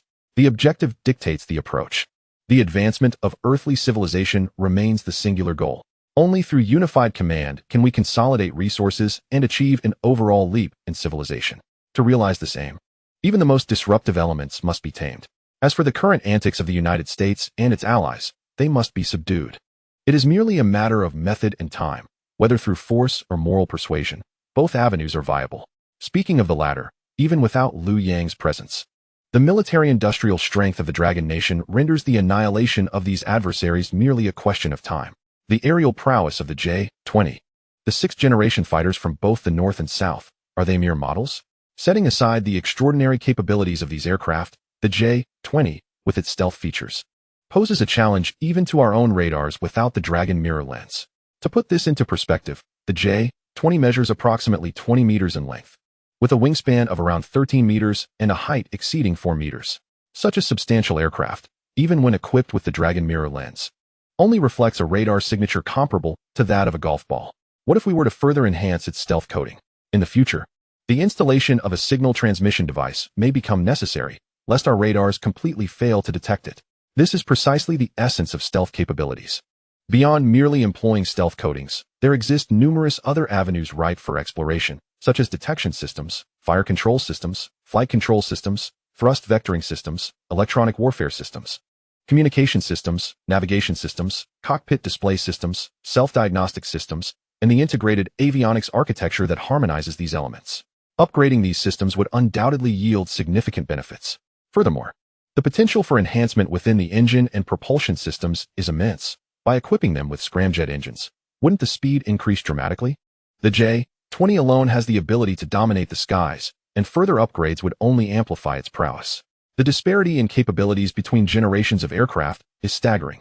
During the Red Flag exercises in 2014, the F-22 achieved an air combat exchange ratio of 0.144 against the F-15, F-16, and F-18, simulating the downing of 144 enemy aircraft while sustaining 0 losses. This generational gap is indeed a formidable phenomenon. At Kadena Air Base in Japan, a squadron of F-22s is consistently deployed, targeting our capabilities quite transparently. This has imposed significant pressure on us. In response to this predicament, we once attempted to leverage the high altitude and high-speed advantages of the J-8 to transform beyond visual range engagements into visual range confrontations. We aim to exploit our superior speed to strike the F-22. However, a critical challenge arose. we would first need to deplete the F-22's arsenal of 8 air-to-air missiles. This meant sacrificing 8 J-8s to provide a firing opportunity for the 9th. The plight of our Air Force during that time was indeed tragic. It was only after we acquired the J-20 that we realized our earlier assumptions were misguided. Against 5th-generation fighters, 4th-generation aircraft struggle even to be detected. If 4th-generation aircraft are incapable of fulfilling such tasks, one can only imagine the limitations of the quasi-3rd-generation J-8. Even if given the chance, it would remain undetected, leaving it powerless to engage. In the face of absolute power, numbers become utterly irrelevant. Currently, the J-20 can secure airspace without concern.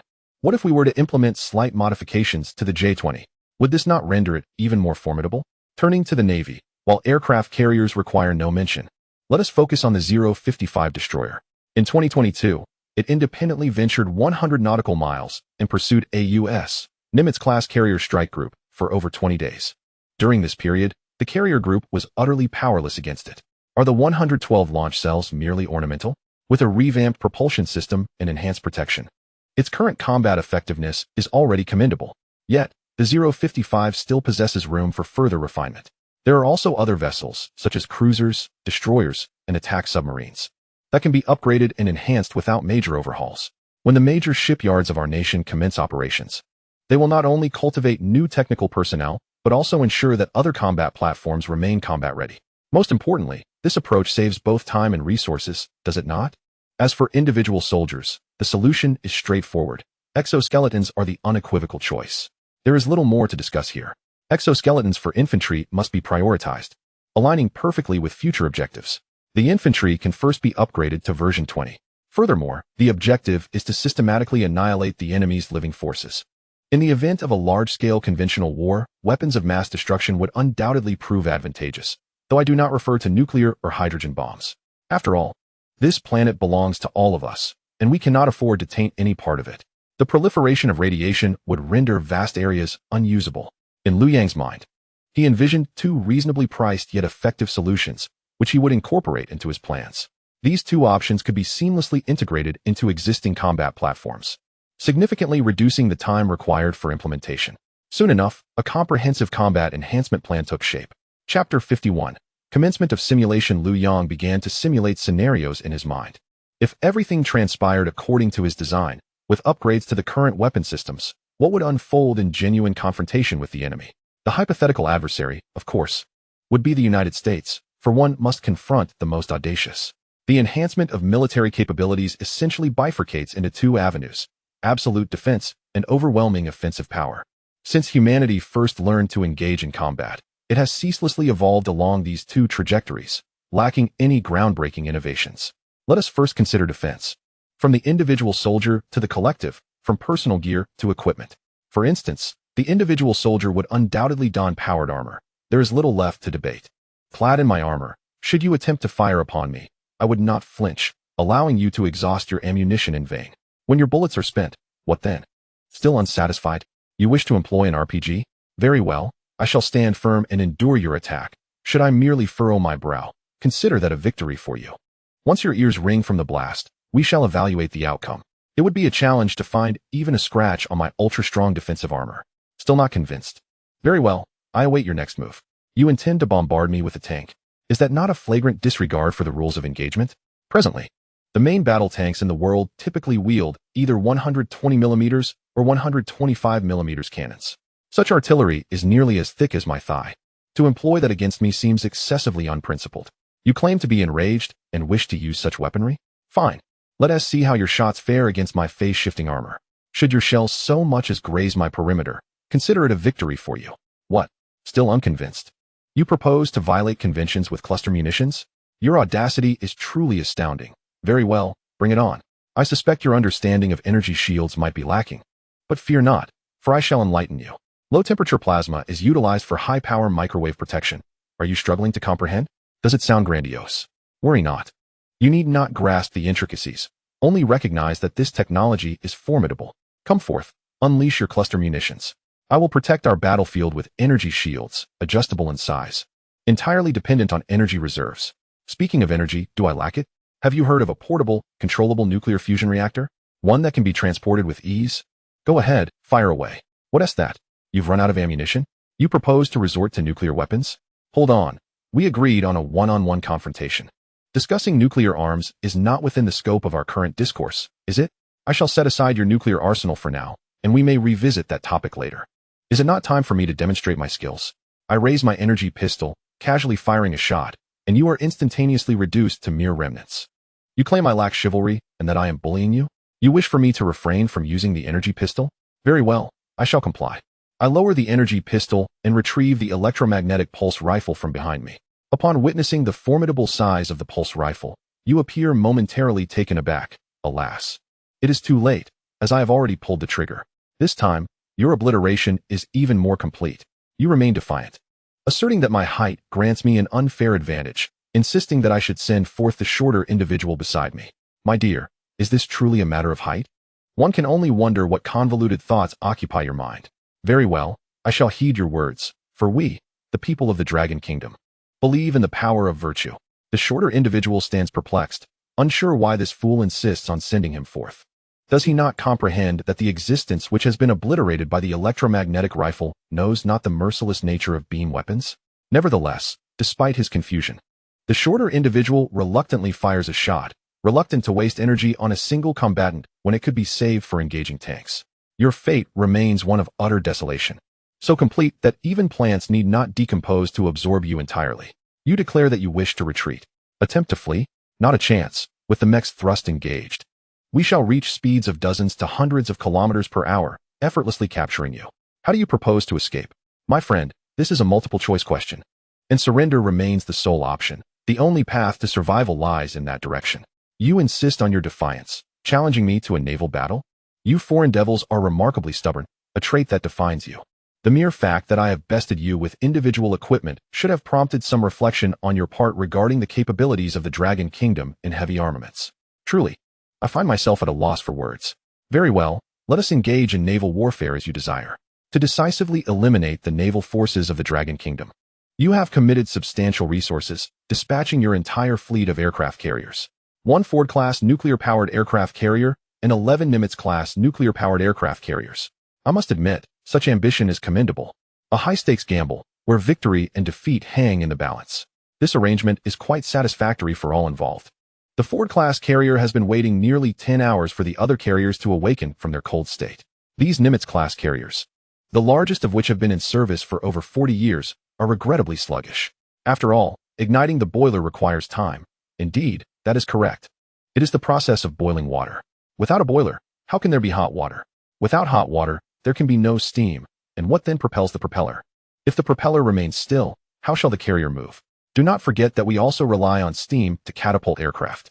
The successful electromagnetic launch system is exclusive to the Dragon Kingdom, while the electromagnetic catapult on the Ford class, despite its frequent malfunctions, can be considered a semblance of a system. Therefore, do not underestimate the significance of boiler operation. It is essential to the carrier's core functions, for without it, the carrier cannot operate. Fortunately, all boilers have been ignited and are working diligently. The Ford-class carrier finds itself in a position of helpless anticipation, compelled to wait. It is neither this nor that. It involves waiting for nuclear submarines, destroyers, frigates, and supply ships, which have slowly consumed several days. Eventually, a battle formation was established. Thus, the Ford-class carrier, accompanied by its formidable entourage, advanced across the Pacific from the east. Australia, Japan, and the United Kingdom mobilized all available resources, joining your ranks midway.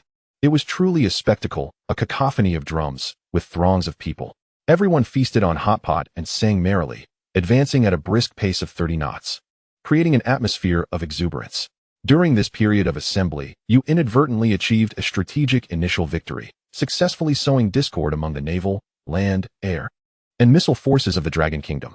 This delectable piece of territory became the object of desire for all. Yet it was impractical for the Dragon Kingdom's military branches to mobilize entirely against a swarm of minor adversaries. Such an action would defy economic principles and be wasteful. Consequently, the Ministry of Defense was embroiled in heated debates, struggling to determine which faction would be granted this prize. Ultimately, a lottery was held, and fortune smiled upon the Navy, which drew the lucky ticket. Naturally, those who were not selected were displeased. The Army, Air Force, and missile forces pressured the Navy commander into hosting an extravagant feast as a consequence. Thus, you accomplished the first phase of your strategic objective, instigating divisions within the Dragon Kingdom's military branches. However, discord soon erupted within the Navy as well, with the three major fleets vying for their share. The Naval Command found itself in a dilemma, as all factions were akin to beloved offspring, making it impossible to favor one over the others. Once again, the age-old tradition of drawing lots was employed. By chance, the East China Fleet emerged victorious. Those who were not chosen were understandably unhappy, and the North Sea and South Sea fleets compelled the East China Fleet's commander to treat them to a lavish meal, resulting in another significant blow. Thus, you achieved the second phase of your strategic goals, furthering divisions among the three major fleets. Unexpectedly, the Dragon Kingdom's own forces were fracturing, which undoubtedly came as a surprise. The East China Fleet, lacking aircraft carriers, 055 destroyers, and even nuclear submarines, was truly a fleet devoid of significant assets. Upon hearing this news, you were filled with delight, envisioning the imminent annihilation of the East China Fleet. Unbeknownst to you, discord was also brewing within the East China Fleet. As commanders of various vessels clamored for their share, the fleet command found itself in a quandary, as all were cherished members of the family, making it impossible to favor one over another. Following the customary practice, a lottery was conducted, relying solely on luck, leaving no room for complaint. In the end, a commander of a 052D missile destroyer struck it lucky and drew the winning ticket. Naturally, those who were not selected were less than pleased, leading to a severe reprimand for the captain. Thus, without having taken any direct action, you effortlessly achieved the third strategic objective, fostering discord within the East China Fleet. Upon learning of this development, you were incredulous. If the Dragon Kingdom truly operated in such a manner, it would be tantamount to self-destruction. You would swiftly overpower the 052D and boldly approach the shores of the Dragon Kingdom, prepared to unleash chaos and plunder at will. Such a morally reprehensible act. You have committed numerous times against the Dragon Nation, thus bearing no psychological burden. To challenge the entire naval elite of the Five Eyes Alliance with merely a single 052D missile destroyer? What kind of imagination could conceive such a notion? You find this news implausible. If it were true, I wouldn't even need to utter a word. You would surely deride me. Indeed, not only do you disbelieve, but I too harbor skepticism. Yet, the events have unfolded as they have, and one must ponder the surrealism of it all.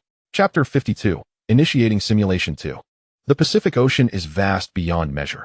After considerable time, your formidable battle group has traversed only half the distance. It is at this juncture that you receive a call from the Dragon Nation's 052D missile destroyer. The Dragon Nation claims they have sealed off half of the Western Pacific and demand that you retreat. You perceive their audacity as exceedingly brazen. Shouldn't such words originate from you? This time, however, the Dragon Nation has successfully asserted its bravado, igniting your fury. You command the launch of your aircraft to demonstrate to this oblivious foe the consequences of their arrogance. However, the radar observer informs you that the 052D is still 3,000 kilometers away, and your most advanced F-35 cannot sprint that far. This report only fuels your ire further. Consequently, you order the launch of the most advanced Tomahawk Block V anti-ship cruise missiles. Yet, another voice reminds you that the maximum attack range of these missiles is a mere 2,000 kilometers. This revelation stings, leaving you to endure the taunts of a mere soldier aboard the 052D. This individual speaks with such eloquence that your communications officer cannot interject. Regaining your composure, you swiftly decide to temporarily spare the 052D, intending to eliminate it once it falls within range. At a speed of 30 knots, it will take nearly 60 kilometers. A journey of over 10 hours for 1,000 kilometers, and you believe the advantage lies with you. 2 hours later, you are jolted awake by the radar observer's report, indicating that the Dragon Nation 052D is nearing the 2,000 kilometer attack range. You are astonished that in just 2 hours, the distance has shrunk by 1,000 kilometers. Has the 052D flown here? Your surprise is understandable. When the 052D was completed, everyone was equally astonished. A cruising speed of 400 knots per hour. What else could it be but flight? You declare such a speed impossible, for 100 knots per hour simply does not exist. Let me enlighten you. The first steam locomotive invented by John Bull's mining engineer, Trevithick, traveled at a speed of just 5 kilometers per hour. Today, the Dragon Nation's high-speed rail effortlessly reaches 350 kilometers per hour. Divide 350 by 5, and you will find a ratio of 70. The 052D, having increased its speed from 30 knots to 400 knots, has only achieved a tenfold increase. How can that be deemed impossible? were it not for the spirit of frugality. The hull of the 052D would have undergone modifications. Otherwise, a 30 or 40-fold increase would not have been difficult to achieve. After hearing my explanation, you find yourself bewildered, yet somewhat convinced of its validity. Nonetheless, such contemplations are of little concern to you now. You hurriedly arrived at the operations command room, issuing orders to launch the latest Tomahawk anti-ship cruise missiles. The high-speed moving target seemed akin to shooting down an aircraft, leaving you with a sense of uncertainty. Fortunately, the Tomahawks did not disappoint. Soon, the command room erupted in cheers as they successfully struck the target. Strangely, the incessant beeping from the channel persisted. Shouldn't they have been sunk? Everyone in the command room was perplexed. Little did you realize that the 052D was equipped with a plasma shield. This could hardly be blamed on you. Such technology only existed in your science fiction films, making its appearance here quite unexpected. Undeterred, you launched a few more Tomahawks, hoping that additional explosions might pierce through the 052D's formidable shell. The Tomahawks performed admirably, all hitting their marks with precision. Yet, the beeping on the channel continued unabated, with the communications personnel engaged in animated conversation. The radar observer informed you that the 052D was still advancing towards you at high speed, leaving you bewildered. Unable to fathom the situation, the radar screen suddenly lit up with numerous bright spots. The 052D had commenced its attack. You were well aware that the 052D was equipped with 64 missile launch units, prompting you to immediately order preparations for interception. Strangely, the missiles launched by the 052D were peculiar. They ascended at a steep angle, soaring high above the battle group, clearly not aimed directly at it. In fact, there was no need for interception. These bright spots detonated at their apex. What could they be targeting? Was the aim of the Dragon Kingdom's forces so imprecise? You were confused, as was everyone else, unable to discern the intentions of the Dragon Kingdom. The warheads exploding at high altitude dispersed a flurry of white powder, which danced in the air. Immediately, the 052D unleashed a massive laser beam that struck around the explosion point. The white powder was a potent refrigerant, and under the immense energy of the laser, it rapidly formed a supercooled area. This supercooled region generated a downdraft of cold air, and the refrigerant, under the onslaught of the laser energy, caused the temperature in that area to plummet. Consequently, it became the seed for a tornado as rising warm air began to swirl. Before long, a slender funnel cloud appeared in the sky, and when its base touched the sea surface, the seawater it drew up turned it white. It quickly thickened, transforming into a super tornado, one that surpassed any level you had previously encountered. Alarmingly, this tornado was not solitary. There were 10 of them. Glancing back at the 052D, it had vanished without a trace. In the distance, the sky was filled with a cacophony of explosions, followed by a massive beam of light illuminating the epicenter of the detonations. Soon, you witnessed another slender funnel cloud. After a brief interval, a similar scene would unfold once more. You had lost count of how many times you had witnessed such occurrences. Dozens of super tornadoes were visibly rampaging through the colossal aircraft carrier battle group. The moment you first spotted the funnel cloud, the irritating beeping from the Dragon Kingdom's channel had finally ceased. What you now hear are the desperate cries for help from various vessels, rising and falling like a mournful melody. The aircraft carrier, weighing over 100,000 tons, appears as nothing more than a fragile toy, easily torn apart in mere moments. An hour? No, it feels as though time has compressed, perhaps lasting no more than half an hour. You float in the frigid waters of the Pacific, and all around you, not a single intact warship remains. You have been utterly annihilated. Yes, annihilated. The leaking fuel ignited, casting the sky into a fiery crimson.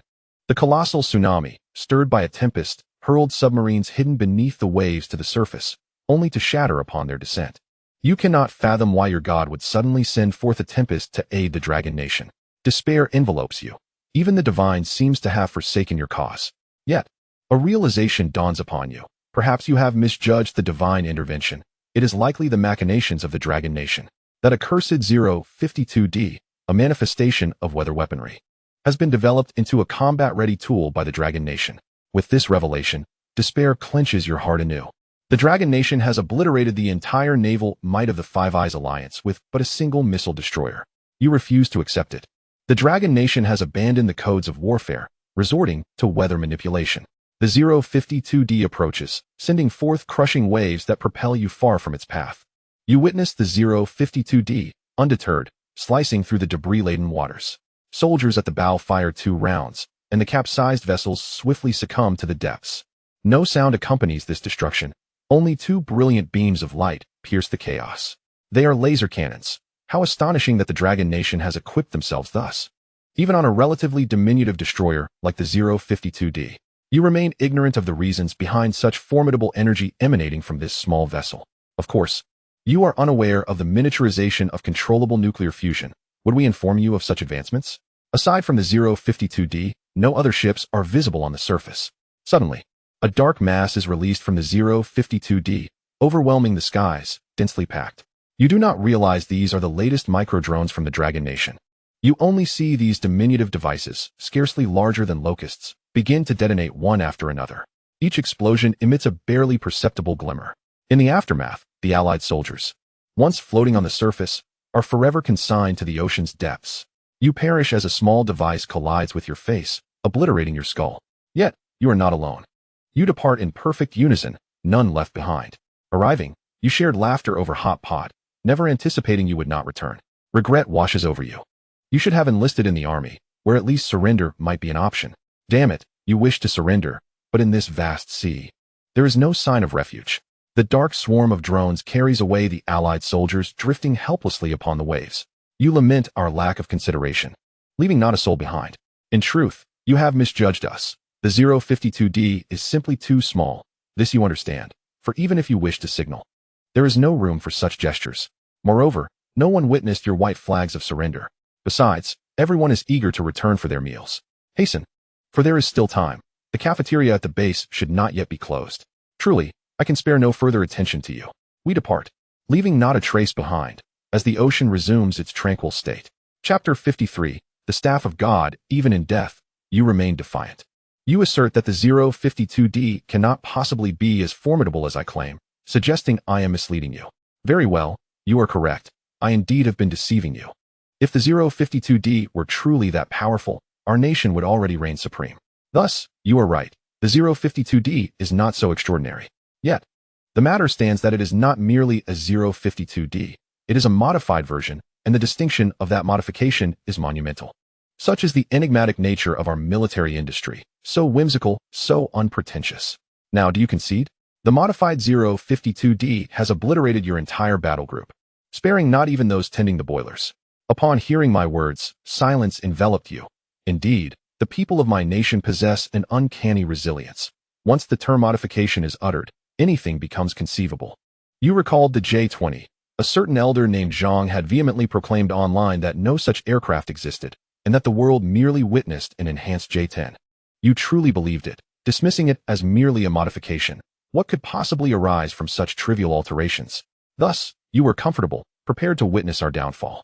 Little did you anticipate that this modification would result in a transformation so profound that they had become an entirely different species. While we brazenly proclaimed them to be of the same model, you began to regret not having embraced the culture of my nation sooner. Had you possessed even a modicum of knowledge, you would not find yourself in such ignorance. This is indeed a revelation for you. You have finally discerned that the root of your predicament lies in your lack of cultural understanding. However, there is unfortunate news for you as well. Your mind has been thoroughly shattered, and your opportunities have slipped away. I inquire if you now concede. You stammer for a while, ultimately grinding your teeth and declaring your refusal to yield. You mention your Air Force, asserting that while most of your aircraft cannot traverse the Pacific to mount an offensive against us, at least they can defend your homeland. Should we seek to breach your defenses, you claim we would have no choice but to unleash nuclear weapons, leading us all to mutual destruction. Upon hearing your words, I laughed. Truly, one does not shed tears until faced with the grave, nor does one reconsider until colliding with an insurmountable wall. Wise counsel is futile against the obstinate. If the army cannot prevail, they resort to nuclear weapons. If the navy falters, they too would wield nuclear arms. Where is the novelty in that? What grievance have nuclear weapons caused you that you would so readily resort to them? Let me be clear, do not entertain thoughts of nuclear warfare. We shall not engage in such folly. It would be preposterous. After crushing you, we would still need to seize your territory. Is it not more appealing to raise cattle and sheep? If both you and I unleash nuclear weapons, we would merely taint the land, rendering it unfit for agriculture. Would we not then forfeit our livestock and the consumption of lamb? Those wretched beings from the island nation have recklessly discharged nuclear waste into the ocean, jeopardizing our seafood supply. They shall be next to face reckoning. Therefore, I assure you, the opportunity for you to unleash nuclear arms shall never arise. Your only chance exists within the realm of dreams. Reality is devoid of any possibility. Have you ever heard of the Staff of God? I inquired, and you nodded, mentioning that you had seen it in a PowerPoint presentation. It was merely a ruse employed by arms manufacturers to swindle funds from the military. They claimed that by affixing metallic rods to satellites, they could launch these rods when the satellite hovered over the target area. These rods would strike with tremendous kinetic energy, rivaling the force of a nuclear bomb, yet without any radiation. In their quest for destruction, they also managed to consider environmental implications. Truly, it is an essential tool for annihilation. Moreover, this weapon boasts the remarkable advantage of maintenance costs so minimal that they can be disregarded, truly deserving of the label affordable quality. You remarked that these claims were mere fabrications by arms dealers, impossible to actualize. After listening to your ramblings, I couldn't help but smile. It is not your fault that you are unacquainted with the world. I informed you that we possess satellite modifications, equipped with numerous tungsten rods. You were taken aback, asking if we had indeed created the Staff of God. I corrected you, stating that such a name was rather trivial, for God does not reside within our pantheon of deities. Thus, we refer to this marvel as the space-based kinetic weapon. Does the mere sound of its name not evoke a sense of grandeur? Indeed, it is quite magnificent. Envision the tungsten rods plummeting towards the Earth from space at speeds exceeding a dozen Mach. The kinetic energy is awe-inspiring. In such a vast surge of energy, the obliteration of a city occurs in a mere instant, an even more striking spectacle. I genuinely ponder what aircraft could withstand such an onslaught. If an entire city is reduced to rubble, what makes an airport any more resilient? What missile silos could endure?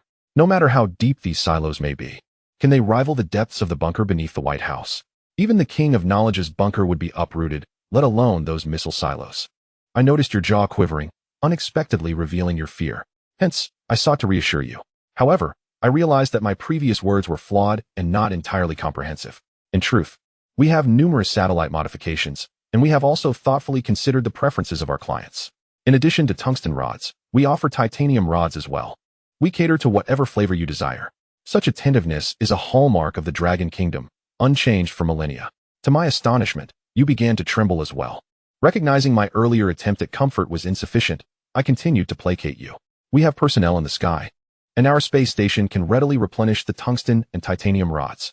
You need not worry about the energy expenditure for satellite launches. The staff at the space station can easily manage over time to replenish supplies. Indeed, my reassurances were effective, for you ceased to shudder. You declared your intention to surrender. With unwavering resolve, I expressed my regret, explaining that it is not that we refuse your surrender, but rather that once the tungsten and titanium rods are unleashed, no one has the opportunity to capitulate, not even the King of Knowledge in his bunker. You suggested I was misinterpreting your words, insisting that you wished to surrender immediately. I retorted, questioning your very existence, stating that you are merely a specter and have no business surrendering at all. You expressed your desire to be integrated into the netherworld system of the Dragon Kingdom, believing that such an affiliation would ensure your reincarnation within its borders. You also articulated your disillusionment with the hypocrisy of the Western heavenly framework, deeming it merely a facade that offers no real security. It appears you have indeed attained a significant realization, grasping the essence of the matter. However, I must confess, I am not in a position to assist you with this. My acquaintance with the officials of the underworld is rather limited. Nonetheless, I recommend you convey a dream to your family, urging them to procure some paper money from the Dragon Kingdom promptly.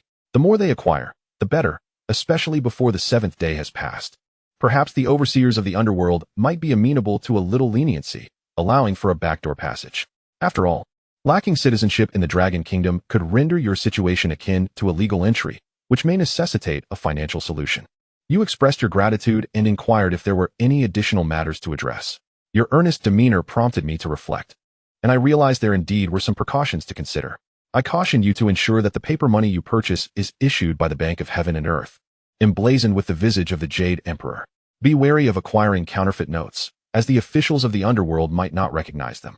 Currently, there are many unscrupulous vendors in the West openly peddling fake paper money. Not only is their craftsmanship substandard, but they are also issued by the so-called Heaven Bank. The Bank of Heaven and Earth and the Heaven Bank are hardly comparable. A mere letter's difference yields vastly disparate outcomes. Exercise caution, for otherwise, your efforts may prove futile. You departed, expressing your gratitude while a throng of soldiers from the Alliance followed behind you. Having overheard our conversation, they hastened back to convey their dreams. Observing your spectral form, I reflected on my own propensity for kindness. Suddenly, I noticed the 052D modification approaching the dock, and upon checking the time, I realized I could still make it in time for dinner at the mess hall. Chapter 54. Nuclear submarines. I had not yet entered the mess hall when your spirit appeared once more.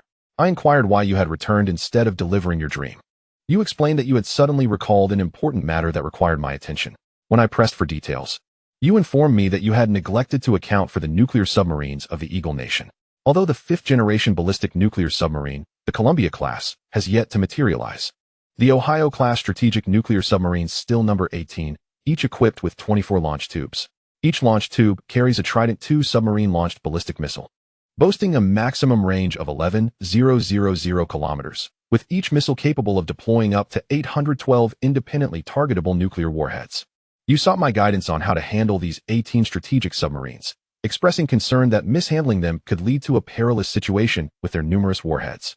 I appreciated your awareness of the gravity of the situation, recognizing which side of the issue you ought to align yourself with.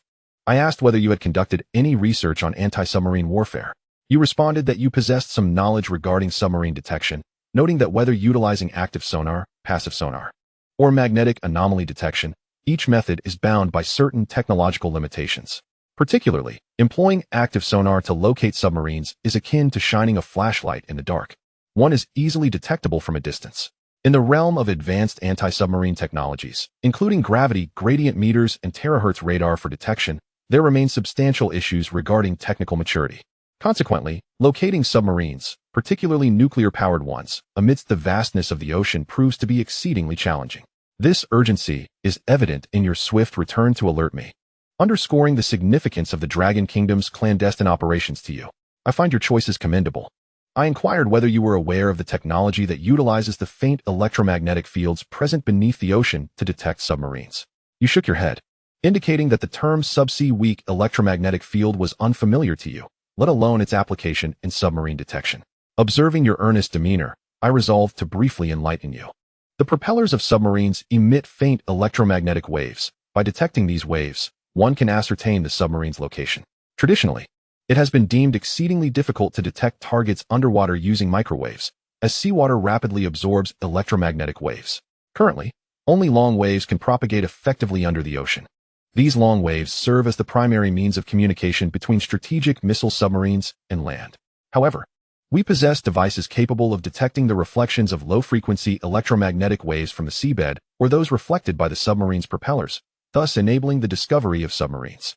Each instrument has a detection range of 1,000 kilometers. By deploying these devices across the Pacific, the entire ocean becomes virtually transparent to us. You expressed concern that this technology might only be applicable to submarines utilizing propeller propulsion. What about those employing pumpjet propulsion? I wish to convey that pumpjet systems also generate reflections of low-frequency electromagnetic waves. Yet, I sensed that my reassurance might not suffice, prompting me to ask if you had heard of wake magnetic field detection technology. You acknowledged your familiarity with wake, yet admitted ignorance regarding the detection technology itself. Such ignorance is understandable. There is no need for self-deprecation. Noticing your keen thirst for knowledge, I recognized the necessity of further educating you.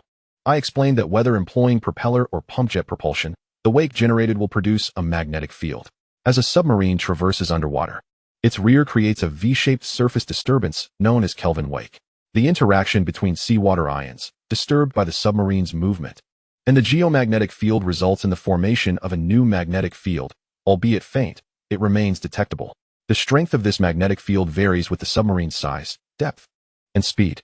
For instance, as a submarine's speed increases, the magnetic field's intensity rises. Conversely, a decrease in depth corresponds to an increase in magnetic field strength. While longer submarines generate a weaker field. Conversely, a broader hull amplifies the magnetic field. The Seawolf-class attack submarine, equipped with advanced acoustic and vibration dampening systems, is heralded as the most challenging nuclear submarine to detect, often referred to as an oceanic black hole, measuring approximately 100 meters in length and 12 meters in width. With a submerged displacement of 9,000 tons and a maximum underwater speed of 25 knots. This colossal oceanic enigma's wake magnetic field strength lies well within the sensitive detection range of our airborne wake magnetic field detection devices, rendering it unable to elude detection. If such an oceanic black hole cannot escape our scrutiny, one can only imagine the futility for other submarine classes. Certainly, This detection instrument can be mounted not only on aircraft, but also on ships, cast into the sea, or even suspended from hot air balloons. It is designed to accommodate a variety of platforms, emphasizing its remarkable versatility. If several of these devices were deployed along critical maritime routes, would not the submarines of the United States become transparent? Given the industrial capabilities of the Dragon Kingdom, should the need arise, it would not be particularly challenging to blanket the oceans with such technology. Although sound-absorbing tiles can obscure sonar signals, and the propulsion system can utilize buoyancy valves for vibration dampening, numerous methods exist to diminish sonar signatures. I do not rely on sonar, I merely track the wake. Unless you remain stationary, movement will inevitably create a wake. And with that wake comes the generation of a magnetic field. Once I detect your wake's magnetic signature, there will be no escape for you. Through the detection of the wake's magnetic field, all nuclear submarines that blend into the ocean's ambient noise can be captured. You seem to have found some semblance of tranquility.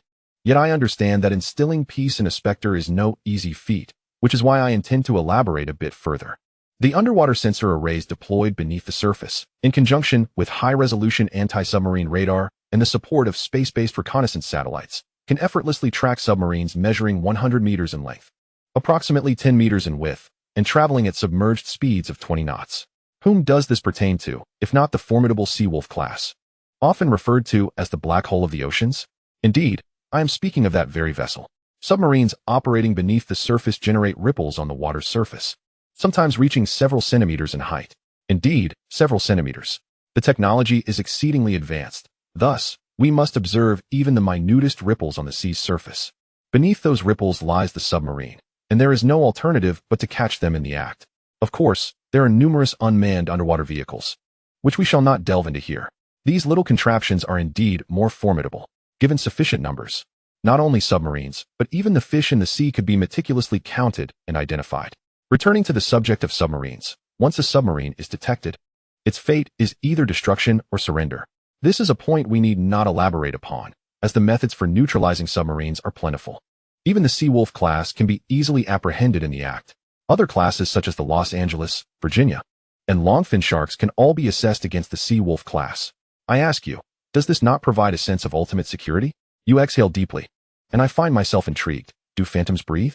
Nonetheless, these matters are not the crux of the discussion. You have raised a new concern. What if an Ohio-class strategic missile submarine recklessly launches a nuclear missile? I commend you for your foresight. Although I am well aware that the military personnel of the United States are adept at navigating flexible strategies, they seldom struggle in seemingly hopeless situations.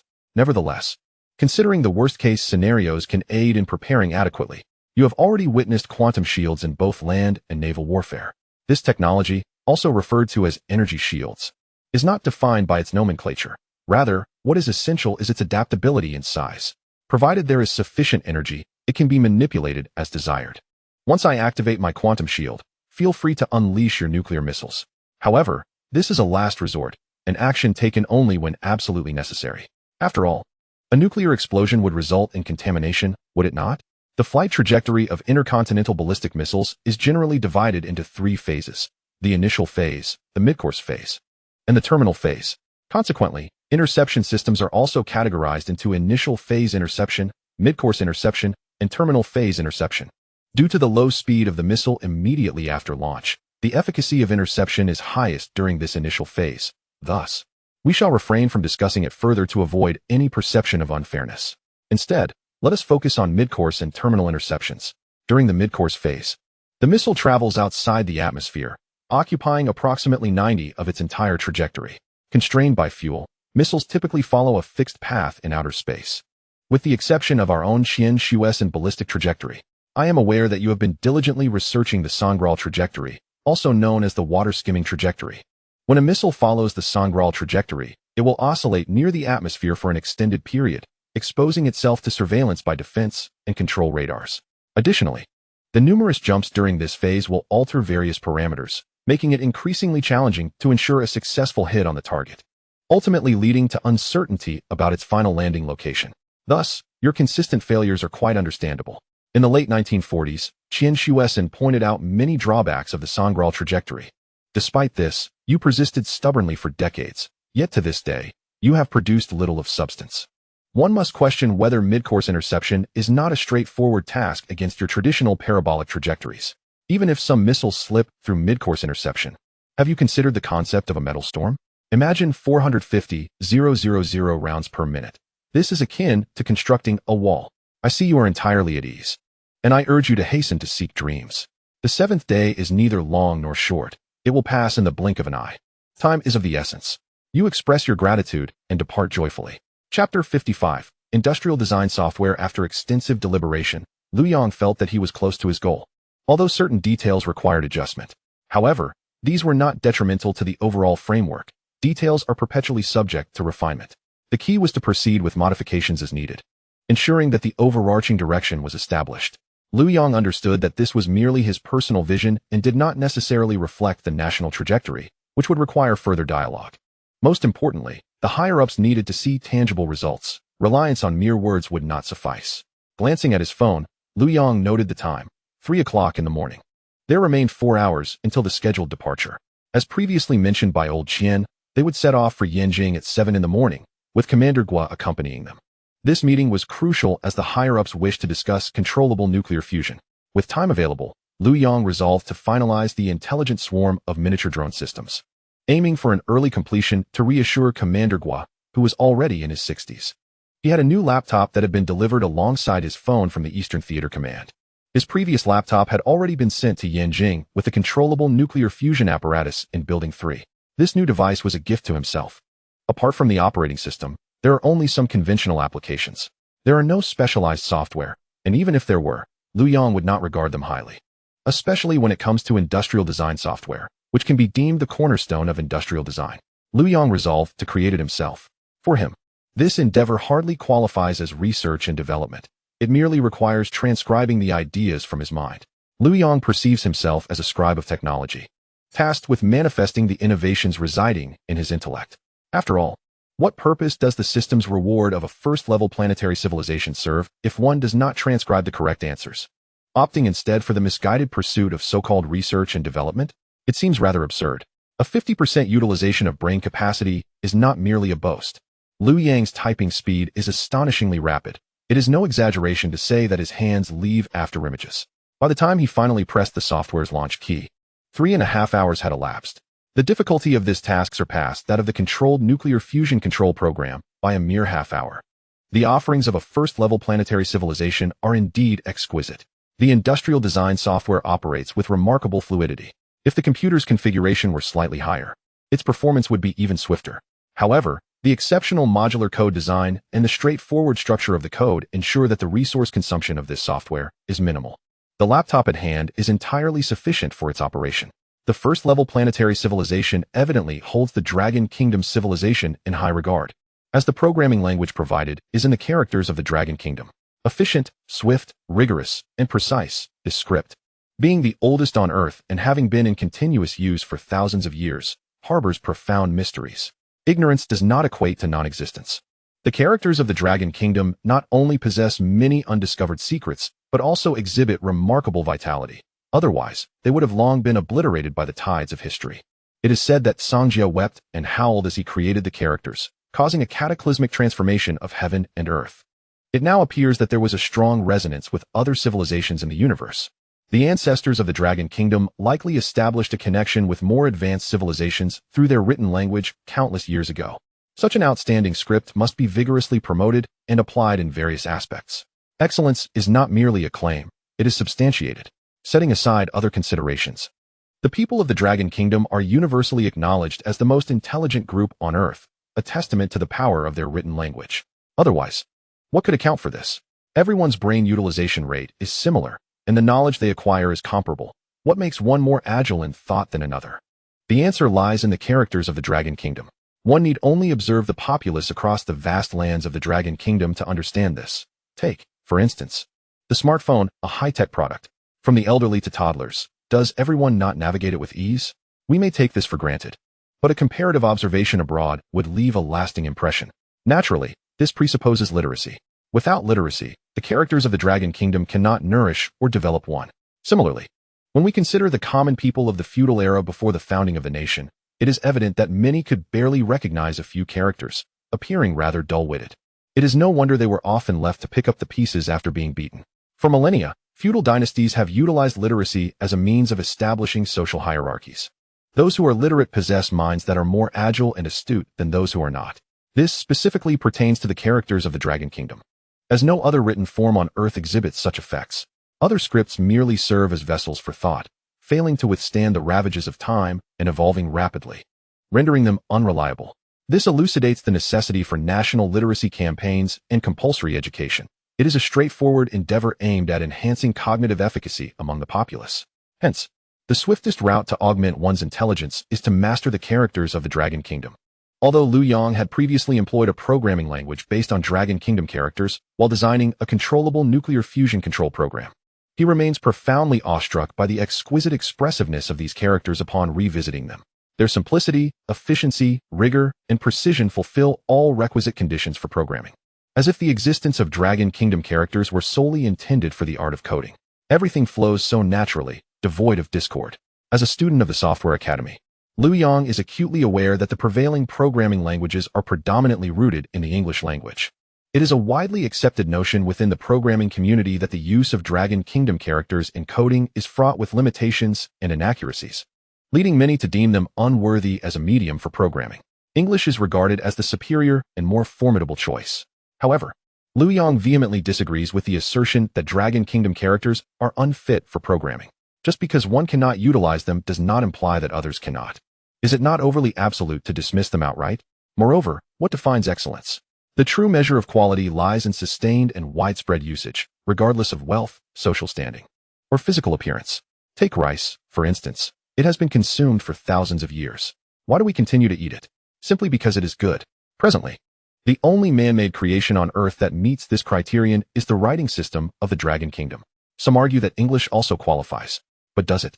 English is derived from the Latin language family. When comparing the two, do they truly align? Now, let us juxtapose the Dragon Kingdom characters. Have they not remained largely unchanged for millennia? Can one easily comprehend the writings of ancient sages from thousands of years ago? Can English achieve this? Consider the word pneumonultramicroscopic silicovolcaniconiosis, a medical term, indeed, but merely a single word. Does it not make your scalp tingle? Thus, Western medical students endure considerable hardship. Even though English is their native tongue, they must memorize vocabulary, or else they cannot retain it. This term refers to silicosis, a disease caused by the deposition of silicates. Such is the marvel of written language. Does it not evoke admiration for the intricacies of Dragon Kingdom characters? With the industrial design software complete and half an hour remaining, Liu Yang freshened up. At this juncture, enduring a few days of sleeplessness poses no challenge for him. Once he finished preparing, Liu Yang awaited his departure. Chapter 56. Departure and close protection. Just 2 minutes shy of 7 o'clock, Liu Yang heard a knock at the door. Upon opening the door, Liu Yang found Qian Lao, Commander Gua, and a young man with a crew cut standing outside. Liu Yang, we are departing now. For safety considerations, we will be traveling in separate vehicles. Commander Gua began to explain upon seeing Liu Yang. Qian Lao and I will leave immediately. This is Lieutenant Li Haitao, the commander of a squad from the Eastern Theater Command's Eagle Special Forces. He is responsible for ensuring your safety. As Commander Gua finished speaking, Li Haitao saluted Liu Yang with a standard military gesture. Hello, Liu Yang. I wish us a pleasant collaboration. Li Haitao's voice was resolute and unwavering, a clear indication of a seasoned warrior. Liu Yang quickly bowed in return and grasped Li Haitao's outstretched hand. I greatly appreciate your assistance. Thank you so much. You may not be aware, but it was Haitao who first discovered you in Building 3, and his squad was responsible for bringing you out, Commander Gua interjected. Oh, is that so? What a twist of fate. Liu Yang was pleasantly surprised by the connection he shared with Li Haitao, smiling as he spoke. It was our duty. No thanks are necessary, Li Haitao replied with a smile. Very well, we shall set off now. Until later, Commander Gua said as he and Qian Lao turned to leave. Liu Yang, have you gathered your belongings? Li Haitao inquired, observing the departing figures of Commander Gua and Qian Lao. Please wait for me a moment. I only have a computer bag. I will retrieve it now. Liu Yang turned back to his room, slinging the already packed computer bag over his shoulder. After scanning the room once more to ensure he hadn't forgotten anything, he stepped outside. All right, we can go now. This way. Li Haitao guided Liu Yang toward another exit of the hospital. We will exit through a different route, Li Haitao explained proactively. Liu Yang nodded as they arrived at another elevator. They ascended swiftly to the hospital exit, where a black sedan awaited, alongside several plainclothes officers maintaining vigilance in the vicinity. This is the vehicle, Li Haitao said, hastening his pace to open the back door. Liu Yang swiftly entered the car, noting that both the driver and passenger seats were occupied by two young men with crew cuts. Li Haitao circled the vehicle and entered from the opposite side. "Daniel, let's go," Li Haitao instructed the driver as he settled into his seat. "Attention all teams, Old A is now departing. Repeat, Old A is now departing. Please proceed according to the established plan," Li Haitao communicated through the communicator attached to his collar. Hearing his voice, Liu Yang noticed that Li Haitao was also wearing an earpiece. Clearly, the protection extended beyond just those in the vehicle. The car began to move slowly, and as they turned out of the hospital, another identical black sedan appeared ahead. The emergence of this vehicle elicited no reaction from Li Haitao and his team, leading Liu Yang to deduce that it was also a protective vehicle. Turning his gaze towards the window, Liu Yang observed that another similar car had joined them from behind at some point. This marks the first occasion when Li Haitao, observing Liu Yang attentively, decided to speak up. Liu Yang nodded. "We have a total of 3 vehicles?" "Not quite." Li Haitao shook his head. "We actually have 3 groups, each consisting of 3 vehicles, departing from different exits of the Military District General Hospital. We are one of those groups," he elaborated. "Oh, I understand. This is a tactic to confuse anyone regarding which group of vehicles they are in," Liu Yang acknowledged. "What about Old Qian and Old Gua?" he inquired. "They have other means of protection. Both possess a high level of security clearance," Li Haitao clarified. "What about the scientists from Lonka Institute who arrived yesterday?" Liu Yang recalled the group engaged in life research at Lonka Institute. "They set off half an hour earlier. We will meet up with them shortly," Li Haitao responded. Glancing at his watch, "According to our plan, we will reach the designated gathering point in 14 minutes. 14 minutes? Is it really possible to reach the airport that quickly?" Liu Yang mused, remembering that the distance from the Military District General Hospital to the airport did not seem so short. "We're not taking a plane. We're traveling by high-speed train. A special train has been arranged, heading straight to Yanjing." Upon hearing Li Haitao's words, Liu Yang nodded. Whether by plane or high-speed train, or even by car directly to Yanjing, he had no objections. However, his curiosity about security measures grew, as he had never encountered such protocols before. "Could you enlighten me about the security arrangements?" "I find it quite intriguing," Liu Yang asked Li Haitao. "This vehicle is equipped with bulletproof armor," Li Haitao said, patting the door frame, then tapping the all-carbon fiber body. "It has also been reinforced with manganese carbon alloy steel plates, providing B6 level bulletproof protection throughout. This is 39mm bulletproof glass," Li Haitao added, flicking the vehicle's window with his finger. "Do not underestimate it. It can withstand continuous fire from an A-47-7, 62mm rounds. The chassis is constructed from low-carbon steel, allowing it to navigate bumpy roads while bending under explosive impact without fracturing. The vehicle's underside is also welded with bulletproof steel plates, and it is designed with fire safety features. In the event of a fire, this button can be pressed to extinguish it," Li Haitao explained, pointing to a red button on the armrest beside him. Liu Yang turned to see a similar button on his own armrest. "B6 level bulletproof is not the highest. There is B7 level, but B6 is sufficient domestically," Li Haitao noted. "There are drones patrolling above, 3 in total, 1 ahead, 1 trailing, and another hovering directly above. The vehicles you can see are for immediate security, while another vehicle is 3 kilometers ahead conducting reconnaissance to ensure the safety of the route. Additionally, there are vehicles following behind to ensure no one is tailing us." Li Haitao summarized the equipment status. "In terms of personnel, the close security detail assigned to you consists of my team's members, each an exceptional asset." Li Haitao pointed to the driver, a buzzcut individual. "This is Daniel, our heavy weapons specialist." "Hello." Daniel greeted Liu Yang through the rearview mirror. "Thank you for your assistance this time." Liu Yang quickly expressed his gratitude. "That's Monkey, our sniper." Li Haitao introduced the individual seated in the passenger's seat. "Hello." Liu Yang promptly returned the greeting. The monkey shifted its body slightly, adjusting the position of the sniper rifle it cradled, and turned to greet Liu Yang with a cheerful smile. Li Haitao then elaborated. "The comrades in the vehicles ahead and behind are all members of my squad. We comprise a total of 12 individuals. We belong to the first team of the Eagle Special Operations Brigade, under the Eastern Theater Command. There are also other comrades on the periphery. That individual you see outside," Li Haitao pointed out the window. Liu Yang followed Li Haitao's gesture and noticed a man on a motorcycle in the slow lane. His speed matched theirs, as they were not moving quickly through the urban area. The motorcyclist appeared rather ordinary, indistinguishable from the everyday populace. "That's old he from the second team, an experienced special operations soldier. They are responsible for the periphery," Li Haitao explained. "The entire second team has been deployed. Others are stationed where we cannot currently see them. That one over there is also from the second team," Li Haitao indicated through the windshield to Liu Yang. Are you referring to the taxi parked by the roadside? Following Li Haitao's finger, Liu Yang spotted a taxi halted at the curb. Do you know why it stopped there? Li Haitao inquired. Taking advantage of their slow pace, Liu Yang scrutinized the scene but could not discern any clues. He shook his head, unable to ascertain the reason for its roadside pause. It's because there's an exit over there, did you notice? It's parked there to prevent any unexpected situations. This level of security is among the finest in the country, Li Haitao remarked with a smile. During their conversation, the vehicle swiftly arrived at the high-speed rail station. The convoy drove directly onto the platform. Upon disembarking, without any delay, Li Haitao escorted Liu Yang to the first-class seats of the high-speed train. This temporarily added train service had a limited number of carriages. Liu Yang glanced around and estimated there were only 4 or 5 compartments, excluding the front and rear engines. In the first-class compartment, aside from Liu Yang, only members of Li Haitao's squad were present, no one else. Where are Old Qian and Commander Gua? Aren't they here yet? Liu Yang expressed his surprise at not seeing them. Old Qian and Commander Gua are traveling on a military aircraft. They have taken a separate route from us to avoid any potential mishaps, Li Haitao replied with a smile. What about the other scientists from the Lonka Institute? Are they on this train as well? Liu Yang inquired. They are aboard this special train. It's just us and the scientists from the Lonka Institute. Traveling nonstop directly to Yanjing, Li Haitao explained. Liu Yang was taken aback by the arrangement of a dedicated train.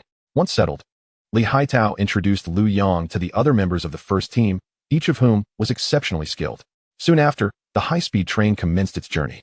Liu Yang took out his laptop and, seizing the opportunity, began to continue his work. The industrial design software had been established. This was merely the initial step. The subsequent phase involved machine tools, particularly industrial mother machines. In simple terms, an industrial mother machine is a machine used to manufacture machine tools. Only advanced industrial mother machines are capable of producing high-end machine tools. It is these high-end machine tools that can produce components with more stringent specifications to meet design requirements. Otherwise, no matter how remarkable the design, it is futile if it cannot be manufactured. The enhancement of precision in industrial mother machines is not as straightforward as merely executing software upgrades with a few keystrokes. Upgrading the precision of these machines necessitates a solid foundation. So, how can one manufacture machine tools that are more precise than those currently available? For instance, when the precision of machine tools worldwide was merely 0.1 millimeters, how did they manage to create machines capable of achieving a precision of 0.01 millimeters? Currently, there exist 2 predominant approaches to address this issue. The first involves the production of a sufficient number of components, followed by high-precision measurement to identify the parts that most closely align with the ideal design specifications, ultimately assembling them into a high-precision whole. This is akin to having a first step before one can ascend to a second. The second approach entails skilled artisans manually crafting components with heightened precision, essentially through handwork. It is no exaggeration to assert that the caliber of industrial mother machines defines a nation's manufacturing capabilities. A breakthrough in these machines signifies a comprehensive enhancement of a country's overall manufacturing strength. Consequently, nations possessing advanced industrial mother machines impose stringent controls over them. Just how stringent is this control? It may far exceed the imagination of the average person. In the late 20th century, McDonnell Douglas, a company based in the United States, decided to establish a factory in China to produce 40 units of the MD-82 and MD-90 passenger aircraft. The production of aircraft components requires high-end machine tools, and coincidentally, McDonnell Douglas had a factory in Ohio that had ceased operations. Thus, the company promptly sought approval from the U.S. Department of Commerce to export 19 units of second-hand high-end machine tools to China, including 10 5-axis machining centers from Cincinnati and 2 coordinate measuring machines. Despite the fact that these 19 high-end machines had previously manufactured components for military aircraft such as the B-1 bomber, the C-17 Globemaster, and cruise missiles, the U.S. Department of Commerce remained highly vigilant, particularly regarding their export to China. Even when the price for each machine soared to an astronomical $5 million, the department preferred to let these machines gather dust in a shuttered factory rather than sell them to us. After considerable negotiation, the Department of Commerce finally relented, albeit with a plethora of stringent conditions. 1. A permanent representative designated by the U.S. Department of Commerce must be present at the factory in China, and production reports must be submitted biannually. 2. All machines must be equipped with measurement devices that monitor how long they are operational each day, which components they can process, and impose limitations on their use. Even for the specific components permitted for processing, the actual quantity produced must align precisely with the reported figures to the Department of Commerce. Producing even one extra unit is unacceptable. Furthermore, the installed measurement devices possess data recording capabilities and will periodically send production data reports to the U.S. Departments of Commerce and Defense. 3. Each machine must be equipped with a startup key that can only be accessed by authorized personnel from the U.S. Department of Commerce.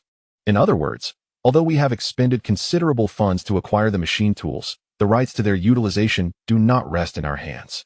Despite such stringent controls, the United States Department of Commerce and the Department of Defense remain apprehensive and have opted to reduce McDonnell Douglas's aircraft production capacity in the Dragon Nation. The initial plan for a production capacity of 40 aircraft has now been curtailed to 20. The review process involves not only the U.S. Department of Commerce, but also includes agencies such as the Defense Intelligence Agency, the Central Intelligence Agency, the Defense Technology Security Administration, and the National Air Intelligence Center of the Air Force, among others. This underscores the stringent regulations surrounding high-end machine tools. The Dragon Nation still lags significantly behind the world's leading high-end machine tools. Many advanced machine tools are classified as strictly controlled resources by other nations. It is not merely a matter of offering money for their acquisition.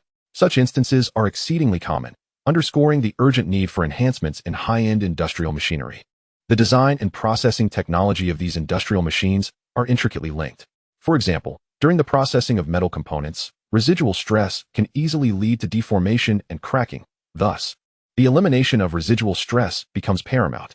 When materials are being processed, they experience a positive compressive force. If a counteracting negative force can be applied simultaneously to mitigate the impact of the positive force, the compressive stress on the material diminishes. This alteration can also change the scenarios of deformation and cracking caused by residual stress. However, residual stress is merely one of the many factors to consider during the processing. Liu Yang is acutely aware that even if the best industrial machine design blueprints were to be presented now, the current technological capabilities would render their production impossible. A significant technological gap cannot be bridged through traditional methods aimed at enhancing component precision. For instance, if a machine tool currently boasts a precision of 0.01 mm, achieving a precision of 0.00001 millimeters for a new machine tool is unattainable. One can only aim for a precision of 0.00001 millimeters first. Only with such a machine can components be selected for the next tier of machine tool requirements. Currently, the focus must be on advancing to a technology level just above the best industrial machine tools available today. Although this level of industrial machinery may not be particularly remarkable on the technological tree of a first-tier planetary civilization, it still represents a significant enhancement over the most advanced industrial machines in the world today. By first producing machines at this level, one can subsequently strive for the next incremental improvement. This approach facilitates rapid advancement. Fortunately, industrial design software has been developed, providing robust support for the design of industrial machines. On the high-speed train, Liu Yang is racing against time, embarking on the design of the industrial machine tools. Chapter 58. First contact. Liu Yang cannot help but marvel once again at the comprehensiveness encompassed by a first-tier planetary civilization. As a proficient writer, Liu Yang's speed of execution proves invaluable. Li Haitao watches in astonishment as Liu Yang operates the computer with remarkable swiftness. The other team members also regard this handsome university student with newfound respect. The high-speed train races forward, operating smoothly. The train does not stop at the Yanjing high-speed rail station, but proceeds directly to the train maintenance depot. In this already bustling environment, the convoy had long been prepared. Under the protection of the Special Operations Team, Liu Yang and his companions departed from the train maintenance base, utilizing a configuration of 3 vehicles. Other scientists accompanying them were allocated to different convoys, returning home or to their respective research institutes. Liu Yang was directly escorted to the cafeteria of the Dragon Academy of Sciences. Having set off early from the bustling metropolis, it was now nearly mealtime. In a specially arranged private room, Liu Yang encountered the esteemed Qian Lao, Commander Gua, and 2 others. One was an elderly gentleman wearing black-rimmed glasses, while the other was a serious-looking middle-aged man. Xiao Lu, this is Minister Yu Shiyuan from the Ministry of Science and Technology, Qian Lao introduced, gesturing towards the elderly man. As soon as Qian Lao finished his words, Yu Shiyuan smiled and said, Xiao Lu, I have been eagerly awaiting your arrival. Extending his hand, Liu Yang promptly grasped it with both of his own. Minister Yu, I sincerely apologize for my tardiness. Liu Yang was well aware of Minister Yu's significant contributions to the scientific community in Dragon Country.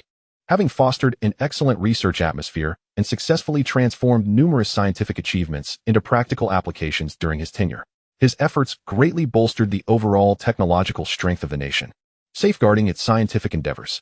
After exchanging pleasantries with Minister Yu, Qian Lao pointed to the other middle-aged man. Xiao Lu, this is Minister Lei Jinghu from the Ministry of Commerce. Surprised to see the Ministry of Commerce here, aren't you? The higher-ups have instructed us to fully support all your needs. The matter of controllable nuclear fusion is monumental. Whether it concerns materials or equipment, whatever you require, we are mandated to ensure your demands are met without delay. Minister Lei, true to his name, spoke with an assertive and vigorous demeanor. Liu Yang shook his hand, expressing his gratitude repeatedly. Everyone, let us not stand idly. Let us eat and converse. As we are all famished, Commander Gua interjected. Indeed, Commander Gua is right. Let us dine while we talk, Qian Lao added, taking the lead to be seated.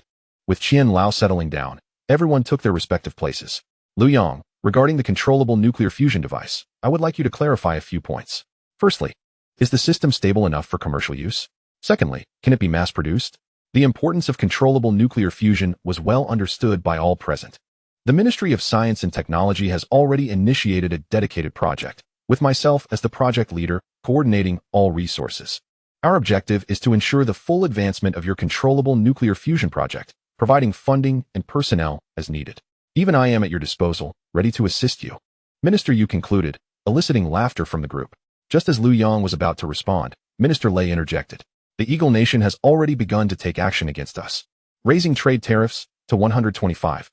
The war between Dragon Country and the Eagle Nation has effectively commenced at this moment. Wang Dong is no fool. On the contrary, his background as a businessman renders him exceedingly astute. At first glance, tariffs may appear to be a matter of economic significance. However, the figure of 125 has lost its economic meaning, as there is no fundamental difference between adding 125 and adding 1250. The recent tariff situation bears greater political implications than economic ones. It is highly plausible that this instance represents a rigorous test by the leader, aimed at assessing our limits and strategic stance on one hand, and on the other, gauging the global influence of the hawkish faction and the domestic reactions to a potential conflict with the Dragon Nation. After delivering his analysis, Lei Jinghu lifted his teacup and took a sip. Noticing Lei's silence, Commander Gua spoke up, affirming that old Lei's analysis aligns with our military's perspective. Should this test succeed, we cannot dismiss the possibility of escalating to a hot conflict. They have employed this tactic against us numerous times, uniting enough allies to strike hard. Commander Gua's tone was grave. Therefore, controlled nuclear fusion presents a breakthrough opportunity. Perhaps with it, we can entirely reverse the situation and decisively undermine the hawkish faction. Minister of Commerce Lei Jinghu slammed his palm on the table, visibly excited. Liu Yang was acutely aware of the complex and ever-changing global landscape, which presents both crises and opportunities, marking a truly unprecedented shift in the century. Minister Yu, esteemed leaders present. Liu Yang stood, casting a glance at Yu Shiyuan and surveying the room. I understand that many of you may find it hard to believe at this moment. Yet I assure you that controlled nuclear fusion is fully mature in its technological aspects and can be deployed for commercial use at any time, provided that conditions are met. Large-scale production poses no challenges. Liu Yang's tone was resolute. Little Liu, are you certain? Minister of Science Yu Shiyuan sought further confirmation from Liu Yang. After all, existing controlled nuclear fusion technologies can only sustain stable combustion for just over 1,000 seconds, making commercial viability a distant dream. Liu Yang's version of controlled nuclear fusion has emerged remarkably, having operated stably for over 10 hours. Although Yu Shiyuan was aware of this, it still felt somewhat surreal. Upon hearing Yu Shiyuan's words, Liu Yang nodded affirmatively. Haha, splendid. Lei Jinghu's hearty laughter suddenly resonated. While I may not grasp the intricacies of your scientific endeavors, I do know that little Liu's controlled nuclear fusion device has been operating stably for over 10 hours. That alone is sufficient for our Ministry of Commerce. What does sufficient entail? Commander Gua was the first to express confusion regarding Lei Jinghu's statements. Lei Jinghu glanced at Commander Gua, gesturing for him to remain calm, and turned to Liu Yang, asking, Little Liu, do you require funding for your research? The sudden shift in topic to research funding left everyone perplexed. Liu Yang was uncertain of Lei Jinghu's intentions. Yet it was undeniable that research invariably necessitates financial support, especially considering the substantial scale of Liu Yang's upcoming endeavors, which could be described as a venture built on financial investment. Liu Yang nodded in response to Lei Jinghu. Very well. Your research funding is assured by our Ministry of Commerce, Lei Jinghu declared with a smile, patting his chest confidently. Little Lei, you must understand that scientific research is an expensive endeavor. You claim to have secured funding? Mr. Qian found Lei Jinghu's words quite astonishing. In the past, I hesitated to speak out, but now, bolstered by Xiao Lu's confidence, I assure you that the Ministry of Commerce can indeed procure these funds. Not only can we acquire capital, but we can also create a monumental upheaval for the Eagle sauce. Lei Jinghu beamed with delight. The crowd exchanged puzzled glances, uncertain of Lei Jinghu's intentions. Chapter 59. The Open Conspiracy. Minister Lei, what exactly are you proposing? Please enlighten us, urged Commander Guo, unable to contain his curiosity. Indeed. Xiao Lei, how can your Ministry of Commerce possibly secure such substantial funding? Mr. Qian's curiosity was piqued as well. Observing the eager expressions of Mr. Qian and Commander Guo, Minister Lei Jinghu chuckled. Commander Guo, I am but a novice in matters of warfare. Turning to Mr. Qian, he continued, as for scientific research, I am even less knowledgeable. However, when it comes to business, I dare say you too cannot rival my expertise. Consider the stock market, for instance. Beyond our nation's exchanges, foreign markets allow for both long and short positions. If we were to strategically enter the market and heavily invest in short positions related to traditional energy stocks, then subsequently disseminate news of successful controlled nuclear fusion worldwide, what do you suppose would occur? This constitutes a short strategy. Simultaneously, we would invest in stocks tied to the controlled nuclear fusion sector. Once the news is released, would not these stocks surge in value? The potential wealth from this long position could be staggering. By carefully orchestrating our investments, this capital would become as accessible as meat on a chopping block, impossible to evade. If we focus on specific stock markets, we could not only amass vast sums of legally obtained funds, but also create a chaotic upheaval. Would that not be delightful? Haha. Once again, the room resonated with Lei Jinghu's hearty laughter. Indeed, a legitimate and straightforward strategy, Commander Guo exclaimed, slapping the table. The highest form of conflict lies in strategy, followed by alliances, and then military action. Direct assaults on cities should be a last resort.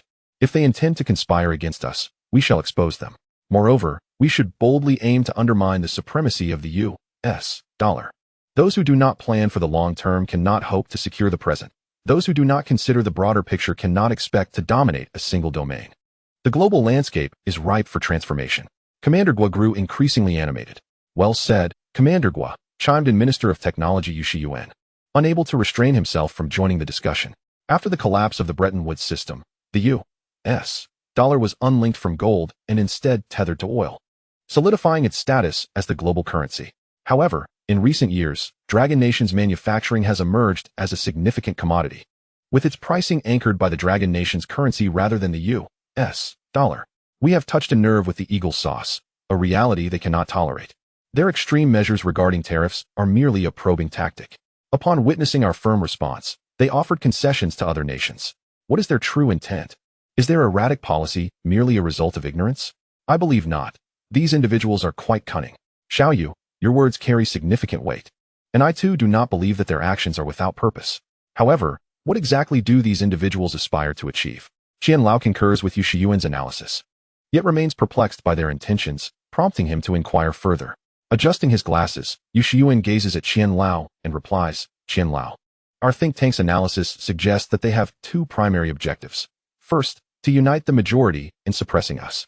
These individuals are all too familiar with the tactic of nurturing a rival only to later eliminate them for personal gain. This strategy has manifested 4 times since the conclusion of World War II, each time resulting in their considerable enrichment. The first instance involved John Bull, post-World War II. They colluded with the Soviet Union to incite the independence of John Bull's overseas colonies, while simultaneously investing heavily in Europe through the Marshall Plan, ultimately becoming its largest creditor. The establishment of NATO effectively quashed any chance of John Bull's resurgence, relegating him to a subordinate role. The second instance pertains to the Soviet Union, which, following a series of maneuvers, disintegrated in 1991, further enriching these individuals. The third instance involves Japan, where the Plaza Accord left the nation in a state of economic despair, a situation that persists to this day. The fourth case is not a nation but rather an organization, the European Union. Since the bombing of Yugoslavia, they have been systematically undermining the euro, with the EU now so thoroughly infiltrated that it resembles a sieve, leaving it robust in appearance yet hollow within. Commander Guo loosened the disciplinary button on his uniform, affirming, Minister Yu's assertions are indeed accurate. Formidable military power ensures that the American Eagle consistently succeeds in neutralizing its rivals. Our military has long been prepared. Dongfeng Express is not to be underestimated. Regardless of how many aircraft carrier strike groups they deploy, should they dare to engage. We shall envelop them completely. Upon concluding, Commander Gua slammed his palm emphatically on the table, exuding an aura of fierce determination. Observing Commander Gua's fervor, Liu Yang felt it necessary to share his perspective. Commander Gua, I have some rather immature thoughts regarding the American aircraft carrier battle groups. Liu Yang proceeded to present his military simulations pertaining to naval warfare. Weather weapons? Xiao Lu, do you truly believe you can develop such technology? Qian Lao was the first to react with visible agitation upon hearing Liu Yang's words.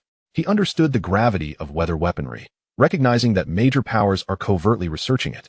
With practical applications still far on the horizon, the magnitude of Liu Yang's claim was overwhelming for Qian Lao, who felt his heart racing. Although my design has yet to be experimentally validated, I have rigorously examined all technical details, and theoretically, it should pose no issues, Liu Yang replied, tempering his assertions with humility, aware that others were not privy to the existence of a Tier 1 planetary civilization's technological advancements. Thus, he responded to Qian Lao's skepticism with modesty. More agitated than Qian Lao was Commander Gua, who was eager to take Liu Yang directly to the shipyard to expedite the modification of the 052D. Meanwhile, Minister Yu of the Ministry of Science and Minister Lei of the Ministry of Commerce were left in profound astonishment, having never anticipated Liu Yang's foray into the defense sector. Given the rapid pace of technological advancement, it is already a remarkable feat for an individual to achieve distinction in a singular field. In history, the polymath and the versatile individual are virtually non-existent in contemporary society. The vast expanse of specialized knowledge renders such a feat impossible. Thus it is only natural for them to be astonished. Yu Shiyuan, adjusting his glasses as per his habitual manner, fixed his gaze intently on Liu Yang. Xiao Lu, are you speaking the truth? Is there really a possibility of developing a practical weather weapon? Liu Yang smiled at Yu Shiyuan and replied slowly. I would say there is an 80 to 90% chance. Yu Shiyuan sprang to his feet, his eyes still locked onto Liu Yang, and exclaimed eagerly, Xiao Lu, if you can truly accomplish this, I shall serve you diligently from henceforth, at your command. Yu Shiyuan's excitement was understandable. As the head of the Ministry of Science and Technology, his greatest concern was funding. Scientific research necessitates substantial financial resources. Although the military finances the use of Dongfeng to target aircraft carrier strike groups, it bears no relation to his ministry.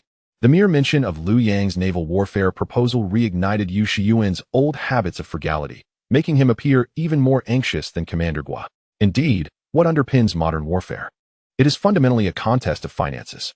Everyone present was well aware of this reality, and thus no one found Yu Shiyuan's reaction inappropriate.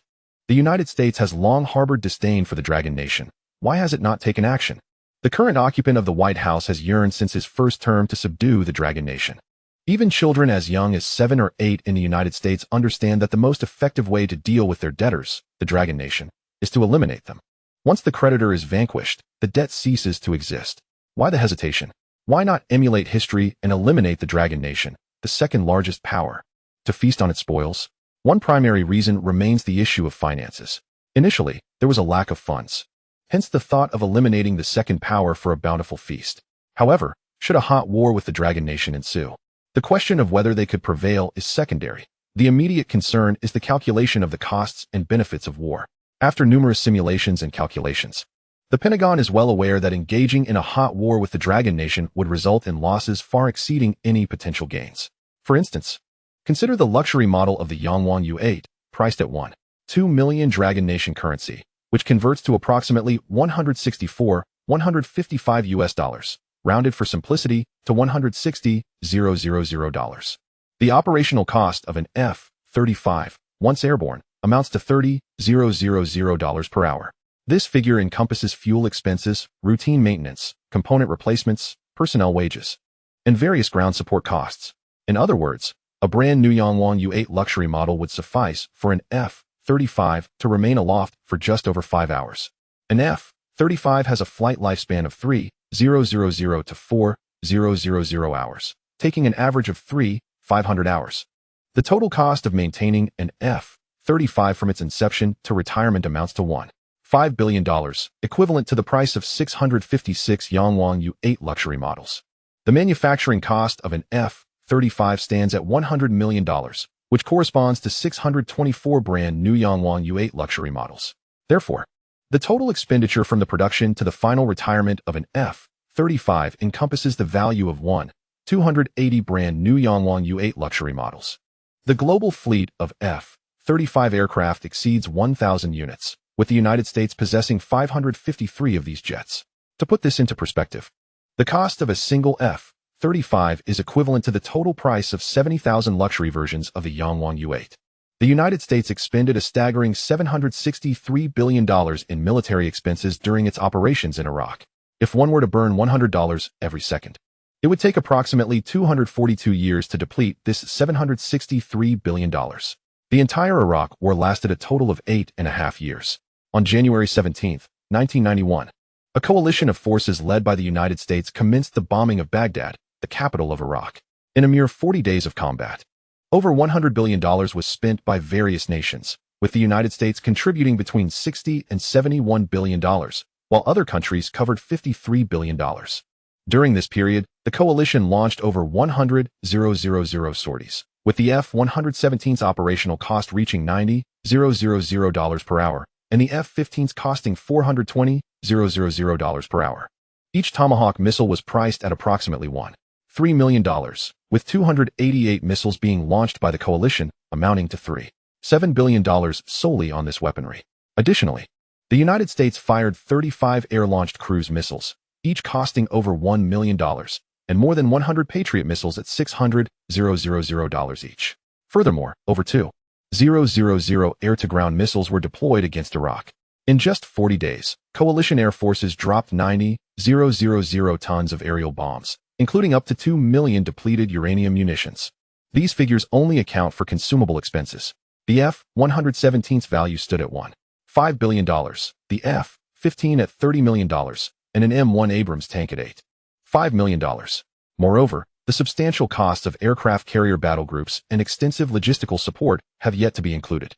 During the Gulf War, the coalition deployed over 700,000 troops, with more than 500,000 from the United States alone. During the conflict, a standard U.S. soldier received a daily allowance of $150, while fighter pilots earned over $600 per hour. The expenses related to their sustenance and various necessities strained many nations' resources, potentially leading them to find themselves financially unable to sustain their military operations even before the war commenced. The losses on the Iraqi side during the Gulf War were catastrophic, with over 20,000 soldiers killed and more than 80,000 wounded. The Iraqi military suffered the loss of 324 aircraft, 300 tanks and armored vehicles, and nearly 3,000 artillery pieces. Additionally, 143 naval vessels were sunk, resulting in direct economic losses amounting to $200 billion. This figure represents only the immediate losses. The subsequent costs of reconstruction and the loss of labor are incalculable. In 2024, China's defense budget is projected to be 169 trillion yuan, approximately $231.3 billion. In contrast, the United States defense budget for the same year is estimated at $842 billion, equivalent to about 61 trillion yuan. The sum of money appears substantial. However, in the event of a large-scale hot war, such an amount is utterly insufficient. Think tanks in the United States have previously opined that, under the current paradigm of modern warfare, the conservative estimate for daily expenditures in large-scale operations exceeds $1 billion. This figure does not even account for the hardware losses and infrastructural damages incurred due to the conflict. Undoubtedly, the naval forces bear the heaviest financial burdens. In order to enhance the survival rates of their warships, nations are compelled to exhaust their resources, almost as if striving to maximize their capabilities. Without delving into the attrition of hardware, the costs associated with fuel and munitions for the Navy remain staggering. For instance, the operational cost of a Nimitz-class aircraft carrier is approximately $2 million per day, with fuel expenses alone reaching $110,000. This equates to a staggering burn rate of $833 per minute, solely representing the consumption of the vessel itself. In actual combat scenarios, a Nimitz-class carrier typically accommodates at least 6,000 personnel, including maintenance staff and pilots. Based on the U.S. military's 2023 dining standards, each individual consumes about $7 daily, which translates to approximately 50 yuan in Chinese currency.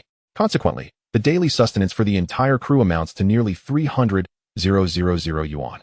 As a nuclear-powered aircraft carrier, the Nimitz class has a mission cycle lasting around 90 days. By this standard, the food expenses alone would total 27 million yuan. This is merely an evaluative estimate. In reality, the standards of sustenance vary significantly among different branches of the military, likely resulting in even higher overall food expenditures. The Chinese aircraft carrier 001, being conventionally powered, relies on fuel. When fully loaded, it can carry 8,000 tons of heavy oil, with the market price per ton being approximately 2,000 yuan. Thus, the fuel cost for a single operation of the 001 carrier would reach a staggering 16 million yuan. This figure represents only the fuel expenditure. There are numerous other operational costs associated with the carrier. For instance, the 1130 close-in weapon system serves as the last line of defense for the vessel. Its activation signifies a failure of both the carrier's missile defense and long-range interception systems, necessitating the use of a primitive barrage to counter incoming missiles. The unit cost of ammunition for the close-in weapon is estimated to be around 1,000 yuan, with a firing rate exceeding 10,000 rounds per minute. This results in an expenditure of 11 million yuan every minute. These are merely the minor expenses. Therefore, the ratio of consumption to returns in warfare is of paramount importance. The Pentagon is acutely aware of this financial calculus, understanding that engaging in a large-scale hot war with China would be exceedingly unwise. Moreover, should both sides suffer devastating losses, the potential for opportunistic exploitation by others would render the situation even more untenable. Consequently, irrespective of the White House's fervent rhetoric, the Pentagon exercises extreme restraint. This is one of the critical reasons behind their cautious approach. Additionally, another significant factor is their genuine uncertainty regarding their ability to defeat China, particularly in light of the capabilities of China's rocket force and the Dongfeng missile series, which boasts a maximum range of 4,000 kilometers and can strike a carrier in a mere 7 to 8 minutes. Even if detected, the sheer size of an aircraft carrier would render the time available for countermeasures insufficient. There is no way to evade. One can only intercept or withstand. How could the Pentagon not feel apprehensive? An abundance of ammunition in the sea is limited, while a constant supply on land is inexhaustible. The advantage is clear to whom it belongs. These are merely the visible aspects. Who knows what peculiar innovations the Dragon Nation possesses? Just a few days ago, they unveiled a creature capable of flying at speeds exceeding 30 Mach. Consequently, the Pentagon has adopted an even more cautious stance. They may engage in minor provocations to assert their presence, but they dare not engage in large-scale warfare. The Dragon Nation of today is not the same as it was in 2016. Our reluctance to initiate a hot conflict is rooted in reasons similar to those of the Eagle Nation. The costs of war far exceed the benefits it might yield. Such confrontations are utterly meaningless. Although the Dongfeng can obliterate, the required quantity is substantial. After all, isn't it all about finances? However, if Liu Yang's proposal can come to fruition, it would entirely transform the nature of warfare. According to Liu Yang's projections, a single upgraded 052D destroyer could not only wipe out the entirety of the Five Eyes naval alliance, but also make a significant profit by eliminating just one aircraft carrier. What is the cost of an aircraft carrier compared to that of a 052D? The latter is virtually negligible in comparison. Even more astonishingly, according to Liu Yang's tactics, the 052D could ensure victory. Thus, whether in localized naval skirmishes or large-scale maritime conflicts, the advantage would rest entirely with us. It could even lead to the complete annihilation of the adversary, leaving them oblivious to their fate, believing instead that their deity has gone mad and unleashed a tempest upon them. This is a quintessential example of asymmetrical warfare, devoid of psychological burden. The initiative in warfare would rest entirely in our hands. Wouldn't this mean we could dictate the terms and timing of engagement at will? Hold on a moment, Liu. In your naval warfare simulation, you mentioned the locust drone? While others were deep in thought, Commander Gua astutely seized upon the details of the drone. Just last night, he had a conversation with Liu Yang, and now, merely a night later, Liu Yang's proposal has emerged. Commander Gua could hardly contain his excitement. A certain research institution has been diligently advancing the project for ultra-small microswarm drones, yet progress has been exceedingly slow, far from meeting the exigencies of actual combat. Should Liu Yang's drone succeed, it would bridge the final gap in addressing the problem. Observing Commander Gua's eagerness, Liu Yang was well aware of his thoughts. Commander Gua, the name you've chosen for the drone is quite apt. The locust drone is indeed evocative. What else could descend like a locust swarm? Rest assured, this locust drone will be manufactured promptly to your satisfaction, Liu Yang confidently assured, patting his chest. Has every technical issue been resolved? Lao Qian felt he must temper his emotions, for otherwise, he would surely be overwhelmed by Liu Yang's exuberance. Everything has been resolved. There are no significant difficulties. With such a diminutive size, we still need to attach warheads and various components. Are we capable of producing such precise parts? Most components can be 3D printed, making them cost-effective. However, certain parts that require higher precision necessitate machining on a lathe. In warfare, it is essentially a battle of resources once a suicide drone is deployed. There is no intention of retrieving it, thus minimizing costs is paramount. From the outset, Liu Yang considered the issue of expenses, opting to utilize a significant number of plastic 3D printed parts, thereby reducing the overall costs. Can our existing machines meet the precision requirements? Old Qian inquired urgently upon hearing that some components required machining. He was acutely aware that the advanced machine tools in Long will lag behind those in Europe and America.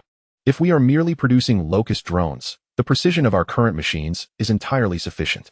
However, I believe we should enhance our machinery overall, lest we find ourselves unable to manufacture certain high-precision components in the future, Liu Yang replied. Xiao Lu, we recognize the necessity for improvement, yet it poses a significant challenge, said Minister Yu Shiyuan, his brow furrowed. Germany, Switzerland, and Japan are at the forefront of high-end industrial machinery, and they maintain a stringent technological blockade against us. Even if we are willing to pay a premium, they are reluctant to sell. The frustration was palpable in his tone.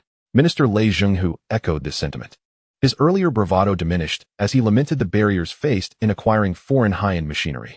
Esteemed leaders, during my train journey to Yanjing, I had a somewhat immature idea regarding high-end machine tools. I devised a complete design for a set of machinery, which might offer some assistance in overcoming our current impasse. Liu Yang humbly proposed. Upon hearing Liu Yang's words, Yu Shiyuan instinctively adjusted his glasses. Xiao Lu, your initiative is commendable. I am pleased that you recognize the predicament of our domestic high-end machine tools and are willing to embrace the challenge. It is young individuals like you that propel Longwa forward, he affirmed Liu Yang's intentions. The journey from Modu to Yanjing takes just over 3 hours by high-speed rail. Is it truly feasible to design an entire set of high-end machinery in such a short span? It seems unlikely that even a single component could be adequately conceived in that time. The design of high-end machinery is no simple task.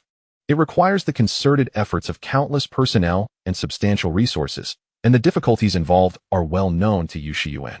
The realization that such an endeavor could not be accomplished even with vast manpower and funding left him skeptical of Liu Yang's claims of achieving this alone in merely 3 hours. Yet, the enthusiasm of young researchers must not be stifled, it should be nurtured. Hence, Yu Shiyuan found himself unable to voice his doubts, ultimately choosing to affirm Liu Yang's motivations. Chapter 61. Broadening Horizons. Old Qian, however, did not share Yu Shiyuan's reservations.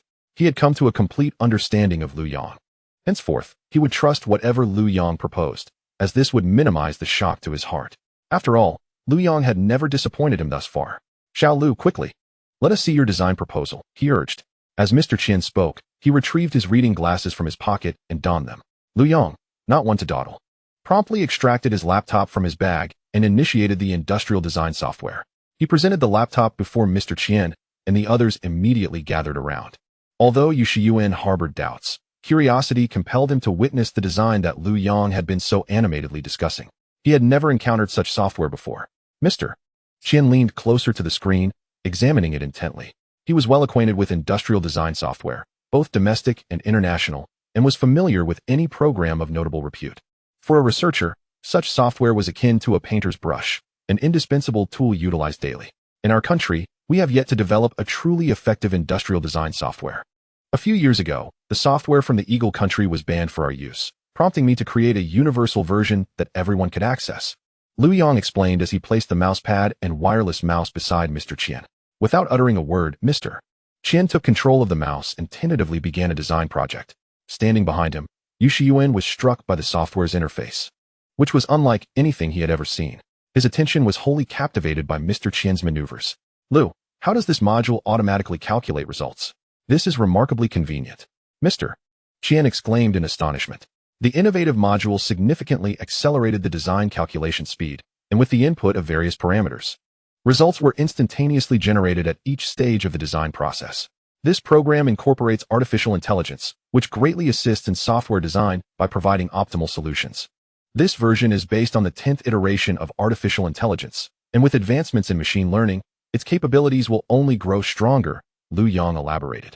The mention of artificial intelligence caused Yu Shiyuan, with his research background, to become increasingly agitated.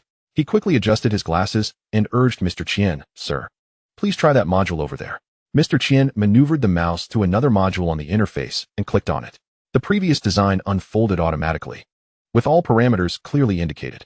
Each component, when clicked, revealed the best manufacturing processes. Yu Shiyuan was thoroughly captivated, completely dismissing his earlier skepticism towards Liu Yang. Having yet to witness the design of high-end industrial machinery, he was already astounded by the sophistication of the industrial design software before him. It was remarkably advanced, unlike anything he had previously encountered. Observing Mr. Qian becoming increasingly fluent and engrossed in the design process, it became evident that he had no intention of stepping away from the task. After waiting for some time, Yu Shiyuan could no longer contain his eagerness. Mr. Qian, you've been at it for quite a while. Might I have a turn? He implored, rubbing his hands together in excitement. Being a fellow researcher, Mr. Qian was well aware of Yu Shiyuan's impatience. Ha ha ha. Little you. Unable to resist, are you? Mr. Qian paused, standing up. Very well, I shall be generous this once. Here. Have a go. This software is truly exceptional. I find myself wanting to indulge in it once more. Observing your eagerness, I shall relinquish it to you, ha. Mr. Qian's jest brought laughter to everyone present. Yu Shiyuan promptly settled himself in front of the computer, eagerly tinkering away, disregarding Mr. Qian's remarks. Mr. Qian, I shall install a set for you later. All our researchers in Longhua can benefit from it. Mr. Qian's fondness for this software was entirely anticipated by Liu Yang. Products from our system are undoubtedly of exquisite quality. Will it compromise security? Although Commander Guo lacks technical expertise, his understanding of confidentiality is commendable, and he quickly raised the concern. Rest assured, Commander Guo, it is utterly impossible to be cracked. The underlying programming system is one I developed myself, utilizing the Longhua character system, unique in the world and unbreakable. Liu Yang, aware of Commander Guo's limited technical knowledge, elaborated slightly. A programming system based on Longhua characters? Mr. Qian felt his heart race a little faster. Indeed, it employs solely Longhua characters, compatible with both simplified and traditional scripts. I intend to share this programming system with the scientists at the Software Research Institute to elevate our programming standards. Our fifth-generation aircraft, the J-20 and J-36, along with their flight control systems, fire control systems, and avionics systems, possess considerable room for enhancement. With minor adjustments, their combat capabilities could be significantly increased. Liu Yang subtly advanced his military upgrade agenda. What? You mean the Longhua character programming system can assist in upgrading aircraft systems? Can fifth-generation aircraft be upgraded? What about fourth-generation ones? Commander Guo was no longer composed. If hardware remains unchanged while merely altering software, wouldn't that be both expedient and economical? Absolutely. Not only can aircraft be upgraded, but naval vessels as well. Any device that combines software and hardware is eligible. By leveraging software enhancements to exploit the latent potential of hardware, we can achieve an elevation in combat power. Before Commander Guo could respond, Minister Lei's voice resonated. Young Liu, is it conceivable for us to develop our own operating system? True to his business acumen, Minister Lei immediately identified a vast market opportunity. Minister Lei, it is entirely feasible. We are discussing a civilian application, an operating system developed with the Longhua character-based programming system, which would render existing operating systems utterly obsolete. Current operating systems pale in comparison and lack any real comparative value. A programming framework based on the English language is far too antiquated and lacks prospects for future development. Microsoft's operating system, from its inception to the present day, has seen decades pass with little more than superficial updates. There is no substantive difference. Liu Yang's assertions left Minister Lei thoroughly unsettled. As the Minister of Commerce, Lei Jinghu is acutely aware of the significance of operating systems. It is no jest. An operating system equates to wealth. Everyone knows how much Microsoft has profited. Setting aside the financial aspect, the critical issue of information security looms large. The incident in July 2024, where the CrowdStrike security software upgrade wreaked havoc on the Microsoft operating system, is still fresh in our minds. A seemingly minor upgrade error resulted in a global wave of blue screens, countless flights grounded, and railway companies losing track of their trains. The television media stands paralyzed, and no global website, e-commerce platform, or social media platform remains unscathed. Numerous banks have been affected, and several stock exchanges in London have encountered technical failures. Even the police and medical systems in multiple countries have come to a standstill. This incident has severely impacted crucial sectors such as air traffic control, power, water management, and communications across several nations. Even personal PCs have not escaped unscathed. The only nation untouched by this calamity is the Dragon Country. Having anticipated that the digital realm would inevitably become a battleground, Consequently, essential domestic departments had already transitioned to indigenous operating systems and hardware. Thus, while the entire world suffered, we remained unscathed. A mere software glitch, masquerading as an upgrade error, has precipitated such dire consequences. Who would believe there is no conspiracy at play? This so-called upgrade error is akin to a nuclear bomb unleashed within the realm of network information, wielding immense destructive power. CrowdStrike, a software fervently promoted by the Eagle Nation's capital, boasts of omnipotence, deceiving countless countries into its adoption. Prior to the CrowdStrike software's upgrade error, Microsoft's operating system was utterly vulnerable, leading to a complete collapse. Is CrowdStrike excessively powerful, or is Microsoft's operating system inherently weak? Or perhaps they are two sides of the same coin. With this incident merely a tactical experiment? Regardless of the truth, the puppeteers behind the scenes must be reveling in their remarkable triumph. Imagine if this occurred during wartime. Would these nations not come to a grinding halt in mere moments? What could they possibly use to contend with the Eagle Nation? Yet, perhaps their greatest regret lies in their inability to strike at the Dragon Country. One cannot help but admire the foresight of the Dragon Country's leadership as they prepared for the storm in advance. Chapter 62. The Concept of Computational Foundation. Xiao Lu. Is it difficult to realize the operating system? Lei Jing, whose eyes sparkled, his smile nearly reaching his ears. Minister Lei, the technology is not challenging. I can provide the framework. And the experts at the Software Research Institute can bring it to fruition. With their capabilities, combined with the new programming system and innovative coding philosophy of the Dragon Country, I believe it could be completed in 2 months at the latest, or possibly even within a month. If we work overtime, we might expedite the process further. Liu Yang roughly estimated the timeline. This time, he not only aimed to share the new programming system with the Software Research Institute, but also intended to present the skeleton of the operating system, allowing the Institute's personnel to flesh it out. This operating system must incorporate robust artificial intelligence, specifically a growth-oriented AI. Currently, artificial intelligence relies on the cumulative power of computational chips. Liu Yang, however, planned to adopt a different approach, building strength incrementally. Consider the vast number of terminals in the Dragon Country. How many are there? If we exclude enterprises and focus solely on individuals, personal PCs, smartphones, smart cars, smart appliances, these collectively number in the hundreds of millions, perhaps even billions. And this is just for personal terminals. What about enterprise-level systems? This is merely within the confines of the Dragon Country. If we gaze upon the globe, how many NVIDIA H100 chips would be necessary to harness the computational power of these terminals? Is it not a tremendous waste to overlook such exceptional resources? The new operating system can unify all terminals, yielding computational power beyond estimation. It can be specifically tailored to develop various innovative operating systems for different intelligent terminals, ultimately encompassing even children's smartwatches, leaving no computational resource untapped. This will establish a robust foundational base of computational power for our nation. With such a foundation, the learning speed of artificial intelligence will be unimaginable.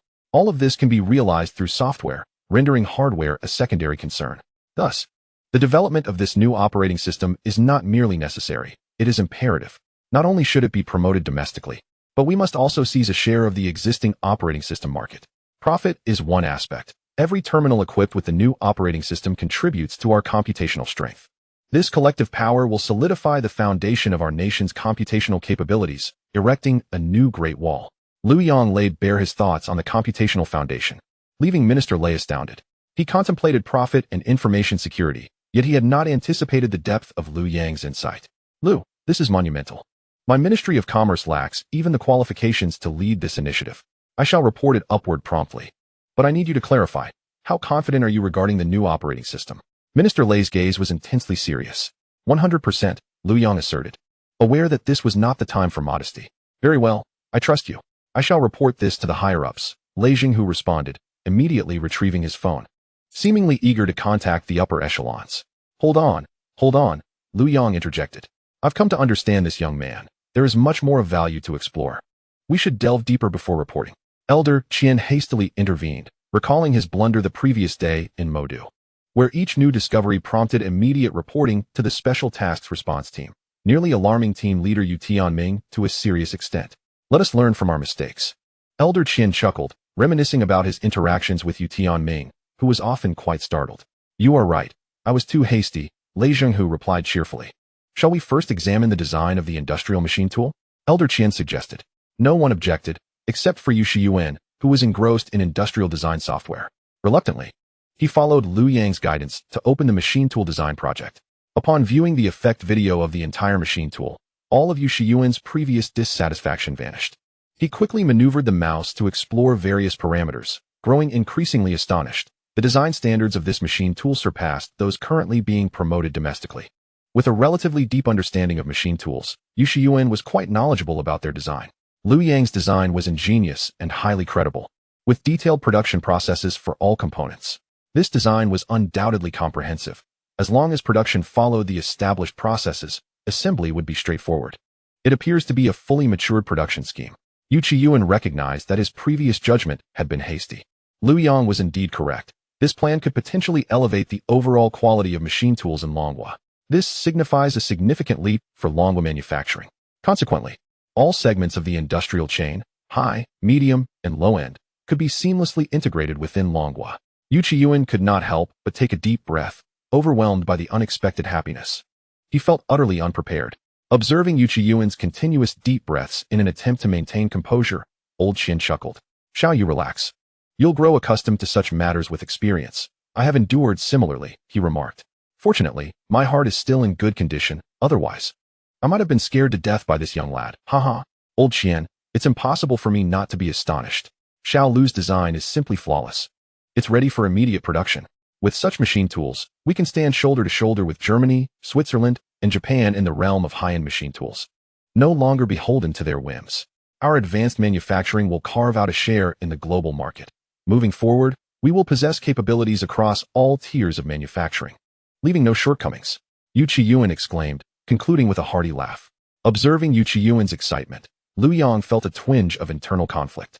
On the high-speed train here, he had completed designs for 2 high-end machine tools. What Yu Shiyuan had just seen was merely the 10th version of his design. The 20th version of the industrial mother machine had yet to be revealed. Liu Yang worried that Yu Shiyuan's exuberance might adversely affect his health, considering his apparent age. Old Qian was certainly pleased as well. The emergence of high-end precision machine tools filled a significant gap for Longhua in this field. However, he was not as exuberant as Yu Shiyuan, having undergone considerable mental preparation. When Old Qian turned to Liu Yang, he noticed that Liu Yang seemed troubled. Xiao Lu, what is the matter? Old Qian asked kindly. Old Qian, I've designed another industrial machine tool, one that corresponds to the level of an industrial mother machine. I fear that mentioning it might unduly excite Minister Yu. Yet, remaining silent feels inappropriate, which has left me in a bit of a quandary. Liu Yang whispered into Old Qian's ear. What? Old Qian exclaimed, his composure shattered. You have designed an industrial mother machine? His sudden outburst rendered the entire room silent. Hearing Old Qian's words, Yu Shiyuan, who had been immersed in industrial design software, abruptly lifted his head. Xiao Lu, what industrial mother machine design? Hurry, bring it forth. Yu Shiyuan stammered as he spoke. The significance of an industrial mother machine is well known to anyone involved in the manufacturing of mechanical components. A mother machine, after all, is capable of producing offspring. The more advanced the industrial mother machine, the higher quality machine tools it can generate. How could Yu Shiyuan not stammer? Xiao Lu, quickly, quickly, Yu Shiyuan urged incessantly. Liu Yang hurried to the computer, genuinely anxious that Yu Shiyuan's excitement might trigger a heart-related incident. Originally, the intention was to confer with Mr. Qian on how to unveil the design of the industrial mother machine without causing a significant upheaval. However, it was unexpected that Mr. Qian himself was taken aback first. The industrial mother machine had been meticulously designed prior to its arrival, and the high-end machine tools presented earlier were merely transcriptions following the completion of the mother machine's design. Little did one anticipate that even the 10th version would incite such anxiety in Yu Shiyuan. There are numerous excellent products in the pipeline. How shall they be managed? Liu Yang's contemplations did not hinder his dexterity. He swiftly accessed the design project of the industrial mother machine. Yu Shiyuan seized the mouse from Liu Yang's hand. Engrossing himself in his research, Mr. Qian, donning his reading glasses, stood behind Yu Shiyuan, fixated on the screen. Although Commander Gua and Lei Zhenghu lacked technical expertise, they could discern the growing concentration on the faces of Mr. Qian and Yu Shiyuan, leading them to surmise that this industrial mother machine was indeed formidable. Observing the situation, Liu Yang recognized that it would not be resolved anytime soon, so he decided to indulge in the meal instead. Since entering the private room, they had been conversing, leaving the table laden with cold dishes. Liu Yang ate with fervor, and soon, Commander Gua and Lei Zhenghu joined him. The three engaged in quiet conversation while dining. Minister Lei, just now, Minister Yu mentioned that understanding Wang Meng's imposition of tariffs might serve 2 purposes. He only articulated one: to eliminate the competition. What could the second be? Commander Gua suddenly inquired. During the last internal meeting, both our ministries were present, and the consensus was that the second possibility might be to compel us to concede. Lei Zhenghu replied slowly after swallowing his food. Compel us to concede? Commander Gua appeared perplexed regarding the meaning of Lei Zhenghu's words. U.S. Treasury bonds. They aim to force us to continue purchasing them. Lei Zhenghu began to elucidate. As of now, the debt of the United States has surpassed $36 trillion, with annual interest payments exceeding $1 trillion. This year, an additional $36 trillion in U.S. debt will mature, necessitating principal and interest repayments. Meanwhile, last year, the total fiscal revenue of the United States was only a little over $4 trillion. It's worth noting that their military budget this year is approximately $895 billion, nearly $900 billion. A quarter of their revenue is allocated to military expenditures. The remaining funds are insufficient for debt repayment. How will they sustain their existence? This is why Elon Musk has been advocating for budget cuts. But who can enforce such cuts? Look, Musk has already departed. Sleepy Joe has left the mess for the current administration, and the Triffin dilemma is likely approaching its critical point. While Commander Gua comprehended the earlier portions of Lei Zhenghu's explanation, he was bewildered by the mention of the Triffin dilemma. Minister Lei, what precisely is this Triffin point? Commander Gua asked. In essence, it refers to the situation wherein the external debt of the United States accumulates to a certain level, while their manufacturing and military capabilities decline to a significant extent, causing the international status of the dollar to falter. At the slightest disturbance, the credibility and trustworthiness of the dollar could collapse, leading to a downfall of U.S. Treasury bonds, thereby jeopardizing America's hegemonic position in the world. This critical juncture is termed the Triffin point, Lei Zhenghu patiently explained. Despite Lei Zhenghu's elucidation, Commander Gua remained enveloped in confusion. Noticing Commander Gua's expression, Lei Zhenghu felt compelled to clarify once more. In order for the U.S. dollar to ascend as the world's currency, it must fulfill two essential criteria. Firstly, it is imperative to facilitate the outward flow of dollars, purchasing goods while expending dollars abroad. Secondly, a robust manufacturing sector must underpin the dollar, ensuring the stability of its price and exchange rate. However, these 2 points are inherently contradictory. A strong manufacturing base would lead to a scenario where exports exceed imports, resulting in an insufficient circulation of dollars globally. Conversely, without a thriving manufacturing industry, maintaining the dollar's strength becomes exceedingly challenging. This conundrum is known as the Triffin paradox. Previously, reliance on the dollar's tidal flow enabled the harvesting of wealth from around the globe, with the Triffin paradox maintaining a semblance of balance. Yet, the world has become more astute, rendering this strategy increasingly ineffective. On one hand, financial gains are dwindling, while on the other, the volume of U.S. debt continues to swell. The equilibrium of the Triffin paradox is on the verge of collapse, a moment that can be identified as the Triffin tipping point. It is likely that the team surrounding the understanding king senses the proximity of this tipping point, hence the recent trade war endeavors, aimed at compelling us to the negotiation table, urging us to commit to substantial purchases of U.S. debt to sustain their economy. After expressing his thoughts, Lei Zhenghu took a sip of tea from the table. What a ridiculous daydream. Do they truly believe we are pushovers? Commander Gua exclaimed, forcefully tossing his chopsticks onto the table. He unbuttoned 2 more buttons of his outer garment, visibly infuriated, indicating that the consequences could be dire. Commander Gua, do not let your anger consume you. Higher authorities have devised a strategy. The understanding king cannot stir up any significant turbulence. His plans are overly ambitious. The current landscape is vastly different from the past, and it matters not how much he attempts to manipulate the situation. Lei Zhenghu chuckled merrily. Oh, and how do you justify that?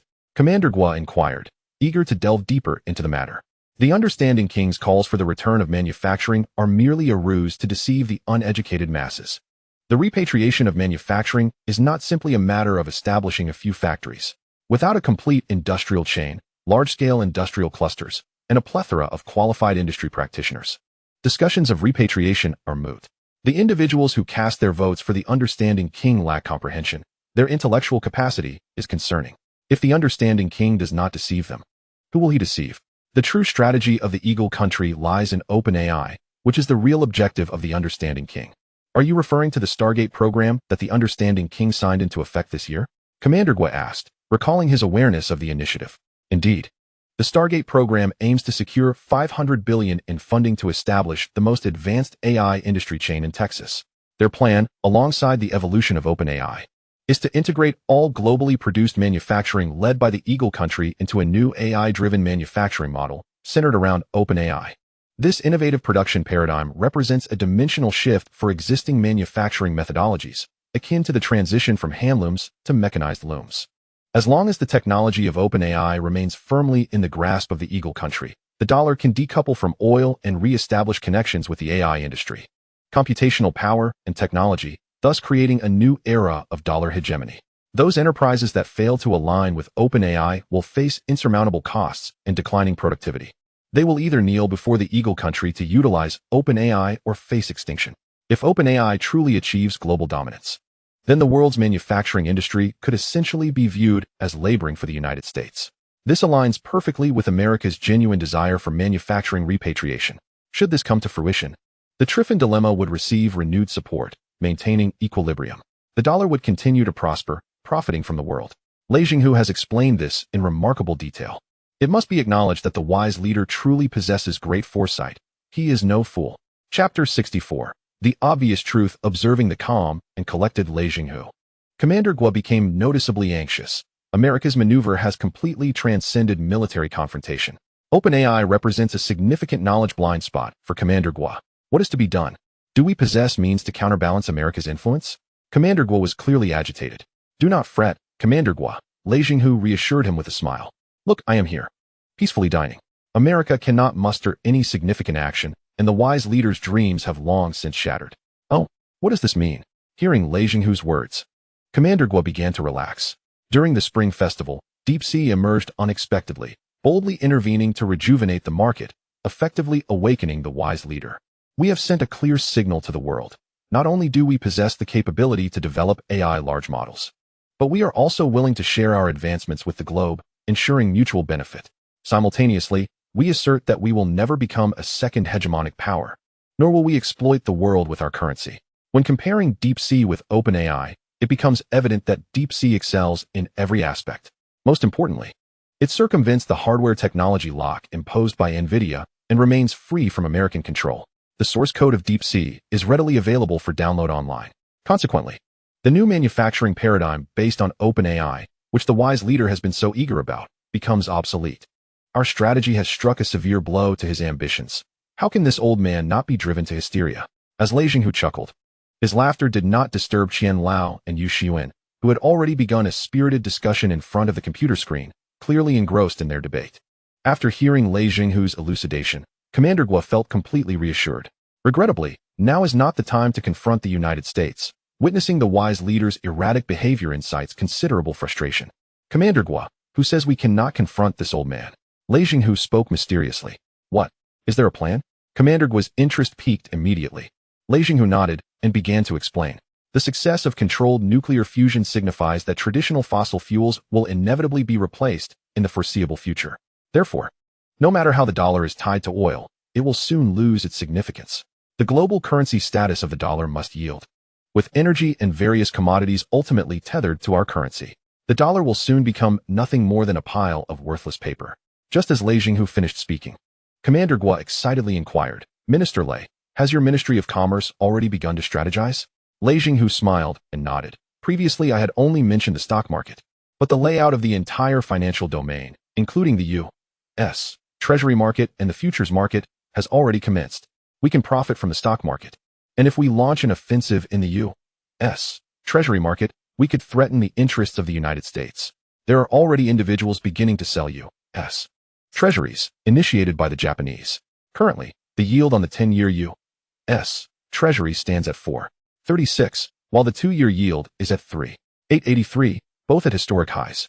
As long as Treasury yields continue to rise, if the U.S. wishes to encourage further purchases of their bonds, they must offer competitive yields. Otherwise, why would one invest in them? Surely, purchasing bonds from the international market is more appealing, especially since they are all bearer bonds. With rising yields, the interest that the U.S. must pay will also increase. Where will the funds come from? This predicament is fraught with peril, and it is quite possible that a misstep by the U.S. could lead to its own downfall.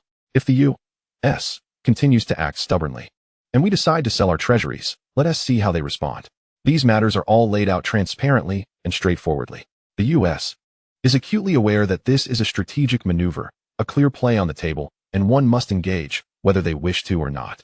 The more Liu Yang spoke, the more amused he became. But the dollars we earn will eventually lose value, turning into mere worthless paper. Commander Gua expressed his doubts, prompting a response from Liu Yang. Commander Gua, the global status of the dollar will not vanish overnight. There is significant operational latitude here. We can continue to use dollars to purchase the minerals and resources we require. We could even lend to nations in need, allowing them to repay their debts to the U.S. with dollars, clearing their obligations. In the future, they would only need to repay us in our domestic currency. Furthermore, everyone could use dollars to acquire goods from the U.S. Should the U.S. dare to refuse acceptance of dollars, its credibility would be irrevocably damaged. And who would dare engage in trade with them thereafter, accepting their greenbacks? In the face of absolute strength, all schemes and plots will collapse without resistance. The unprecedented changes of the century are not mere rhetoric. Liu Yang explained leisurely, his demeanor remarkably relaxed. Minister Lei, this is truly splendid. Xiao Lu, your controllable nuclear fusion is crucial for this endeavor. Without it, the entire game cannot proceed. Mr. Qian chimed in unexpectedly. Mr. Qian, it is well known that based on the current resources of the Earth, the known controllable nuclear fusion processes can be categorized into 4 types based on the reaction materials. Liu Yang immediately elaborated, noticing Mr. Qian's engagement. Deuterium-deuterium fusion, deuterium-tritium fusion, deuterium-helium fusion, and helium-helium fusion. Deuterium is virtually inexhaustible from the oceans.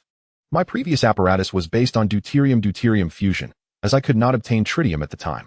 Tritium is scarce on Earth, requiring human fabrication. Although deuterium-deuterium fusion is the least efficient of the 4, it is entirely suitable for civilian applications. When quality is lacking, quantity compensates. If it is merely to support the actions of the Ministry of Commerce, the simplified controllable nuclear fusion apparatus in Building 3 of the Shanghai Institute of Technology will suffice. However, for commercial deployment, a redesign is essential to enhance output power and stability parameters. With reliable equipment and an almost limitless supply of deuterium, our nation is poised to swiftly enter an era of infinite clean energy. Liu Yang, while ostensibly responding to Elder Qian, was also reassuring those present, hoping to instill confidence in everyone.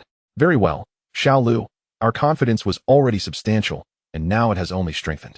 I, Liu Yang, assure all of you present that our Ministry of Commerce will undoubtedly achieve a resounding victory in this endeavor, leaving the opposition in disarray.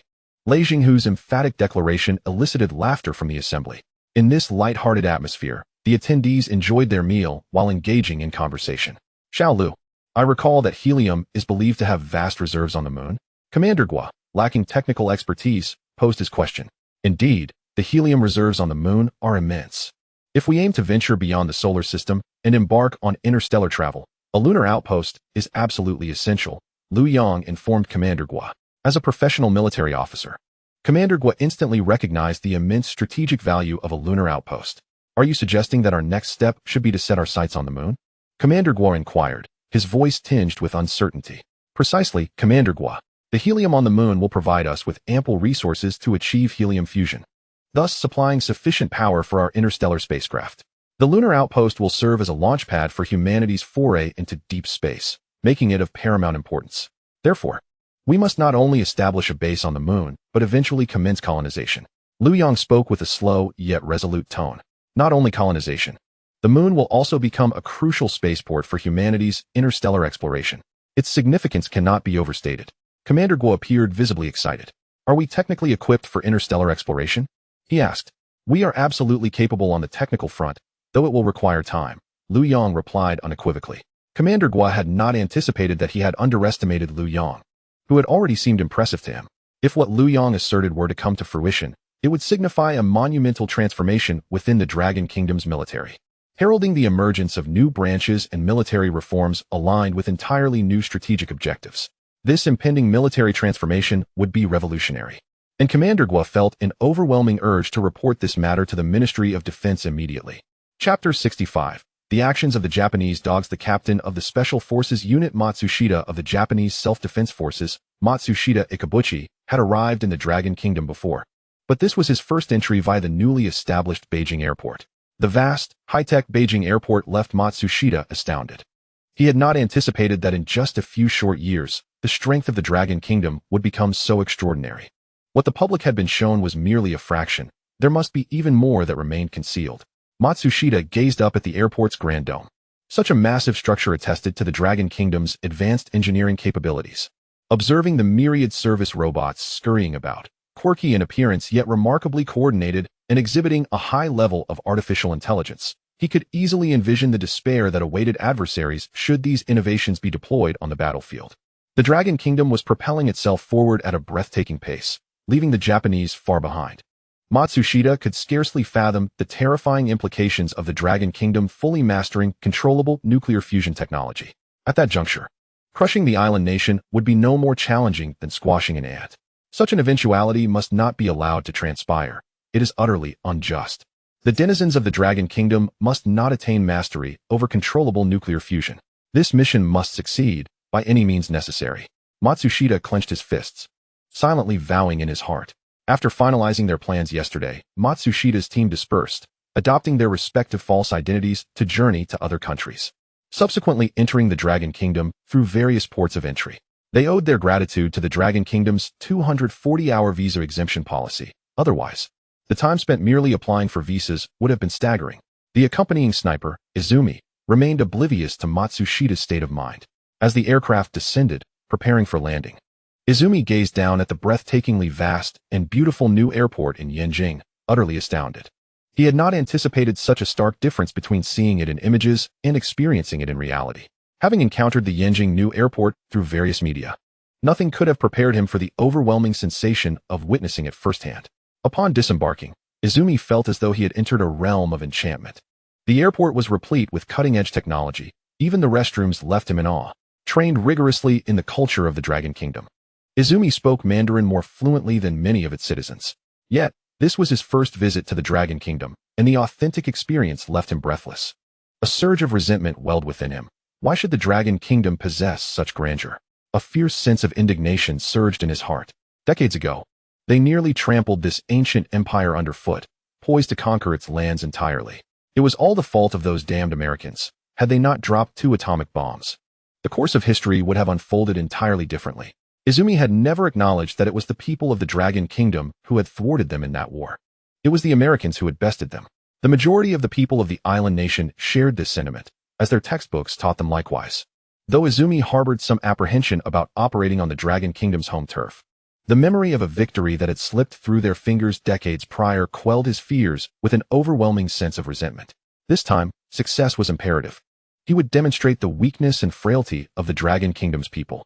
They must succeed in abducting that couple and see what the Dragon Kingdom could do in response. Izumi's gaze fixated on a nearby armed patrol officer of the Dragon Kingdom, his heart brimming with provocation. His self-motivation evidently bore fruit. As he felt he had shaken off the astonishment he had experienced at the Yanjing new airport, he transformed once more into the calm, indifferent sniper who regarded everything as inconsequential. Izumi-kun, we will soon transfer to a province in the southwest of the Dragon Kingdom. We still have some time.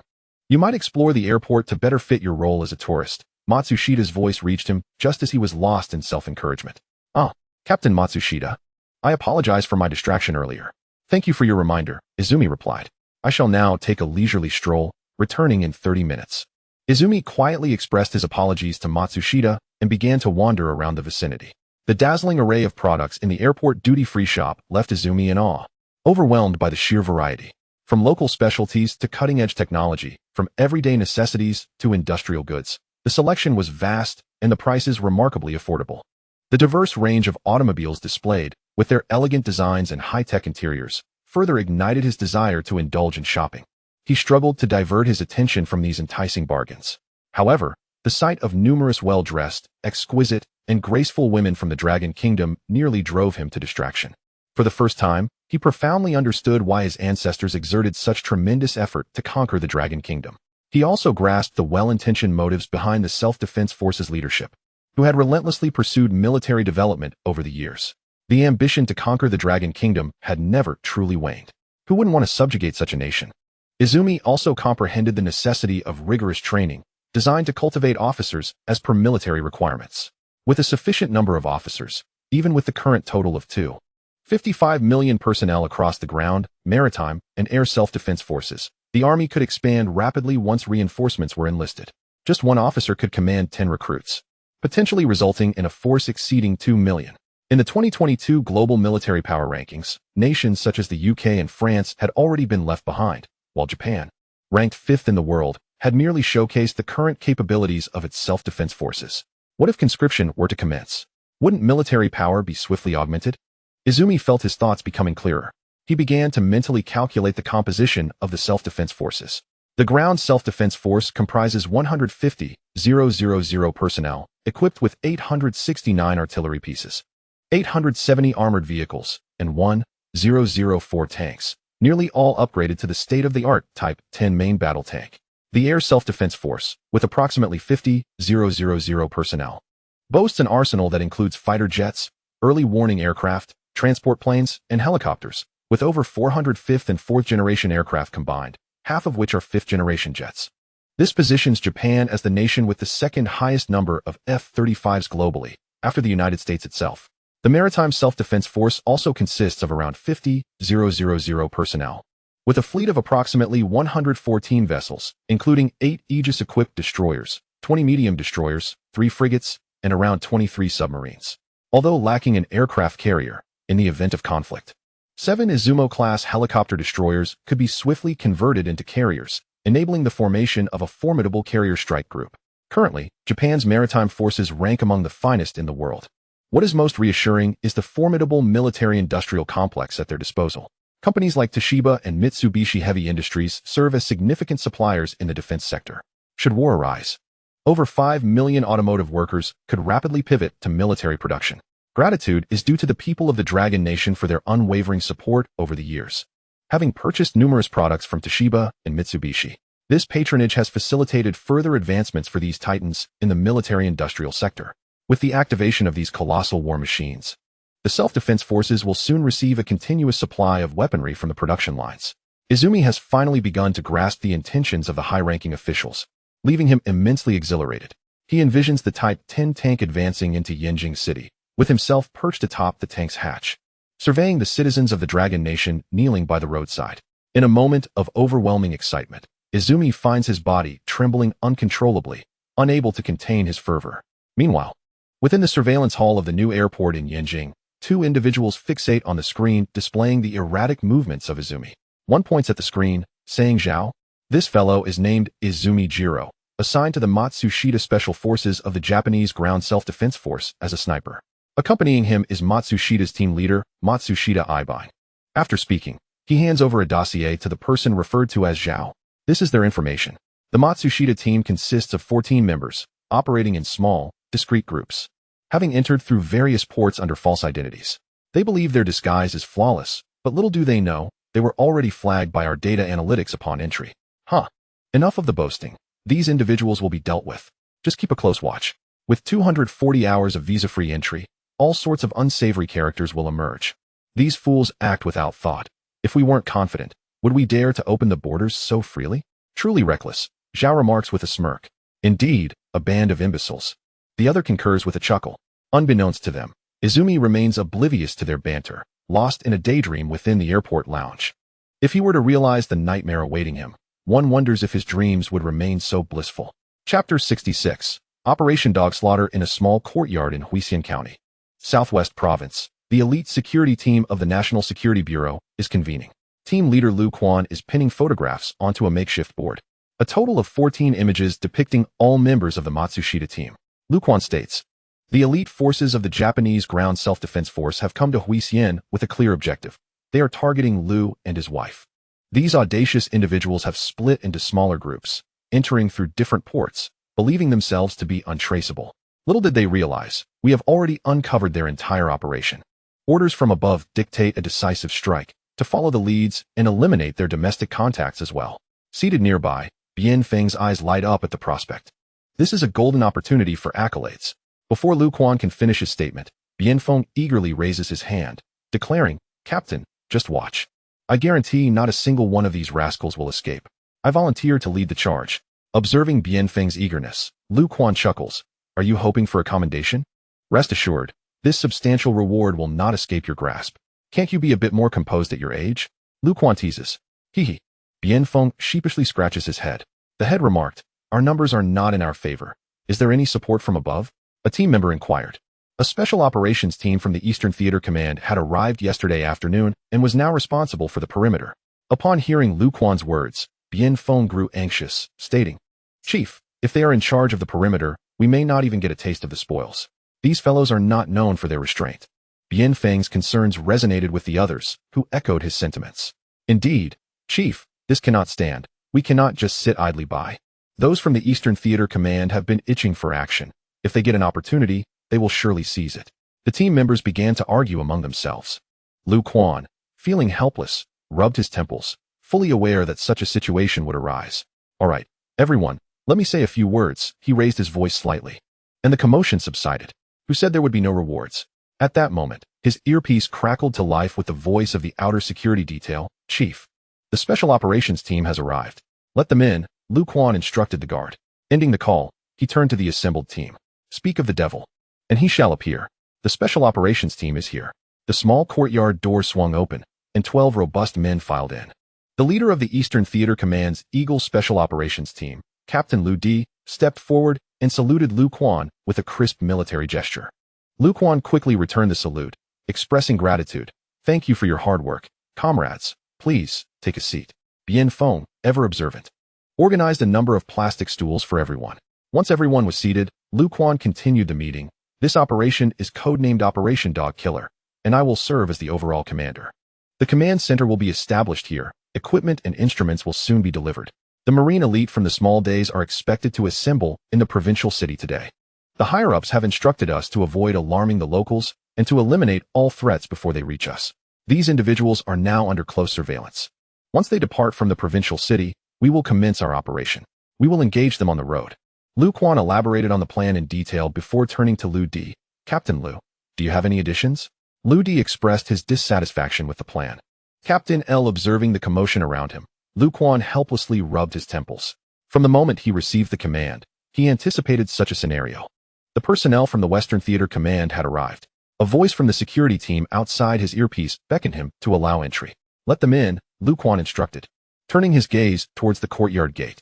The crowd followed his movement, their attention shifting to the entrance as 3 men clad in uniforms stepped inside. The foremost individual approached Lu Quan and rendered a crisp military salute. "I am Hu Yuanji, the team leader of the Unmanned Aerial Vehicle Operations Unit from the Western Theater Command, reporting for duty." "Welcome, welcome.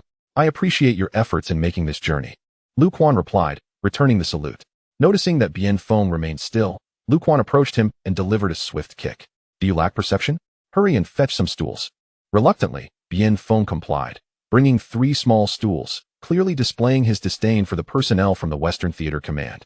Hu Ziyuan, undeterred, settled down with an upright posture. "Comrades, I fully understand your sentiments. This matter is not particularly formidable. In dealing with the Matsushita team, any of the 3 parties present could easily handle the situation. This time, however, the higher-ups have opted for a show of force to serve as a warning to those lurking in the shadows. They must return to reason and refrain from impulsive actions.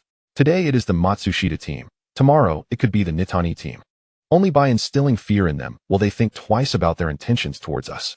Thus, the 3 of us have united forces. In fact, unbeknownst to us, public security and armed police are also taking action. The higher-ups have considered the issue of credit. All participating units will receive their due. Therefore, let us refrain from bickering." Upon hearing Lu Quan's words, everyone nodded in agreement. Lu Quan continued, "There is a saying, a thief may operate for 1,000 days, but a defender cannot remain vigilant for 1,000 days. Brother Liu and Sister Zhang should be arriving in Yanjing shortly. We are now fishing. We fear not the abundance of fish, but rather their absence. The higher-ups demand a decisive battle. Should they dare to come, we shall not hesitate to engage. We will confront them, no matter their numbers, and see who yields first." With that, Lu Quan struck the blackboard with a powerful fist. Chapter 67. The hunting operation commences in full force. Xiao Quanxi arrived early at the Cabinet Intelligence Investigation Office, specifically at the office of the Chief Secretary, Damao Hiroki. His secretary informed him to wait, as Damao Hiroki would arrive shortly. With the hunting operation now in full swing, Xiao Quanxi dared not exhibit any complacency. He needed to keep Damao Hiroki informed of developments at all times. Xiao Quanxi understood well that while Damao Hiroki was the official commander, his role primarily revolved around resource coordination and did not extend to overseeing the execution of specific actions. Therefore, he must meticulously arrange every detail of the operation. ensuring everything proceeded smoothly. Furthermore, he needed to promptly report on the progress of the operation to ensure that Damao Hiroki remained apprised of the latest information. Last night, the elite special forces from the Ground Self-Defense Force had already dispersed from their homeland, making their way to neighboring countries. Subsequently, after assuming new identities, operatives entered the Dragon Kingdom from various countries and ports. According to intelligence relayed by the infiltrated spy Yoshida Kagoro, members of the Matsushita team have begun to arrive in the Dragon Kingdom one after another. The absence of any unforeseen incidents has set a promising tone for the operation. In terms of weaponry, Yoshida Kagoro has also made thorough preparations. Each phase of the endeavor is progressing exceptionally smoothly. The Maritime Self-Defense Force has also communicated that last night, one of their whale-class submarines, one of their Soryu-class submarines, and 2 additional submarines have stealthily set sail towards designated waters. Once the Matsushita team accomplishes their objectives, these 2 submarines will facilitate their return to homeland. Upon receiving this news, Inazukajiro was filled with joy. The deployment of submarines by the Maritime Self-Defense Force indicates their significant emphasis on this operation. Inazukajiro understood that the submarines dispatched by the Maritime Self-Defense Force were no ordinary vessels. Among them, the Soryu-class submarine is renowned as the most formidable conventional submarine globally. The AIP closed-cycle system employed not only exponentially enhances the submarine's endurance underwater, but also substantially reduces noise levels, earning it the title of a stealth submarine. This class of submarine has consistently achieved commendable results in joint military exercises with the Eagle Nation, showcasing its exceptional capabilities.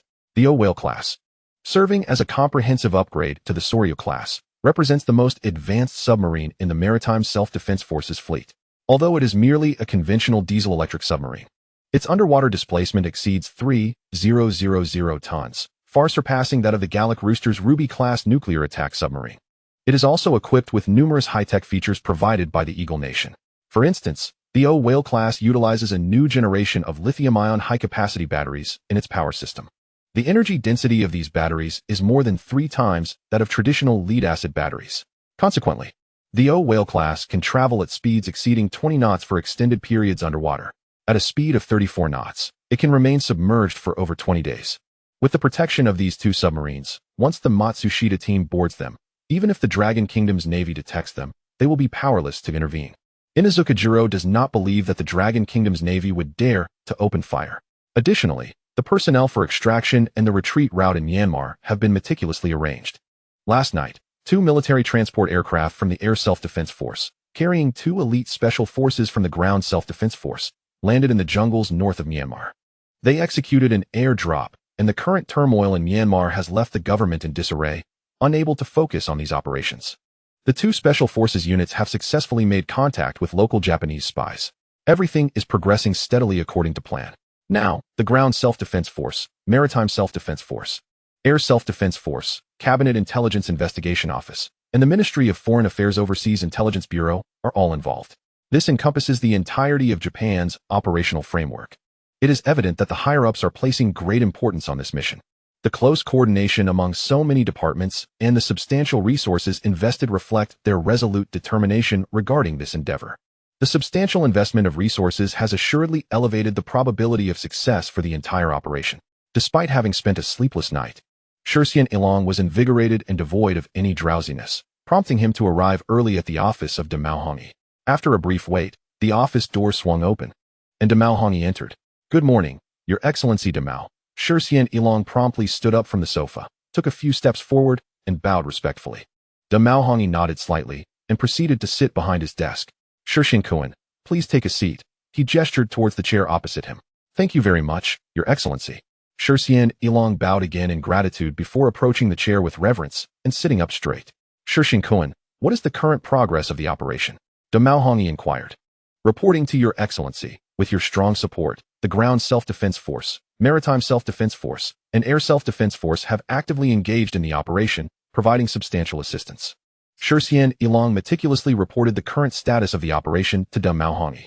It must be said that Shursian Ilong, being an intelligence officer, demonstrated remarkable acuity. His account of the progress of the hunting operation was coherent and lucid. Damao Hongi greatly appreciated such competence in his subordinate. It was a pleasure to receive reports from someone so adept. After Shursian Ilong concluded his briefing, Damao Hongi nodded. "Your report is exceedingly detailed and clear," he acknowledged, giving a nod of appreciation. Observing this gesture from Dama Hongyi, Shixian Elong straightened his posture even further. So, Shixian, it appears that the entire operation now hinges on Team Matsushita, correct? Indeed, Your Excellency, as long as Team Matsushita is successful. The subsequent evacuation plans and personnel arrangements are already in place. Upon hearing Shixian Elong's words, Dama Hongyi fell silent for a moment. From your perspective, Shixian, what is the likelihood of Team Matsushita succeeding? Your Excellency, the ground self-defense force holds Team Matsushita's combat capabilities in high regard, considering them the elite among the elite. If this assessment is accurate, then the probability of success for this operation is quite high. In his response, Shixian Elong deftly distanced himself from any direct implication. Dama Hongyi nodded again. Noticing that Dama Hongyi had no further comments, Shixian Elong felt a sense of relief. He was genuinely apprehensive that Dama Hongyi might press him for a definitive stance on the operation. While accolades are coveted by all, the astute Shixian Elong understood that one must also be wary of unexpected outcomes. It is essential to not only consider the potential for success, but also to remain cognizant of the risks of failure. Should failure occur, someone must bear the repercussions. Given the significant implications of this operation, success would yield collective rewards, albeit to varying degrees. However, should it fail? He certainly did not wish to be the scapegoat. The true action this time is undertaken by the Special Forces of the Ground Self-Defense Force, rather than operatives from the Ministry of Foreign Affairs Overseas Intelligence Bureau. There was no need for him to take on the entire responsibility, and thus, during his recent conversation with Dama Hiroki, he skillfully shifted the focus onto the Ground Self-Defense Force. Little Inu-kun, please continue to monitor the entire operation and ensure that all departments coordinate effectively. The significance of this mission is self-evident. We must guarantee its success with utmost dedication. Report to me with the latest developments at any moment. Dama Hiroki issued his command to Little Inu Juro. Yes. Little Inu Juro stood up from his chair, firmly bringing his feet together and bowing his head. He vowed loudly, Your Excellency Dama, I shall give my all. With that, the hunting operation commenced in earnest. Chapter 68. Liu Jinbu and his wife arrive in Yanjing. This was the first time Liu Jinbu and Zhang Mei had ever boarded an airplane, and they found themselves in first class. Aside from the couple, the rest of the cabin was filled with several elite agents from the national security. Since Liu Quan and his associates had appeared at the demolition site, a series of events had unfolded that left Liu Jinbu and Zhang Mei utterly bewildered. The couple had discussed it privately, yet they could not fathom why the state would offer them protection. Even their son, Liu Yang, had someone safeguarding him. Liu Jinbu had even pondered over the lives of his ancestors several times, but he could not discern any plausible explanation. When they inquired with Liu Quan, he too was at a loss and merely assured them that they would understand once they arrived in Yanjing. Thus, Liu Jinbu and Zhang Mei hastily packed a few belongings at home and found themselves in the provincial capital, boarding a special plane. The aircraft was devoid of any other passengers, save for those in first class. Liu Jinbu felt a twinge of guilt. Although he was unaware of the cost of this journey, he understood it would be substantial. What right did a humble breakfast vendor have to enjoy such privileges? Throughout the journey, Liu Jinbu was plagued with unease, a sentiment echoed by his wife, Zhang Mei.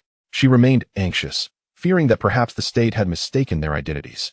If it truly were a case of mistaken identity, how could they ever repay the expenses incurred along the way? With trepidation, the couple flew from the provincial capital to Yanjing. The airplane landed at a location far from the terminal. Upon disembarking, several vehicles awaited them at the airport, swiftly transporting the group away. Liu Jinbu dared not inquire about their destination, simply holding Zhang Mei's hand and obediently following the arrangements. After a considerable drive, the convoy turned into a large gate.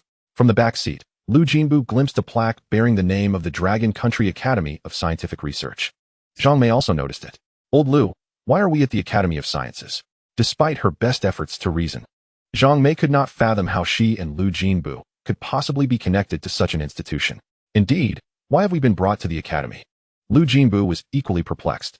This institution held significant prestige in the eyes of the citizens of Dragon Country, home to some of the nation's most distinguished scientists. Liu Jinbu could not comprehend how a mere breakfast vendor like himself had become entwined with such esteemed individuals.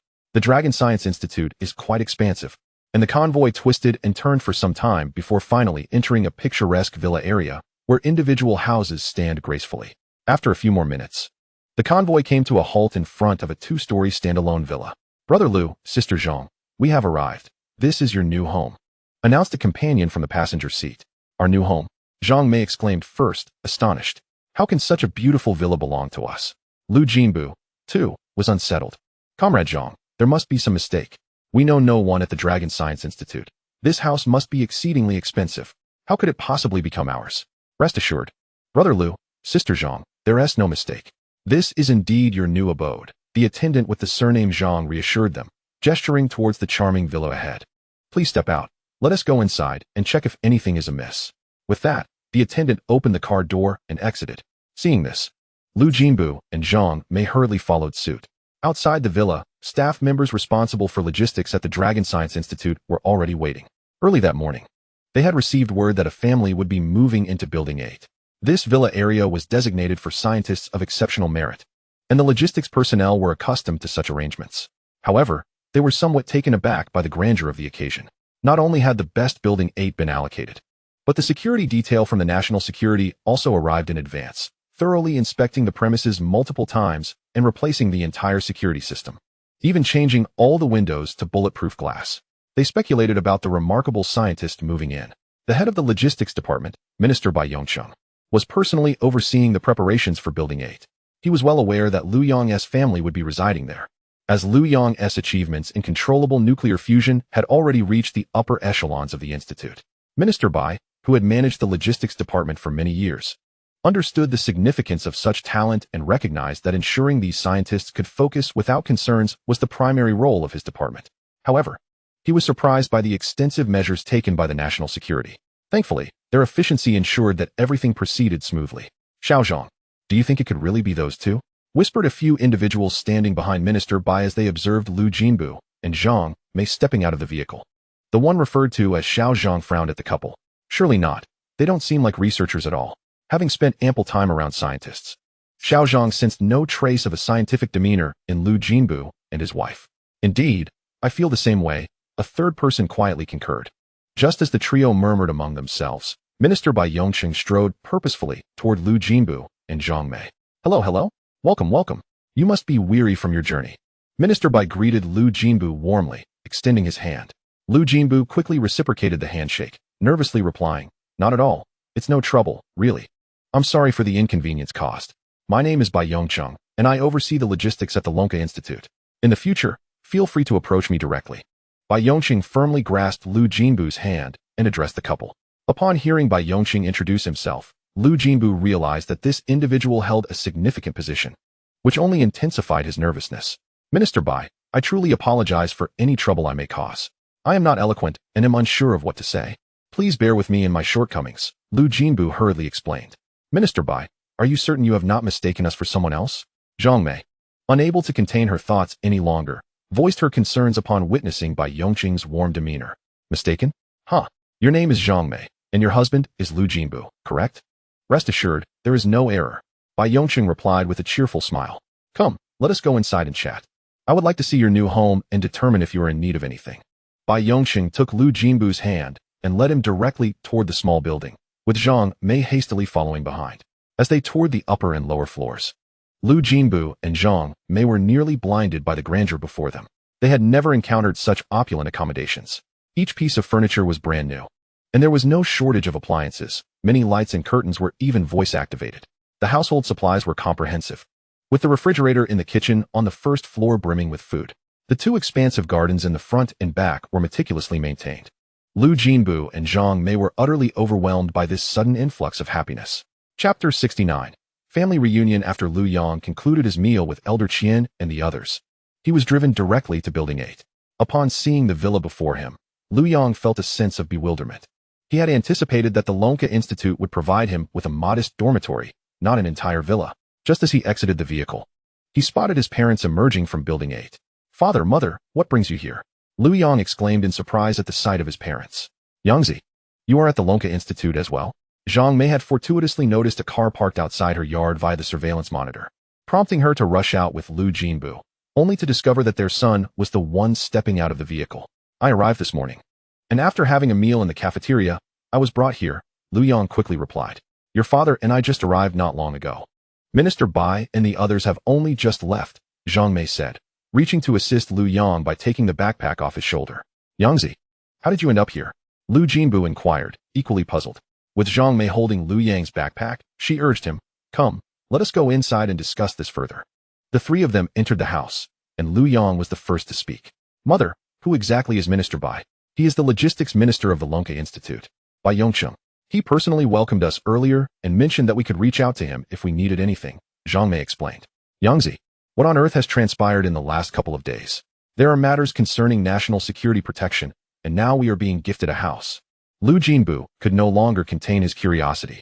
Indeed, Yangzi, your father and I have pondered this for quite some time without arriving at a conclusion. Do you know what is happening? Zhang Mei asked urgently. I have felt a lingering unease. Yangzi, do you understand? This time, my father and I traveled here by private jet. Aside from us, only a few personnel from the national security were aboard, which must have cost a fortune. I am genuinely concerned that they might have mistaken the identity of the individuals they were seeking. Before Liu Yang could respond, Zhang Mei continued her tirade. Indeed, we have just disembarked from the plane, and they have already provided us with such an exquisite residence. I feel quite unsettled. Your mother has remained anxious about the possibility of a mix-up. When we inquired, they assured us that no errors had been made. Your mother and I merely went out for breakfast, and we simply cannot fathom the intricacies of this situation. Before Zhang Mei could finish her statement, Lu Jinbu eagerly interjected. Mom and Dad, you should rest assured, the state has not made a mistake. I am currently employed at the Lonka Institute, and I have previously contributed some minor inventions for the country, which are being rewarded by the state. Liu Yang said with a grin. Minor inventions? Yangzi, what sort of minor inventions could warrant such grand treatment? Do not try to fool your mother. Zhang Mei expressed her skepticism towards Liu Yang's claims. There are certain matters Liu Yang prefers to keep from his parents, as they are ordinary individuals. Knowing too much could be detrimental.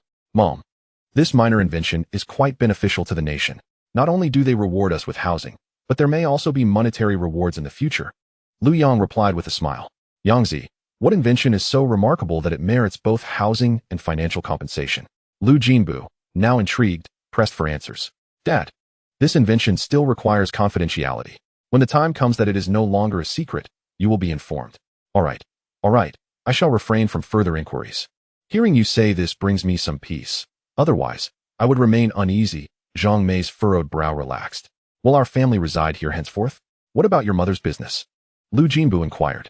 Liu Yang had not anticipated that his father would still be preoccupied with the breakfast business. After a moment's contemplation, he replied, Dad, I am now employed and earning a salary. Perhaps you and Mom could take a break. I can support you. That is out of the question. Zhang Mei was the first to object. Your father and I still need to save money for your future wife.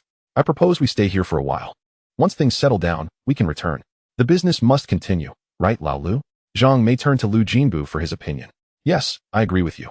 We are unfamiliar with Beijing. We cannot very well sell breakfast at the Lonka Institute. Lu Jinbu concurred with Zhang Mei's suggestion. Liu Yang observed his parents and understood that he could not dissuade them at this juncture. He decided not to delve deeper into the subject. Recognizing that their desire to return to selling breakfast was improbable, if they truly found themselves restless, he would find a way to secure them some work in the Lonka Institute cafeteria to keep them occupied. Resolute in his decision, Liu Yang addressed Lu Jinbu and Zhang Mei. Dad, Mom, this invention of mine requires continued confidentiality and will likely remain so for some time. If you insist on returning during this period, the state will need to assign personnel for your protection. That would be too much trouble for the state. You should settle here for now. We will return when the confidentiality is lifted, all right? Very well, Yangzi, we will heed your advice. Your father and I will reside here peacefully while you attend to your responsibilities. Do not worry about us. I have come to understand that this invention of yours carries significant weight. Regardless, my father and I do not comprehend much, so we shall adhere to your arrangements. Zhang Mei is a person of understanding. Indeed, your mother speaks the truth. Our ignorance is of no consequence as long as you are well. Lu Jinbu chimed in cheerfully. Observing that consensus had been reached, Liu Yang felt a sense of relief wash over him. The more he understood the world, the more he became aware of its darker aspects. Currently, the family resided at Lonka Institute, fortified by robust security measures. Liu Yang could confidently spread his wings. Having reassured his parents, Liu Yang retreated to his study, where he retrieved his computer to resume his work. He aimed to replicate the locust drone he had promised Commander Gua. Liu Yang had come to a clear realization. His immediate task was to simultaneously address practical issues while nurturing talent. For instance, he would directly hand over mature technological solutions for industrial machine tools and mother machines to Minister Yu, who would then coordinate the relevant units for production. During this process, engineers and technicians would assimilate the latest technologies, and any aspects they struggled to grasp could be clarified with him later. This approach would resolve practical problems while simultaneously cultivating talent. If he were to personally handle every task, the advent of a first-class planetary civilization on Earth would be a distant dream. The Locust drone could be considered a mere trinket within the technological framework of a first-class planetary civilization. With the powerful support of industrial design software, its completion was swift. Upon finishing, Liu Yang called Elder Qian to report the progress. Elder Qian had just finalized matters regarding the new programming system and was surprised by Liu Yang's rapid advancements, especially with the completion of the Locust drone. Liu Yang initially intended to send the design files to Elder Qian via the internet, but was sternly admonished by Elder Qian, who repeatedly emphasized the importance of confidentiality. It dawned on Liu Yang that what he perceived as a mere toy, due to the presence of the technological framework, was regarded as remarkable high technology by others. He humbly accepted Elder Qian's criticism. Elder Qian promptly stated that he was currently outside but would hasten back to Lonka Institute to personally collect the design files. Chapter 70. Low-dimensional materials. During the wait for Elder Qian, Liu Yang remained industrious, transcribing the complete version of controllable nuclear fusion. Previously, he had only created a simplified version. But now, with all necessary conditions met, it was time to present the comprehensive version. Considering the raw materials for controllable nuclear fusion, Liu Yang opted for the deuterium-deuterium fusion reaction mode. The abundance of deuterium in the vast oceans is virtually inexhaustible, making it an ideal resource for nuclear fusion. A compact controllable nuclear fusion reactor could be adequately deployed on vessels, aircraft, and submarines, or even on land for civilian power supply. If necessary, additional units could be installed. However, the complexity of controllable nuclear fusion was significantly greater than that of the Locust drone. Even if Liu Yang provided the complete detailed schematics for controllable nuclear fusion, humanity's current technological capabilities would still render its realization impossible, unless it is merely a simplified version made in Building 3 of the Shanghai Institute of Technology. The creation of a controllable nuclear fusion device that can maintain stable operation over an extended period is inextricably linked to materials, specifically, a diverse array of novel materials. Among these are low-dimensional materials. In essence, low-dimensional materials are those derived from three-dimensional substances found in nature, which have been technologically reduced to lesser thicknesses. For instance, when compressed to atomic scale thickness, one obtains two-dimensional materials. The concept of two-dimensional materials emerged from theoretical debates regarding material stability in the 20th century. In 1966, a theoretical physicist posited that two-dimensional crystals could not stably exist at finite temperatures. However, in 2004, scientists in Manchester, through an experiment utilizing adhesive tape to peel off single-layer graphene, refuted this assertion. This marked the advent of humanity's first two-dimensional material, graphene, with its atomic thickness. The successful experiment with graphene validated the feasibility of two-dimensional materials, leading to subsequent peeling experiments of layered materials such as molybdenum disulfide and boron nitride. It is noteworthy that graphene, molybdenum disulfide, and boron nitride are themselves layered structures. Their three-dimensional forms are inherently composed of stacked layers, akin to a millefeuille. Within each layer, atoms are bonded via covalent, ionic, or metallic bonds, while the interlayer connections are maintained by relatively weak van der Waals forces. Consequently, such layered structural materials are comparatively easier to delaminate, facilitating the realization of their two-dimensionality. However, within the known material systems, 975 out of 1,000 materials are non-layered structures. The challenge lies in fabricating the low-dimensional forms of these materials, particularly metals, where atomic interactions exhibit robust metallic bonding in all directions, resulting in a tightly knit three-dimensional network. To achieve the low dimensionality of metals, one must essentially flatten the entire metallic structure without causing disintegration. Imagine a metal sheet measuring 3 meters on each side, transformed into an atomic-scale two-dimensional metallic form. This two-dimensional metallic plane could span the entirety of Yanjing. The reduction of materials to low dimensions instigates a qualitative transformation. Monatomic materials exhibit remarkable properties in optical, electrical, and mechanical domains that starkly contrast with their three-dimensional counterparts. In other words, materials display entirely different physical properties at varying scales. Parameters such as carrier mobility, thermal conductivity, extraordinary mechanical strength, and specific surface area can differ significantly. For instance, when copper is transitioned from a three-dimensional state to an atomic-scale two-dimensional form, its conductivity can surpass that of three-dimensional copper by a factor of 3. This is due to the fact that electric current propagates within a plane of atomic thickness, rather than dispersing chaotically in 3 dimensions. With a thickness of a single atom, The resistance is naturally lower compared to the multi-atomic thickness in three-dimensional form, leading to decreased energy loss and accelerated current flow. This is merely an illustration of the qualitative change in the physical properties of materials resulting from the alteration of copper's form. Three-dimensional metals have historically ushered in the eras of copper, bronze, and iron in human civilization.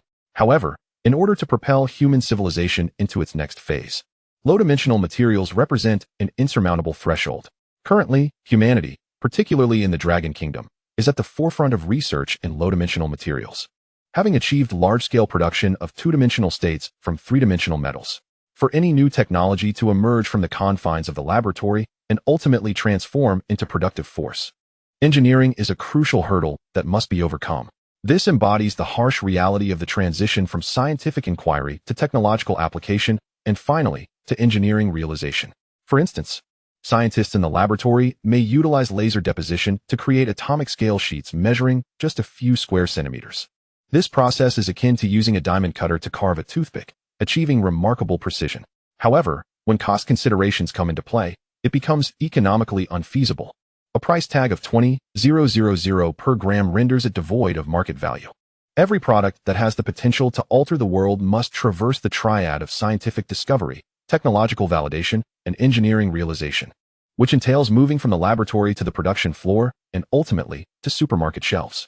Engineering is tasked with resolving whether new technologies can be produced and manufactured on a large scale, and if so, whether stable products can be obtained. The crux of the matter lies in the ability to achieve large-scale production at controllable costs. Without addressing the challenges of engineering, even the most innovative technologies cannot be converted into productive forces. In March 2025, the Institute of Physics at the Dragon Academy successfully tackled the engineering challenges associated with two-dimensional metals, achieving the first large-scale production of atomic-level two-dimensional metal materials in human society. The produced atomic-scale two-dimensional metal consists of single atomic layers measuring a mere 0.1 nanometers in thickness, equivalent to 1/20th of a human hair's diameter. Andrei Geim and Konstantin Novoselov, both esteemed scientists in the field of single-atom materials, achieved the creation of monolayer graphene, the two-dimensional form of graphite, simply by adhering tape to high-purity graphite and then peeling it away, thereby obtaining single-layer atoms. Their groundbreaking work earned them the Nobel Prize in Physics in 2010. However, unless the engineering challenges are resolved, graphene cannot genuinely be converted into a productive force. Currently, the production of graphene faces significant hurdles. Mechanical exfoliation is inefficient, while chemical vapor deposition incurs high costs and yields unpredictable layer counts. Epitaxial growth and the reduction of oxidized graphite encounter difficulties in quality control during large-scale production. Consequently, after more than a decade, mass production of graphene remains elusive. The recent academic paper published by the Institute of Physics at the Dragon Academy was predicated upon the successful resolution of engineering issues. Chinese scientists have truly demonstrated their prowess. Low-dimensional materials have long been a primary focus for Liu Yang. With the material issues resolved, numerous designs can now come to fruition. Given that the mass production of two-dimensional metals has been realized, Liu Yang has resolved to replicate various production processes for additional two-dimensional materials within the technological framework. By employing different production techniques tailored to specific materials, research time at the Institute of Physics can be conserved, allowing greater focus on the two-dimensional fabrication of diverse materials, thereby addressing the issue of upgrading across various industries. Promptly promote the new materials across various industries in the Dragon Country. Chapter 71, The Locust Drone. Without hesitation, Liu Yang selected dozens of different two-dimensional material preparation processes and diligently noted them down. Yangzi, come down quickly, old Qian has arrived. Just as Liu Yang completed his task, he heard Zhang Mei's voice calling from the first floor. Coming, I'll be right down. Liu Yang quickly grabbed his laptop and exited his study. Upon descending the stairs, he spotted old Qian seated in the living room, accompanied by a middle-aged man whom Liu Yang had never seen before. Liu Jinbu and Zhang Mei were bustling about, serving tea and washing fruit. As Liu Yang appeared with his laptop, old Qian subtly tugged at the sleeve of the middle-aged man beside him and whispered, Shaolin, this is Liu Yang. Please be courteous when speaking with him. Lin Shun, a student of old Qian and the head of the research team developing drone swarms for the Eastern Theater Command, had hurriedly traversed much of Yanjing City after receiving old Qian's urgent call to come to the Lonka Institute. Upon arriving and learning that old Qian wished to introduce him to someone, he anticipated meeting a distinguished scientist who could significantly aid his drone research. It was clear that anyone deemed remarkable by old Qian would be extraordinary. Entering Building 8, Lin Shun was met by two unpretentious middle-aged individuals who appeared far removed from the realm of scientific research. It was not until Liu Yang descended the stairs that Lin Shun realized the young man before him was the one he was meant to meet. The disparity between Lin Shun's expectations and reality was stark. He found it difficult to fathom what merits this young man, barely in his 20s, could possess to warrant such a journey. With a background as a Harvard PhD, Lin Shun felt a sense of discontent brewing within him. Additionally, with numerous pressing issues surrounding the drone swarm project, he lamented the loss of precious time. Unbeknownst to Liu Yang, Lin Shun's internal struggle was evident as he approached the two. He greeted old Qian warmly before enthusiastically introducing himself to Lin Shun. Those engaged in scientific pursuits tend to eschew pretenses, and Lin Shun's displeasure was apparent. He offered only a curt, icy response to Liu Yang before taking a seat in silence. Old Qian, well aware of his student's proud nature, discreetly tugged at Lin Shun's attire. Liu Yang observed these interactions, but chose not to comment, instead placing his laptop on the tea table before old Qian. Thank you for your trouble, old Qian. I truly appreciate your efforts in bringing me here, as I am uncertain about whom to entrust these matters. Your assistance is invaluable, Liu Yang expressed with a warm smile. Not at all, not at all. My old bones can still withstand a bit of exertion. I had intended for you to rest today and spend time with your family. Once you officially start tomorrow, I will help arrange an assistant for you. I didn't anticipate your swift action in producing these materials, old Qian replied with a cheerful demeanor. At that moment, the phone rang, its chime echoing through the air. It was a call from Lin Shun. Lin Shun picked up the phone and stepped out of the living room into the courtyard to take the call. Old Qian, this is the software and hardware project package for the Locust drone. Liu Yang clicked a few times on the computer, bringing the project to life on the screen. Old Qian retrieved his reading glasses and, taking the mouse from Liu Yang, began to examine the design of the Locust drone. The total weight is merely 16 grams. As he observed the specifications, old Qian's composure began to waver. Indeed, the total weight is 15 grams, which includes a 5-gram warhead of the 4th-generation high-explosive CL-20. The drone, empowered by two-dimensional metallic technology, is capable of self-charging in low light, theoretically allowing for infinite flight duration. Most importantly, it employs artificial intelligence, data link integration, and cloud technology to facilitate swarm control. As Liu Yang spoke, he typed a few more commands, and a control software interface materialized on the screen. Slow down, slow down. Xiaolu. Old Qian turned to Liu Yang with a sharp gaze. Did you just mention two-dimensional metal? He was well aware that the Institute of Physics had recently developed a method for producing two-dimensional metals. They were currently investigating the application of copper in a two-dimensional state within chips, having only just begun, with the results yet unknown. Liu Yang had already incorporated two-dimensional metal into the design of the Locust drone. Whether this was feasible remained debatable. Xiaolu. It is still uncertain whether the two-dimensional metal from the Institute can be utilized in drones. What if it does not work? Your design may be unachievable. Old Qian quickly voiced his concerns. Hearing Old Qian's words, Liu Yang smiled apologetically. I am sorry, Old Qian. I was too hasty and did not explain clearly. Look at this. Liu Yang typed a few more commands, opening a folder labeled low-dimensional materials. Old Qian, this contains dozens of production processes for materials in their two-dimensional state. With our current equipment, mass production should pose no problem. What? Two-dimensional production processes? Old Qian exclaimed in astonishment, hastily maneuvering the mouse to click on the files. His vigorous movements nearly toppled the teacup on the coffee table. Old Qian's outburst startled Lu Jinbu and his wife, who were busy cooking in the kitchen. They hurriedly emerged. Upon seeing Liu Yang smile and gesture that all was well, they returned to their culinary tasks. Old Qian, as he perused the files within the low-dimensional materials folder, felt increasingly astounded. After meticulously examining several production processes for various materials in their two-dimensional state, he could no longer contain his excitement. He pulled out his phone and promptly contacted the research group on two-dimensional materials at the Institute of Physics, dialing the number of the group leader, Ma Hongtao. Xiaoma, are you still at the institute? He inquired urgently as soon as the call connected. Liu Yang could not hear the conversation, but he caught Old Qian continuing. Hurry to Building 8 in the villa area. I will be waiting for you. Do not delay for even a minute. After a brief response from the other end, Old Qian hung up. Xiaolu, when did you manage to compile all this? Old Qian pointed at the files displayed on the computer screen. Not long after arriving at Building 8, Liu Yang replied, perplexed by Old Qian's inquiry. Upon hearing Liu Yang's words, Mr. Qian's eyes widened in astonishment. Do you know how long the Physics Institute has been working on two-dimensional metals? Liu Yang shook his head, uncertain. 7 years. A team has dedicated a full 7 years to this endeavor. While they have toiled for so long, we have only been apart since lunch, which amounts to merely 4 or 5 hours at best. Not only have you developed a locust drone, but you've also devised production processes for dozens of two-dimensional materials. Young Liu, I am genuinely curious about the workings of your mind. Is a 50% brain utilization truly that remarkable? At times, I ponder the thought of slicing you open for research, Mr. Qian concluded with a hearty laugh. Liu Yang felt a wave of embarrassment wash over him. Fortunately, the notion of a 50% brain utilization served as a shield. Otherwise, he would have struggled to explain the innovations he had conjured.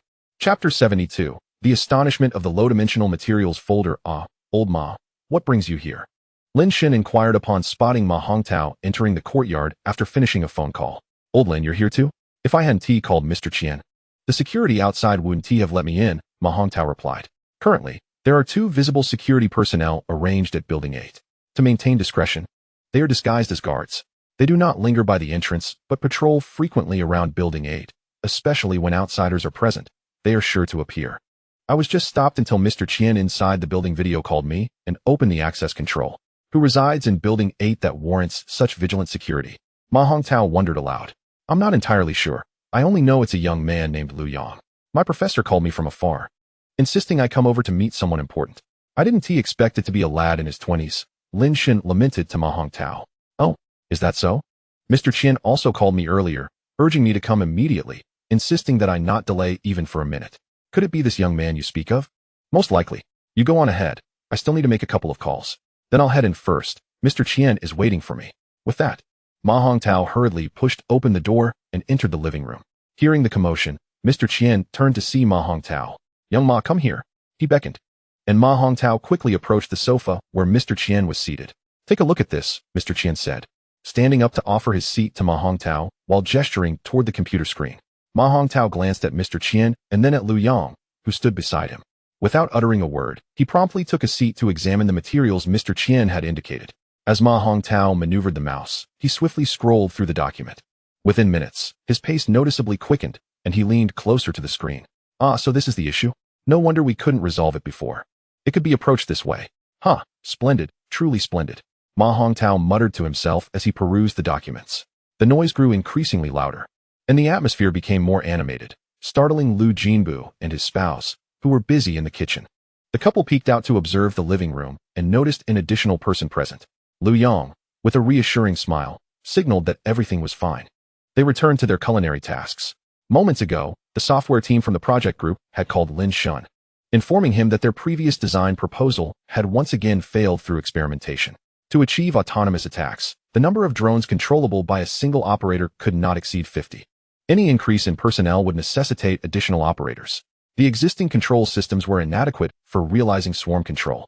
Lin Shen felt a throbbing headache upon hearing the software team's report. They had tirelessly modified and optimized the current control software, yet the number of controllable units remained stagnant. This was merely the software team's predicament. The hardware team was equally disheartened. To meet the tactical demands set forth by the Eastern Theater Command, the current drones were still excessively large. Miniaturizing drones proved to be an arduous challenge. The Eagle Sauce drone, known as the Black Hornet, measures 16 centimeters in length, stands 25 centimeters tall, and weighs a mere 18 grams. This drone's dimensions could fulfill the requirements for a suicide drone as stipulated by the Eastern Theater Command. However, its staggering price tag of $1.95 million rendered it unattainable. After concluding the call, Lin Shen's spirits plummeted. Scientific research was fraught with difficulties, naturally dampening his mood. He pushed open the door and entered the living room, where he found Ma Hongtao fixated on his computer screen, occasionally thumping his thigh in excitement. Lin Shen was unaware of what captivated Ma Hongtao so intensely. On another sofa sat Elder Qian and Liu Yang, engaged in quiet conversation. Lin Shen contemplated greeting Elder Qian, intending to return to the research institute if there were no pressing matters at hand. His mind was preoccupied with thoughts of suicide drones, leaving him little inclination to engage in idle chatter with the young man named Liu Yang. Teacher, the team just called. There's been another issue with the control system. If you have no pressing matters, I shall return to the institute now, Lin Shen whispered to Elder Qian. Oh, the control system? No rush, no rush. Wait a moment. I have something interesting to show you. After you've seen it, you can decide whether to leave immediately, Elder Qian replied with a smile. Interesting? Lin Shen was perplexed, uncertain of what his mentor intended to unveil. Without addressing Lin Shan's inquiry, Elder Qian turned to Ma Hongtao. Xiaoma, isn't it time to wrap up? Let Lin Shan have a look too. Ma Hongtao seemed entirely oblivious to Elder Qian's words, focused intently on maneuvering the mouse, muttering to himself. Xiaoma, Xiaoma. Elder Qian raised his voice. Yet, Ma Hongtao remained engrossed, seemingly impervious to the call.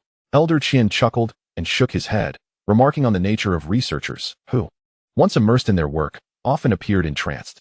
Lin Shan observed Ma Hongtao, intrigued, wondering what could possibly hold his attention so completely. Old Qian rose and approached Ma Hongtao, gently patting his shoulder. Xiaoma, Xiaoma, it's time to disembark. Startled as if awakened from a dream, Ma Hongtao looked up at Old Qian. Just give me 2 more minutes. I only need to see for 2 more minutes. This information is invaluable. So many things I couldn't comprehend before are now crystal clear. Patience, my dear boy. All this information will be yours in due time. Really? Ma Hongtao exclaimed, his excitement causing him to leap to his feet. You mean the entire folder's contents will be mine? He sought reassurance, his unease palpable. Of course, why would I deceive you? Now, step away from the machine so Lin Shan can have a look too. Old Qian coaxed Ma Hongtao aside, as one would a child. Liu, bring up the control system for Lin Shan to examine, he instructed Liu Yang. Liu hurried to the computer, launching the control software for the locust drone. Lin Shan glanced at Old Qian and then at Liu Yang before taking a seat to observe the screen. Old Qian, where did these production techniques for low-dimensional materials originate? They are truly priceless. Having regained his composure, Ma Hongtao could not suppress his curiosity and began to question Old Qian. Are you eager to meet the inventor of these techniques? Old Qian replied with a smile, evading a direct answer. Is that possible? Ma Hongtao's eyes sparkled with anticipation. Indeed. The individual you seek is both far and near, Old Qian said, casually gesturing towards Liu Yang. Is it him? How can that be? Ma Hongtao exclaimed, rising in disbelief upon realizing the direction of Old Qian's finger, pointing at Liu Yang. Old Qian, are you truly not jesting?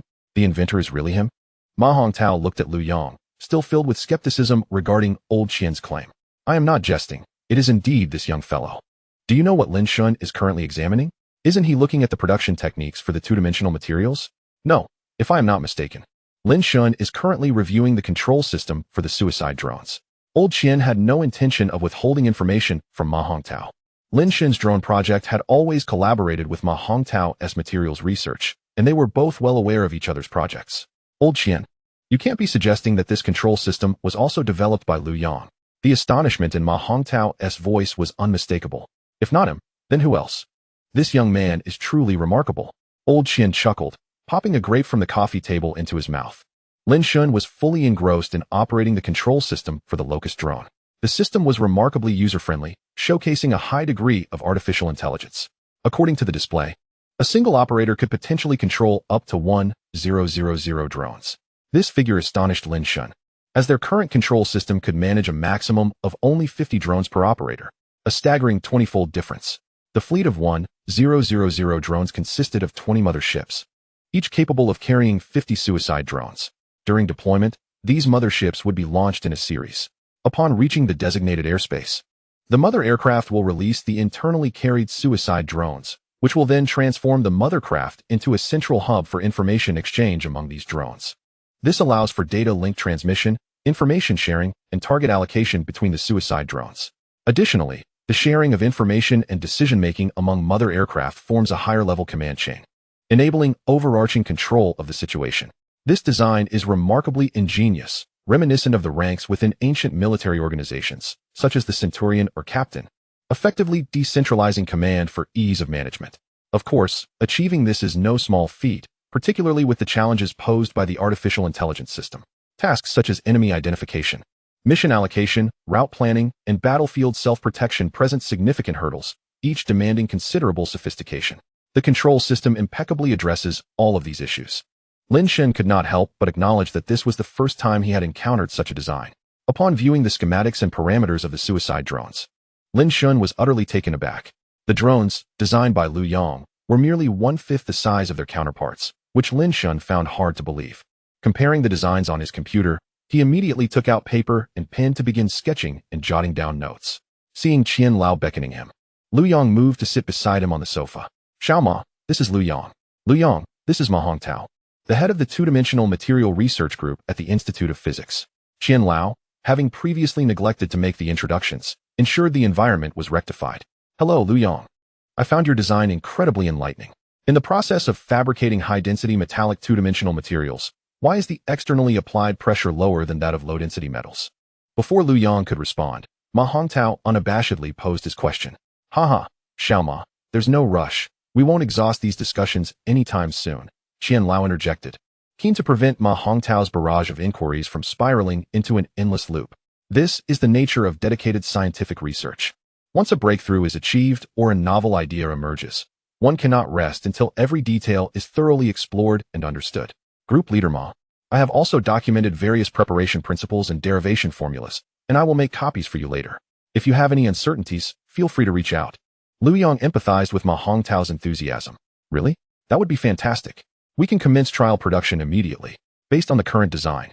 I am quite optimistic about our chances of success, Ma Hongtao exclaimed, rubbing his hands together eagerly while casting glances at the computer screen, seemingly eager for Lin Shun to vacate the machine so he could access the copied materials. Ma Hongtao's fervor amused Qian Lao, who remarked to Liu Yang, Xiao Lu, it seems Xiao Ma can hardly contain himself. Perhaps you should provide him with the materials first? Sure, Qian Lao, that is no problem. I will copy the information for Group Leader Ma right away, Liu Yang replied, subtly gesturing towards Lin Shun, who was almost draped over the computer, offering a wry smile. Given Lin Shun's current state, it would be quite a challenge to pry him away from the screen. Shaolin, Qian Lao called out loudly. Understanding Liu Yang's intent, Lin Shun remained utterly unresponsive, continuously gazing at the computer screen while jotting down notes and sketches on paper. It appeared he was entirely absorbed in the design blueprints of the locust drone. Xiaolin, with no other option, approached Lin Shun and gently tapped his shoulder. Only then did Lin Shun come to his senses, glancing up at Mr. Qian before returning to his scribbles. Given the current predicament, it seemed that unless he finished his calculations, no one could divert his attention. Mr. Qian could only shake his head in resignation. His student was always so engrossed in research.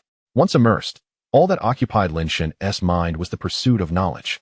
Ma Hongtao, well aware of Lin Shun's temperament, quickly joined Mr. Qian's side, saying, Never mind, Mr. Qian, I can wait, there's no rush. Old Lin's temperament is truly beyond comprehension. Ma Hongtao had been classmates with Lin Shun since graduate school and later pursued their PhDs at Harvard, albeit in different fields. Their decade-long friendship afforded them a profound understanding of each other's quirks. Meanwhile, in the kitchen, Zhang Mei was cooking while chatting with Liu Jinbu, who was assisting her. Lao Lu, when did our Yangzi get acquainted with Mr. Qian? I was quite startled when Mr. Qian came to our door just now. Indeed, when Mr.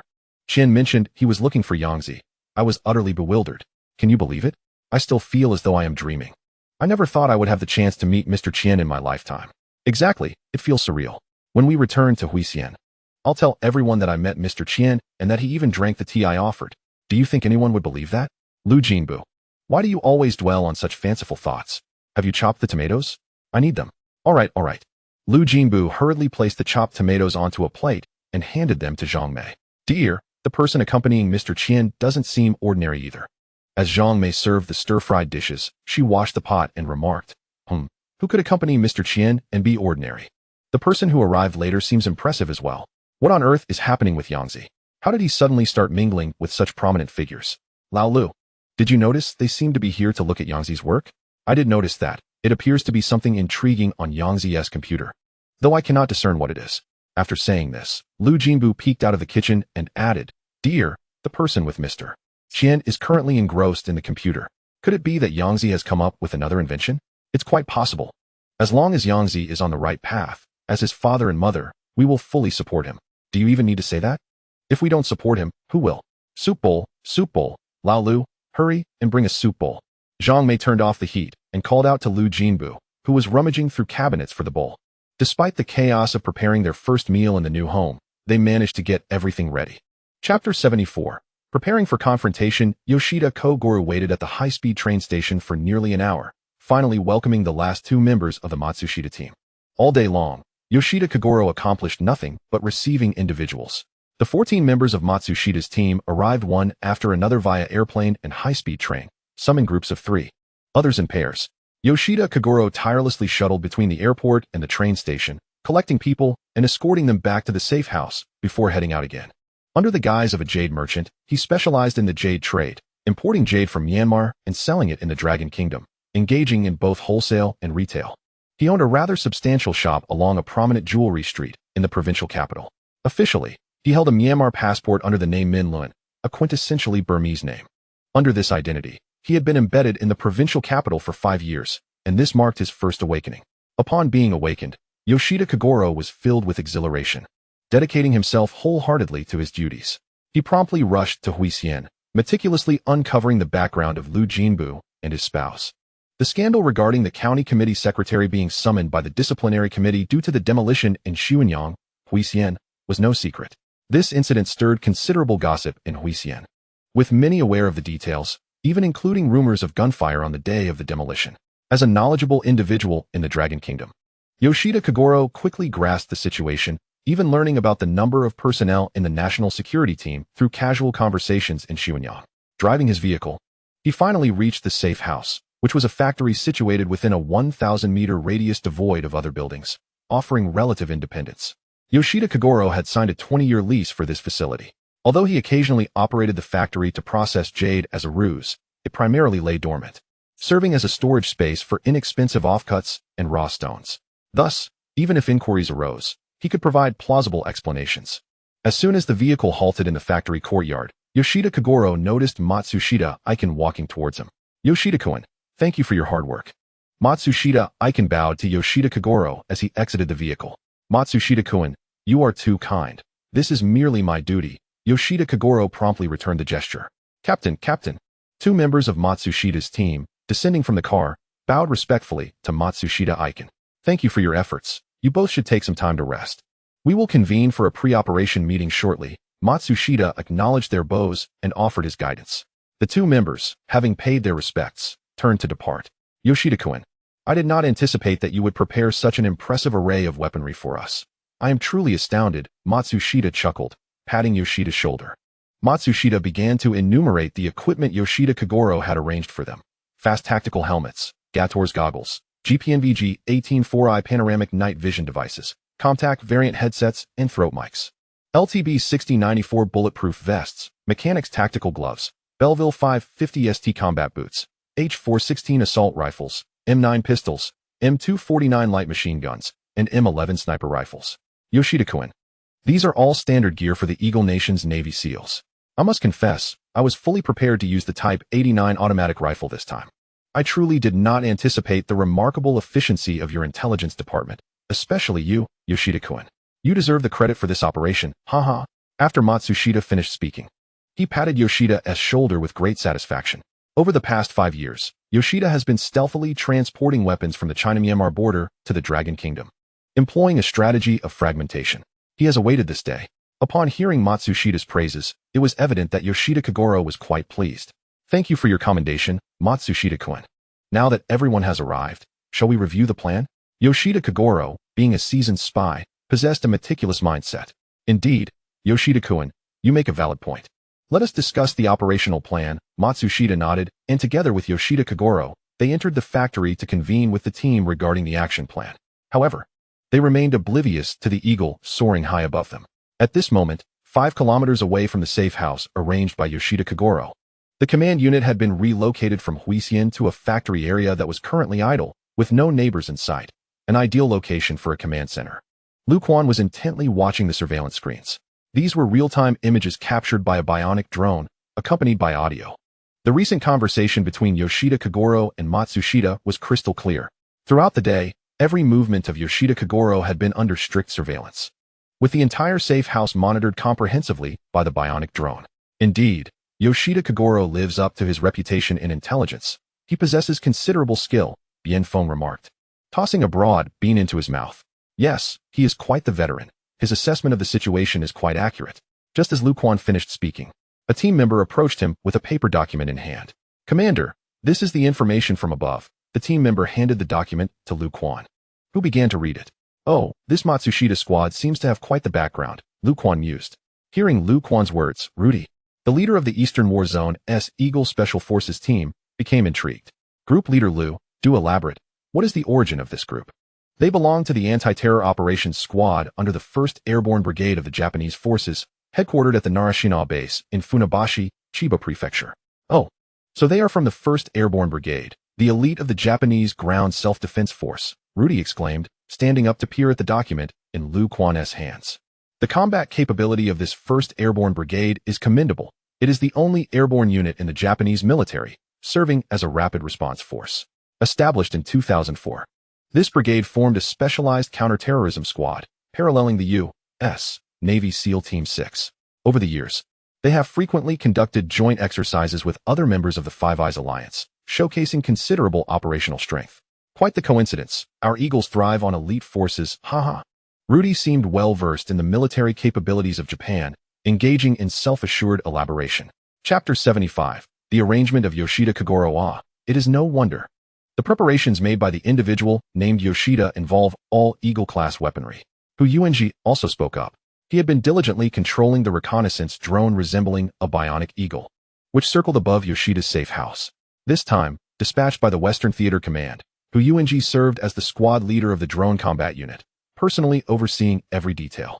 How could one allow others to partake in the noble endeavor of vanquishing the enemy? Thus, he maintained control over the bionic drone, while his subordinates exchanged exasperated glances beside him, which he pretended not to notice. Judging by the tone of those two adversaries earlier, it seemed they possessed quite an arsenal. Perhaps even individual rocket launchers were among their cache. Liu Yang produced a cigarette, casting it into the air. There were now a total of 15 individuals. Aligning perfectly with the intelligence from above, the personnel appeared to be complete. Liu Yang switched the bionic drone to infrared reconnaissance mode. On the screen, 15 red heat sources gathered closely together. It seemed these rascals were convening. It was certain that, based on their patterns, they would act tonight. Should we wait until they are on the road to engage? I believe this location is quite suitable, suggested one among them. As the group began to discuss animatedly around the screen, the higher-ups had old who, your words are rather displeasing to me. What do you mean by simple and quick? Are we to suggest that the Eagle's deployment is sluggish? Rudy, unwilling to concede, immediately retorted. The drone descends to a height of 1,000 meters. The time required for an air-to-ground strike from launch to impact does not exceed 30 seconds. Is this not simple and swift? Liu Yang vociferously defended himself. Captain Hu, interjected Bianfeng, 30 seconds may not be a long duration, but that is precisely how long it took for Xiaowu to perish, is it not? We cannot possibly give him a heads-up to hide before you execute the strike. Amidst the cacophony of voices, Liu Yang habitually rubbed his throbbing temples, fully aware that matters would unfold in this manner. Although everyone had been amiably conversing in Huisien that morning, such camaraderie would dissipate once the stakes were high. It is commendable for the youth to shoulder responsibility. Such fervor ought not to be stifled. Comrades, please be quiet. Liu Yang raised his voice, gesturing downward with his hands to signal for silence. Upon hearing Liu Yang speak, the crowd ceased their bickering and quieted down. I completely understand your sentiments. I will promptly report the current situation to the higher-ups. How to proceed will be determined by them. With that, Liu Yang exited the room to confer with the authorities next door. Hence, no one gained any advantage. Bianfeng muttered to himself, tossing another broad bean into his mouth. Meanwhile, within the safe house, the Matsushita team engaged in a lively discussion, completely oblivious to their precarious position. Yoshida-kun, is this route you've mapped out secure? Matsushita scrutinized the path drawn by Yoshida Xiaowu on the map. The highways of Longhua are extensive. This particular route has seen little traffic since the expressway opened. There are also few surveillance cameras along the way, which can be disabled beforehand. I took this route on my return from Huisien yesterday. While it is somewhat longer than the expressway, the road conditions remain excellent, Yoshida Xiaowu explained to Matsushita Ikabuchi.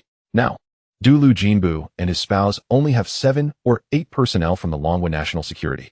What is their level of armament? Matsushita Ikabuchi sought further clarification from Yoshida Xiaowu, his greatest concern being the potential intervention of the Longhua Army's Special Operations Forces. In the face of such elite troops, Matsushita Ikabuchi did not believe their side stood a significant chance. I have an informant named Su Maojiang, who is the secretary of the county committee in Huisien. He informed me that Liu Jinbu and his spouse are under the protection of national security. I also inquired in Huisien, and Su Maojiang's intelligence appears reliable. As for the weaponry utilized by national security, Su Maojiang mentioned he only observed handguns. I surmise they are most likely using the Type 92 semi-automatic pistol, which is widely employed by the military and police of Longhua. Additionally, we cannot discount the possibility that they are equipped with Type 951 rifles or Type 79 submachine guns. They are operating on their home turf and can summon reinforcements at any time. The firepower we face will only intensify. Therefore, I propose that we avoid entanglement and instead opt for a swift strike and retreat. We must capture our target and then withdraw expeditiously. Yoshida Xiaowu articulated his thoughts in detail, garnering strong agreement from Matsushita Ikabuchi and the other team members. The route for their retreat was also established, and it was this very path. Yoshida pointed to a route on the map and began to elucidate, starting from Huisian.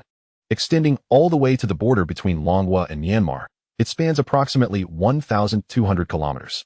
We cannot take the highways. We must travel along the national roads, which will take us no less than 10 hours without pause. Those 10 hours are fraught with peril, as the Longhua people could ensnare us at any moment. However, once we cross the border into Myanmar, we shall be safe. The intelligence agency in Myanmar has already arranged for our extraction. After Yoshida Kojiro concluded his remarks, he fell silent, awaiting Matsushita's response. Matsushita approached the map, scrutinizing the two routes, mentally devising the entire plan. After a considerable pause, Matsushita exhaled slowly, steeling his resolve. Arm yourselves. We shall proceed tonight. The members of Matsushita's team sprang to attention, energized as if invigorated by a tonic, and began preparing their weapons with fervor. Chapter 76. Preparations on both sides. What did they say from above? As Lu Quan returned from his phone call, Bien Feng was the first to leap up, eager to inquire. Lu Quan cast a glance at Bien Feng and gently tapped his head twice. You're quite impatient, aren't you? Leader Lu, what exactly is the higher command's intention? Hu Yuanji chimed in hastily. Lu Quan surveyed the room full of personnel in the command center and stepped forward. Comrades, the higher-ups have decided to delegate operational command to the front lines. In essence, we are now empowered to determine our own course of action. As soon as Lu Quan's words fell, Bien Feng was the first to erupt with joy. Wonderful. The higher-ups truly are wise. He then winked at Hu Yuanji, as if to say, see? Thinking of using missiles on the little devils? Not a chance. Hu Yuanji ignored him, maintaining his focus on Lu Quan, awaiting further instructions. Lu Quan glanced at the smug Bien Feng, smiling as he gently shook his head. This lad certainly kept one on their toes. Comrades, although the command authority has been decentralized, the higher-ups have stipulations. First, we must contain the scope of the situation, striving to resolve the issue with the little devils locally, avoiding any escalation. Second, we aim to capture Yoshida Kojiro alive. Third, we shall eliminate everyone except Yoshida Kojiro. Since they dared to come, none shall return. With the final statement, Lu Quan slammed his fist onto the table. I will continue to serve as the overall commander. I propose that we launch a ground assault. Captain Lu's Special Operations Team will lead the charge, while the National Security Special Operations Group will provide assistance. Captain Hu's drone unit will oversee comprehensive monitoring and support to prevent any escapees. Lu Quan sought the opinions of his comrades. Hu Yuanji's lips moved as if he wished to speak, yet ultimately held his tongue. Leader Lu, our Special Operations Team guarantees the completion of the mission, Lu Di declared. Standing and saluting with a bright smile, Bien Feng appeared noticeably displeased. Commander, you mentioned we would assist. What exactly does that entail? It seemed he was still harboring some resentment about not being in the vanguard. Lu Quan was well aware of Bien Feng's sentiments, but given the current situation, Lu Di's team's weaponry and manpower made them the optimal choice to spearhead the operation. While strategically we must disdain our adversaries, tactically we must regard them with utmost seriousness. As we have just heard, the firepower configuration of Team Matsushita is comparable to that of the Navy SEAL Team 6, a formidable force not to be underestimated. Were it not for the necessity of capturing Yoshida Kogoro alive, I would personally favor Captain Hu's proposal for drone warfare, as it is the most straightforward and least laborious approach. However, given the current circumstances, it is highly likely that Yoshida Kogoro will not separate from Team Matsushita. Of course, if we were to engage this band of foes on the road, they would undoubtedly split into several vehicles. We could employ drones to disable the other vehicles, leaving only the one transporting Yoshida Kogoro. Nevertheless, this could very well lead to a chase, complicating our control over the situation. There are too many uncertain variables at play. Thus, I propose we confront them here, in a relatively secluded location where we can manage the impact and facilitate their complete annihilation. Now let us all share our thoughts. Lu Quan undertook a brief analysis and then turned the floor over to the others. Those present were all elites. They had already considered what Lu Quan articulated, having debated it extensively prior. Ultimately, they merely wished to personally eradicate the enemy. Now that the higher-ups have issued explicit operational directives, everyone is acutely aware of the spittle did not extinguish Izumi's fervor. Rather, it ignited the latent militaristic zeal within him. Izumi's face flushed crimson, and had the circumstances permitted, he would have vociferously proclaimed, all for the emperor. Not only was Izumi stirred, The entire Matsushita squad exhibited an unparalleled enthusiasm, their eyes gleaming with a fervent madness. Matsushita raised his hand to glance at the tactical watch on his wrist. Gentlemen, it is now 7:20 p.m. Dinner will commence shortly. We shall depart precisely at 8 o'clock p.m. It will take us over 3 hours to reach Huisien.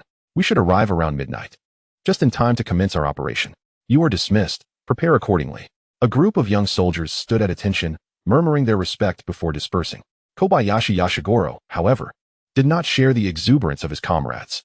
As a seasoned spy, he was acutely aware of the terrors that lay within the Dragon Kingdom after 5 years of subterfuge. From the outset, he harbored grave doubts about this plan. Even if they successfully captured their targets in Huisien, the feasibility of extracting them to the border between the Dragon Kingdom and Myanmar remained uncertain. With a daunting distance of over 200 kilometers, the unpredictability of the journey loomed large. The vastness of the Dragon Kingdom was a formidable obstacle. Yet, he found himself bound to execute the orders from the intelligence headquarters of the Yamato Empire. Although he meticulously selected the route for both the attack and retreat, and endeavored to procure the finest weaponry, his optimism regarding the entire operation was decidedly lacking. Resigned to his fate, Yashigoro acknowledged that capturing Liu Jinbu and his wife was only attainable through the current course of action. Fortunately, he would not be at the forefront of the charge. With this thought, a measure of relief washed over him. Unbeknownst to Yashigoro, he was not alone in his skepticism. The commander Matsushita IB shared his doubts. Perhaps even more so. At that very moment, Matsushita IB secluded himself in a room, far removed from the fervor of his earlier speech. Quietly kneeling on the ground, he silently prayed to Amaterasu, seeking divine protection and imploring that the people of the Dragon Kingdom remain oblivious to their presence. He fervently wished to evade any encounter with the Dragon Army. Regrettably, he overlooked the fact that this was the land of the Dragon Kingdom, where even Amaterasu would struggle for survival, let alone offer him sanctuary. Little did he realize that his fate had been sealed from the moment he set foot on Dragon soil. Chapter 77. The individual equipment of the Falcon Squad at 7 p.m., the sun had fully set, and the streetlights had yet to illuminate the surroundings. However, visibility remained sufficient for the human eye to discern objects up to 20 meters away. Ideally, this was not a prime time for an assault. Waiting for complete darkness would have been more advantageous. Nevertheless, the Rudy squad was fully equipped and began to assemble. Upon checking his watch, Rudy issued the command for the team members to synchronize their timepieces. It is now 19:31:34, Rudy announced, and the squad members promptly compared their watches, swiftly completing the synchronization. Communication test, 1, 2, 3, 1, 2, 3. Rudy commenced the communication test through the throat microphone. Clear, clear, clear, clear. The voices of the team members resonated clearly in Rudy's invisible earpiece. Communication with the command center was established without impediment. Finally, Lu Quan's voice emerged from the earpiece. AR tactical helmet connection check. Rudy activated the power on the tactical helmet and issued new directives to the team. Connection successful, connection successful, connection successful. The team members powered on their helmets, performed a brief operation, and promptly began reporting. Observing this scene, Bien Feng appeared somewhat bewildered. He was familiar with tactical helmets, but the concept of an AR tactical helmet eluded him. He approached Lu Quan, inquiring, "What is this AR tactical helmet? I have never heard of it before." Lu Quan shook his head. "I'm not sure either. I had not encountered it previously." "Old Hu, do you know what this is?" Bien Feng turned to Hu Yuanji, who was seated nearby. Upon hearing Bien Feng's question, Hu Yuanji nodded and stood up to explain. "What Lao Lu and the others are wearing is an AR Smart Tactical Helmet. This helmet connects to the entire battlefield perception system, sharing data seamlessly. The specifics of its mechanics are unclear to me, but I know it is quite remarkable. It can display real-time changes in mission objectives and enemy conditions. The helmet screen can also broadcast dynamic videos and data, providing the wearer with a comprehensive view of the battlefield. Simultaneously, it can pinpoint the user's location, automatically generating a pre-planned route. All navigation is conducted in real time, supported by Beidou navigation, ensuring minimal error. More importantly, this helmet possesses the capability for interaction among team members. For instance, if one member discovers a minefield, they can share this information with every member of the squad. Should a path through the minefield be cleared, the member who does so can mark the route on a three-dimensional map. The marked route can be shared in real time with other members. Even if the members are not in close proximity, those who arrive later can safely navigate through the minefield based on the path shared by the helmet." Upon hearing Hu Yuanji's explanation, Bien Feng expressed his astonishment. "Old Hu, Has the technology in our military equipment advanced to such heights? This is just the beginning. Have you noticed the tactical gloves that Lao Lu and the others are wearing? Hu Yuanji gestured toward Rudy and his team. Only then did Bianfeng notice the black tactical gloves on their hands. After scrutinizing, he could not discern any differences. What? Is there something special about these tactical gloves? He queried Hu Yuanji. These are not ordinary tactical gloves. They are smart gloves, part of a coordinated system with the smart helmet. They are equipped with built-in sensors and microcomputers that can accurately recognize the wearer's gestures and movements. The smart helmet projects images onto the visor, and by donning the smart gloves, one can directly manipulate the virtual screen without any physical contact. A few gestures in the air suffice. Isn't that fascinating? Hu Yuanji teased. Bianfeng nodded repeatedly. I never imagined our individual soldier equipment could be so advanced. That is merely the tip of the iceberg.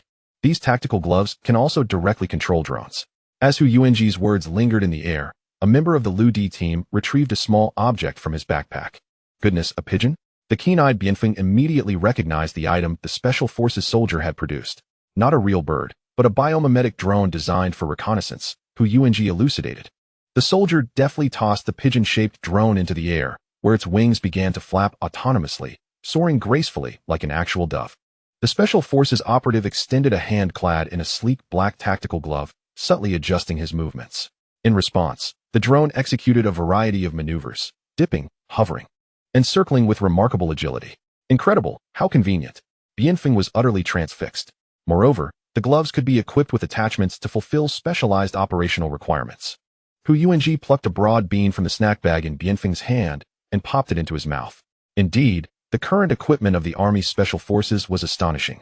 With rapid advancements in intelligence and information technology, just as Bianfeng absorbed Hu Yuanji's words, two more Special Forces soldiers entered, brandishing a transparent plastic shield roughly the height of a person. The shield resembled a bomb-proof barrier, slightly wider than an adult and approximately 1.45 meters long. Bianfeng nudged Hu Yuanji beside him. Old Hu, what is this plastic shield? Plastic shield? Huh. This is no ordinary shield. Have you heard of a cylindrical grating? What cylindrical grating? I haven't. What is it? Bianfeng shook his head. Before Hu Yuanji could respond, an astonishing scene unfolded. Bianfeng observed the two soldiers before him raising the shield, positioning it upright in front of themselves. Remarkably, the soldiers behind the shield became invisible, while the background remained perfectly visible. What on earth is this? Bianfeng gasped, dropping the snack bag, scattering broad beans across the ground. Upon hearing Bianfeng's exclamation, the two soldiers angled the shield horizontally, revealing their figures once more behind the barrier. They regarded the astonished Bianfeng with a playful demeanor, seemingly teasing him. Raising the shield again, they disappeared from sight. Bianfeng sprinted a few steps to their side, and the two soldiers remained clearly visible behind the shield. However, when he positioned himself directly in front of it, the soldiers vanished again, leaving only the background in view. Is this an invisibility shield? Bianfeng repeated this several times, so astonished that he began to stutter in his speech. The emergence of this invisibility shield left not only Bianfeng dumbfounded, but also rendered the others present speechless. The effectiveness of the shield's concealment was indeed remarkable. From the opposite side, one could not see the individuals behind it while still perceiving the surrounding scenery. It was nothing short of miraculous. Chapter 78. Individual equipment. Ludi observed the expressions of those around him and realized he must articulate something. This phenomenon is based on the principles of cylindrical lens gratings that realize light refraction and reflection, which, in layman's terms, means it possesses stealth capabilities. The precise scientific principles elude me, yet the stealth effect is indeed remarkable. However, the current material lacks bulletproof properties. We typically employ it during covert operations, rendering us virtually invisible to the naked eye, unless one utilizes thermal imaging devices. Upon finishing his explanation, Hu Yuanji interjected, I have a rudimentary understanding of this principle. It consists of rows of minuscule cylindrical convex lenses. Each lens compresses the objects behind it into slender strips, allowing light to refract in an orderly manner. When the number of lenses is sufficiently large, the object is deconstructed into countless identical strips, thus creating the illusion of visual disappearance. Bianfeng, after listening to Hu Yuanji's elucidation, appeared to grasp each word, yet he felt utterly perplexed, bearing a countenance akin to constipation. Observing this, Hu Yuanji patted Bianfeng's shoulder. Fear not. I, too, am bewildered. The preceding explanation was merely what I forcefully memorized. When I first witnessed the scientists from the Dragon Institute conducting various experiments with this technology in the military, I shared the same reaction as everyone else. The explanation was relayed to me by them. I have committed it to memory, yet I still do not comprehend it. Hu Yuanji's words alleviated everyone's tension, revealing that confusion was indeed the norm. Old Liu, your special forces are astonishing. Such remarkable equipment, one after another. What else do you have? Please unveil it so we may broaden our horizons, Bian Feng exclaimed, resembling an inquisitive child. Before Ludi could respond, the door swung open. Two special forces soldiers entered, carrying a large ammunition crate. This crate was significantly larger than any Bian Feng had previously encountered. Goodness, how heavy would this crate be if filled? 100 kilograms. One of the soldiers replied to Bian Feng's inquiry. As Bian Feng approached the ammunition box, he noticed that the two soldiers were adorned with exoskeletons. This exoskeleton was smaller than any camouflage he had seen, harmonizing in color, making it almost unnoticeable at a glance. Wow, even exoskeletons are equipped? Bian Feng remarked as he reached out to touch it. The latest passive exoskeleton is indeed highly functional, one soldier demonstrated by making a punching motion. The other soldier bent down and effortlessly lifted the 100-kilogram ammunition crate by its central handle. He raised it with ease, gently set it down, and then lifted it again. Repeating the action multiple times, much to Bian Feng's astonishment, his eyes sparkling with excitement. Various units commenced testing their equipment. Ludi, disregarding Bian Feng, issued new orders to the team. The soldiers systematically approached the ammunition crate, retrieving their respective gear. Some extracted several mechanical dogs from the box, proceeding to equip them with weaponry. Additionally, two special forces soldiers emerged from the crate, each bearing a large backpack, which they strapped onto their backs. From the backpacks extended a handle-like apparatus, conveniently positioned at their right side. This was a flying backpack. Hu Ziyuan thoughtfully explained to Bian Feng. Goodness, are flight backpacks already in service? Bian Feng felt that he had completely exposed his unsophisticated nature today. This is a corner gun, capable of rotating 90 degrees to the left or right as needed. As a special operations soldier adjusted the corner gun in his hands, Hu Yuanji proactively elaborated before Bian Feng could speak. This gun is equipped with a camera at the front, allowing you to remain concealed around a corner while the camera transmits the image from behind the wall to the monitor. As long as you align the crosshairs on the monitor with your target, you can hit with unerring precision. It is truly a remarkable invention. Hu Yuanji chuckled at his own enthusiasm. Are you guys in the army really this formidable now? Bian Feng observed the array of new equipment before him, astonished. This is merely a fraction of what we have. Our Western Theater Command possesses numerous specialized gear designed for high-altitude combat. The demands of different warfare environments are vastly distinct. Hu Yuanji spoke with evident pride as he laughed. While the two continued their conversation, a series of clicks echoed as the Special Operations Team's weapons were loaded.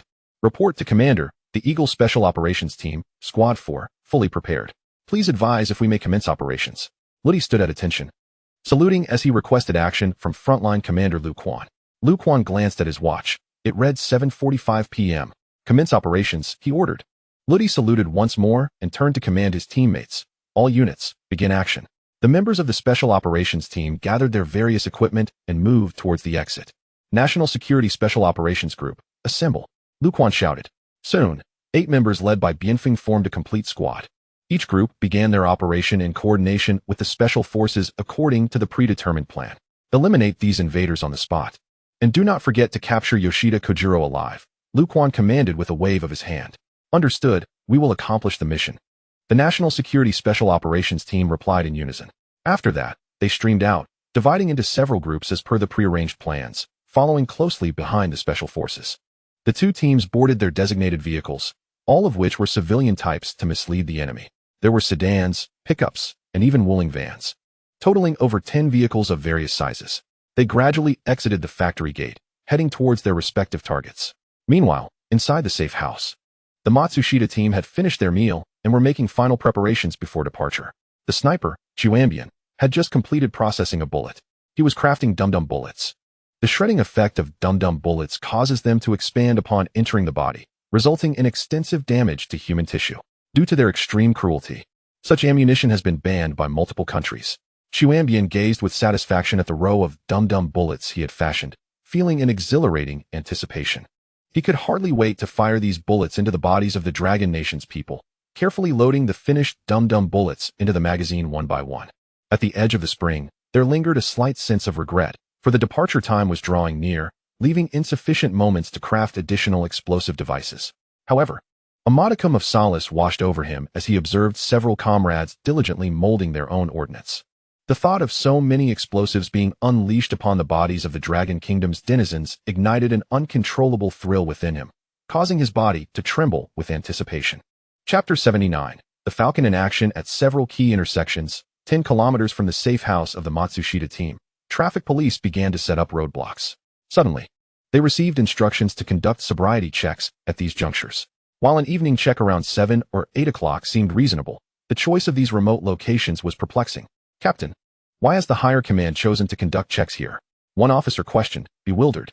This place is far too isolated. What could we possibly find? The officer lamented. Sobriety checks ought to be conducted in areas with substantial traffic flow. With the same time and effort invested, the outcomes here would be drastically different.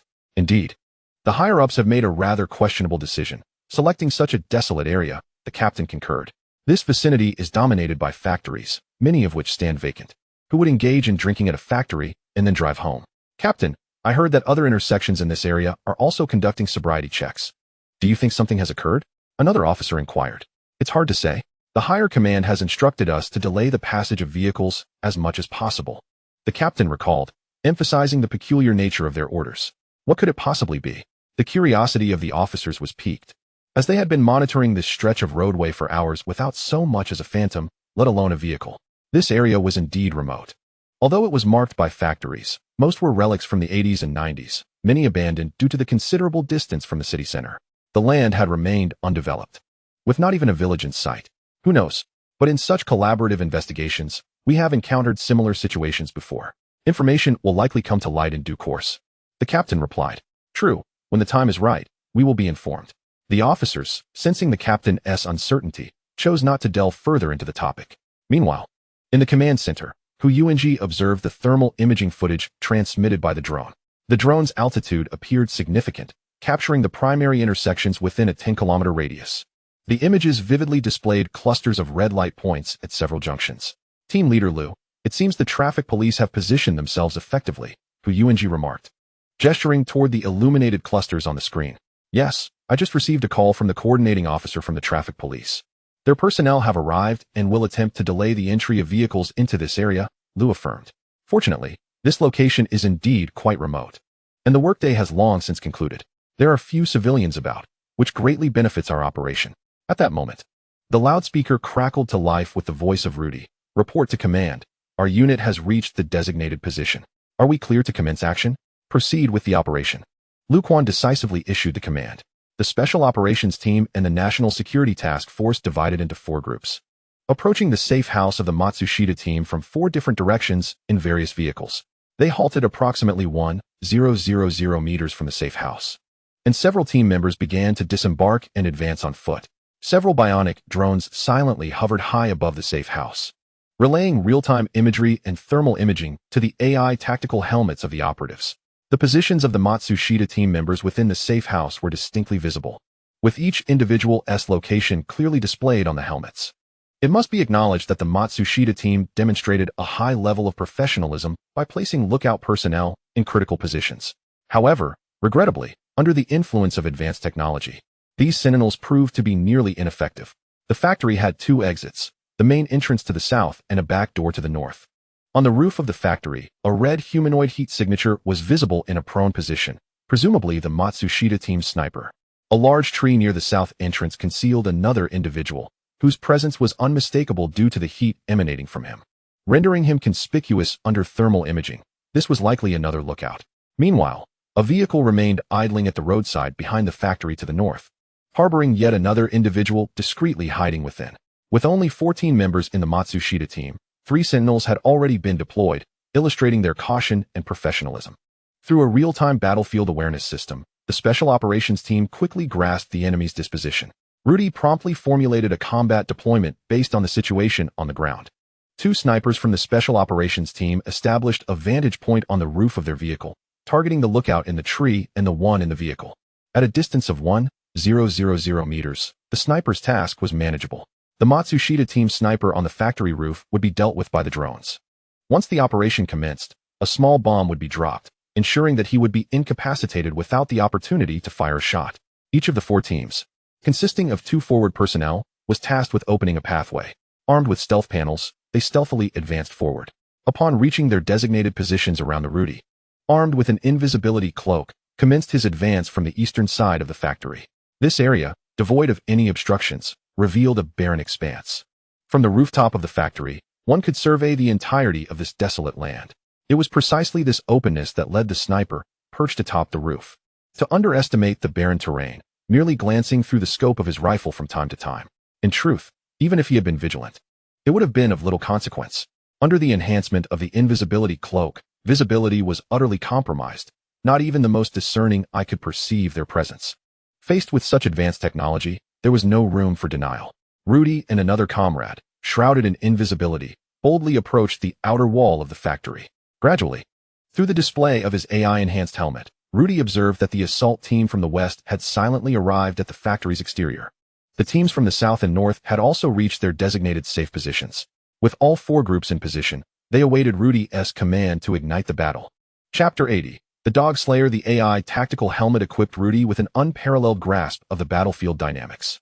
Since the acquisition of this system, he felt that commanding the fight had become significantly more manageable. At this moment, communication was unnecessary. Everyone was acutely aware of each other's locations and the current phase of their operation.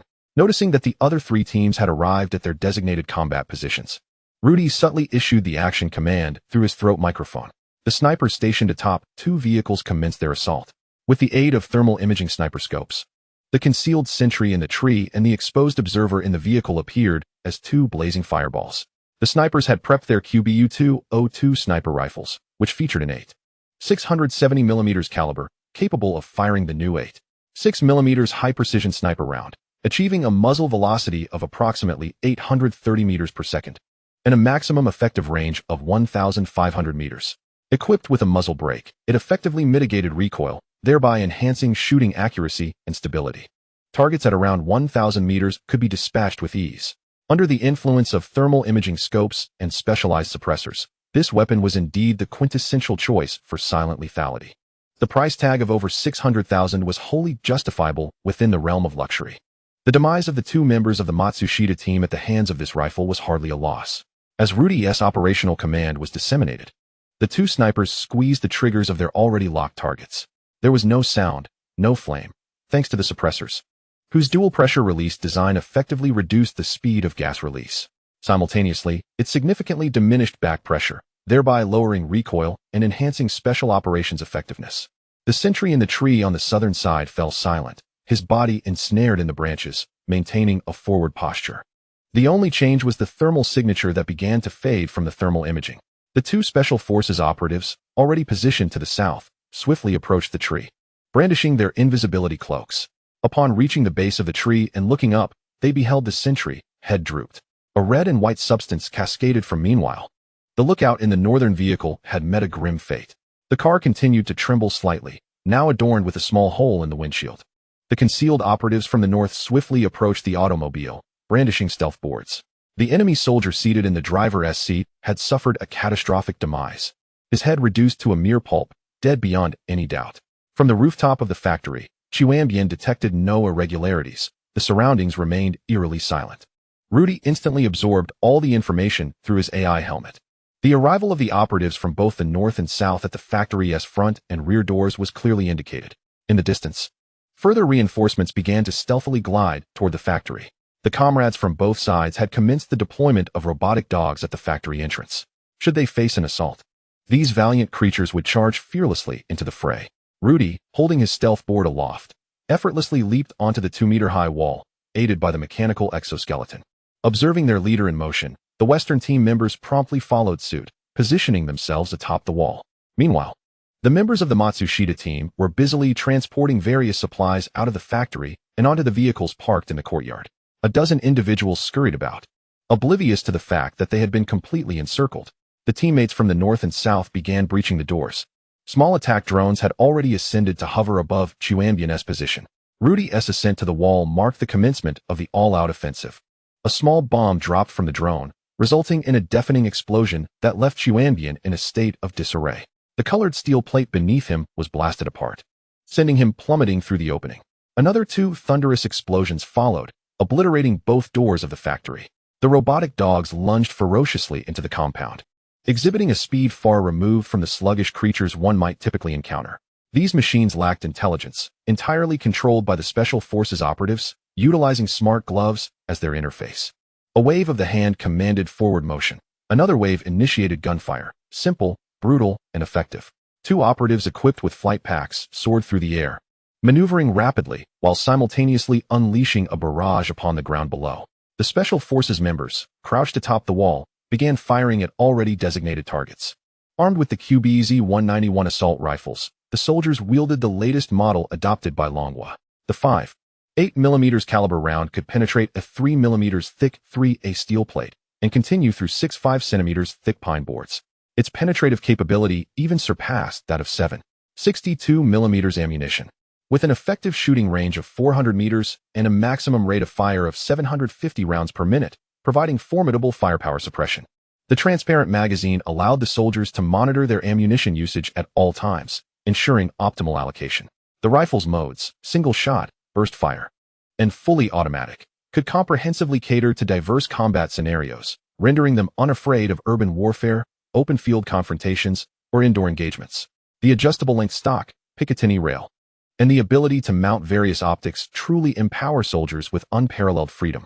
For instance, the QBZ-191 equipped with thermal imaging sights is nothing short of a marvel. Engaging the enemy in the yard, the soldiers unleash a barrage of fire, cloaked in the cover of darkness. They merely need to focus on the glowing red dot of their sights to fire, requiring no precise aiming. The assault rifle delivers the impact of a heavy machine gun. The utilization of exoskeletons has alleviated the burden of carrying equipment for individual soldiers, and ammunition is in ample supply. If not for the concern of overheating the barrels, these soldiers would undoubtedly continue to pull the trigger without restraint. Despite the apparent chaos of gunfire, the added suppressors render the sounds nearly inaudible, with only the occasional return fire from the enemy breaking the silence. Matsushita, having just concluded his prayer to the deity Amaterasu, was jolted by the first explosion. Rushing out of his room, he entered the factory and caught sight of Izumi, who had been severely injured by shrapnel, bloodied yet shielded by his bulletproof vest.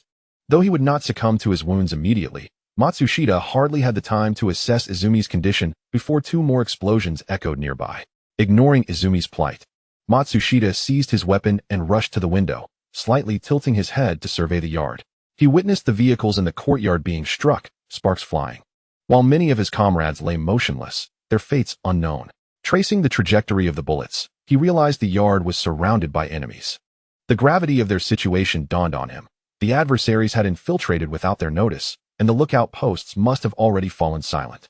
With urgency, Matsushita checked his ammunition and opened fire outside. He soon heard gunfire erupting within the factory. Glancing quickly to see, it was his remaining men, including himself. There were only 4 left, one being Kiyoshi Goro. From a previous count of 15, now only 4 could still fight, alongside a gravely injured Izumi, making a total of just 5. The rest lay defeated outside. Matsushita felt his heart sink. Chapter 81. Outside, the gunfire ceased. The interior offered no glimpse of the enemy from the Dragon Kingdom. The gunfire from within had also come to a halt, enveloping the factory in a chilling silence. Matsushita realized that his subordinates had likely perished. Minutes passed without a sound, and despair gnawed at him. Initially, he had held a flicker of hope. Based on his understanding of the Dragon Kingdom soldiers, he thought they might offer surrender given their commanding position. The rhetoric of national resurgence and historical legacy was mere rhetoric. Who among them would wish for death if life were an option? Matsushita, too, did not desire to perish. Yet, as the minutes dragged on, the oppressive silence remained unbroken. It appears that the forces from the Dragon Kingdom have no intention of taking prisoners this time. Memories of a battle from over a decade ago in Macau resurfaced unbidden in Matsushita's mind.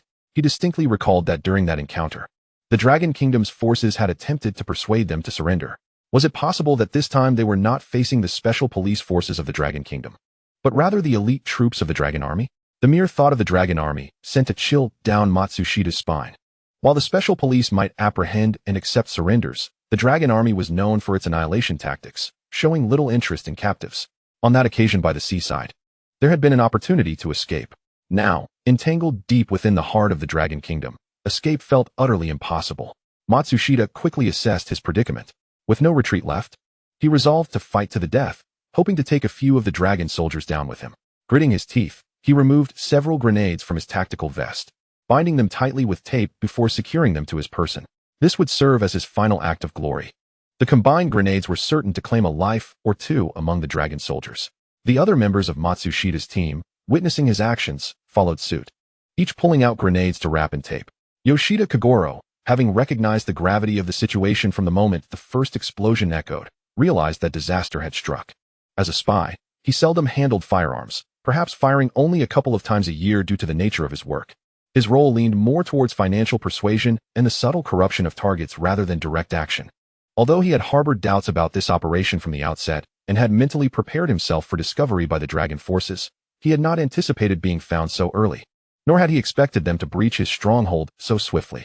The situation was now abundantly clear. Matsushida's squad was certainly no match for the dragon troops. Yoshida Kagoro had no desire to perish alongside them. Observing Matsushida and his comrades preparing grenades, he understood their desperate gamble. He deemed such actions futile.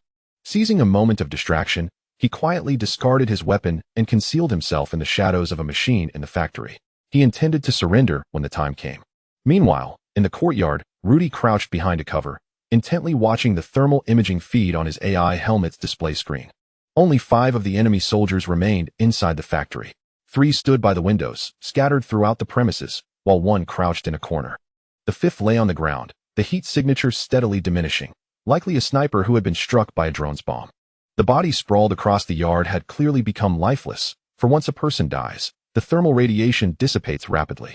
These corpses in the courtyard exhibited that very characteristic. Despite the fact that their own firearms were equipped with suppressors, rendering their shots almost silent, the noise from the enemy's weapons was anything but subtle. Though this location is somewhat remote, certain matters must still be concealed. Being discovered inevitably leads to trouble. Rudy awaited a new signal.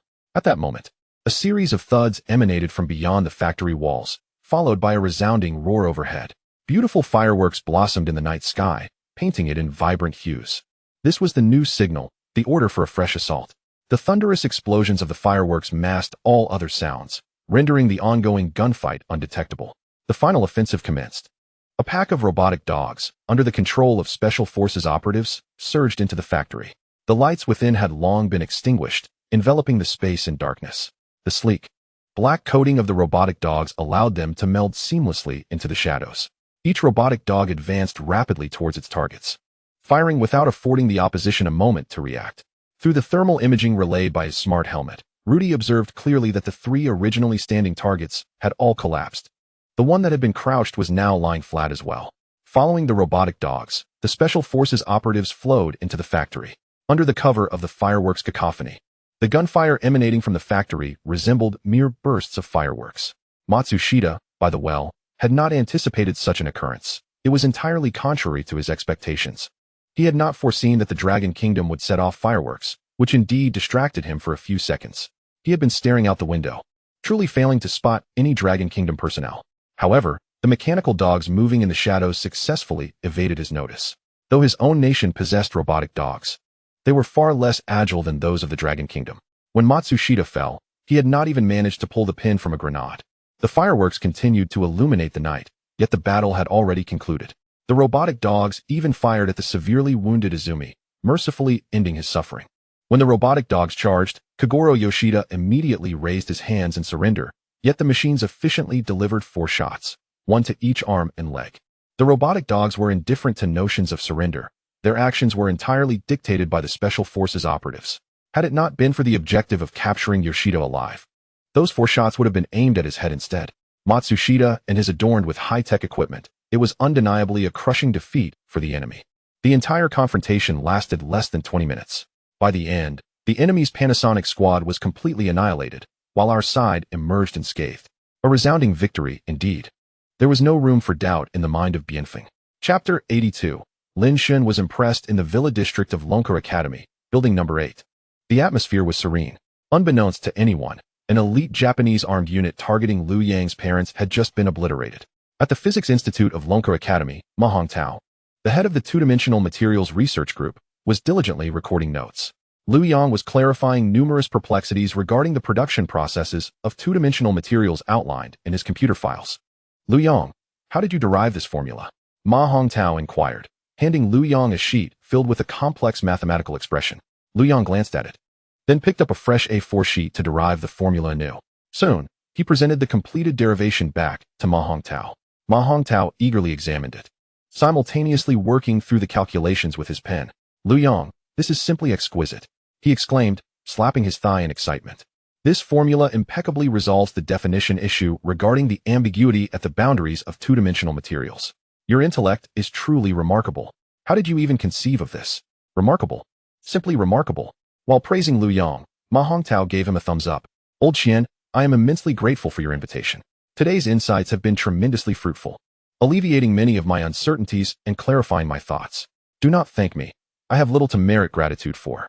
If anyone deserves thanks, it is Liu Yang. For all the credit belongs to him, Old Qian replied. Indeed, Liu Yang deserves your gratitude, but you should also be acknowledged. Without your connections, I would not have had the fortune to meet Liu Yang. Ma Hongtao insisted on expressing his appreciation to Old Qian.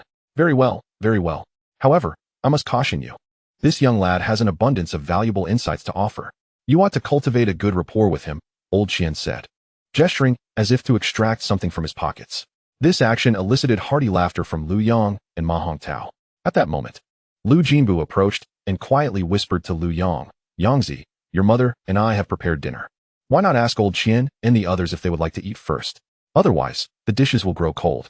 Nodding, Liu Yang turned to Old Qian. Old Qian, my parents have prepared dinner. Shall we dine first?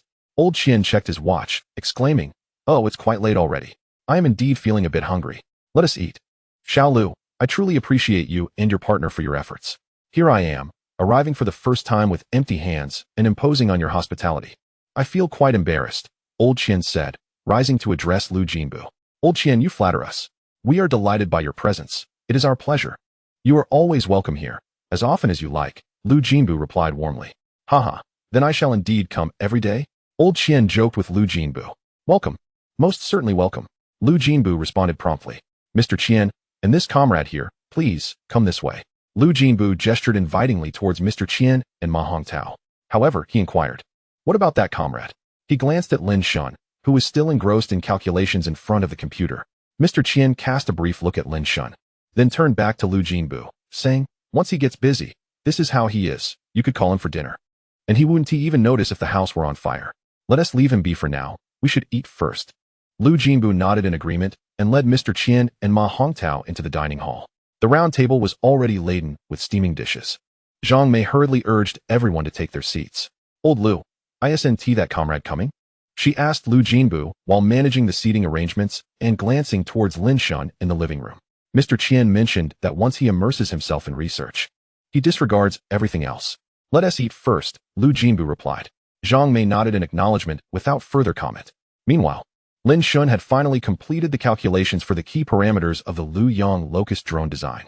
He held the data he had derived in his hands, continuously comparing it with the figures displayed on the computer screen. Suddenly, he swung his right fist triumphantly in the air, exclaiming to himself, wonderful. The data is entirely correct. This ultra-compact drone has potential. A broad smile illuminated Lin Shun's face. He abruptly stood up, ignoring the others, and headed towards the door. Noticing his abrupt action, Mr. Qian, who was eating in the dining hall, paused momentarily and then called out loudly, Shaolin, where are you going? At the sound of Mr. Qian's voice, Lin Shun halted, as if suddenly recalling something. He turned around and quickly walked back, saying, Teacher, I apologize. I was so excited that I forgot you were still here. Mr. Qian looked at Lin Shun with curiosity and asked, where were you planning to go? Teacher, I have just validated that the design of this ultra-compact drone is completely feasible. I intend to rush back and conduct experimental verification, Lin Shun explained. No rush, no rush. Come, let us eat first, Mr. Qian urged Lin Shun to take a seat. Yu Yang's mother cooks exceptionally well. These dishes are truly delicious, Mr. Qian remarked with a smile. Lin Shun sat down, and Zhang Mei promptly provided him with chopsticks and a bowl. Yu Yang, I apologize for my previous arrogance. I admit I underestimated you. It was my fault, Lin Shun declared, lifting his teacup towards Liu Yang. I offer this tea in lieu of wine as an apology. Liu Yang quickly raised his own teacup, replying, Leader Lin, you flatter me. It is all for the country. My abilities are limited, and to achieve success, we must all work together. After this exchange, Liu Yang and Lin Shun clinked their cups together. Indeed, let us all strive together. Thank you, Liu Yang. I have gained immensely today. Cheers. With that, Lin Shun tilted his head back and downed the tea in one gulp. Liu Yang, seeing Lin Shun's decisiveness, followed suit and finished his tea in one go. Mr. Qian watched the two with a broad smile, fully aware of Lin Shun's character. While undeniably talented, he could be arrogant. Such individuals rarely held others in high regard, but when they did encounter someone they respected, he will wholeheartedly follow. Scientists are human, and where there are humans, there exists a realm of connections. Mr. Qian is acutely aware that for Liu Yang to achieve his ambitions, he requires a cadre of supporters by his side. Only with the right people can Liu Yang swiftly realize his plans.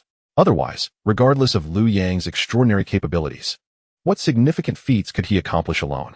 For instance, in the pursuit of major scientific research topics, substantial resources are essential. Once Liu Yang garners the support of the majority, it will undoubtedly facilitate his quest for resources. Therefore, Mr. Qian has already defined his role to expand Liu Yang's network within the scientific community as broadly as possible. Chapter 83. Reflection. The meal extended for quite some time. Throughout the gathering, Liu Yang diligently addressed the myriad inquiries posed by Lin Shun and Ma Hongtao. Ultimately, it was Mr. Qian who, citing Liu Yang's need for rest, persuaded Lin Shun and Ma Hongtao to take their leave. Otherwise, their questions could have continued until dawn. Before departing, Liu Yang transferred all relevant materials to them.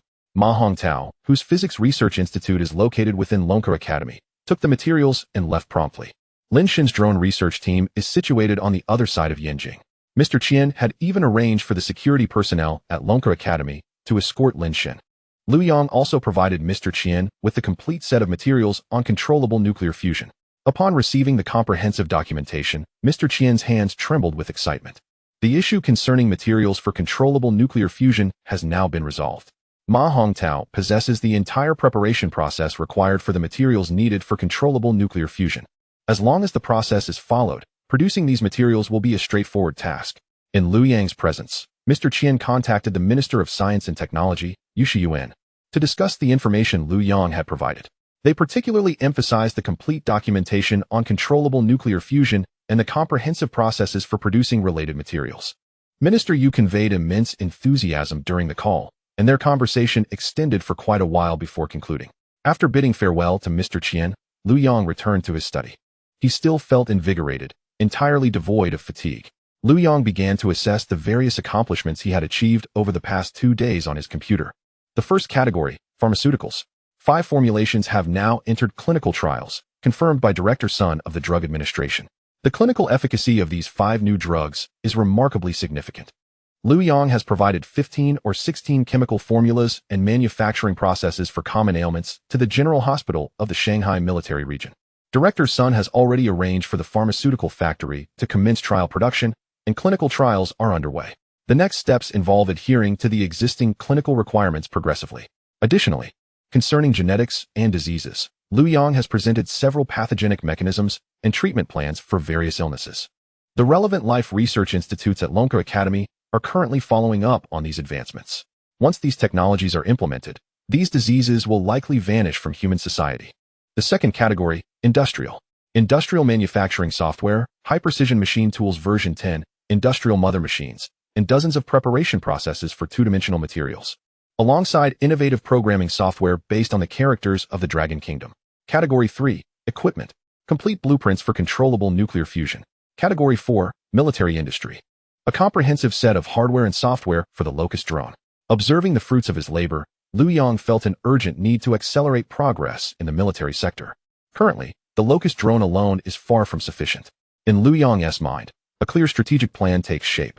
The task set before him is to elevate the entire Earth's civilization to a Type 1 planetary civilization, not merely to advance the Dragon Kingdom to such a status. The two objectives are fundamentally distinct, with differing levels of complexity. Technology is but a branch of civilization. While undeniably significant, it remains just one facet. Political systems, modes of living, and social structures are equally indispensable components of civilization. If technology could resolve all issues, the world would be far simpler. If the goal were solely to elevate the Dragon Kingdom to a Type 1 planetary civilization, it would be relatively straightforward, adhering to a unilateral approach. In plain terms, it would mean shutting the door and focusing solely on oneself, disregarding external interference or concerns for others. However, to achieve a collective advancement of Earth's civilization, unilateralism is grossly inadequate. The Earth must unite as a cohesive alliance to maximize resource consolidation. With resources in hand, the various technologies on the technological tree can be effectively realized. The stark reality, however, is that the interests among nations are intricately intertwined, with the undercurrents of geopolitical maneuvering running deep. Last century, a certain mustachioed painter plunged the world into chaos. Today, a yellow-haired real estate mogul has thrown it into disarray once more. These incessantly disruptive figures represent the greatest variables. Liu Yang understands that the immediate task is to swiftly enhance the military prowess of the Dragon Kingdom. Possessing a sword yet failing to wield it is not the same as lacking one entirely. When strength is lacking, rational discourse is absent. When strength approaches parity, dialogue ensues. When one's power can effortlessly overwhelm the opponent, every assertion becomes valid. This dynamic applies to interpersonal relationships as well as interactions between nations, with no fundamental difference. Liu Yang perceives this with utmost clarity. If all proceeds as expected, the Linshan team should be able to swiftly develop the Locust drone, which will alleviate Commander Gua's concerns. Liu Yang has organized the military technology initiatives based on his previous military simulations. First, the upgrade of various combat platform software, which is the simplest task. Elder Qian has already shared the programming software based on Dragon Kingdom characters with the Software Institute of the Dragon Science Academy. Building on this foundation, they can relatively easily implement software upgrades for existing combat platforms, further extracting the potential of the hardware. Second, the various naval vessels require a comprehensive overhaul of their power systems, with miniaturized controllable nuclear fusion fully capable of meeting this demand. The replacement of the power systems will free up considerable space within the limited confines of the ships. Moreover, with the cessation of fuel usage, the vessels can allocate their weight capacity to accommodate a greater array of equipment, personnel, and munitions. For instance, aircraft carriers would be able to house an increased number of carrier-based aircraft. Currently, the comprehensive blueprints for controllable nuclear fusion have been entrusted to Elder Qian. Complemented by Ma Hongtao and his team's advancements in the large-scale production of two-dimensional materials, the replacement of the vessel's power systems should commence promptly. With a new energy source at hand, it is imperative to revamp the propulsion systems as well. Given the constraints of not altering the existing hulls and appearances of the ships, adhering to the principle of cost-effectiveness is essential. Liu Yang, drawing from the technological tree in his mind, identified a propulsion technology particularly suited for contemporary naval vessels, specifically, the type utilized in the modified 052D during military drills within his imagination. This propulsion system, when installed on the modified 052D, could elevate the maximum speed from 40 knots to an astonishing 400 knots. However, for a larger vessel like the 055, it would require scaling up proportionally to enhance power, thereby enabling the 055 to glide effortlessly through the seas. Should there still be concerns regarding speed, simply increasing the number of systems would suffice. With a mature control system in place, these modifications pose no significant challenges. The same principle applies to the speed enhancement of aircraft carriers. In this manner, substantial improvements in combat capability can be achieved without extensive modifications to the existing fleet. Regarding weaponry, significant alterations are unnecessary. The installation of laser cannons would suffice, and the existing missile launch units would remain functional. Ammunition can be adjusted in real time based on battlefield conditions. Should there be a need for meteorological weaponry, missiles equipped with ultra-cooling powder warheads can be deployed. After all, laser cannons are installed across all sizes of vessels. Consequently, as long as missiles capable of launching cooling agents are available, these various ships can effortlessly wield meteorological weapons, proving to be highly cost-effective. Furthermore, protection measures can be efficiently addressed. Energy shields can be universally implemented, given the presence of onboard small controllable nuclear fusion reactors, ensuring an abundance of energy. Naturally, software development cannot be overlooked. As for radar systems, a temporary pause is warranted. The current naval radar capabilities of Longhua are already sufficient. There remains room for software enhancements, particularly in optimizing radar functionalities for naval applications. Liu Yang meticulously organized his thoughts, determining the specific components to be developed: a new ship propulsion system, supercoolants, onboard laser cannons, energy shields, an upgraded control system software, and radar software enhancements. The software aspects can be adeptly handled by the experts at the Software Research Institute, while Liu Yang himself will oversee the other elements. Chapter 84. Implementation of military strength enhancement plans. As a proficient scribe, Liu Yang was well acquainted with the task at hand. After all, transcribing information from memory poses little difficulty. In no time, a folder titled New Ship Propulsion Systems was filled with documents detailing principles and processes. The principles were meticulously crafted by Liu Yang to cultivate competent technical engineers, ensuring that understanding the how leads to comprehension of the why. thereby enabling the successful execution of tasks and fostering talent. This compendium of information, once handed over to the major shipyards of Longhua, would empower them to construct vessels in accordance with the provided blueprints. Certainly, the premise hinges upon the existence of high-precision industrial machinery as the foundational base of industry. The capabilities of industrial machinery dictate the upper limits of industrial products. Fortunately, comprehensive documentation regarding high-precision machines and industrial mother machines has already been submitted to Minister Yu Shiyuan of the Ministry of Science and Technology. Given the current industrial prowess of Longhua, it is anticipated that these machines can be manufactured expeditiously. The acquisition of such machinery will not only facilitate the advancement to a higher echelon of precision in industrial machinery, but will also enable the mass production of more intricate components. The elevation of a nation's industrial standards is not a feat achievable by a solitary individual. It necessitates the cohesive collaboration of countless individuals. Liu Yang meticulously scrutinized the contents of the folder titled New Ship Propulsion System, ensuring that nothing was amiss before proceeding to the next task. This time, he opted to focus on energy shields, as this technology is applicable across the naval, land, and air forces, thanks to the miniaturization of controllable nuclear fusion reactors. These energy shields can be effectively integrated into tanks and aircraft alike, should the need arise. Liu Yang could also present a more compact version of the controllable nuclear fusion reactor, though such a necessity is not currently warranted. Moreover, given the present industrial capabilities, manufacturing such a reactor remains beyond reach. Presenting it would serve no purpose, for the immense energy provided by controllable nuclear fusion would fundamentally alter the operational dynamics of tanks. With the protection of an energy shield, the armor of a tank need not be excessively thick, thereby reducing its load and allowing for greater speed. Additionally, traditional chemical energy cannons could be replaced with laser cannons, significantly simplifying the operational requirements for tank crews, potentially reducing the crew to just 2 individuals, one to drive and the other to operate the weapon. This would eliminate the need for ammunition, rear armor, fuel tanks, and storage for munitions, resulting in a significantly larger internal space for the tank, thereby enhancing the comfort of the crew. On the battlefield, tanks could maneuver with impunity. Once the energy shield is activated, defensive concerns would be rendered moot. The same logic applies to aircraft. The energy shield is versatile, capable of adjusting its protective range according to the size of the object requiring protection. Consequently, a new folder titled Energy Shield was created, containing the technical principles and manufacturing processes of the energy shield generator. This endeavor must be undertaken in a munitions factory. Although, without the immense energy derived from controllable nuclear fusion, this technology would be rendered useless scrap metal. Nevertheless, as a weapon of war, it must remain confidential. Little did Liu Yang realize that his current modest idea would later lead a certain munitions factory to prosper immensely, to the extent that they would refer to him as a god of wealth.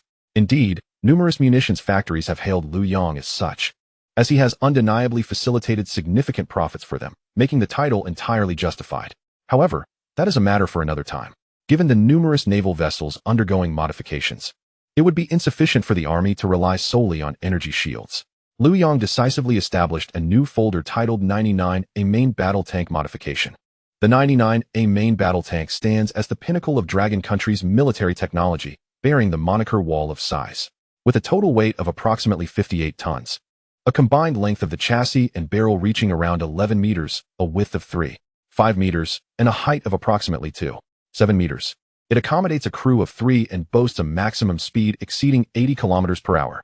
Its off-road capabilities allow for a maximum speed of 60 kilometers per hour, while the operational range extends to 450 kilometers. In terms of powertrain, the 99A is equipped with a modified 150H engine, capable of delivering between 200 to 500 horsepower. Its main armament consists of a 125mm smoothbore cannon with a 48x magnification sight, capable of firing fin-stabilized armor-piercing rounds and guided missiles, effectively penetrating 700mm of homogeneous armor at a distance of 2,000 meters. Most contemporary main battle tanks struggle to withstand its frontal armor. The 99A's prowess ranks it among the foremost in the world. However, Liu Yang deemed these attributes insufficient for achieving comprehensive dominance over adversaries. Based on the specifications of the 99A, he meticulously eliminated all superfluous components, ultimately retaining only a chassis and a shell, including the removal of the independently mounted explosive reactive armor, rendered unnecessary by the protective energy shield. With renewed fervor, Liu Yang quickly populated the 99A main battle tank modification folder with an array of documents. The modified 99A now weighs less than 10 tons. The new engine enables it to effortlessly reach speeds of 200 kilometers per hour, even in off-road conditions, provided the crew can withstand the jolting. Maintaining a speed of 150 kilometers per hour is achievable. The laser cannon has supplanted the 125mm smoothbore cannon, endowing the 99A with even more formidable firepower, extending its range and amplifying its destructive capability while simplifying operational procedures. Tank operators are no longer required to endure the cacophony of explosions, as the internal environment now supports a serene ambience, allowing them to engage in combat while enjoying soft music without disruption. Having successfully developed the tank's laser cannon, Liu Yang pondered the prospect of integrating laser cannons onto naval vessels as well. Hence, he initiated a new folder entitled Naval Laser Cannons. Given that naval ships are significantly larger than tanks, they can accommodate more powerful laser weaponry. As a formidable energy weapon, the existing electrical systems aboard vessels are inadequate, necessitating a complete overhaul. In light of combat requirements, Liu Yang refrained from modifying aircraft carriers, recognizing that they do not serve as primary combat forces in naval warfare, but rather exist to support carrier-based aircraft. Moreover, the propulsion and power systems of the carriers have already been upgraded and are currently deemed sufficient. Liu Yang's focus shifted to the various classes of destroyers within the Dragon country's navy, which comprises a total of 9 active models. The vessels in question include the 956 Modern class, the 051B, 051C, 052, 052B, 052C, 052D, 052DL, and 055 classes. The Modern class destroyers, developed and constructed by the esteemed Domao, were commissioned in 1985. At the close of the 20th century, we acquired 4 Modern class destroyers, which were the largest in terms of tonnage at that time. Presently, these 4 Modern class ships remain in active service. As transitional models, only 3 ships of the 051B and 051C classes were produced. The 052 series, however, boasts the largest quantity, necessitating the urgent modification of the 052D. Consequently, Liu Yang established a folder titled 052D modification. The 052D modification is indeed the focal point of Liu Yang's prior military simulations concerning naval warfare. It is not to imply that the 055 is inferior. Rather, the abundance of 052DS renders their modification more economically advantageous. With Liu Yang's swift efficiency, the 052D modification folder swiftly became replete with various documents. It appears that the shipyards of the Dragon Nation will soon have their hands full